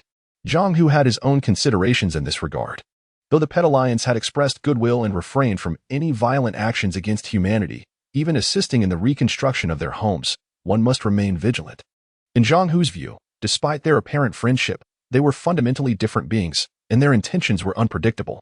If all 3 divine beasts had emerged, and the Pet Alliance's star-level beast king harbored ulterior motives, Earth would be defenseless. After all, the 66,000 elite humans Zhang Hu had painstakingly trained were still too inexperienced, not on par with star-level masters. Thus Zhang Hu had prepared contingencies. On Earth, within the Pet Alliance, the Beast King estimated that the time was ripe and swiftly dispatched 7 half-star level experts across the 7 continents to relay a message. The content of this message was simple. All hunting agents from various branches were to converge at the headquarters of the Pet Alliance in Rinzhou immediately. The 7 half-star level experts, each riding a 7 to 8 meter long flying sword, sped off in different directions. As for the purpose of this gathering, the Beast King was exceedingly cautious, revealing nothing in the message. Only once the 100,000 hunting agents from the Pet Alliance had assembled would the final announcement be made. Over a century ago, the Pet Alliance had followed the 5 major sects from Tuwa Star to Earth, operating here for 100 years, with no fewer than 100,000 hunting agents spread throughout the planet. The strength of these agents was undoubtedly on par with that of the newly emerged 66,000 elite humans of Earth. Chapter 131. The Pet Alliance's army approaches under the command of the Pet King of the Pet Alliance. 100,000 disciples from the Pet Alliance gathered from all corners of the Earth, surrounding the towering 10,000-meter sword tower. The sky was densely populated with individuals, obscuring the sun as if a celestial beast had devoured it, plunging the Earth into darkness. 66,000 elite defenders from Earth stood resolutely around the sword tower, to safeguard their planet's existence. The entire structure was vigilantly protected from top to bottom by these elites, who clung to the tower's windows, floated just outside, or stood atop its summit. Even the very ground was occupied by Earth's champions. In one chamber of the Sword Tower, the formidable spirit beast couple, the whirlwind giants, lay in wait, quietly observing the unfolding drama. It appeared that their leader's suspicions were indeed justified. The pet king of the Pet Alliance had harbored treachery in his heart. The female whirlwind glided forward, her elongated form effortlessly slicing through the air before halting. The male whirlwind glided to her side, engaging in conversation. It is no surprise, we have both spent time among the star realm. The inhabitants of that realm, positioned high above, would never willingly submit to Earthlings. The female whirlwind recalled the humiliation of being suppressed in the astral map for thousands of years, igniting a fierce anger within her. To alleviate this resentment, we must strike decisively. We cannot show mercy and must annihilate these star realm denizens. Indeed, we shall kill. The male whirlwind responded, yet let us not rush. We ought to ascertain the true capabilities of these Earthlings first. This presents a prime opportunity for their growth and refinement. He maintained a demeanor of calm assurance. The female whirlwind, however, felt a flicker of concern. These Earth elites have only recently begun their training. I fear their strength may be insufficient. Should they suffer significant losses, our leader will hold us accountable. If the tide turns against us, we will intervene without hesitation. We shall not allow the Earth's champions to perish, he reassured her. At present, among all the inhabitants of Earth, aside from the strongest pet king, the rest are mere weaklings. As a spirit beast at the pinnacle of its class, the male whirlwind was confident in his ability to vanquish any opponent of equal rank. Bolstered by his innate advantages, the female whirlwind ceased her concerns, and the couple prepared themselves for immediate action. The 66,000 Earth elites varied in strength, yet their resolve unified them against the impending attack.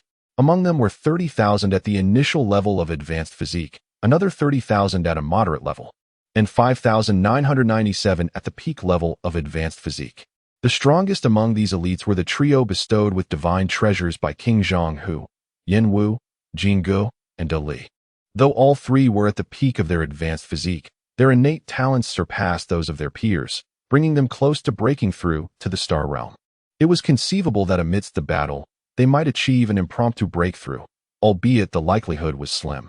Advancement in strength is typically achieved through arduous cultivation, a process far from simple. Each breakthrough is fraught with challenges, and even when all conditions seem favorable, success is not guaranteed. It is no trivial matter to expect consistent breakthroughs at will.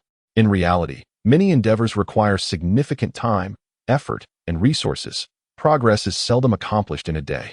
The trio of elites, brandishing their divine treasures, stood proudly atop the sword tower, exuding an air of invincibility. This is a rare opportunity bestowed by the heavens. A perfect occasion to test our treasures, Yin Wu proclaimed with fervor. Since it is a fortuitous moment, let us seize it. Jin Gu chimed in. Enough with the idle chatter. Let us charge forward. De Li bellowed. Agreed. Let us go. The three simultaneously declared, their figures darting forth, leaving trails of light in their wake. With a thunderous momentum, the trio of Earth's most formidable elites surged upward, piercing through the ranks of the Pet Alliance's disciples above. Chapter 132. The Earth's three most powerful elites strike. The three elite warriors unleashed their divine treasures, flying sandbox, octagonal stone, and Hunyuan staff, immediately upon confrontation with the enemy. However, due to their insufficient cultivation, they struggled to manifest the true power of these artifacts. The three divine treasures emitted thunderous roars and ferocious howls. Yet their formidable might remained unexpressed. It was indeed a rare spectacle on Earth for such potent artifacts to be wielded so promptly, as only these three elites possessed them. Hidden within the sword tower, the windstorm giant fawn couple was taken aback. They had not anticipated that the three elites would resort to their divine treasures right from the outset.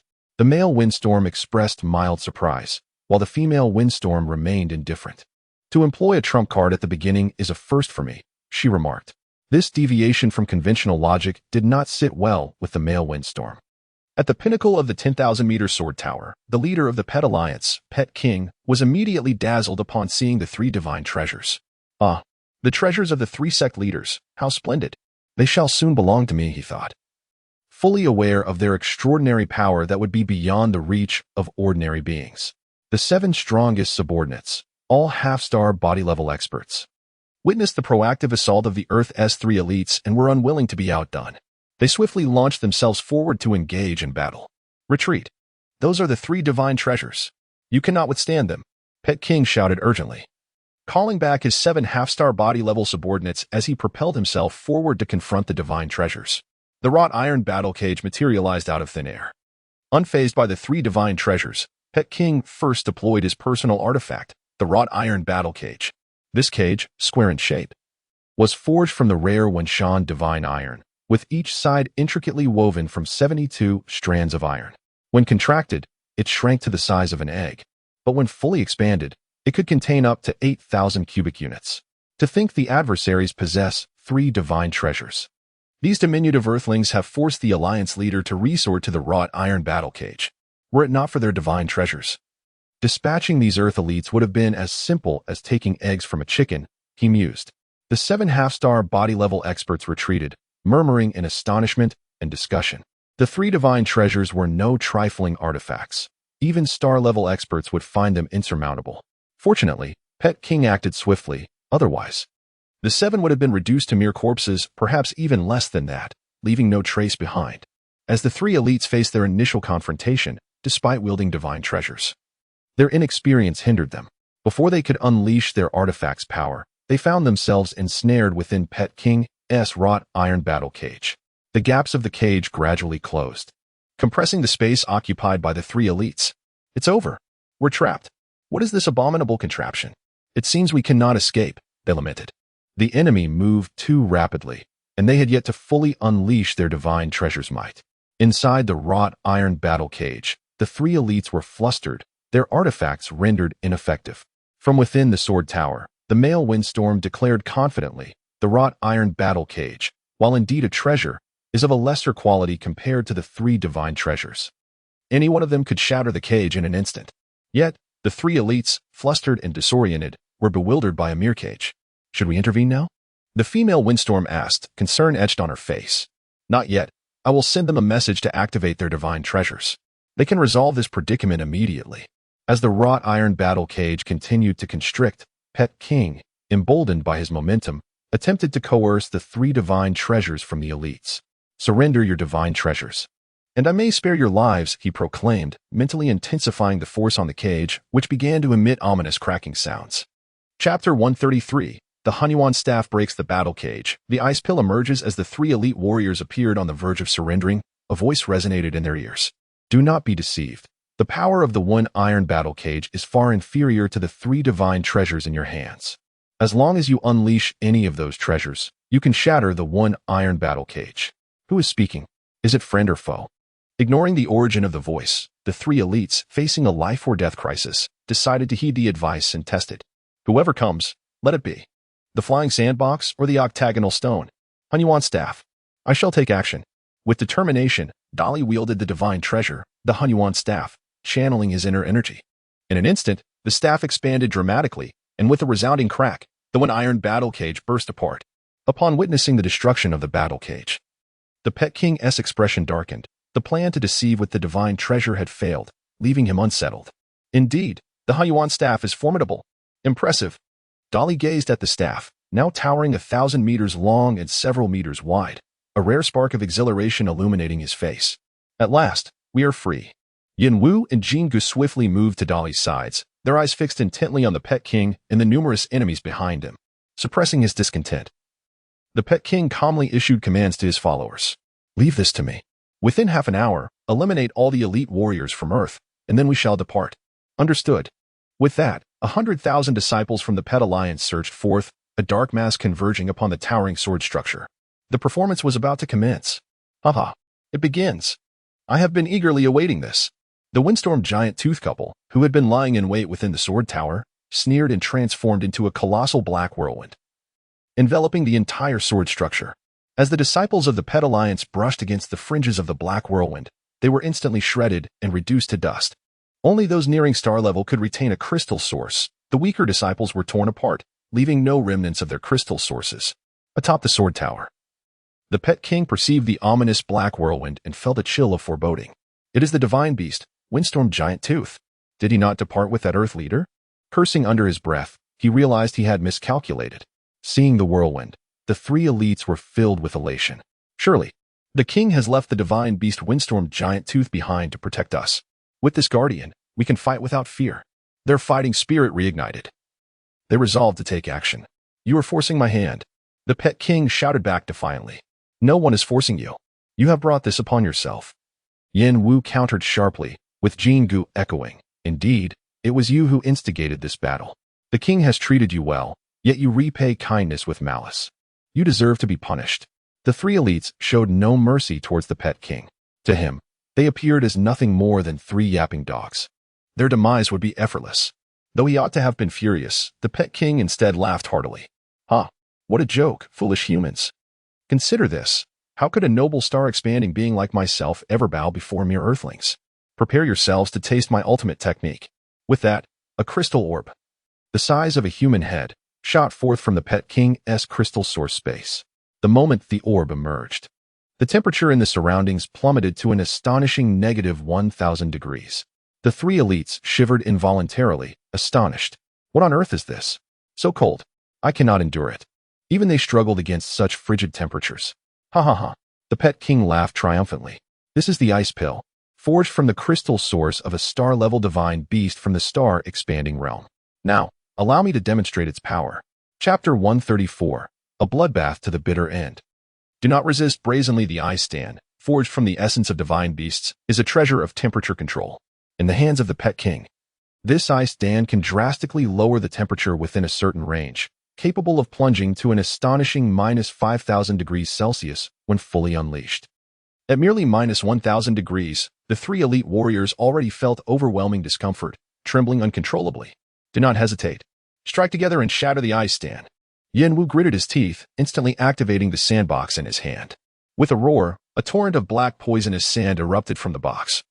Resembling a massive whirlwind of quicksand, the sound of crashing waves echoing through the sky as it surged toward the ice stand. Desperation fueled their actions. Almost simultaneously, the treasure in the hands of the powerful singer unleashed 8 distinct offensive forms: Tiger Force, Leopard Force, Wolf Force, Bear Force, Wind Force, Cloud Force, Ice Force, and Mountain Force. Each attack manifested a unique and deadly shape, embodying the power to annihilate all beings. Old fool, take this stick from your grandpa.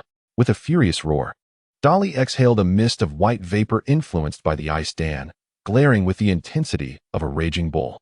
The Hunyuan stick howled as it expanded dramatically. I vow to defend the earth. The three elite warriors shouted with all their might, pouring their life-s energy into the three divine treasures. Unleashing their full power upon the ice stand, a thunderous explosion erupted as the ice stand emitted a powerful silver-white shockwave, instantly shattering the might of the three divine treasures. The elite warriors were sent staggering backward, and the ice stand remained unscathed, standing defiantly in midair. The ice stand did not shatter. Our divine treasures cannot withstand this cursed orb. A sense of foreboding washed over the three elite warriors, their 6 eyes reflecting shock and horror. From this moment, they realized that the ice stand's power far surpassed that of their treasures. Ha! This king's ice stand is the perfect counter to your three divine treasures. Everything ends here. Pitiful earthlings. The pet king hovered in the air, a smug expression upon his face, his voice laced with malice. The ice stand was not merely a counter to their treasures. It posed a threat to their very lives. Without special protective treasures, few could withstand the terror of such frigid temperatures. Without delay, the pet king unleashed the ice stand's ultimate low temperature, releasing an overwhelming chill of -5,000 degrees Celsius. The chilling air spread like a tidal wave, visibly sweeping toward the three elite warriors, as if the very air had solidified with the cold, producing ominous cracking sounds. To the bitter end, we would rather die than retreat. The people of Earth vow never to submit to extraterrestrial beings. The three elite warriors spoke with resolute voices and unyielding gazes, enduring the frigid assault on their bodies. They had resolved to face death, igniting all the energy within their crystal sources, and summoned the three divine treasures once more. For our homeland. Attack. The voices of the three elite warriors were filled with solemnity and fervor, embracing their fate with valor. Suddenly, a voice echoed, "Do not resist recklessly."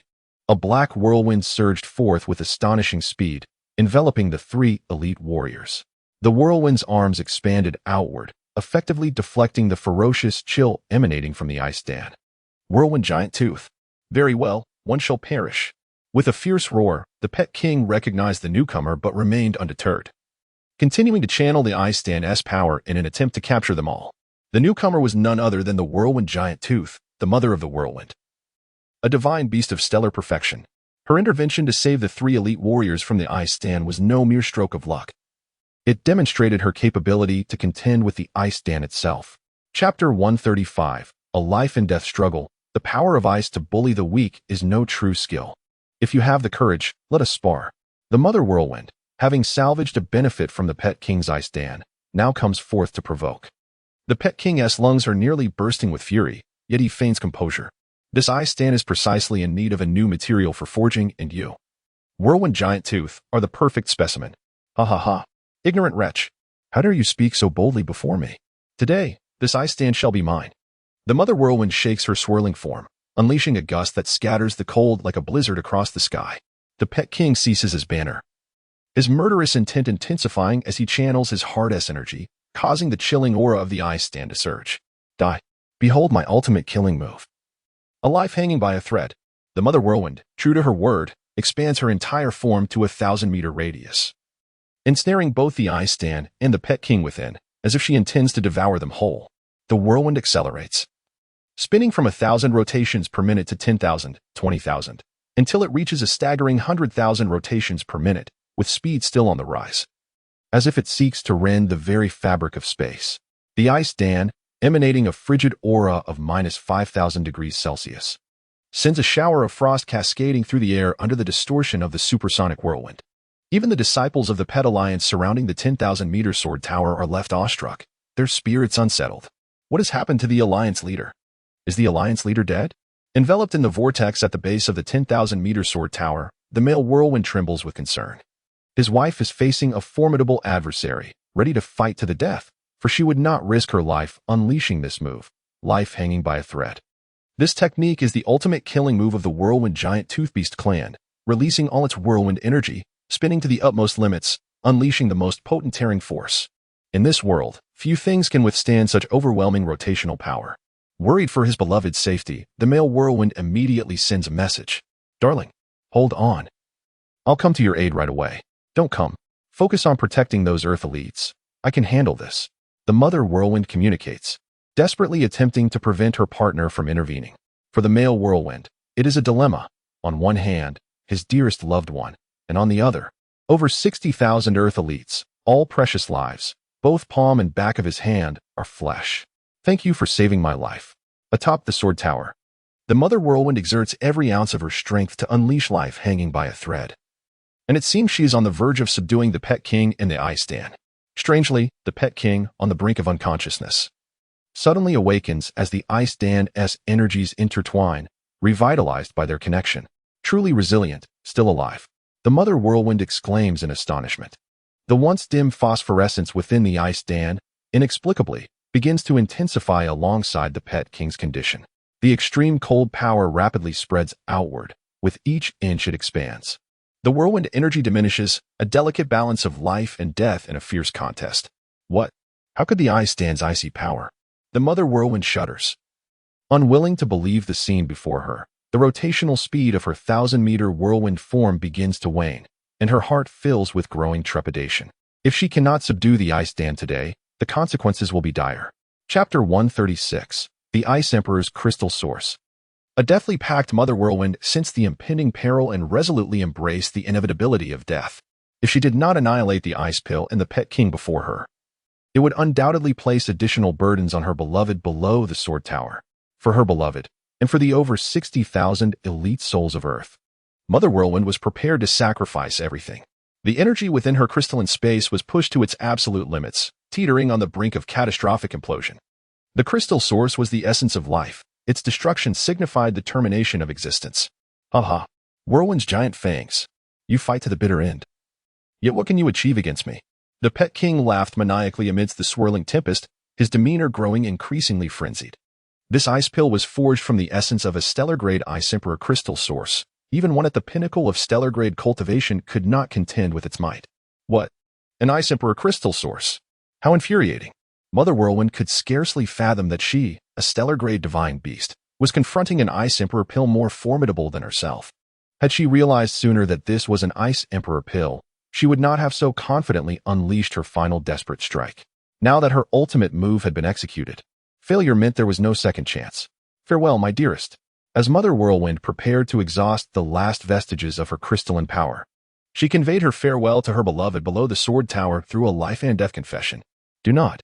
The pet king howled in despair, witnessing the imminent departure of his beloved. Helpless to shield her, the anguish he felt was akin to 1,000 blades piercing his heart, a resentment potent enough to ignite boundless fury within any creature. To safeguard these 60,000 elite disciples from Earth, must I, the revered divine beast Whirlwind's giant fangs, merely stand by and watch my beloved perish? Die, all of you. Life hangs by a thread. A deafening roar erupted as the tempest spread across the land.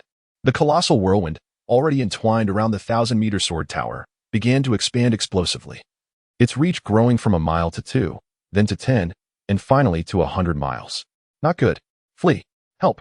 The Pet Alliance, numbering 100,000, found themselves ensnared by the Pet King's lethal strike. In the blink of an eye, 5,000 to 6,000 perished, turned to ash by the wave of destruction. To protect the elite of Earth, the Pet King's essence could not stray from the sword tower, and despite his whirlwind extending outward for 100 miles, he could not eradicate every disciple of the Pet Alliance. Ultimately, the couple, the whirlwind's giant fangs, would fall due to the overexertion of their crystalline power. And the 60,000 elite of Earth would still face doom. A promise, unwavering even in the face of death, must be honored. Otherwise, it ceases to be a promise. To safeguard the elite of Earth, the whirlwind's giant fangs had acted with clear conscience, steadfast in their commitment, their profound love and loyalty resonating through the heavens. Mars. Within the core space, a 50-meter-tall fire rock essence hovered above the vast sea of primordial chaos, addressing the horizon. Jing, your homeland, Earth, is in peril. You must go. The primordial sea lay undisturbed, as tranquil as a mirror. Suddenly, a head emerged from the surface, gradually rising to reveal a figure. This individual was enveloped in a crimson hue, with a form both striking and graceful. As they fully emerged from the water, a fiery red ribbon sprouted from their back, extending outward like a mystical serpent, encircling them from head to toe. In an instant, a flash of red light transformed the ribbon into a resplendent suit of fiery armor. The garment billowed elegantly in the wind, a protective attire known as the primordial battle robe, offering comprehensive defense without a single vulnerability. This individual was none other than Cui Jing, who had been cultivating within the primordial sea and had now achieved the pinnacle of stellar-grade prowess in a remarkably short span of time, harnessing the power of threefold speed. Cui Jing swiftly ascended to the summit of the 1,000-meter sword tower on Earth. Chapter 137, The Primordial Battle Robe, The Fall of the Pet King. And the divine sovereign of Mercury, without uttering a word, Cui Jing swiftly produced the luminous flowing light gourd, a treasure bestowed by the fire rock essence mother. And in a flash, ensnared the ice stand within it. Immediately, she activated the primordial battle robe, unleashing countless crimson ribbons that soared from her body. In an instant, the sky was filled with these ethereal strands, which entwined and subdued tens of thousands of disciples from the Pet Alliance, reducing them to mere ashes with a flick of her mind. The sudden emergence of such a formidable force instilled fear within the Pet King, leaving him in despair. With the ice stand captured and 100,000 disciples vanished, did death truly await him today? Suddenly, a spark of inspiration ignited within the Pet King as he recalled something.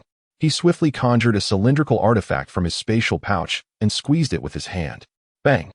The sound reverberated, and a torrent of purple light erupted from the cylinder. The violet luminescence swirled and rapidly coalesced into a beam that shot forth towards Mercury with astonishing speed, surpassing the velocity of light by an unimaginable margin. With the purple light expended, the Pet King maintained an air of calm. Your time is short. They're all dead. You shall follow them soon. As Cui Jing's crimson ribbons pierced through the Pet King, death loomed closer. He uttered a final, ominous warning. You all must perish. The Earthlings shall meet their doom. And it is imminent. The meaning of his words eluded all, yet a chilling scream echoed, with the last vestiges of defiance. The Pet King's voice faded into a cry of anguish, his life extinguished, and from him erupted a 1,000-year-old crystal source, which Cui Jing claimed within the flowing light gourd.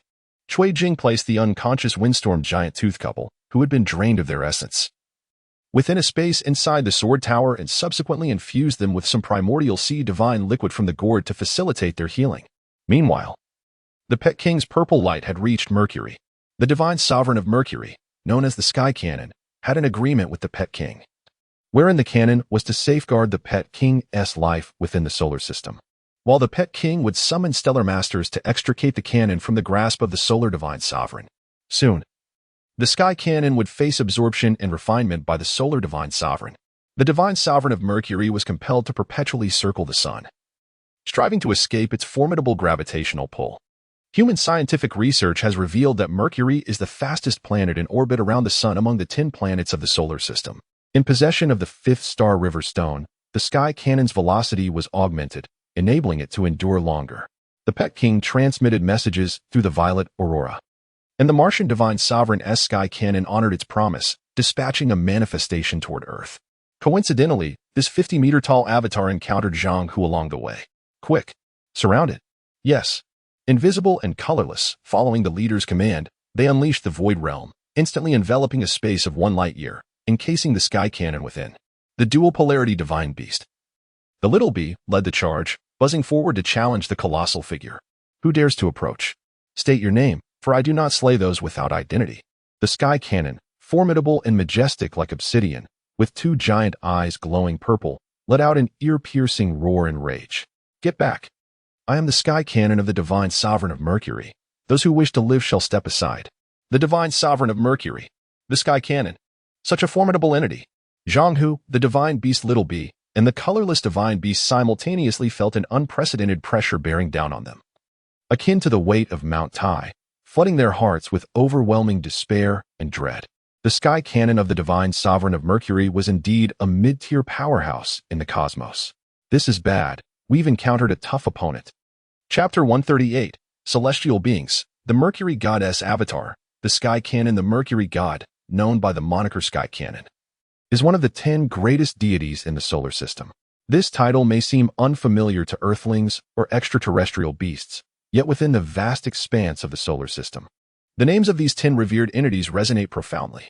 The 2 divine beasts immediately discern the prowess of the Sky Cannon. It is indeed a deity, a being of considerable stature in the cosmos, capable of effortlessly obliterating lesser life forms. Even a mere avatar of the Mercury God exudes an overwhelming presence. Were the true form to emerge, a single glance could instill terror in others. Zhang Hu and the 2 divine beasts were unaware that they faced merely an avatar, nonetheless. Even this manifestation possessed strength far beyond what Zhang Hu and his companions could contest. In the cosmic realm, the Sky Cannon, as a celestial being, naturally regarded formless entities and the diminutive bee-like beings as inconsequential. You insignificant insects, step aside swiftly or face annihilation. Zhang Hu, having rolled up the galaxy scroll, steeled himself alongside the bee-like creature to confront the Sky Cannon from a distance. Before the massive figure towering 50 meters above them, Zhang Hu's own 8-meter stature appeared trivial, especially when compared to the minuscule bee. Should that galaxy stone truly be in the possession of this colossal being, matters would become dire. It would be prudent to approach with courtesy, in hopes of swaying him with virtue. Excuse me, esteemed Sky Cannon. I am Zhang Hu. Presumptuous. You, a mere human, dare to show disrespect to me, the sovereign? You seek death. The Sky Cannon's thunderous voice boomed, reverberating like thunder in the ears of Zhang Hu and the bee, nearly shattering their eardrums. The intensity of the sound compelled them both to cover their ears, struggling against the cacophony. Regaining some composure amidst the din, Zhang Hu attempted to maintain his politeness. I sincerely apologize for my audacity. I merely wish to inquire about a matter of importance. You lack the right to question me. You shall perish.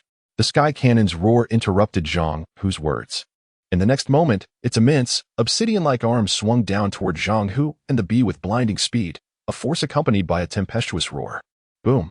The descent of its colossal arms dictated the fate of all beneath them. The casual strike of this celestial being bore the might to obliterate existence itself. Boss dodge, cried the bee-like creature, urgently urging Zhang Hu as they both swiftly evaded to a distance of 100 meters. That was close. Zhang Hu, having narrowly escaped the onslaught, felt his heart race as he gazed at the Sky Cannon's massive form, reflecting on his circumstances. He had anticipated that his rapid ascension to a galactic being would afford him the opportunity to seek worthy adversaries for a gratifying challenge. Yet he had not foreseen encountering such formidable opposition upon his departure. The Mercury God, a celestial being of the cosmos, towered 2 tiers above Zhang Hu, rendering combat utterly unfeasible. A moment of contemplation led Zhang Hu to decisively release the charred entity from the galaxy scroll. You, go confront this giant. The charred being, taken aback, lamented its unfortunate fate. Having been sheltered within the galaxy scroll, it was now summoned by the insufferable earthling to act as a pawn. Faced with a being of such elevated stature, the charred entity envisioned its own demise, hesitating in fear. At that moment, the Sky Cannon's arms descended once more. With escape rendered impossible by the encompassing void, the charred being recognized its inescapable fate. It contemplated the inevitability of death, pondering whether it might seize this opportunity to rebel instead. Chapter 139, The Betrayal of Charcoal. Angering the true self will lead to death. Charcoal moved swiftly, soaring to the side of the cannon of heaven, proclaiming loudly, I pay my respects to the esteemed senior. I am not affiliated with them and wish to fight alongside you against our common foes. You ignorant youth, all must perish, roared the cannon of heaven. With a gaping maw, it unleashed a tremendous force, swallowing Charcoal whole. In his final moments, Charcoal cried out for mercy. Senior, spare my life. With a crunching sound, the cannon of heaven chewed a few times before swallowing him down. Zhang Hu and the two divine beasts were taken aback. The formidable leader of the earth refining sect had become an appetizer for another. It was undeniable that the Mercury divine lord, the cannon of heaven, was indeed formidable. The three of them combined stood no chance against this Mercury divine lord. The formless and colorless entity possessed a singular ability, Void Realm, which could bind. Boss, stay back. Let me take a shot at him. The divine beast's void realm compressed to half a light year, intensifying its binding power and increasing the density of space, effectively ensnaring the Mercury divine lord's avatar, the cannon of heaven, rendering it momentarily immobile. The void realm held another hidden function, strangulation. Countless invisible forces surged towards the cannon of heaven, striking with a cacophony of sounds. This strangling force could easily slay beings of stellar bodies and those of lower cosmic tiers. Alas, it proved ineffective against the cannon of heaven. The cannon of heaven's arms trembled, unleashing a powerful wave that spread like a torrential flood, causing the void realm's binding force to dissipate. Is there anyone else? Who dares to challenge me? The cannon of heaven, long confined to Mercury, relished the opportunity to stretch its limbs, having completely forgotten its previous matters. Though formless and colorless belonged to the lower cosmic beings, it was still inferior to the Mercury divine lord in both cultivation level and life essence attributes. Those strangling forces felt merely like a tickle. Boss, this creature is too tough. I cannot harm it. For now, I will contain it with the void realm. But what should we do next? Formless and colorless struggled in vain, feeling utterly at a loss, unable to conceive a solution befitting a being of a stellar body. Zhang Hu sighed. It seems formless and colorless has reached a dead end. Little bee, do you wish to give it a try? The little bee fluttered its tiny wings, suddenly gaining a moment of clarity. Boss, were we too impulsive? Why must we fight this behemoth to the death? Formless and colorless interjected, recalling a purple signal emanating from Earth, directed towards Mercury, which coincided with the arrival of this giant. Zhang Hu's heart raced. He could almost ascertain that something significant had occurred on Earth, perhaps already transpiring. Senior, it is better to resolve our grievances than to deepen them. Shall we transform our conflict into harmony? Zhang Hu urged, embodying a man of righteousness. However, the cannon of heaven remained unyielding. Anger me, and you shall all perish. With a thunderous movement, its colossal arms struck again at Zhang Hu and the little bee. This time was different. Its arms swelled into massive mountains, descending with an earth-shattering force. Refusing a toast only to drink a penalty, the little bee, unable to endure any longer, erupted in fury, unleashing its polar rotation skill and boundless earth skill without reservation upon the cannon of heaven. The polar rotation was immensely dominant, capable of harnessing the power of cosmic magnetic poles to create formidable distortion damage. Once, it had torn Zhang Hu to shreds.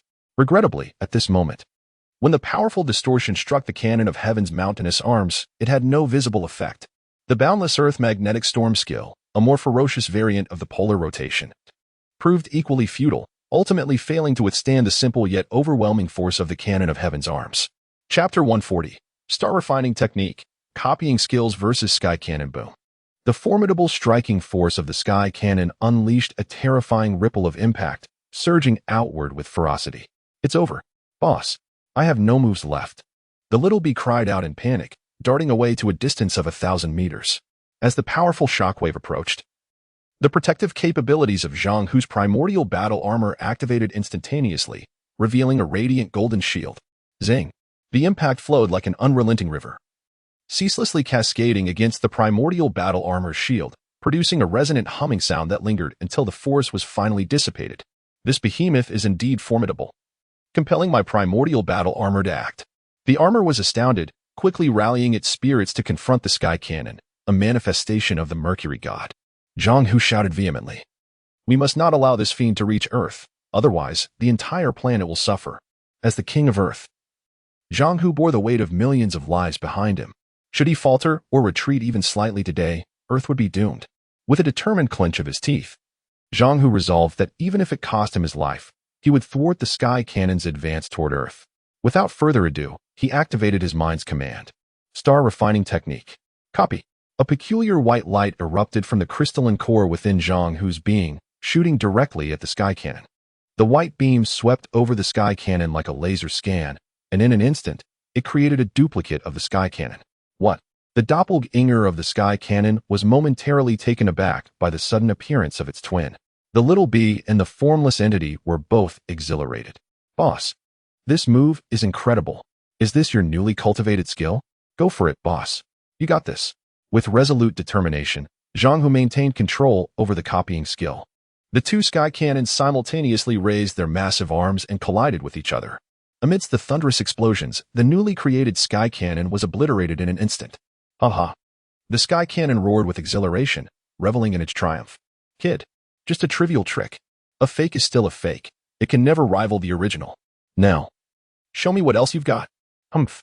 Zhang Hu scoffed derisively and unleashed the star refining technique once more, continuously generating a multitude of sky cannons, intending to exhaust the original through sheer numbers. 1,000 sky cannons. Attack. Shatter them all. The sky cannon's battle spirit intensified, standing firm against the onslaught. Moments later, the 1,000 sky cannons were destroyed. Here comes more. Experience my 10,000 sky cannons. Zhang Hu, now addicted to the copying, unleashed a swarm of 10,000 sky cannons, like moths drawn to a flame, charging toward the original sky cannon. Soon after, the 10,000 sky cannons were annihilated. It appears this tactic is futile if I continue. I fear I shall exhaust my internal crystalline energy. I must devise another plan. Boss, are you all right? What should we do next? The little bee and the formless entity felt the mounting pressure, concerned for their leader while contemplating strategies to overcome the foe. Zhang Hu steadied himself, expressing his gratitude. Thank you for your concern. I am well. How about you too? I'm fine. Although I can't win in a fight, escaping is not a problem, the little bee replied, flapping its tiny wings with a downcast expression. When it comes to the art of fleeing, the formless entity excelled. Wherever the void realm reached, it could follow. Boss, like the little bee, I have no problem escaping. No, we absolutely cannot flee. Zhang Hu firmly rejected the notion of retreat. The little bee and the formless entity understood their leader's intent. If they all fled now, Earth would inevitably suffer dire consequences. Boss, I can do my utmost to restrain it. From there, it's up to you. The formless entity gathered its courage, compressing the void realm once more, maintaining it within a few thousand kilometers, striving to enhance the binding power within this range to sufficiently restrict the sky cannon's mobility. Thank you, Zhang Hu expressed with sincerity, propelling his 8-meter frame forward, charging directly at the doppelganger of the sky cannon. Chapter 141. The multicolored palm versus the sky cannon. Morning as the clone sky cannon unleashed its malevolent intent, its colossal arms rose to strike. You fool, seeking death. From the very onset, the sky cannon relied solely on this monotonous attack, unoriginal in its execution. This aptly exemplifies the adage that sheer force can conquer 10 techniques. Again with this move. Have you become addicted to smashing? Zhang Hu propelled himself forward, his momentum colliding with that of the clone sky cannon, carving 2 streaks of light through the air, one black and one red. Zhang Hu, represented by the red, and the sky cannon, by the black, were on a collision course. Boss. No, cried the little bee and the formless being in unison. At this critical juncture, time seemed to freeze. They envisioned their leader as soul departing, all hopes extinguished. Had the king of Earth, having barely ascended to his throne, truly met his end? The multicolored palm. Zhang Hu finally unleashed this formidable technique capable of contending with mid-tier cosmic entities. This move, passed down by the Martian deity, the fire rock essence mother, is imbued with the mysteries of billions of years. Although Zhang Hu's cultivation level still paled in comparison to the sky cannon, he resolved to engage, unwilling to retreat. This technique, a gift from the celestial being, could not be comprehended through ordinary perception. Boom. The multicolored palm clashed with the sky cannon. Power erupted in a dazzling display. Radiant as a rainbow, akin to ribbons, like a celestial maiden, reminiscent of the vibrant Milky Way, captivating, exhausting, and instilling dread. As the multicolored palm made contact with the obsidian arms of the sky cannon, a series of powerful energy ripples erupted, lingering long after the initial collision. The entire area within 1,000 miles was enveloped in the palm's colorful glow. "Boss," the little bee exclaimed, frantically buzzing through space, desperately seeking to reclaim their leader's remains. In the void, the influence of the multicolored palm caused the gray mist to collapse over a radius of hundreds of kilometers. The formless being coughed repeatedly, revealing a faint silhouette amidst the void. What had transpired? Had their leader truly perished alongside that behemoth? As the energy form of the multicolored palm gradually dissipated, only the clone sky cannon remained, with Zhang Hu nowhere to be found. The little bee and the formless being met, weeping bitterly. "Boss, your death was so tragic." The two divine beasts mourned for Zhang Hu. The clone sky cannon, its eyes narrowing, gazed at its arms, astonished to see cracks forming along the surface. How is this possible? Despite the extraordinary aura of the multicolored palm, how could a mere human from a star system inflict damage upon a mid-tier cosmic deity? These minor fissures on its arms were insufficient to threaten the Martian deity's existence. Suddenly, the sky cannon's eyes widened in realization, a tremor coursing through its being. Could it be that the previous strike was indeed the secret technique of the Martian deity, the fire rock essence mother? How could such a move manifest in a human from Earth? No wonder it inflicted even a modicum of harm upon me. At that moment, the clone sky cannon detected a faint sound echoing through the surrounding space, soon realizing that innumerable strange filaments were surging from all directions. What on earth are these? Having been stirred by the earlier confrontation, the clone sky cannon was now on high alert, fully prepared for any impending threat. Chapter 142. The Enigmatic Threads. The enigmatic threads, shimmering with a golden radiance, appeared from an unknown origin, advancing swiftly and menacingly, ensnaring the avatar of the ascendant cannon in an instant. The sheer number of threads was overwhelming, akin to countless strands of fine hair scattered across the heavens. Unlike ordinary hair, these threads were longer, extending from distant realms. Resembling golden filaments, each glinting with a dazzling golden brilliance that was both captivating and alarming. Had it not been for the malevolent intent of these threads, the ascendant cannon might have taken some pleasure in observing such an extraordinary spectacle. After all, with its formidable strength, it felt a sense of invulnerability. Confident that outside the intervention of the 9 supreme deities, few could pose a threat. Only the recent display of the Earthling's technique, the multicolored palm of fire rock essence, had elicited a momentary frown, but that was merely a trivial concern. Such meager power was insufficient to slay even a mere avatar of the ascendant cannon. How could this be? The ascendant cannon was taken aback. These sinister threads were indeed peculiar. How had they infiltrated its very being? If they were merely superficial, no matter how ghostly these threads appeared, they could not possibly harm the ascendant cannon's avatar of cosmic stature. The threads were endless, each one reaching infinitely far. With its violet-hued eyes wide open, the ascendant cannon strained to gaze along the direction of the advancing threads, yet the origin remained elusive. Boom! The ascendant cannon flexed its arms, attempting to shake off the threads, but to no avail. The threads were eerily unperturbed by its might. They clung to its form as if they were an extension of its very being, inseparable. Infuriated, the ascendant cannon's demeanor shifted to one of frenzied wrath. Clenching its fists, a thick layer of violet aura began to accumulate across its surface. The aura erupted outward in violent bursts, becoming increasingly intense and tremulous. "Begone!" it roared, as the violet aura surged forth, transforming into countless violet arrows, aiming to pierce and obliterate the myriad threads entwined around it. Regrettably, even after unleashing this overwhelming barrage, a significant number of threads remained entwined around the ascendant cannon, moving freely and burrowing deeper into its body. The futility of its two fierce attempts only deepened its despair. These threads were extraordinarily sinister. How terrifying they were. Swish, swish, swish. The threads emitted a piercing cacophony within the ascendant cannon, as if they were gathering for a grand and bizarre ball. Buzz, buzz, buzz. A thunderous din filled its mind, inducing a sense of dizziness, as if millions of ants were gnawing at its insides, provoking a tempest of agitation. How unbearable! Come forth, as an avatar of cosmic stature. The ascendant cannon found itself unable to withstand this torment. Could these threads be its nemesis? In an impulse of desperation, it clutched its head, pounded its abdomen, and even bit down on its own arm to alleviate the excruciating sensation. Suddenly, two beings drifted from afar, halting 100 meters away to observe. One was the dual-pole divine beast, the little bee, and the other was formless and colorless. Look, what are these threads? Both the dual-pole divine beast and the formless entity were drawn to the threads enveloping the ascendant cannon, momentarily taken aback. They were hesitant to ascertain whether these threads were indeed related to the cosmic essence threads. To uncover the truth, they resolved to follow the threads to their source. Let us go. Let us investigate the origin of these threads.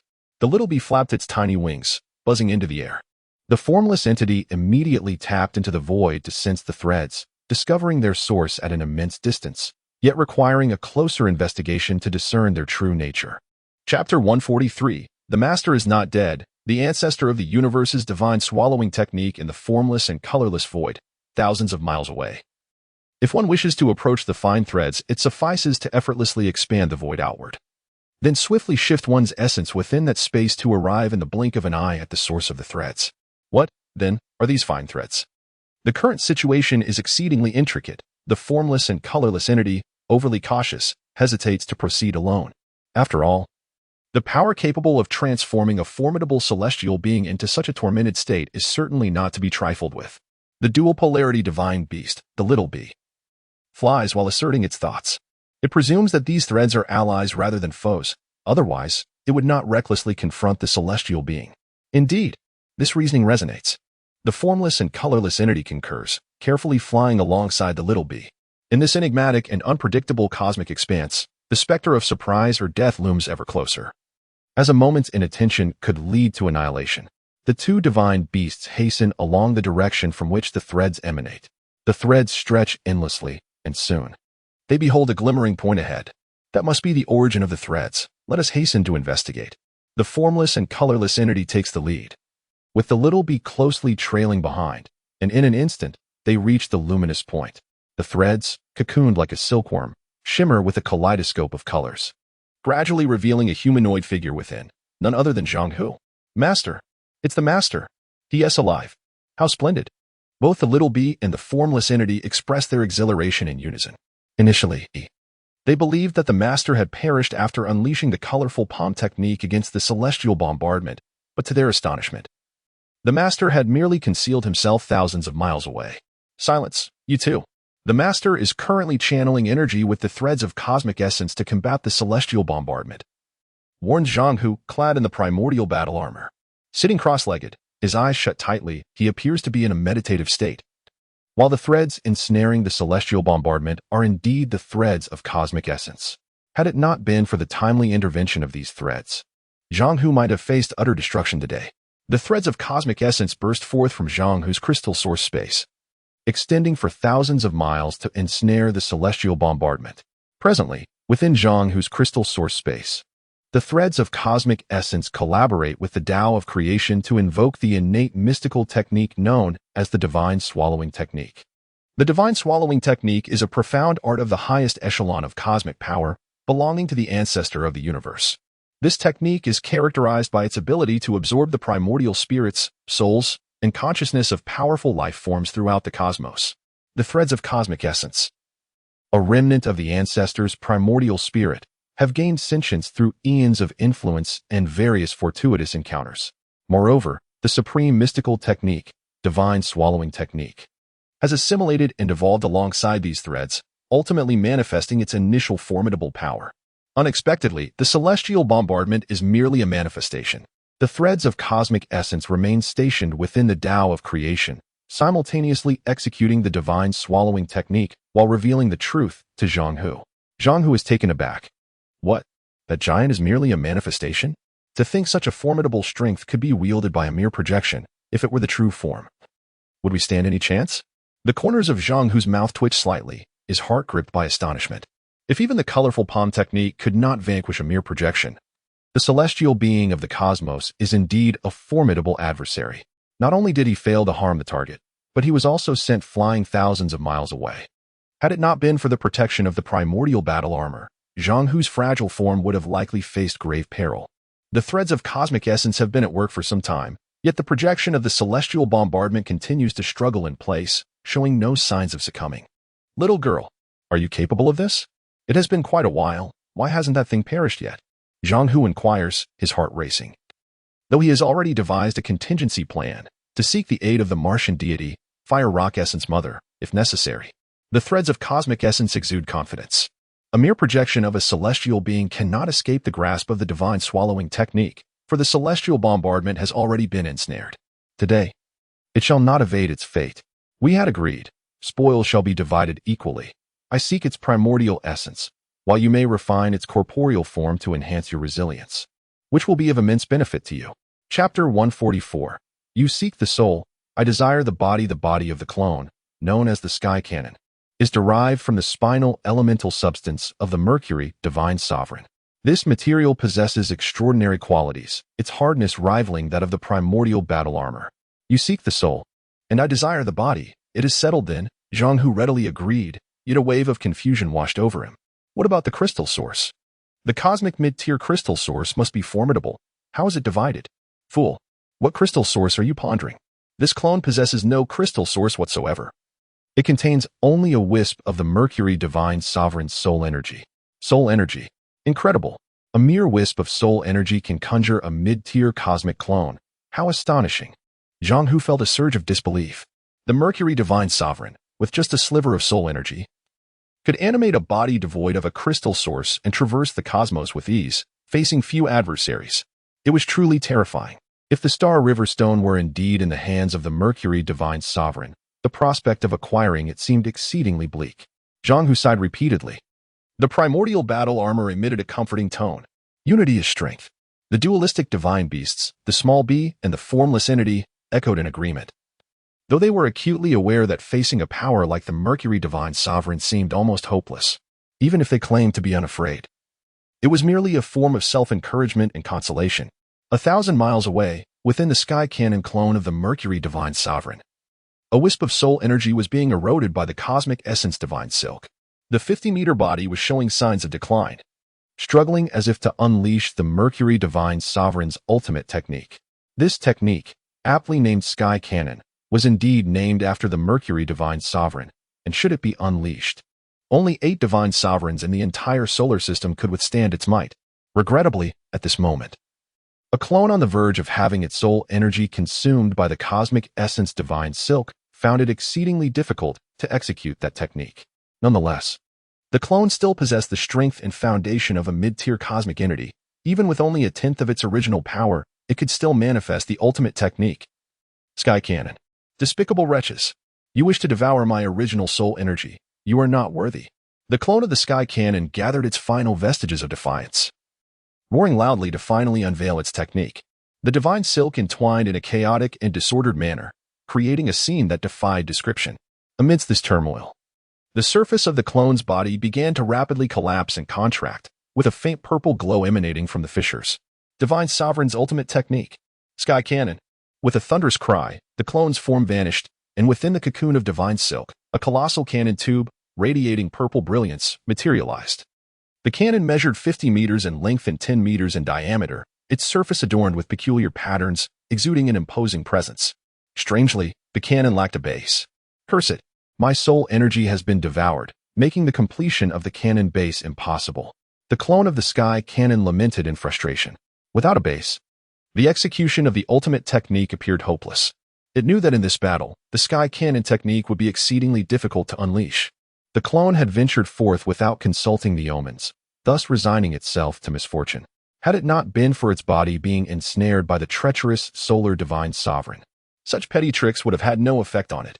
Within the cannon tube, the clone recalled the purpose of its mission. Now that I am in peril, who cares for that Star Invader's pet king? Previously, the pet king's transmission of the Aurora signal was directed to the Mercury divine sovereign. Unfortunately, the Mercury divine sovereign could not leave the Mercury celestial body, as the solar divine sovereign had already locked onto it, poised to consume it at any moment. Ultimately, the Mercury divine sovereign could only dispatch a fragment of its soul to Earth to rescue the pet king. Regrettably, the pet king had already been slain by the tranquilizer. And now, the clone of the Sky Cannon found itself in peril as well, as the last trace of the clone's soul energy faded. Only a 50-meter-long cannon tube remained in the vastness of space. Chapter 145. The Refinement of the Cannon Barrel. The Mercury God Sovereign's wrath within the crystalline source space of Zhang-Hu, the cosmic essence thread expressed considerable satisfaction. The primordial spirit energy of the avatar cannon has been devoured by me, young one. You may now proceed to refine its corporeal form. Having absorbed a strand of the avatar cannon's primordial spirit energy, the cosmic essence thread underwent further evolution, sprouting two appendages reminiscent of human feet. Zhang-Hu, accompanied by his little bees and the formless essence, traversed vast distances through the cosmos, arriving at the location of the avatar cannon, only to find it transformed into a colossal cannon barrel, which sparked his astonishment. How has this giant become a cannon? He marveled. This is the manifestation of the avatar cannon. It is a remarkable treasure. Hurry and refine it, urged the cosmic essence thread, its newly formed feet bouncing excitedly within Zhang-Hu's crystalline source space, akin to a mischievous child. Zhang-Hu responded affirmatively. Very well. He promptly seated himself cross-legged atop the cannon barrel, invoking the star refinement technique to activate the creative fields within his crystalline source space, drawing the cannon barrel within. The 5 creative fields operated simultaneously, and soon enough, the cannon barrel was refined and absorbed. Zhang-Hu's physical resilience and hardness surged 5-fold in an instant. However, as the avatar cannon's corporeal form lacked a crystalline source, the refinement only enhanced his physical attributes. I expected this cannon to be formidable. It seems that after refinement, my star refinement technique has not improved in the slightest. The cosmic essence thread reassured him. Be content. You are now a galactic entity. As you progress further, cultivation becomes increasingly arduous. As an ordinary human, achieving this level of cultivation in such a short time is a stroke of extraordinary fortune. Without such fortune, a mere earthling would face a fleeting existence, aging and perishing within a few decades. With heartfelt sincerity, the cosmic essence thread imparted this wisdom to Zhang-Hu, each word resonating with truth. Zhang-Hu sighed indeed. You speak wisely. My current state is entirely due to fortune. As an ordinary earthling, I would be fortunate to live a century. However, I should now be able to outlive ordinary humans, shouldn't I? Not just a little, as a galactic entity. You could live for 100,000 years, the cosmic essence thread replied candidly. Upon realizing that he could potentially live for 100 millennia, Zhang-Hu's eyes glimmered with unrestrained excitement. Were it possible for his eyes to leap from their sockets, they would surely dance with joy, reflecting his overwhelming elation. Mercury, with its surface adorned by a myriad of craters both grand and small, features towering mountains, vast plains, and terrifying precipices. At its core, the Mercury God Sovereign, embodying a purple glowing obsidian form, remains seated in a lava sea, his 50-meter form cross-legged. How dare a mere earthling destroy my avatar? I shall make you pay a bloody price for this affront. Although unable to exact vengeance directly, the sovereign could easily conjure several avatars anew. Given his status as a mid-tier cosmic deity, the seemingly tranquil surface of the lava sea began to rise, revealing a black obsidian sphere adorned with 2 flickering purple eyes. Another avatar of the Mercury God Sovereign was born. Soon after, a second, third, and fourth emerged, until 10 avatars had materialized, marking a significant investment of the sovereign's primordial spirit energy. The average distance between Mercury and the Sun is approximately 57.9 million kilometers. About 0.387 times the distance from the Earth to the Sun, making it the closest planet to the Sun, with no other planet discovered closer to it. This proximity results in Mercury experiencing the greatest gravitational pull from the Sun, allowing it to traverse its orbit faster than any other planet.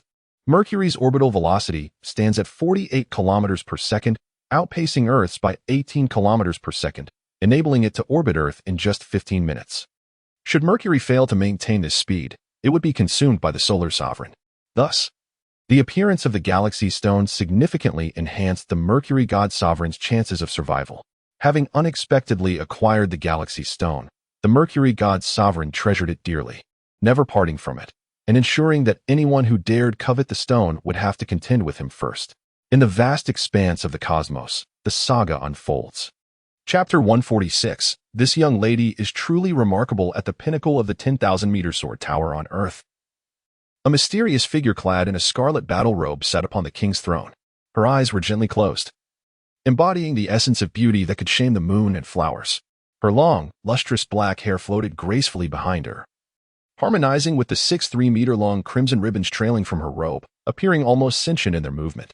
The onlookers had been captivated by her presence for quite some time. As if witnessing a celestial being descending from the heavens, each gaze filled with reverence and astonishment. The atmosphere was thick with silence, no one daring to speak loudly.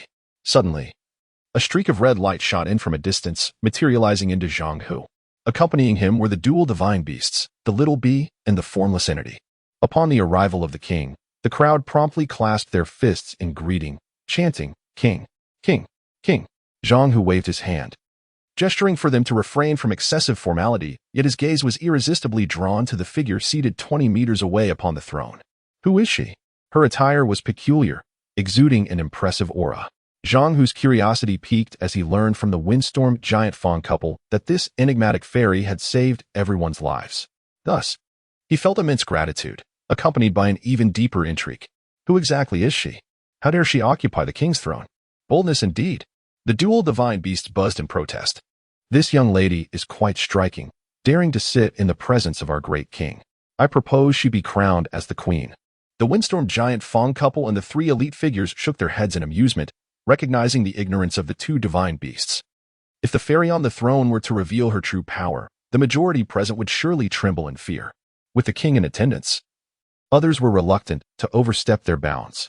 Zhang Hu, filled with admiration, took a step forward, employing the star refining technique to probe her mind for information, eager to uncover her true identity. However, he found himself thwarted by the barriers of her red armor and robes. The mind-probing technique proved ineffective, indicating her extraordinary nature. Could it be that celestial beings genuinely exist? So beautiful, so enigmatic. With boundless admiration, gratitude, and respect, Zhang Hu, towering at 8 meters, stepped forward and clasped his fist in a gesture of reverence. "Thank you, fairy, for coming to the aid of us earthlings. I am endlessly grateful." In that moment, the fairy suddenly opened her beautiful eyes and cast a tender gaze upon Zhang Hu.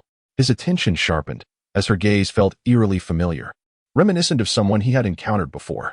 "Teacher Cuijing," he exclaimed, scrutinizing the fairy on the throne, lost in thought. Wasn't Teacher Cuijing on Mars? How could she possibly be here? Though her eyes resembled those he knew, her appearance was markedly different. Could it truly be her? "Zhang Hu, come here," Cuijing called out from the throne. Everyone present was taken aback. Her tone was akin to that of a parent calling a child. If the king did not promptly comply, he might face a reprimand. Speculations ran rampant among the crowd. Perhaps this fairy was indeed an acquaintance of the king, or perhaps even a lover.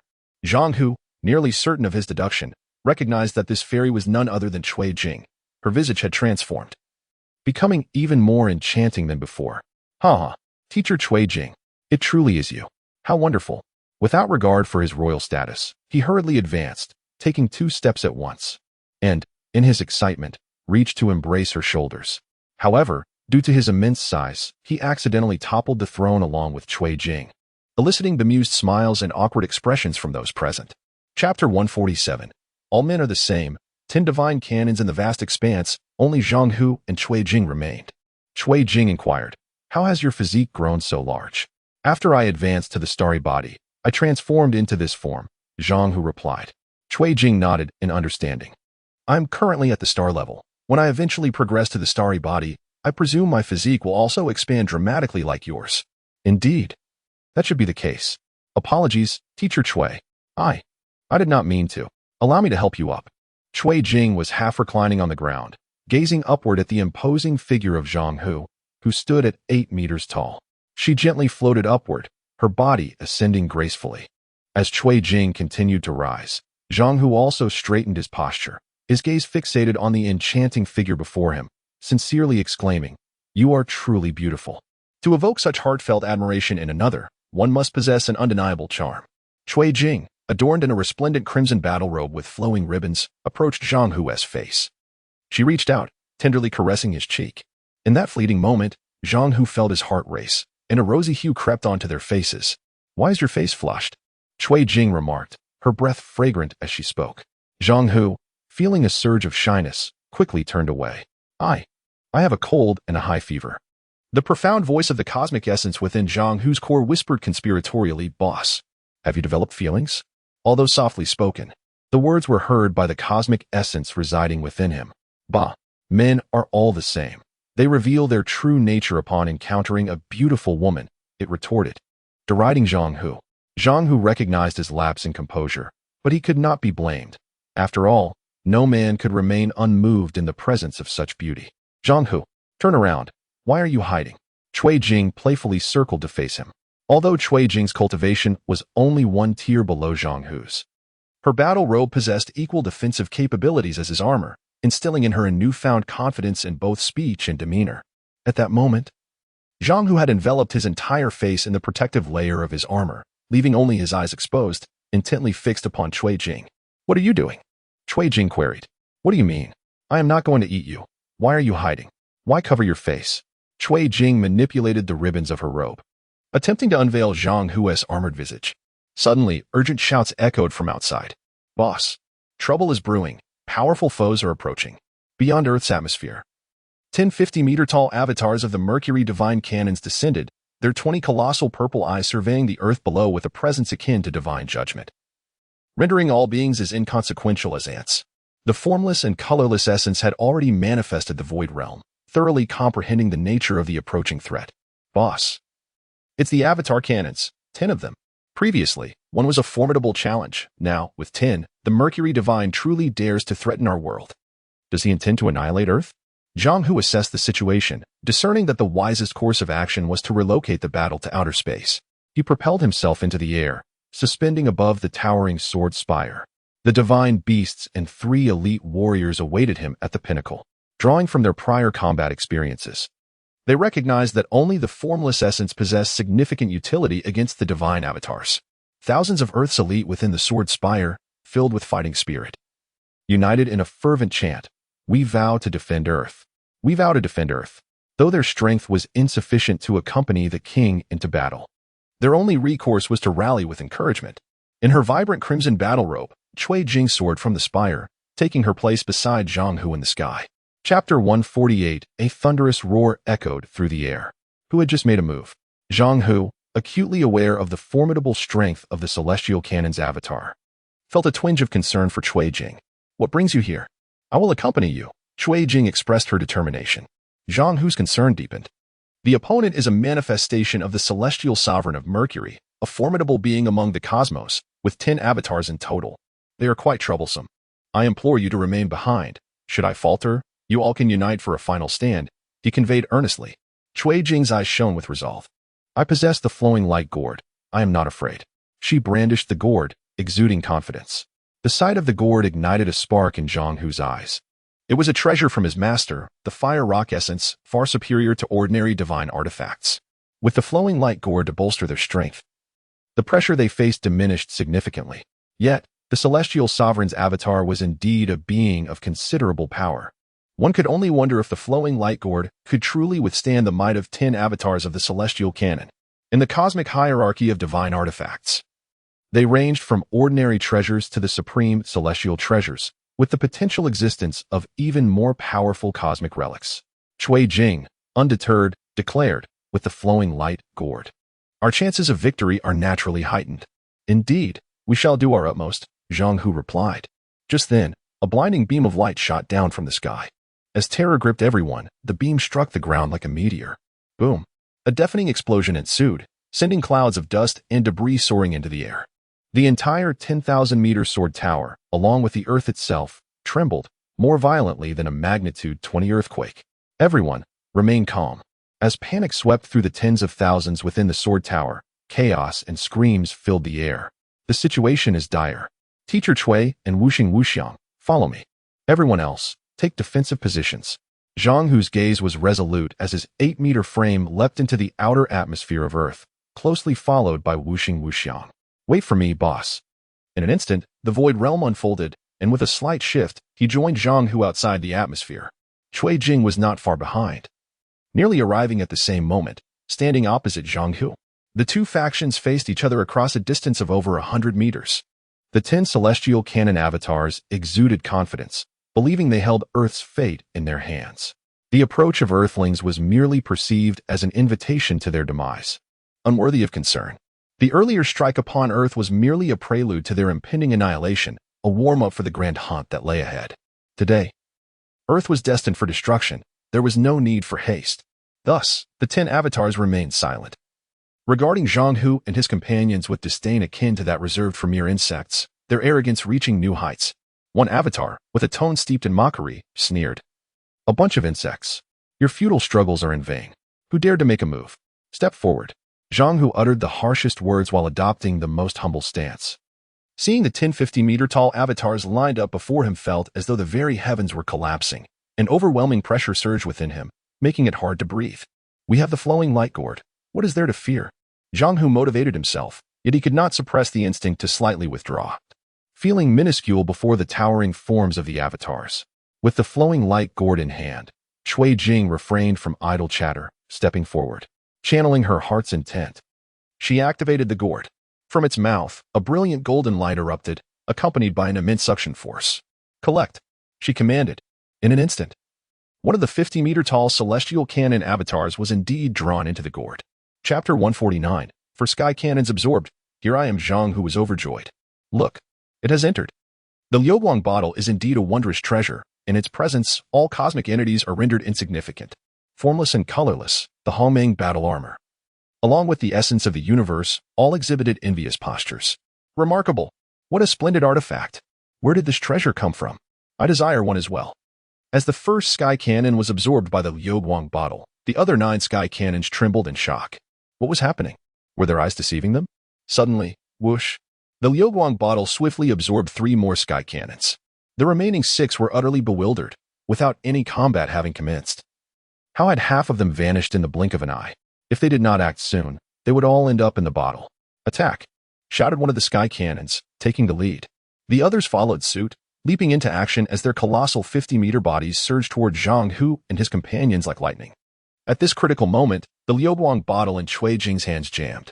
"This is bad. It cannot absorb anymore." Cui Jing's expression changed dramatically as she quickly sought cover. "Get back. What is happening? Why is the Liuguang bottle malfunctioning?" Zhang Hu was equally perplexed and retreated alongside Cui Jing. "Boss, watch me." Void Realm.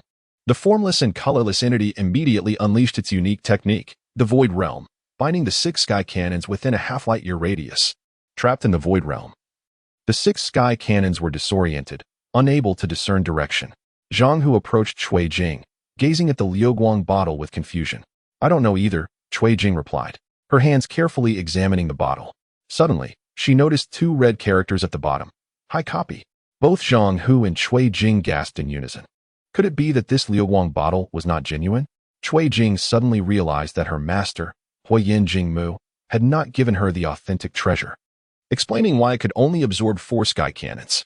They were puzzled as to why their master would provide a replica, but they sensed there must be a reason behind it.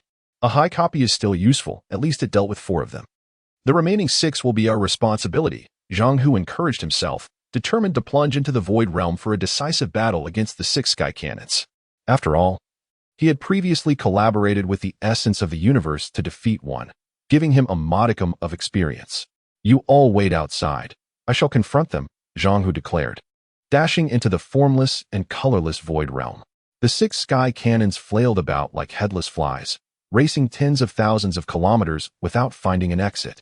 In the Void Realm, there were no landmarks or references, only an endless expanse of darkness. Zhang Hu, swift as the wind, soon caught up with the 6 sky cannons. "Hey, big guy, what are you planning to do?" "Just like last time, your soul for my body." The essence of the universe gleamed with excitement within Zhang Hu's crystalline space, eager to absorb more of the Mercury god's essence, which would greatly benefit its evolution. "Hold on, let me try a new move," Zhang Hu declared with authority. As a king and leader, his word was law. Leveraging his agility, he taunted one of the sky cannons. "Hey, where do you think you're going?" "I'm right here." Seeking death. The 6 cosmic entities halted abruptly, encircling Zhang Hu completely. Chapter 150. One is too many. The egg of injury exchange. The golden disc. Zhang Hu contemplated exchanging his 10th level skill of stellar refinement for the purpose of injury exchange, intending to confront the 6 formidable avatars of the cosmic mid-tier Mercury deity, known as the Sky Cannon. To his dismay, he found himself encircled by these 6 avatars. With 5 cosmic mid-tier beings against 1 galactic entity, Zhang Hu was undeniably at a significant disadvantage in both strength and numbers. In light of such an imbalance, his only option seemed to be a swift demise. Otherwise, he risked being torn apart, a consequence he wished to avoid. However, the technique of stellar refinement for injury exchange had never been previously tested, leaving its efficacy uncertain. To recklessly withstand the onslaught of 6 cosmic mid-tier avatars with his singular galactic strength posed a grave risk. Zhang Hu pondered briefly, mindful of adjusting his position. Being trapped amidst such colossal figures was far from prudent. He must avoid becoming ensnared in a passive stance. With utmost caution, he swiftly maneuvered, leveraging his agile movements to escape the encirclement of the 6 avatars. His agility granted him a notable advantage in speed, allowing for a successful retreat. Yet, mere survival was insufficient. He needed to eliminate these avatars to secure his return to Earth. Zhang Hu taunted them provocatively, inquiring if they preferred to confront him one by one or all at once. The 6 avatars exchanged glances, revealing their disdain. One stepped forward, seemingly eager for a singular confrontation. Dealing with a mere ant from Earth, one is already too many. Very well, do not cry when I make you weep, Zhang Hu declared, channeling his bravado while activating the stellar refinement technique. Within him, the crystalline source space and the transformative fields began to pulsate, unleashing a dazzling array of 5 elemental energies. These 5 elements, metal, wood, water, fire, and earth, swiftly coalesced into a radiant golden energy sphere, emanating a blinding brilliance. This golden energy sphere represented the nascent form of his injury exchange technique, aptly named the Egg of Injury Exchange. Soon, the Egg of Injury Exchange vibrated with fervent energy, shaking vigorously. As its intensity escalated, Zhang Hu's crystalline source space and the 5 transformative fields quaked in resonance, revealing the extraordinary potency of the injury exchange technique. Suddenly, a piercing golden beam shot forth from the egg, penetrating through Zhang Hu's crystalline source space and striking the forehead of the advancing avatar. The beam enveloped the avatar's face, forcing it to shut its eyes and shield itself with its hands, while it expressed confusion. What is this? Unperturbed, Zhang Hu continued to summon the energy for the Egg of Injury Exchange, as the transformative fields fully activated the intricacies of the 5 elements, intensifying the golden beam's force. The beam shot through the first avatar's forehead and ricocheted towards another behind it. The golden beam executed a swift 180-degree turn, re-entering Zhang Hu's crystalline source space and connecting with the egg. Thus, a triangular energy transfer loop was established between the 2 avatars and the egg. Injury exchange, go, Zhang Hu shouted, as the Egg of Injury Exchange shed its outer shell, revealing a spiral, suction cup-like golden disc. At the center of this disc lay 5 runes representing the 5 elemental mysteries. The second layer of the disc contained the energy sources of the 5 elements, while the third layer bore the runes of the stellar refinement injury exchange technique. These 3 layers harmoniously interlinked upon the golden disc, reciprocating and resonating with one another. Coupled with the substantial energy provided by the expansive transformative fields, the golden disc continuously emitted golden beams, elucidating the principles of the injury exchange technique. How marvelous! Even the cosmic essence within the crystalline source space marveled in awe. Young man, from where did you acquire this technique? The inventor of stellar refinement is indeed a genius. Chapter 151, Star Domain, Pioneer Star Devourer, Golden Beam, wounds one day, you shall meet him. For now, I shall say no more. Zhang Hu reminisced about his master, the pioneer, and feelings of longing stirred within him. Without the pioneer, he would not have become the extraordinary Zhang Hu he is today. Where might his master be at this moment? 500 billion kilometers away lies a star cluster, spanning an area of 50 billion kilometers, where each celestial body displays a different hue. This realm of stars is peculiar. Despite the vast number, none exhibit signs of life. The sizes of these celestial bodies vary greatly, with diameters ranging from 100 kilometers to several million kilometers, countless in number. This region is known as the Star Domain. Its origins trace back to the inception of this cosmic expanse, where the 10 divine sovereigns of the solar system emerged at the dawn of the universe. Celestial bodies in the universe are a form of life. Some can give rise to living beings, while others cannot foster life, rendering the lifeless celestial bodies as dead stars. On the day of the Pioneer's encounter with the Mars Sovereign's fiery essence, he was sent hurtling out of the solar system and now resides within the Star Domain. In the depths of the cosmos, day and night are indistinguishable, particularly within the Star Domain, where the sun and sunlight are absent, replaced only by the radiant glows emanating from various celestial bodies. The Pioneer sits cross-legged on a blue dead star, which boasts a diameter of 300,000 kilometers. This is the second dead star he has refined, and due to his extensive assimilation of celestial matter, His form has undergone a significant transformation, now towering at a height of 80,000 kilometers. The Pioneer's cultivation has advanced rapidly, placing him among the higher echelons of the cosmos, evidently surpassing the Mars sovereign in terms of cultivation rank. Unfortunately, the myriad wonders of the universe often come with trade-offs. His star refining techniques have mutated, consolidating all skills into two primary capabilities, refinement and attack. Initially, the Pioneer was apprehensive upon realizing this change, but he eventually embraced this new reality with a sense of resignation. Gradually, the Pioneer opened his eyes and drew in a breath. A million-kilometer celestial body, located 500,000 kilometers away, was instantly summoned before him, shattering all obstructing celestial bodies in its path. Thunderous roars echoed as thousands of stars met their demise in an instant. "Come forth, grow larger," he bellowed with exuberance, devouring the million-kilometer celestial body in a single gulp, causing his form to swell exponentially. "Ha ha ha, it's gone mad." With another mighty roar, he consumed the remnants of the thousands of shattered stars. Meanwhile, within the solar system, Zhang Hu confronted 6 towering avatars of the celestial canon. He firmly believed that with the Pioneer's abilities, his master would surely survive. Their reunion was merely a matter of time. His immediate focus, however, was to face the 6 avatars of the Mercury sovereign's celestial canon. "Do not regret this," shouted one of the avatars, stepping forward. "You dare to provoke me." Unable to withstand the humiliation of being struck by a golden beam, the avatar's arms swelled with power, preparing to strike Zhang Hu. As the obsidian arms, each comparable to a small mountain, descended upon him, each weighing no less than 100,000 pounds. The force of their impact would surely crush him.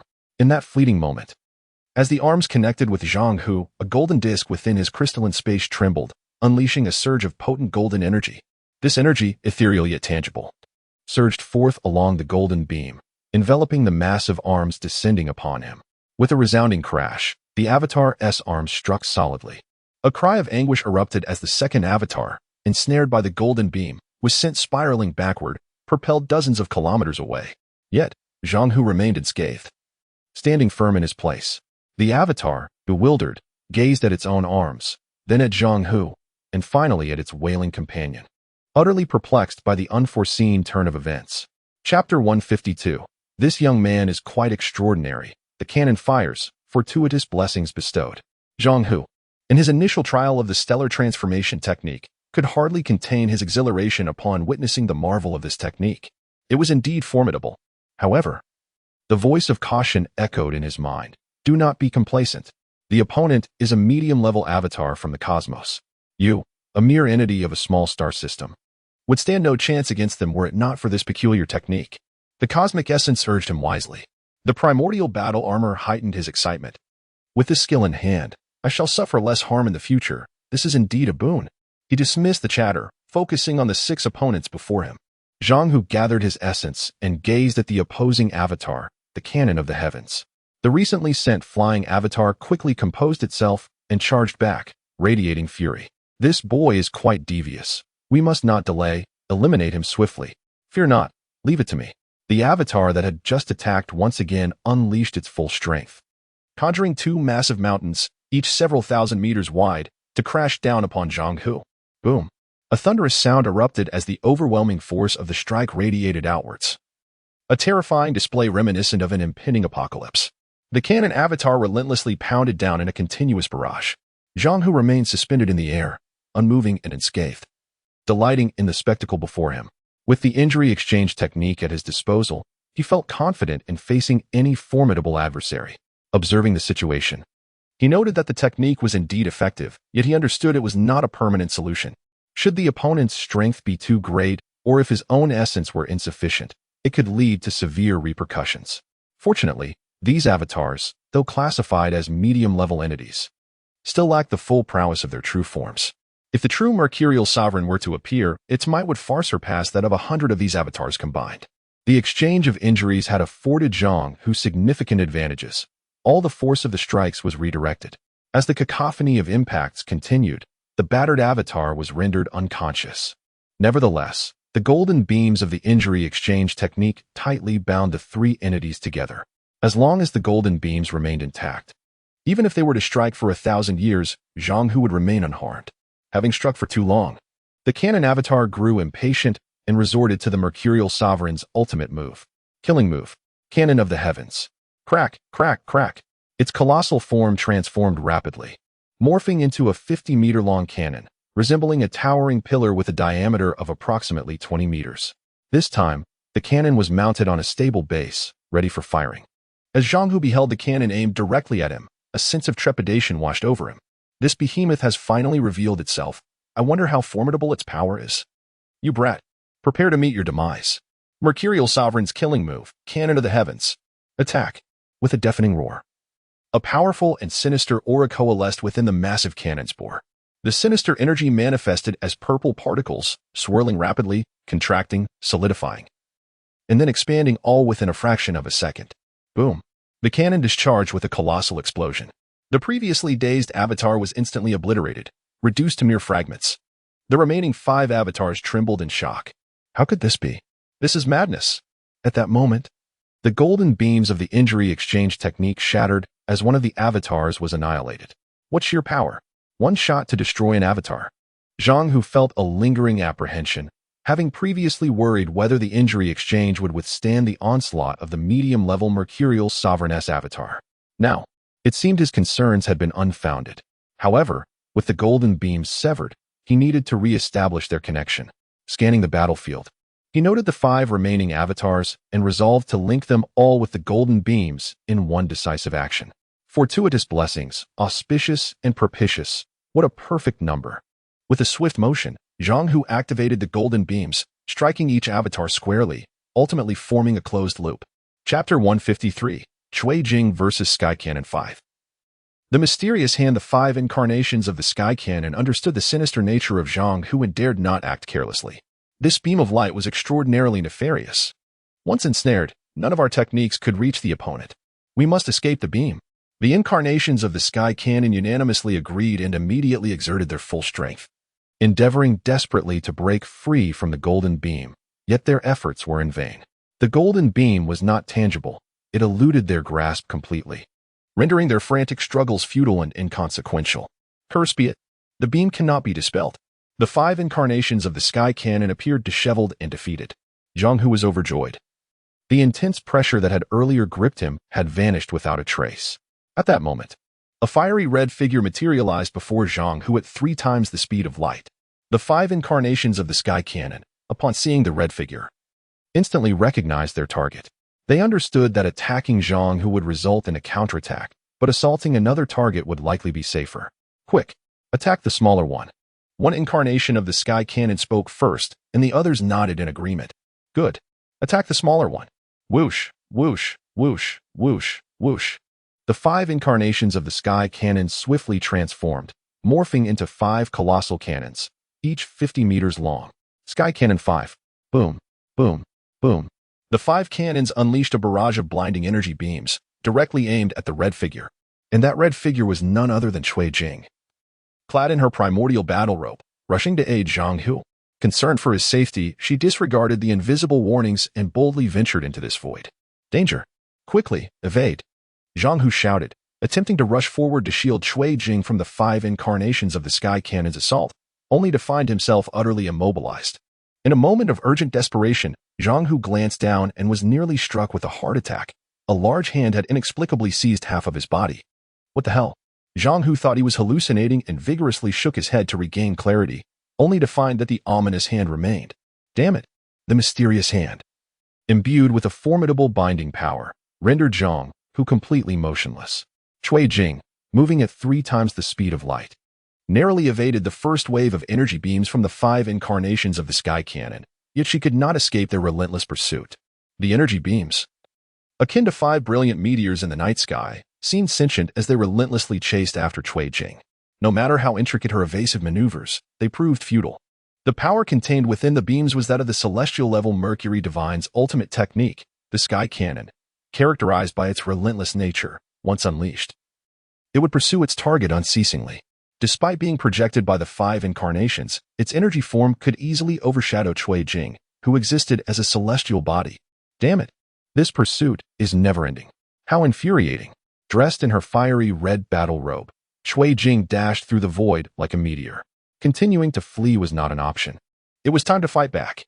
Fueled by fury, she maintained her speed while activating her primordial battle robe, unleashing countless red ribbons. Whoosh, whoosh, whoosh. Thousands of ribbons spread across the space within 100 miles, swiftly enveloping the 5 energy beams. The ribbons rapidly constricted around the cannon beams, ultimately coalescing into 5 massive fireballs of red ribbons, each with a diameter reaching 100 meters. A kilometer away, Cui Jing hovered in place, gazing at the 5 enormous red spheres, her heart murmuring, "Thank goodness for the primordial battle robe, otherwise, this would be quite troublesome." Just as Cui Jing breathed a sigh of relief, the 5 fiery spheres began to tremble violently. Boom, boom, boom, boom, boom. The spheres, formed by the primordial battle robe, were instantly pierced through by the power of the 5 energy beams. My goodness! So powerful! Startled, Cui Jing vanished in an instant, fleeing once more at 3 times the speed of light. The purple hand, appearing intermittently from the void, held Zhang Hu firmly in place. Despite Zhang Hu exerting all his energy, he could not break free. He was too preoccupied with Cui Jing's safety. I wonder how she is faring? I must escape quickly, otherwise, she will be in danger. Zhang Hu yearned to free himself to save Cui Jing, yet he found himself utterly powerless. Even the primordial armor and the cosmic essence within him felt the overwhelming pressure emanating from the hand. Before this hand, they experienced a profound sense of insignificance for the first time. Who is it? Who possesses such a hand? Step forward. The primordial armor, unwilling to remain subdued, boldly challenged, fearing that it would be the first to perish if it refrained from retaliating. Chapter 154. The Haoming Battle Armor versus the hand of the primordial spirit confronted by the enigmatic hand. The Haoming battle armor refused to yield, originating from the cosmic essence of the Haoming Sea. This armor bore an innate pride, crafted solely for combat. What was that hand, after all? It could be disregarded with contempt. The Haoming battle armor, finally incensed, emitted a series of crackling sounds as its dark red surface began to sprout a multitude of sharp spikes, resembling a formidable hedgehog. The sheer number of these menacing protrusions was enough to instill fear in any observer. This was the Haoming battle spikes, exceedingly sharp and undeniably potent. Unfortunately, the hand before it was not a true arm. Despite the relentless assault of countless spikes, there was no discernible effect. With a sudden surge of force, the Haoming battle armor found itself propelled away, as if released from an unseen grip. "Ha! I have emerged," it proclaimed, gliding beyond the reach of the colossal hand. Initially elated, the armor's joy swiftly turned to astonishment upon noticing its master, Zhang Hu, still ensnared within the grasp.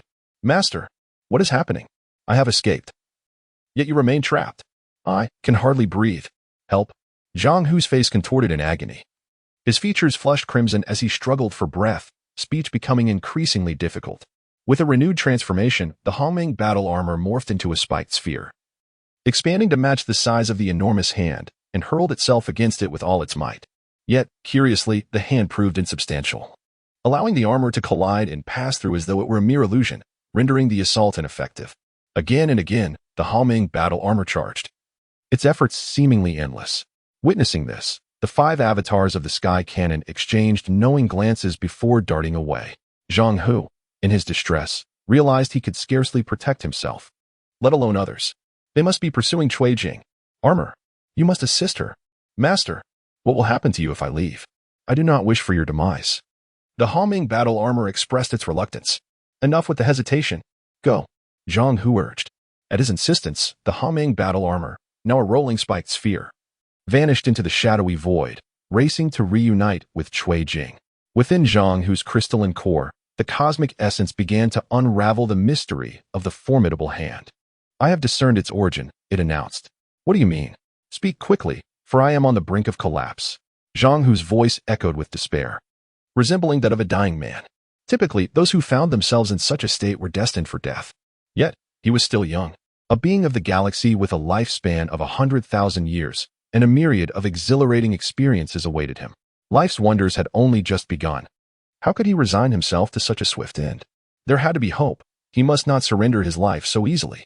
Zhang Hu silently reinforced his will to survive, clinging to a flicker of resolve. When a person is truly unwilling to die, their will to live can reach extraordinary heights. Some may cling to life until their last breath, refusing to depart this world, or may die with eyes wide open. Ultimately, the strength of one's survival instinct is rooted in the depths of their life force. As Zhang Hu teetered on the edge of mortality, the cosmic essence elucidated the origin of the mysterious hand. This hand shares a common source with the spirit essence I absorbed from the Sky Canon avatars. If my conjecture holds true, this hand must belong to the primordial spirit of the Mercury god. Chapter 155. A Heavy Price. In grave danger, the primordial battle armor lacks a soul, allowing it to break free, while you remain ensnared, as a colossal hand binds your essence. It appears that the Mercury deity has truly invested heavily in this endeavor, dispatching 10 avatars and even severing a hand from its own soul to confront me. Such malevolence is indeed extreme. Zhang Hu cursed the Mercury deity vehemently, never imagining that this treacherous hand was the manifestation of the Mercury deity's essence, clutching his own spirit tightly. His body lay immobile, life hung by a thread. The torment inflicted by the grasp upon his essence persisted agonizingly.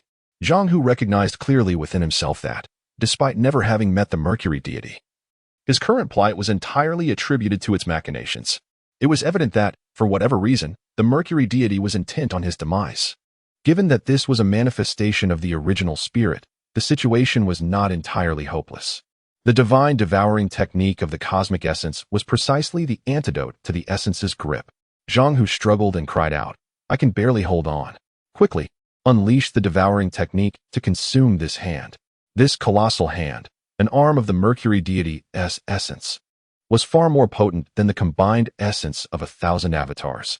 Although the devouring technique of the cosmic ancestors could devour the spirits of cosmic beings, his current form was incomplete, making it exceedingly difficult to consume this essence hand. The cosmic essence spoke, its words disheartening. They offered no semblance of hope. For the first time in history, Zhang Hu felt utterly despondent, as though every support had crumbled beneath him at the most critical moment. What nonsense is this? Claiming the strongest technique of the cosmic ancestors is the devouring technique. It is nothing but a ruse. Zhang Hu lamented, initially filled with ambition. He had intended to locate the 5th stellar stone to activate the star map and embark on a grand conquest.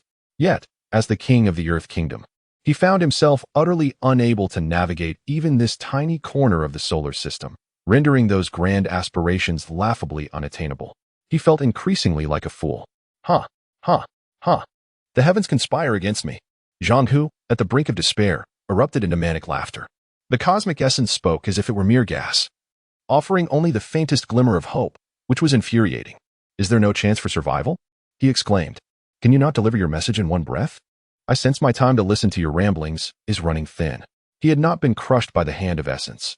Rather, he feared he might be driven to madness by the cosmic essence's taunts. The cosmic essence candidly admitted, since this is a manifestation of the original spirit, the devouring technique of the cosmic ancestors can indeed counter it.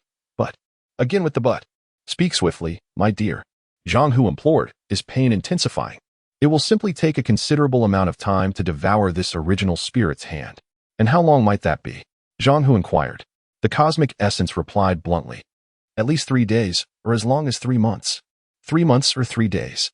I fear I may not survive even 30 minutes. You speak of 3 days. 3 months. Are you trying to drive me mad?" Zhang Hu wailed, his struggles laced with profound despair, as he began to bid farewell to life. "Until we meet again in the next life. Or perhaps it would be best not to meet at all." Chapter 156. Zhang Hu's cultivation of the devouring god technique. Zhang Hu practiced the devouring god technique, but the cosmic essence threads were unable to swiftly consume the spiritual arm, leading to the extinguishing of his final hope for survival. This birthed a deep-seated resentment within him. Slowly, Zhang Hu closed his eyes, relinquishing the futile fantasies and resigning himself to the reality of awaiting death. Suddenly, the cosmic essence thread spoke again. "Young one, I have just conceived an excellent method that could allow you to escape death. I will transmit the devouring god technique to you through your spiritual essence. Engage your mind to comprehend its profundities, and you may yet live." "Is that true? Why didn't you mention this sooner?" Originally bereft of hope, a flicker of life ignited anew within Zhang Hu. In an instant, the cosmic essence threads transmitted the devouring god technique into Zhang Hu's spiritual essence within his crystalline source space. Subsequently, the profound intricacies of the technique rapidly spread from his spiritual essence to his body, surging into his internal organs and meridians in the form of intricate runes, eventually cascading into his brain, forming a powerful energy of the devouring god technique. Zhang Hu's mind swiftly cleared, and he felt the miraculous nature of the technique flowing through him like a waterfall, smooth and unyielding, akin to the relentless torrents of a mighty river. Deep within his consciousness, there lay a bottomless vortex, exuding a potent pull, drawing in the cascading waters and river currents. Under the influence of the vortex, Zhang Hu's entire spiritual essence shimmered with strands of white light, flowing towards the abyss of the black hole in his mind. As the devouring god technique operated in its entirety, the energy from the spiritual arm was gradually absorbed into Zhang Hu's body, merging into the depths of his brain's vortex. He felt significantly more comfortable. The devouring god technique was truly wondrous. With the mastery of the technique, Zhang Hu acquired immunity to spiritual damage, and the torment throughout his body dissipated. The cosmic essence threads revealed, the devouring god technique grants immunity to all spiritual harm. Young one, you may now slowly absorb the energy from that spiritual arm. Once the cosmic essence threads finished speaking, they fell silent. Settling into a meditative position within Zhang Hu's crystalline source space, beginning to consume the energy of the spiritual arm of the Mercury god. As one of the universe's most powerful techniques, the devouring god technique has no upper limit to its cultivation level. The speed of spiritual absorption increases with the user's strength. Currently, the cosmic essence threads wielded the devouring god technique at the 5th tier, while Zhang Hu had just begun at the 1st tier. Calculating the time required, it would take the cosmic essence threads at least 3 months to independently absorb the spiritual arm, while Zhang Hu would take 30 years to do so alone. If they both combined their efforts, it would require a minimum of 2 months, 29 days, and 9 hours, making Zhang Hu's contribution nearly negligible. In the vast emptiness of the universe, Zhang Hu's spiritual essence and the cosmic essence threads sat cross-legged together in his crystalline source space, silently consuming the spiritual arm of the Mercury god. Meanwhile, deep within the core of Mercury's molten sea, the Mercury god's expression changed drastically. Through the spiritual arm, he grasped the situation entirely and emitted a dark, foreboding sound. This person has managed to gain immunity to spiritual damage in such a short time. I have underestimated him. With a swift motion of his hands, the god's heart technique was transmitted forth. In the void of the universe, the Mercury god's spiritual arm trembled violently, striving to break free from the grasp of the devouring god technique. Oh no, the spiritual arm is attempting to escape, Zhang Hu exclaimed, intensifying the power of the devouring god technique. Chapter 157. The realm of void traps the spirit's arm, creation's Tao soul within the crystalline source space. The ethereal essence of the universe and Zhang Hu's primordial spirit simultaneously exerted formidable pressure on the spirit's hand through the devouring god technique, yet to little avail. With a sudden burst, the colossal spirit hand shot forth, its trajectory aimed directly at Mercury. You cannot escape. Leave that behind. An imperceptible voice echoed through the void. As a primordial entity of the universe, the innate technique of the realm of void rapidly condensed within a 100-mile radius. The speed of the spirit hand was remarkable, yet it could not breach this 100-mile confinement. The spatial restraints and disorienting powers of the realm of void were indeed a cosmic marvel, akin to the devouring god technique of the universe's progenitor, both exhibiting unparalleled uniqueness. Well done, formless and colorless. I shall commend you, Zhang Hu exclaimed, leaping forth to stand before the formless entity, gazing into the misty expanse ahead. The formless entity chuckled, Boss, let us further compress the realm of void while you consume this primordial arm. Indeed, that sounds splendid, Zhang Hu nodded in agreement. The grayish area swiftly contracted, condensing within moments into a sphere of mere meters. The spirit hand crashed against its confines, desperately seeking an escape, yet to no avail. Without further ado, Zhang Hu settled into a meditative position, channeling the devouring god technique to absorb the spirit hand. During this process, his 8-meter form remained eerily still, his eyes closed as if lifeless. After approximately half an hour, the 5 creation Tao fields surrounding Zhang Hu's spirit began to exhibit remarkable transformations. Nourished by the formidable essence of the spirit hand, these Tao fields gradually manifested a layer of ethereal resonance, shimmering with a greenish luminescence. Another half an hour passed, and the surface of the Tao fields became increasingly vibrant, emitting crackling sparks of energy. Could it be that the creation Tao fields were also practicing the devouring god technique? Zhang Hu slightly opened his spirit's eyes to observe the changes around him, noticing the color of the ethereal resonance transitioning from green to a rich reddish brown, a metamorphosis intrinsically linked to the nourishment from the spirit hand. While Zhang Hu remained uncertain whether the creation Tao fields were indeed practicing the devouring god technique, one thing was clear, their actions significantly enhanced his vitality. Thus, it could be concluded that the deeds of the creation Tao fields were indeed beneficial to Zhang Hu. He dismissed further contemplation and continued the absorption of the spirit hand. After 2 hours, the 5 creation Tao fields within Zhang Hu trembled violently, their reddish-brown resonance bursting forth in radiant light. The entire crystalline space was instantly engulfed in a sanguine glow, accompanied by a deafening roar that astonished even Zhang Hu's spirit and the ethereal essence. Amidst the blinding crimson light, remarkable transformations were taking place within the 5 creation Tao fields. What is that? Zhang Hu's spirit gasped in astonishment. Suddenly, the blood light vanished, and tranquility returned to the crystalline space. Upon examining the 5 creation Tao fields, one could not help but be astounded. Look, what is that? Zhang Hu's spirit exclaimed, rising and pointing at the surrounding Tao fields. Upon closer inspection, 5 golden figures, faintly glowing with a reddish hue, were seated atop the Tao fields. Their size is comparable to that of an average human. Remarkably, these figures bore an uncanny resemblance to Zhang Hu himself. The ethereal essence shifted slightly, surveying the surroundings with profound admiration. I never expected that your creation Tao fields, steeped in the essence of the spirit, have awakened and birthed 5 creation Tao souls. Even more astonishing is that these Tao souls have learned the devouring God technique through your spirit. Truly extraordinary. Chapter 158. The hand of the primordial spirit is completely absorbed by the Tao souls of creation as the cosmic essence and spirit threads marveled at the scene. 5 Tao souls of creation absorbed the hand of the primordial spirit at an astonishing speed, continuously drawing in its power. 3 hours later, the hand of the primordial spirit was utterly refined and absorbed by the Tao souls of creation. In the core of Mercury, amidst the sea of magma, the Mercury divine sovereign, enraged by the loss of the hand of the primordial spirit, struck the magma with colossal arms, sending fiery splashes into the air. How infuriating! They have actually refined my primordial hand. I cannot swallow this indignation. The hand of the primordial spirit, containing the essence of the Mercury divine sovereign's energy accumulated over billions of years, was lost, which would inevitably affect the entire primordial essence. Losing the hand of the primordial spirit directly diminished the combat power of the Mercury divine sovereign by 10%. Recovering to full strength would require years of concealment and recuperation. As one of the 10 great divine sovereigns of the solar system, it was intolerable that he could not subdue a few earthlings. Such humiliation was unbearable. With 5 of his avatars still engaged in battle, he feared their endurance would not last.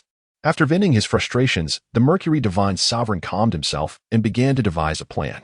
Although I cannot leave my main body and primordial spirit, I still have my means. If they can come to me, within my domain, they are undoubtedly doomed. Inside Zhang Hu's crystal source space, the cosmic essence and spirit threads had originally planned to consume the hand of the primordial spirit over the course of a month. However, unexpectedly, Zhang Hu's Tao field intervened midway.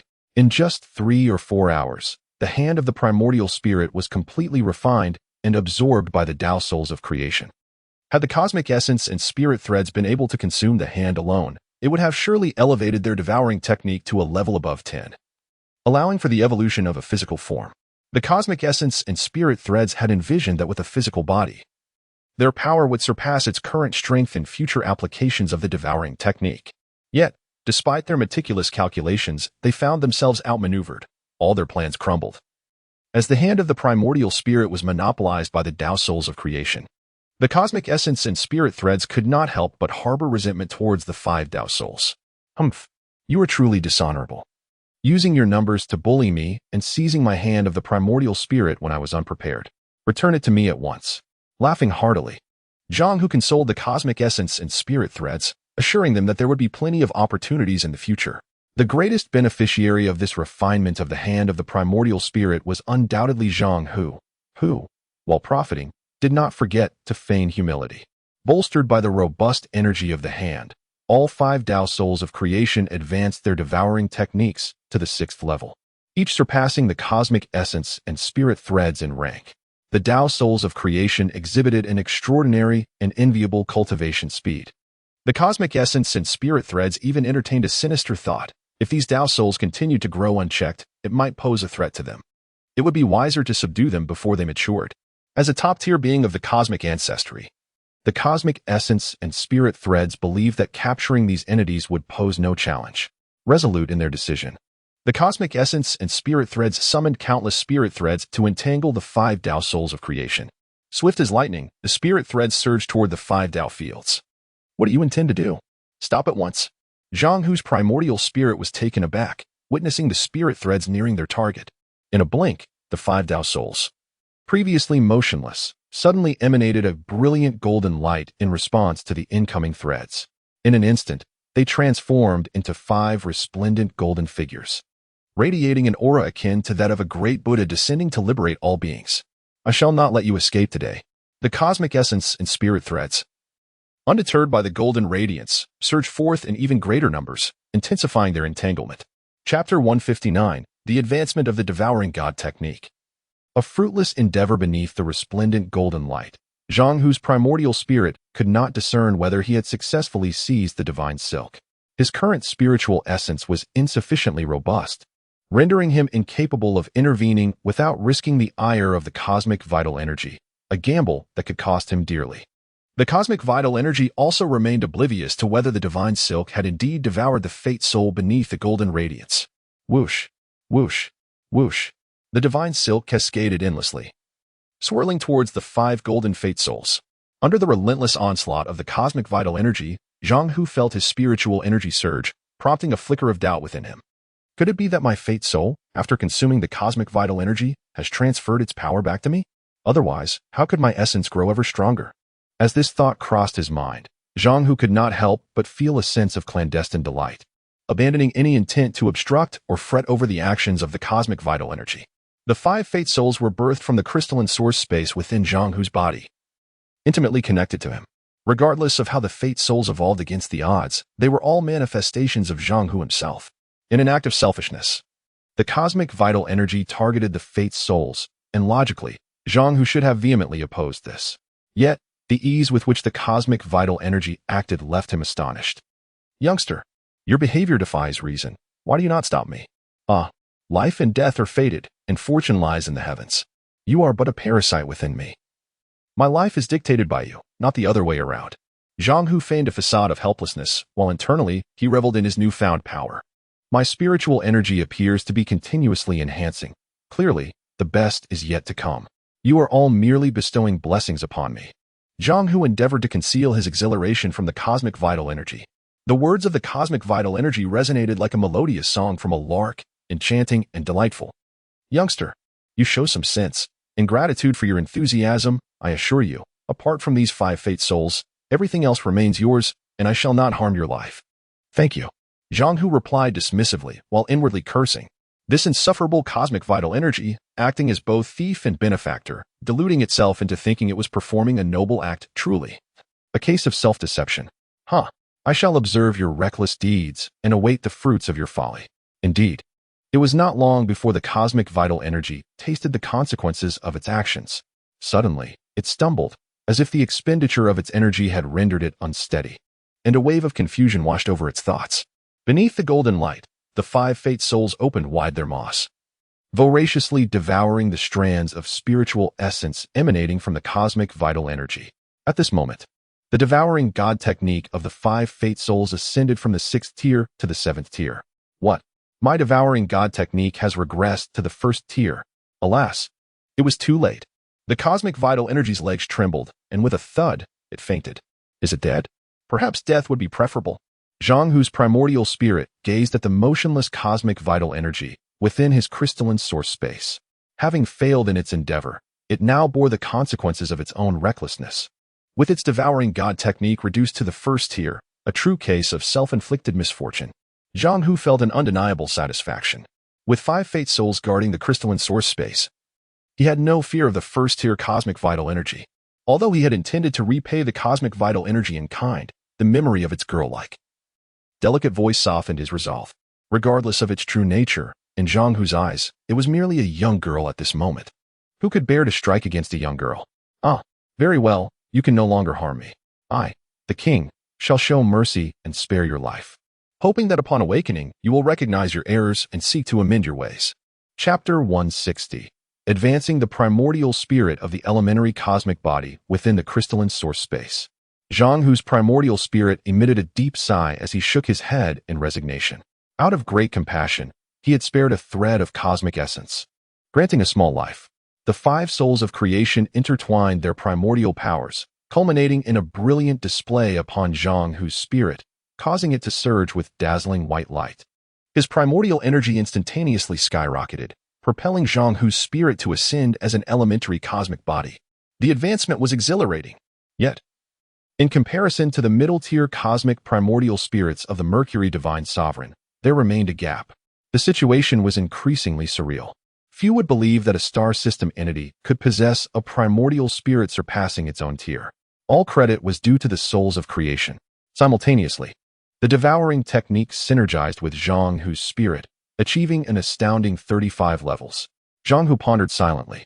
A primordial spirit of the elementary cosmic body at the 35 level of the devouring technique might not match the Mercury Divine Sovereign's middle-tier spirit in sheer power.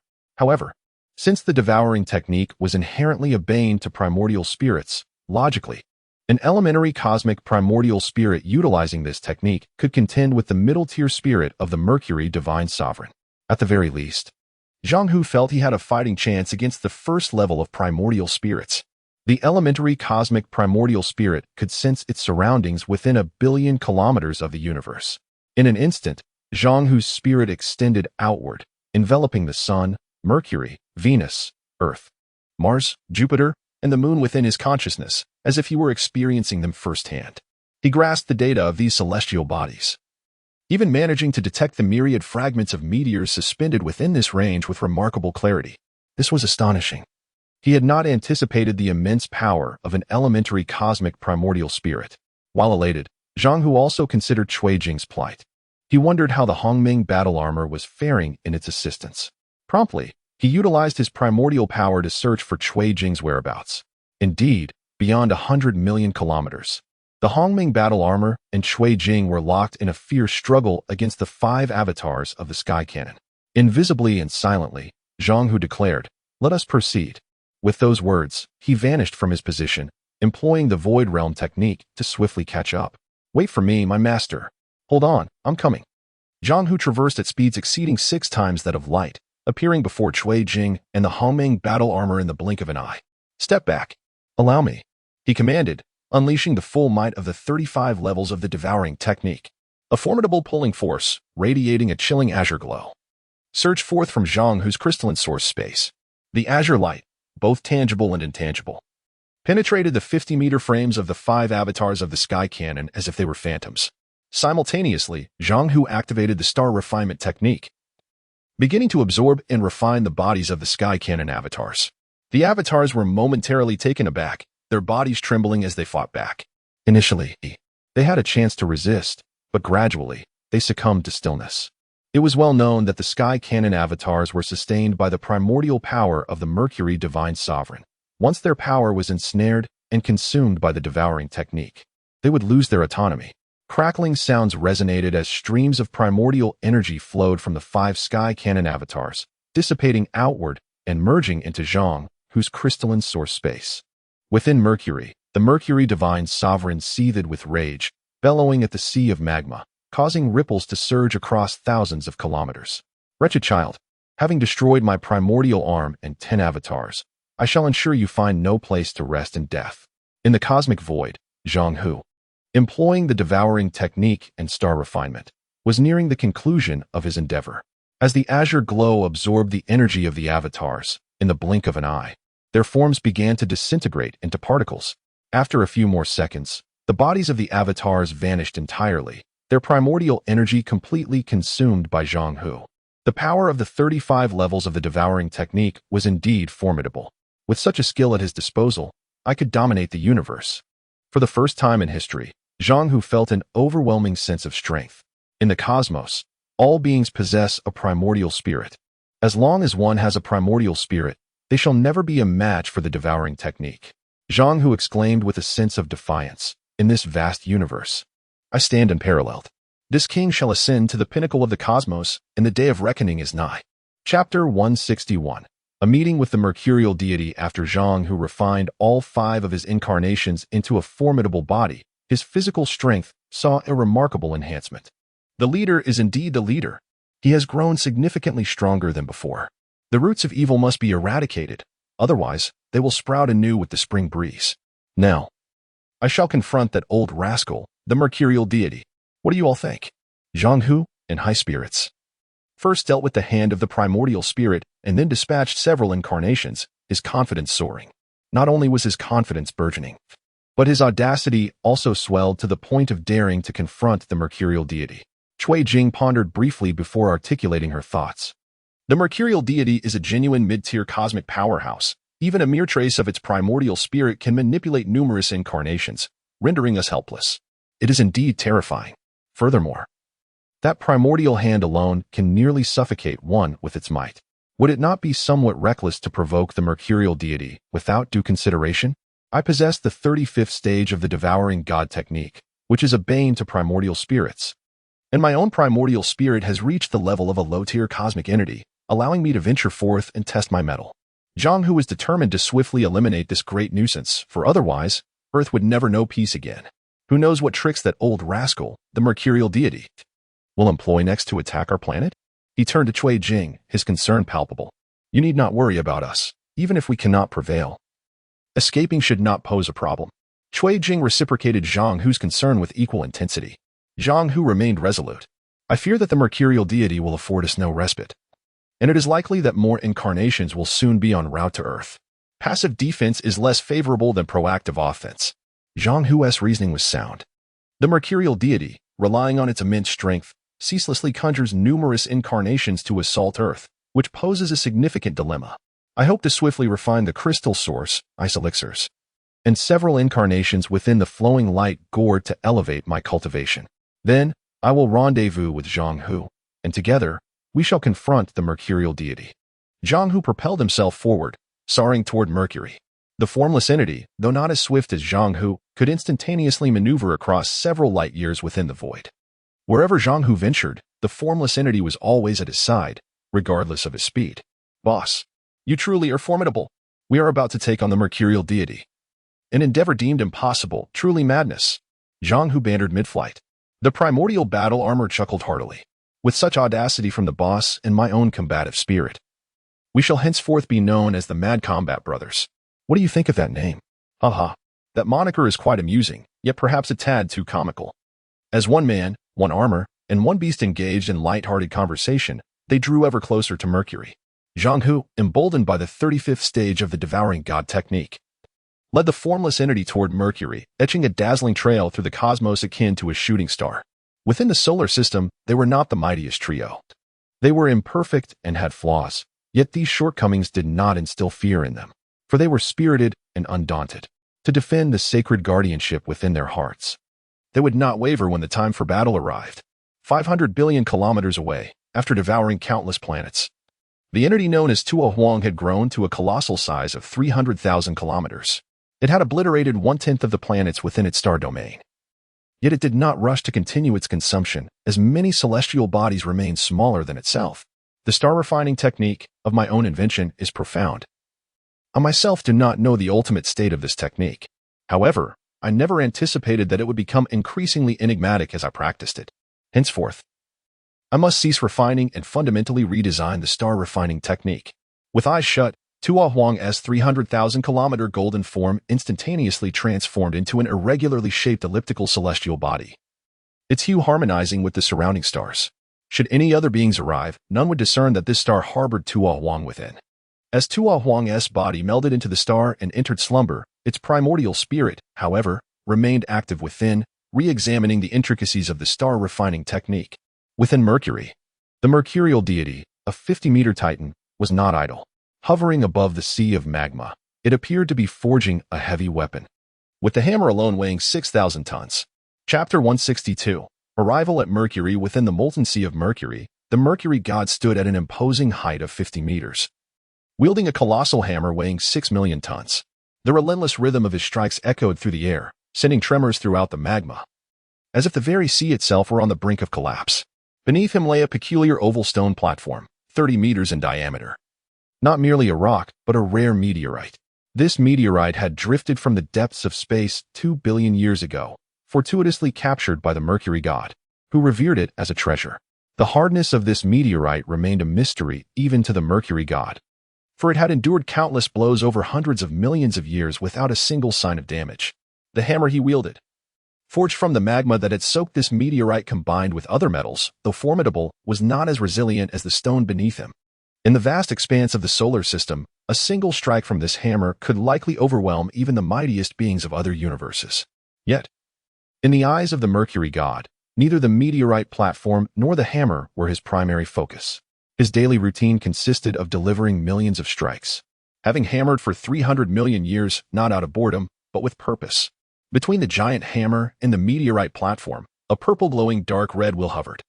This wheel measured 10 meters in diameter and 2 meters in thickness, hollow in the center, adorned with 99 holes on both its vertical and horizontal surfaces. Each of its two flat faces boasted 360 holes, culminating in a total of 918 openings. Within these holes lay 1,000 flying swords, which could be unleashed by the wielder's strength, emerging from the 918 apertures with overwhelming force. This wheel, known as the Purple Flame Wheel, was crafted by the Mercury god over 300 million years as his personal weapon. Weighing 38 million tons, its composition mirrored that of the colossal hammer. Forged from the magma that had permeated the meteorite, enhanced by other special materials. After 300 million years of relentless hammering, its resilience and hardness reached a level capable of obliterating beings of medium strength in the universe. During its creation, the Mercury god infused his spiritual essence into the Purple Flame Wheel, imbuing it with sentience, thus classifying it as a spiritual weapon. The true might of this spiritual weapon remains untested. The Mercury god has yet to unleash its full potential, merely conjecturing that it could easily vanquish beings of medium strength in the cosmos. He set aside his massive hammer and grasped the Purple Flame Wheel, raising it before him with a satisfied expression. The wheel, eager for action, was poised to reveal its true form. As a being of medium strength in the universe, the Mercury god's spiritual power could sense movements within a 30 billion kilometer radius. Every action of Zhang Hu within this expanse was within the Mercury god's awareness. On the surface of Mercury, Zhang Hu and the formless, colorless entity had traversed the cosmos and arrived at this desolate planet. The surface of Mercury bore the scars of countless meteorite impacts, pockmarked and rugged. When struck by immense force, basins formed, encircled by mountain ranges, with ejected materials and smooth lava plains beyond. Additionally, the surface had developed numerous folds, ridges, and fissures over billions of years, intricately interwoven. Stay alert. We must be cautious of a surprise attack from the Mercury god, Zhang Hu warned, his eyes unblinking as he scrutinized the Mercury landscape. The formless void expanded instantaneously, enveloping the entire planet to guard against the Mercury god. Boss, I suspect the Mercury god is already aware of our presence. After all, we've severed so many of his avatars. If it comes to a confrontation, he will not hold back. Chapter 163. The 300 million ton purple flame sacred garment. He showed no mercy, nor would I. Since he has come, we must inevitably clash. I am eager to discern his true strength. Zhang Hu's resolve was particularly unwavering. He and his beast hovered above a colossal meteorite crater, gazing into the unfathomable depths below, and an immediate chill swept over them. This desolate place, devoid of life, resembled a lifeless planet. Zhang Hu utilized his spiritual power to probe the surface of Mercury, drawing several conclusions. There exists ice at Mercury's north pole, typically found in the depths of craters where sunlight never penetrates, likely accumulated due to comet impacts or gases escaping from the planet's interior. Invisibly and colorlessly, a question arose. Boss, given such a harsh environment, how could the Mercury divine sovereign, that old rascal, possibly prefer to dwell in such a wretched place? Presumably, Mercury is the primordial essence of the Mercury divine sovereign. Even if other lower life forms cannot survive here, the Mercury divine sovereign remains unperturbed by such conditions. With the capabilities of a primordial being, Zhang Hu gained a deeper understanding of Mercury. The Mercury divine sovereign must be located at the core of this planet. We shall now breach its outer shell and venture inside. Without further ado, Zhang Hu descended rapidly into the crater, and just before reaching the bottom, he swiftly executed the star refining technique, continuously absorbing the soil and stone layers beneath, traversing with invisibility towards the depths of Mercury. Mercury possesses a relatively large iron core, composed of approximately 70% metal and 30% silicate, exhibiting a high density. The crust measures between 100 to 300 kilometers thick, with a mantle thickness of 600 kilometers and a core radius of about 1,800 kilometers. For Zhang Hu and his companion to penetrate such a thick outer shell to reach the core would require some time. At the core of Mercury, amidst a sea of magma, the Mercury divine sovereign, towering at 50 meters, was donning a special piece of equipment known as the Purple Flame Sacred Garment. Made from the same material as the Purple Flame Flying Wheel, capable of withstanding attacks from intermediate cosmic entities. The Purple Flame Sacred Garment predominantly appeared dark, adorned with dark purple stripes at the seams, providing comprehensive protection from head to toe, composed of 36,000 small modular fragments, weighing a staggering 300 million tons. From a mere perspective of weight, the Purple Flame Sacred Garment surpassed normal comprehension, its material density being extraordinarily formidable. Swoosh, swoosh, swoosh. Countless fragments of the Purple Flame Sacred Garment shot forth from the magma sea, merging like a swarm of bees, rapidly traversing the surface of the magma sea and converging upon the Mercury Divine Sovereign's form. Crack, crack, crack. Thousands of fragments adhered to the Mercury Divine Sovereign's body. In the blink of an eye, 36,000 small fragments had seamlessly combined, resulting in a resplendent dark purple-hued protective garment. The spiritual weapon, the Purple Flame Flying Wheel, eerily ascended, quietly clinging to the back of the Mercury Divine Sovereign. At that moment, the Mercury Divine Sovereign's eyes glimmered with a purple glow through the Purple Flame Sacred Garment, its 50-meter colossal form standing proudly amidst the magma sea, exuding an aura comparable to that of a cosmic sovereign. With a slight movement of its spirit, the Purple Flame Flying Wheel unleashed a flurry of flying swords, which arranged themselves in a circular formation upon its back, reminiscent of a peacock displaying its feathers, or a great rock spreading its wings, exuding immense majesty and power. Ha! The grand spectacle is about to commence. The Mercury Divine Sovereign's low, booming laughter resonated.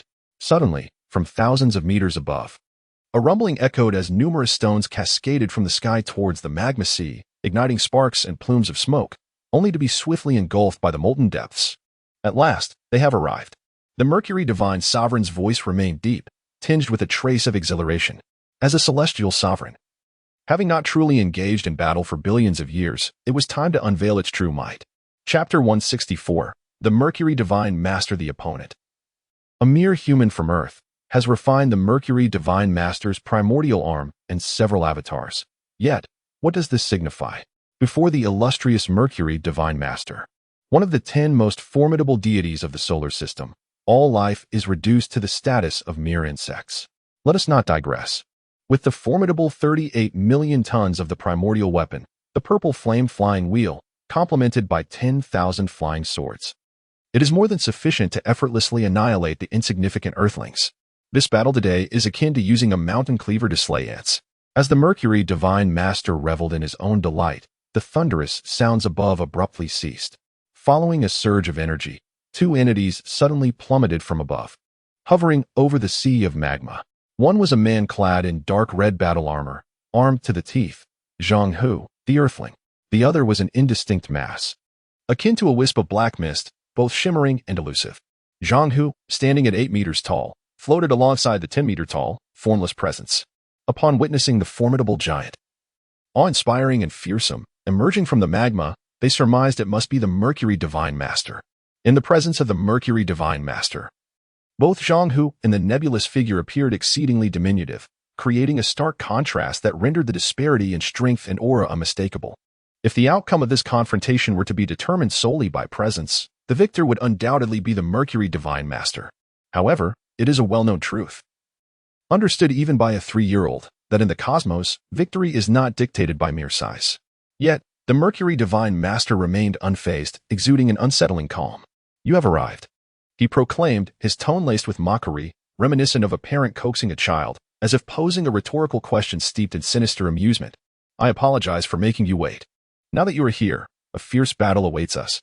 Who knows how it will end? Why the haste to fight? Why the urgency to win? Or perhaps, why the rush to meet your demise?" Facing the Mercury Divine Master, Zhang Hu could not claim any certainty of triumph, for the disparity in their cultivation levels was glaringly apparent. Engaging in battle with a celestial body against a cosmic deity, the likelihood of defeat loomed large. A loss would mean certain death. The Mercury Divine Master's voice dripped with sardonic irony. "Young man, today marks the final moment of your life. Are you prepared to bid farewell to this world? Ha! You, old fool, are truly humorous. After living for so long, do you not tire? Perhaps it would be better for you to say goodbye to the world instead. I must admit, your current state evokes a sense of pity." Zhang Hu, quick-witted and sharp-tongued, was determined not to falter in this verbal contest, regardless of the outcome of the physical confrontation. The formless entity, aware of its limitations, chose to remain silent, understanding that its role would be predominantly supportive in the impending clash. As such, it relished the fleeting moments of tranquility before chaos ensued. In the stillness before the storm, the surrounding atmosphere was thick with tension, punctuated only by the occasional rise of bubbles from the magma sea. The Mercury Divine Master stirred slightly, ascending from the magma, droplets of lava cascading down his purple flame holy armor. Once he fully emerged from the magma, he let out a profound sigh. Alas, what a pity! A powerful wave of energy suddenly radiated from the Mercury Divine Master, causing ripples across the magma sea that resonated for miles. Such overwhelming presence. Zhang Hu felt a tremor resonate within him as he stood over 100 meters away, still able to discern the faint sigh of regret escaping the Mercury Divine Master's lips. Uncertain of the source of this lament, Zhang Hu could nonetheless sense the palpable aura of impending death. Chapter 165. Are the dense blades of swords ready to strike like a swarm of dragons? Zhang Hu silently heightened his vigilance, understanding that facing a being of the cosmic primary body level demanded utmost responsibility for his own life. Boss, that circular disc on its back is no ordinary object. It seems to contain countless sharp blades. When the battle begins, we must exercise extreme caution. The formless and colorless presence had already sensed the purple flame wheel on the back of the Mercury Divine Sovereign and quickly conveyed a warning to Zhang Hu through his spiritual power. Since Zhang Hu had attained the cultivation of spiritual essence, he could communicate discreetly with others through their spiritual essences. Understood. Assist me in trapping it within the void realm while I handle the rest, he replied. As the impending battle loomed, the entire magma sea space grew increasingly sweltering, with tendrils of heat rising from the molten depths, resembling wisps of white mist. This place, perpetually engulfed in flames, had long since evaporated any moisture. Any mist was surely a manifestation of a shift in one's mental state. Zhang Hu blinked, refocusing his attention and surveying his surroundings. All he could see was magma and crimson rock walls. There was no sign of any mist. Young one, you appear somewhat unsettled, the Mercury Divine Sovereign remarked. Its demeanor peculiar, oscillating between aggression and restraint. This behavior provoked the Hongming battle armor, which could no longer contain its emotions. Boss, look, it's driving me to madness. The Hongming battle armor, previously silent, now erupted with indignation, loudly berating the Mercury Divine Sovereign. Old Scruffy, if you wish to fight, then let us fight. Stop your incessant prattling. Do you truly believe victory is assured? Amidst the clamor, the cosmic essence within Zhang Hu's crystalline space stirred to life. Startled by the unfolding scene. What? The Mercury Divine Sovereign, a genuine cosmic intermediate being. Young one, you cannot defeat it. We must flee while it remains inactive. Ha ha. Ha ha. The Mercury Divine Sovereign suddenly erupted into a fit of maniacal laughter. The cosmic essence's tone grew frantic. Look, beneath that laughter lies a blade. Once the mirth subsides, the battle shall commence. We are doomed. After descending to the first tier of the devouring divine technique, the cosmic essence had lost its confidence in the once formidable power of the technique to consume the spiritual essences of cosmic beings, transforming from its most self-assured state into the most timid one. Enough noise, you little wretch. Silence your mouth, or I shall have the boss refine you. The Hongming battle armor threatened, prompting immediate silence from the cosmic essence. Zhang Hu, bolstered by the presence of his transformative soul, remained unfazed by the cosmic essence's antics. He shifted his focus back to the Mercury Divine Sovereign. Hey, old fool, what is there to laugh about? If you wish to engage in battle, let us do so without pretense.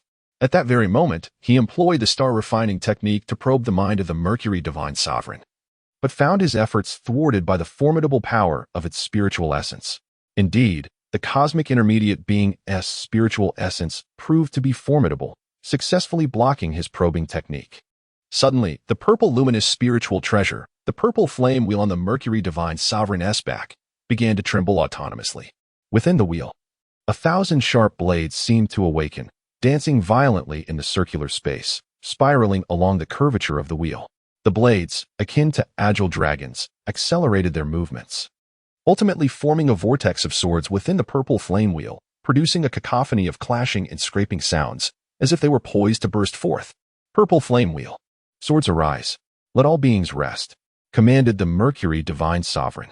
With a thunderous roar, The dense blades erupted from the 918 openings of the purple flame wheel like a swarm of dragons. Swish, swish, swish.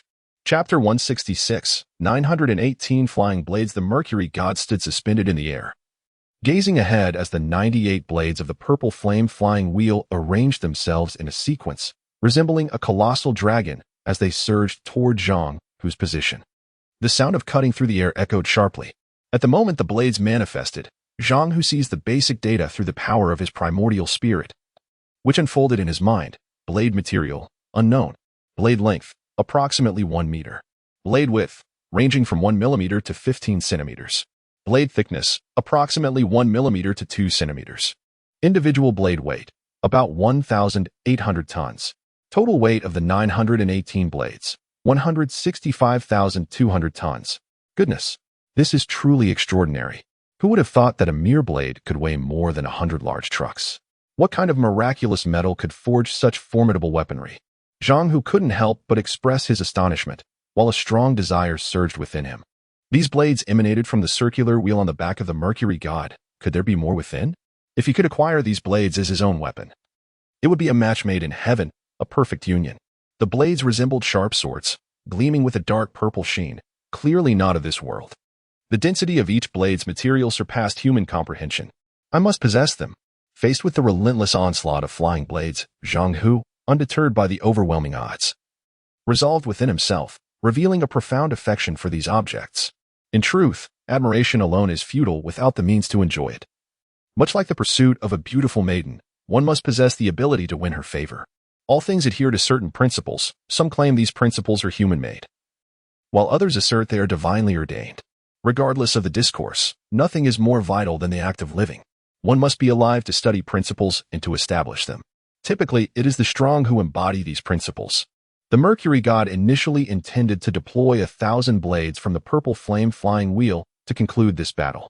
However, given the situation, the 918 blades themselves embodied the principle of victory.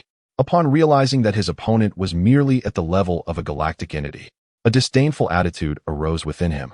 918 openings, releasing 918 blades, was more than sufficient. He even pondered whether 918 blades might be excessive for a mere earthling, questioning why such a being deserved the mercy of the Mercury god's lethal gift. Even if one had cultivated a unique technique to enhance their physique, it would be improbable for them to withstand the fierce onslaught of the purple flame flying wheel's blades.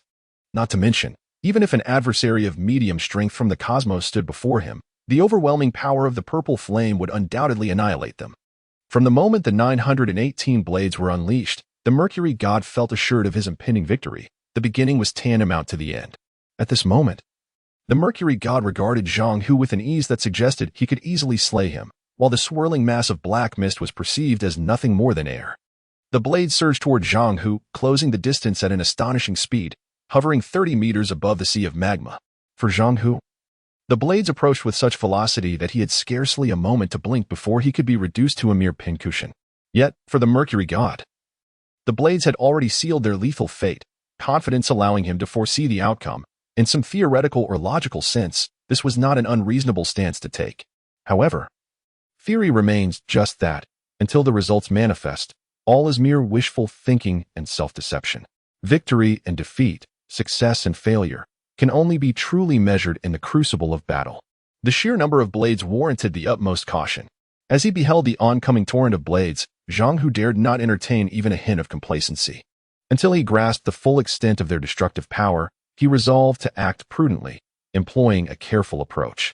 At the very least, he could not recklessly confront them. Should he fail to withstand their assault, the consequences would be dire.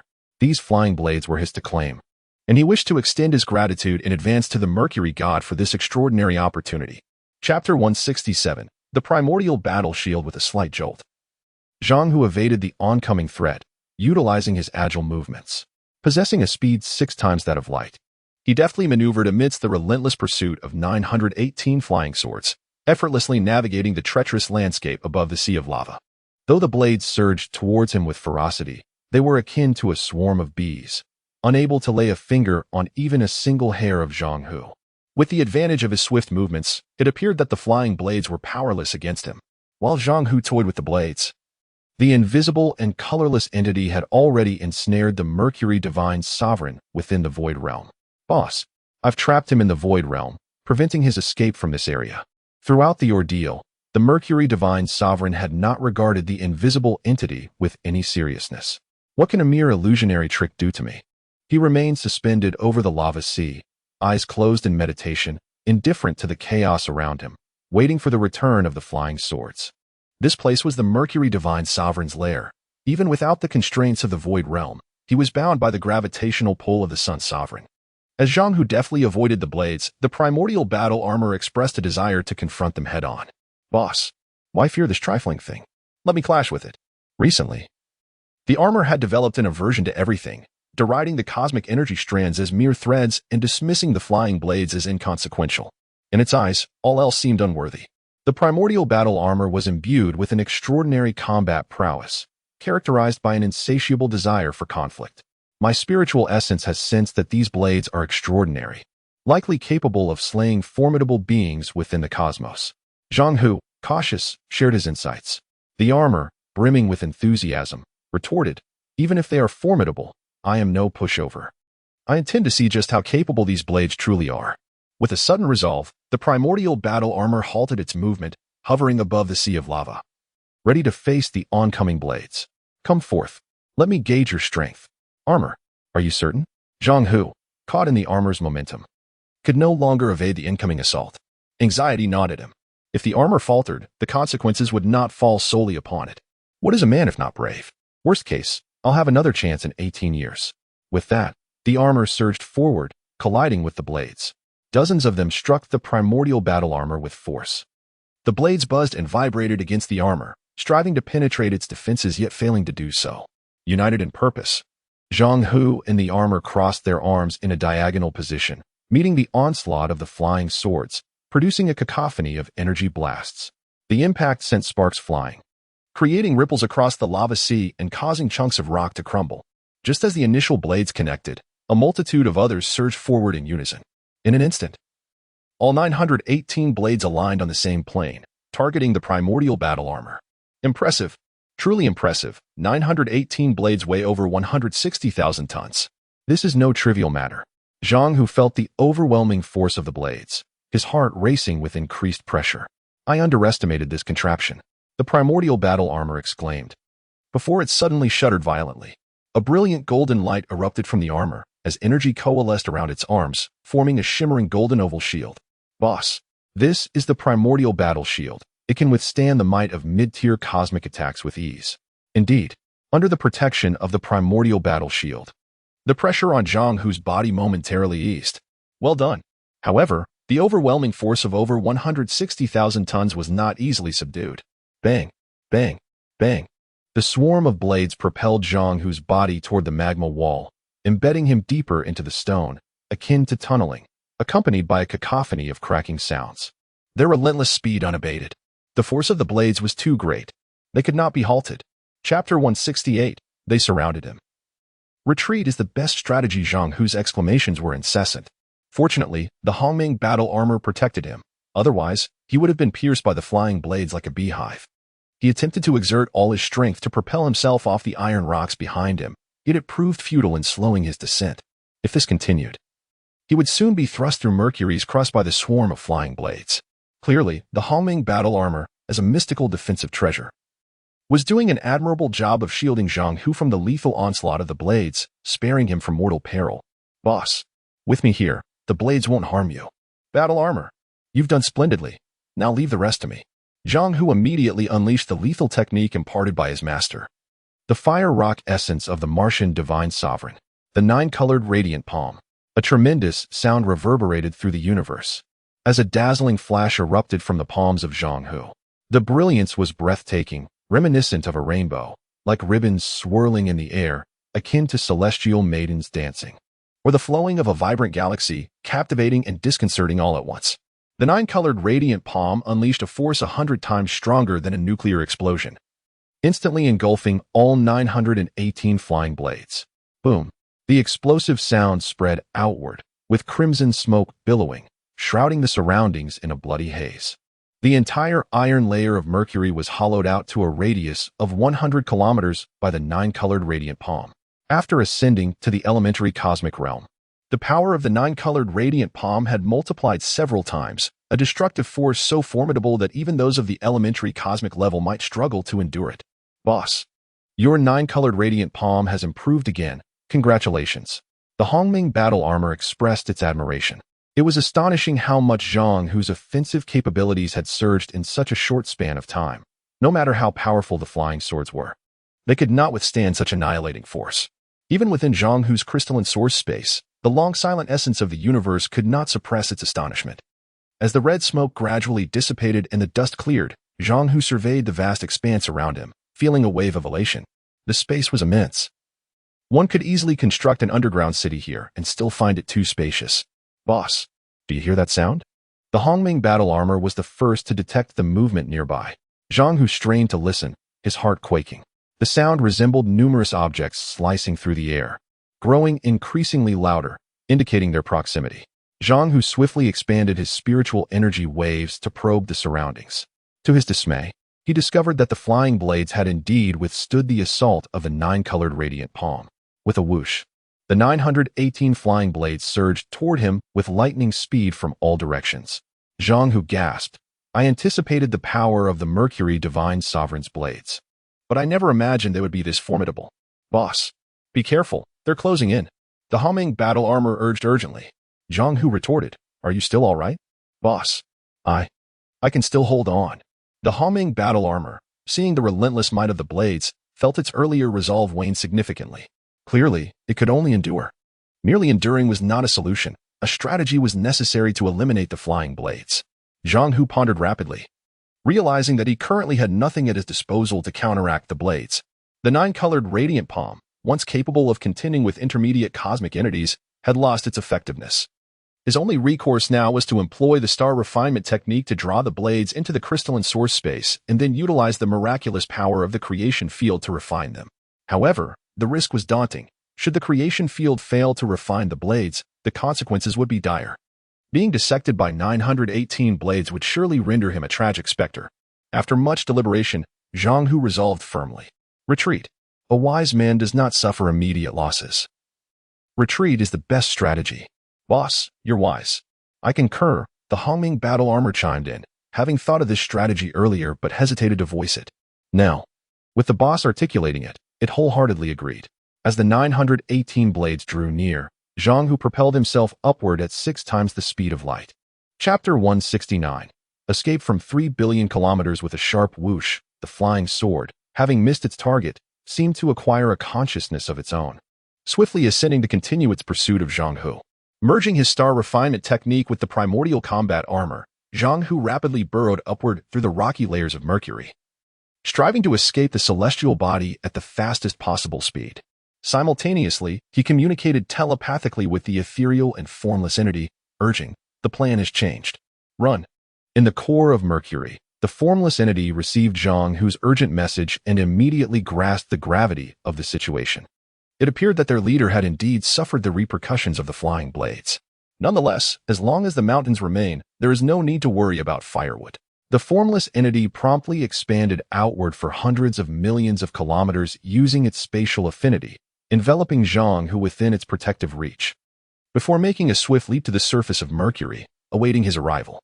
The Mercury deity remained undisturbed, calmly hovering above the sea of magma, evidently confident that the 918 flying blades would flawlessly execute their pursuit and assassination mission without its intervention. Suddenly, a thunderous roar reverberated across the surface of Mercury, sending dust swirling into the air. Run! Zhang Hu shouted as he erupted from the ground, leaping towards the formless entity. The entity rushed forward with concern. Leader, are you all right? Did you sustain any injuries? I'm fine, Zhang Hu gasped. This time we were too careless. We underestimated even the flying blades of that old deity. Panting, he continued, there's always a greater mountain, and there are always greater beings. Give me time, and I shall ensure that old fellow tastes the consequences. At that moment, the ominous sound of whooshing blades pierced the air. Without a moment's thought, Zhang Hu recognized the approaching threat. The 918 flying blades pierced through the soil, slicing through the atmosphere, radiating a chilling violet glow. and formed a serpentine line aimed directly at Zhang Hu. "Don't panic, leader. Watch me," the formless entity declared, immediately deploying its void realm to envelop the flying blades. The void realm could ensnare anything in the universe, easily disorienting them. It was a trivial matter to disrupt the 918 blades normally. The entire solar system would be within its dominion. However, at that moment, the flying blades seemed to exceed the formless entity's expectations. The 918 blades surged through the shrouded mists of the void realm, barreling straight toward Zhang Hu and the formless entity. "This is bad, leader. My void realm has malfunctioned. These blades are truly peculiar," the formless entity exclaimed in alarm. The primordial combat armor urged, "Run." Quickly, with a commanding shout, Zhang Hu propelled himself at 6 times the speed of light, illuminating the cosmos as he fled into the depths of space. Unfortunately, the 918 flying blades, seemingly possessed by malevolent spirits, accelerated in tandem with Zhang Hu's flight, maintaining their relentless pursuit. "Damn it, they are like relentless shadows, impossible to shake off," Zhang Hu cursed as he fled. Ultimately, he broke free from the 3 billion kilometer range, finally escaping the blade's chase. As the Mercury deity was a being of medium stature in the universe, its spiritual sensing range was limited to 30 billion kilometers. Thus, its spiritual weapons could not pursue beyond this boundary. Upon noticing that the blades had abruptly ceased their pursuit, Zhang Hu cautiously approached to observe. The 918 blades hovered silently before him. After a moment of contemplation, he deduced why the blades had stopped. If he took even a single step closer to the Mercury deity's spiritual sensing range, the blades would undoubtedly spring into action. "Indeed, that makes sense, leader." The formless entity and the primordial combat armor concurred. "The essence of the universe sighed. I thought we were doomed just now. I never expected your life to be so resilient." Zhang Hu disregarded the essence, his focus entirely fixated on the flying blades. Gazing at them, he nearly drooled in admiration. Utterly enamored, murmuring to himself, "Oh, flying blades. Your relentless pursuit has been a trial, yet truthfully, I do not harbor disdain for you. The closer you chase, the more I find myself drawn to you. Today, I shall surely conquer you."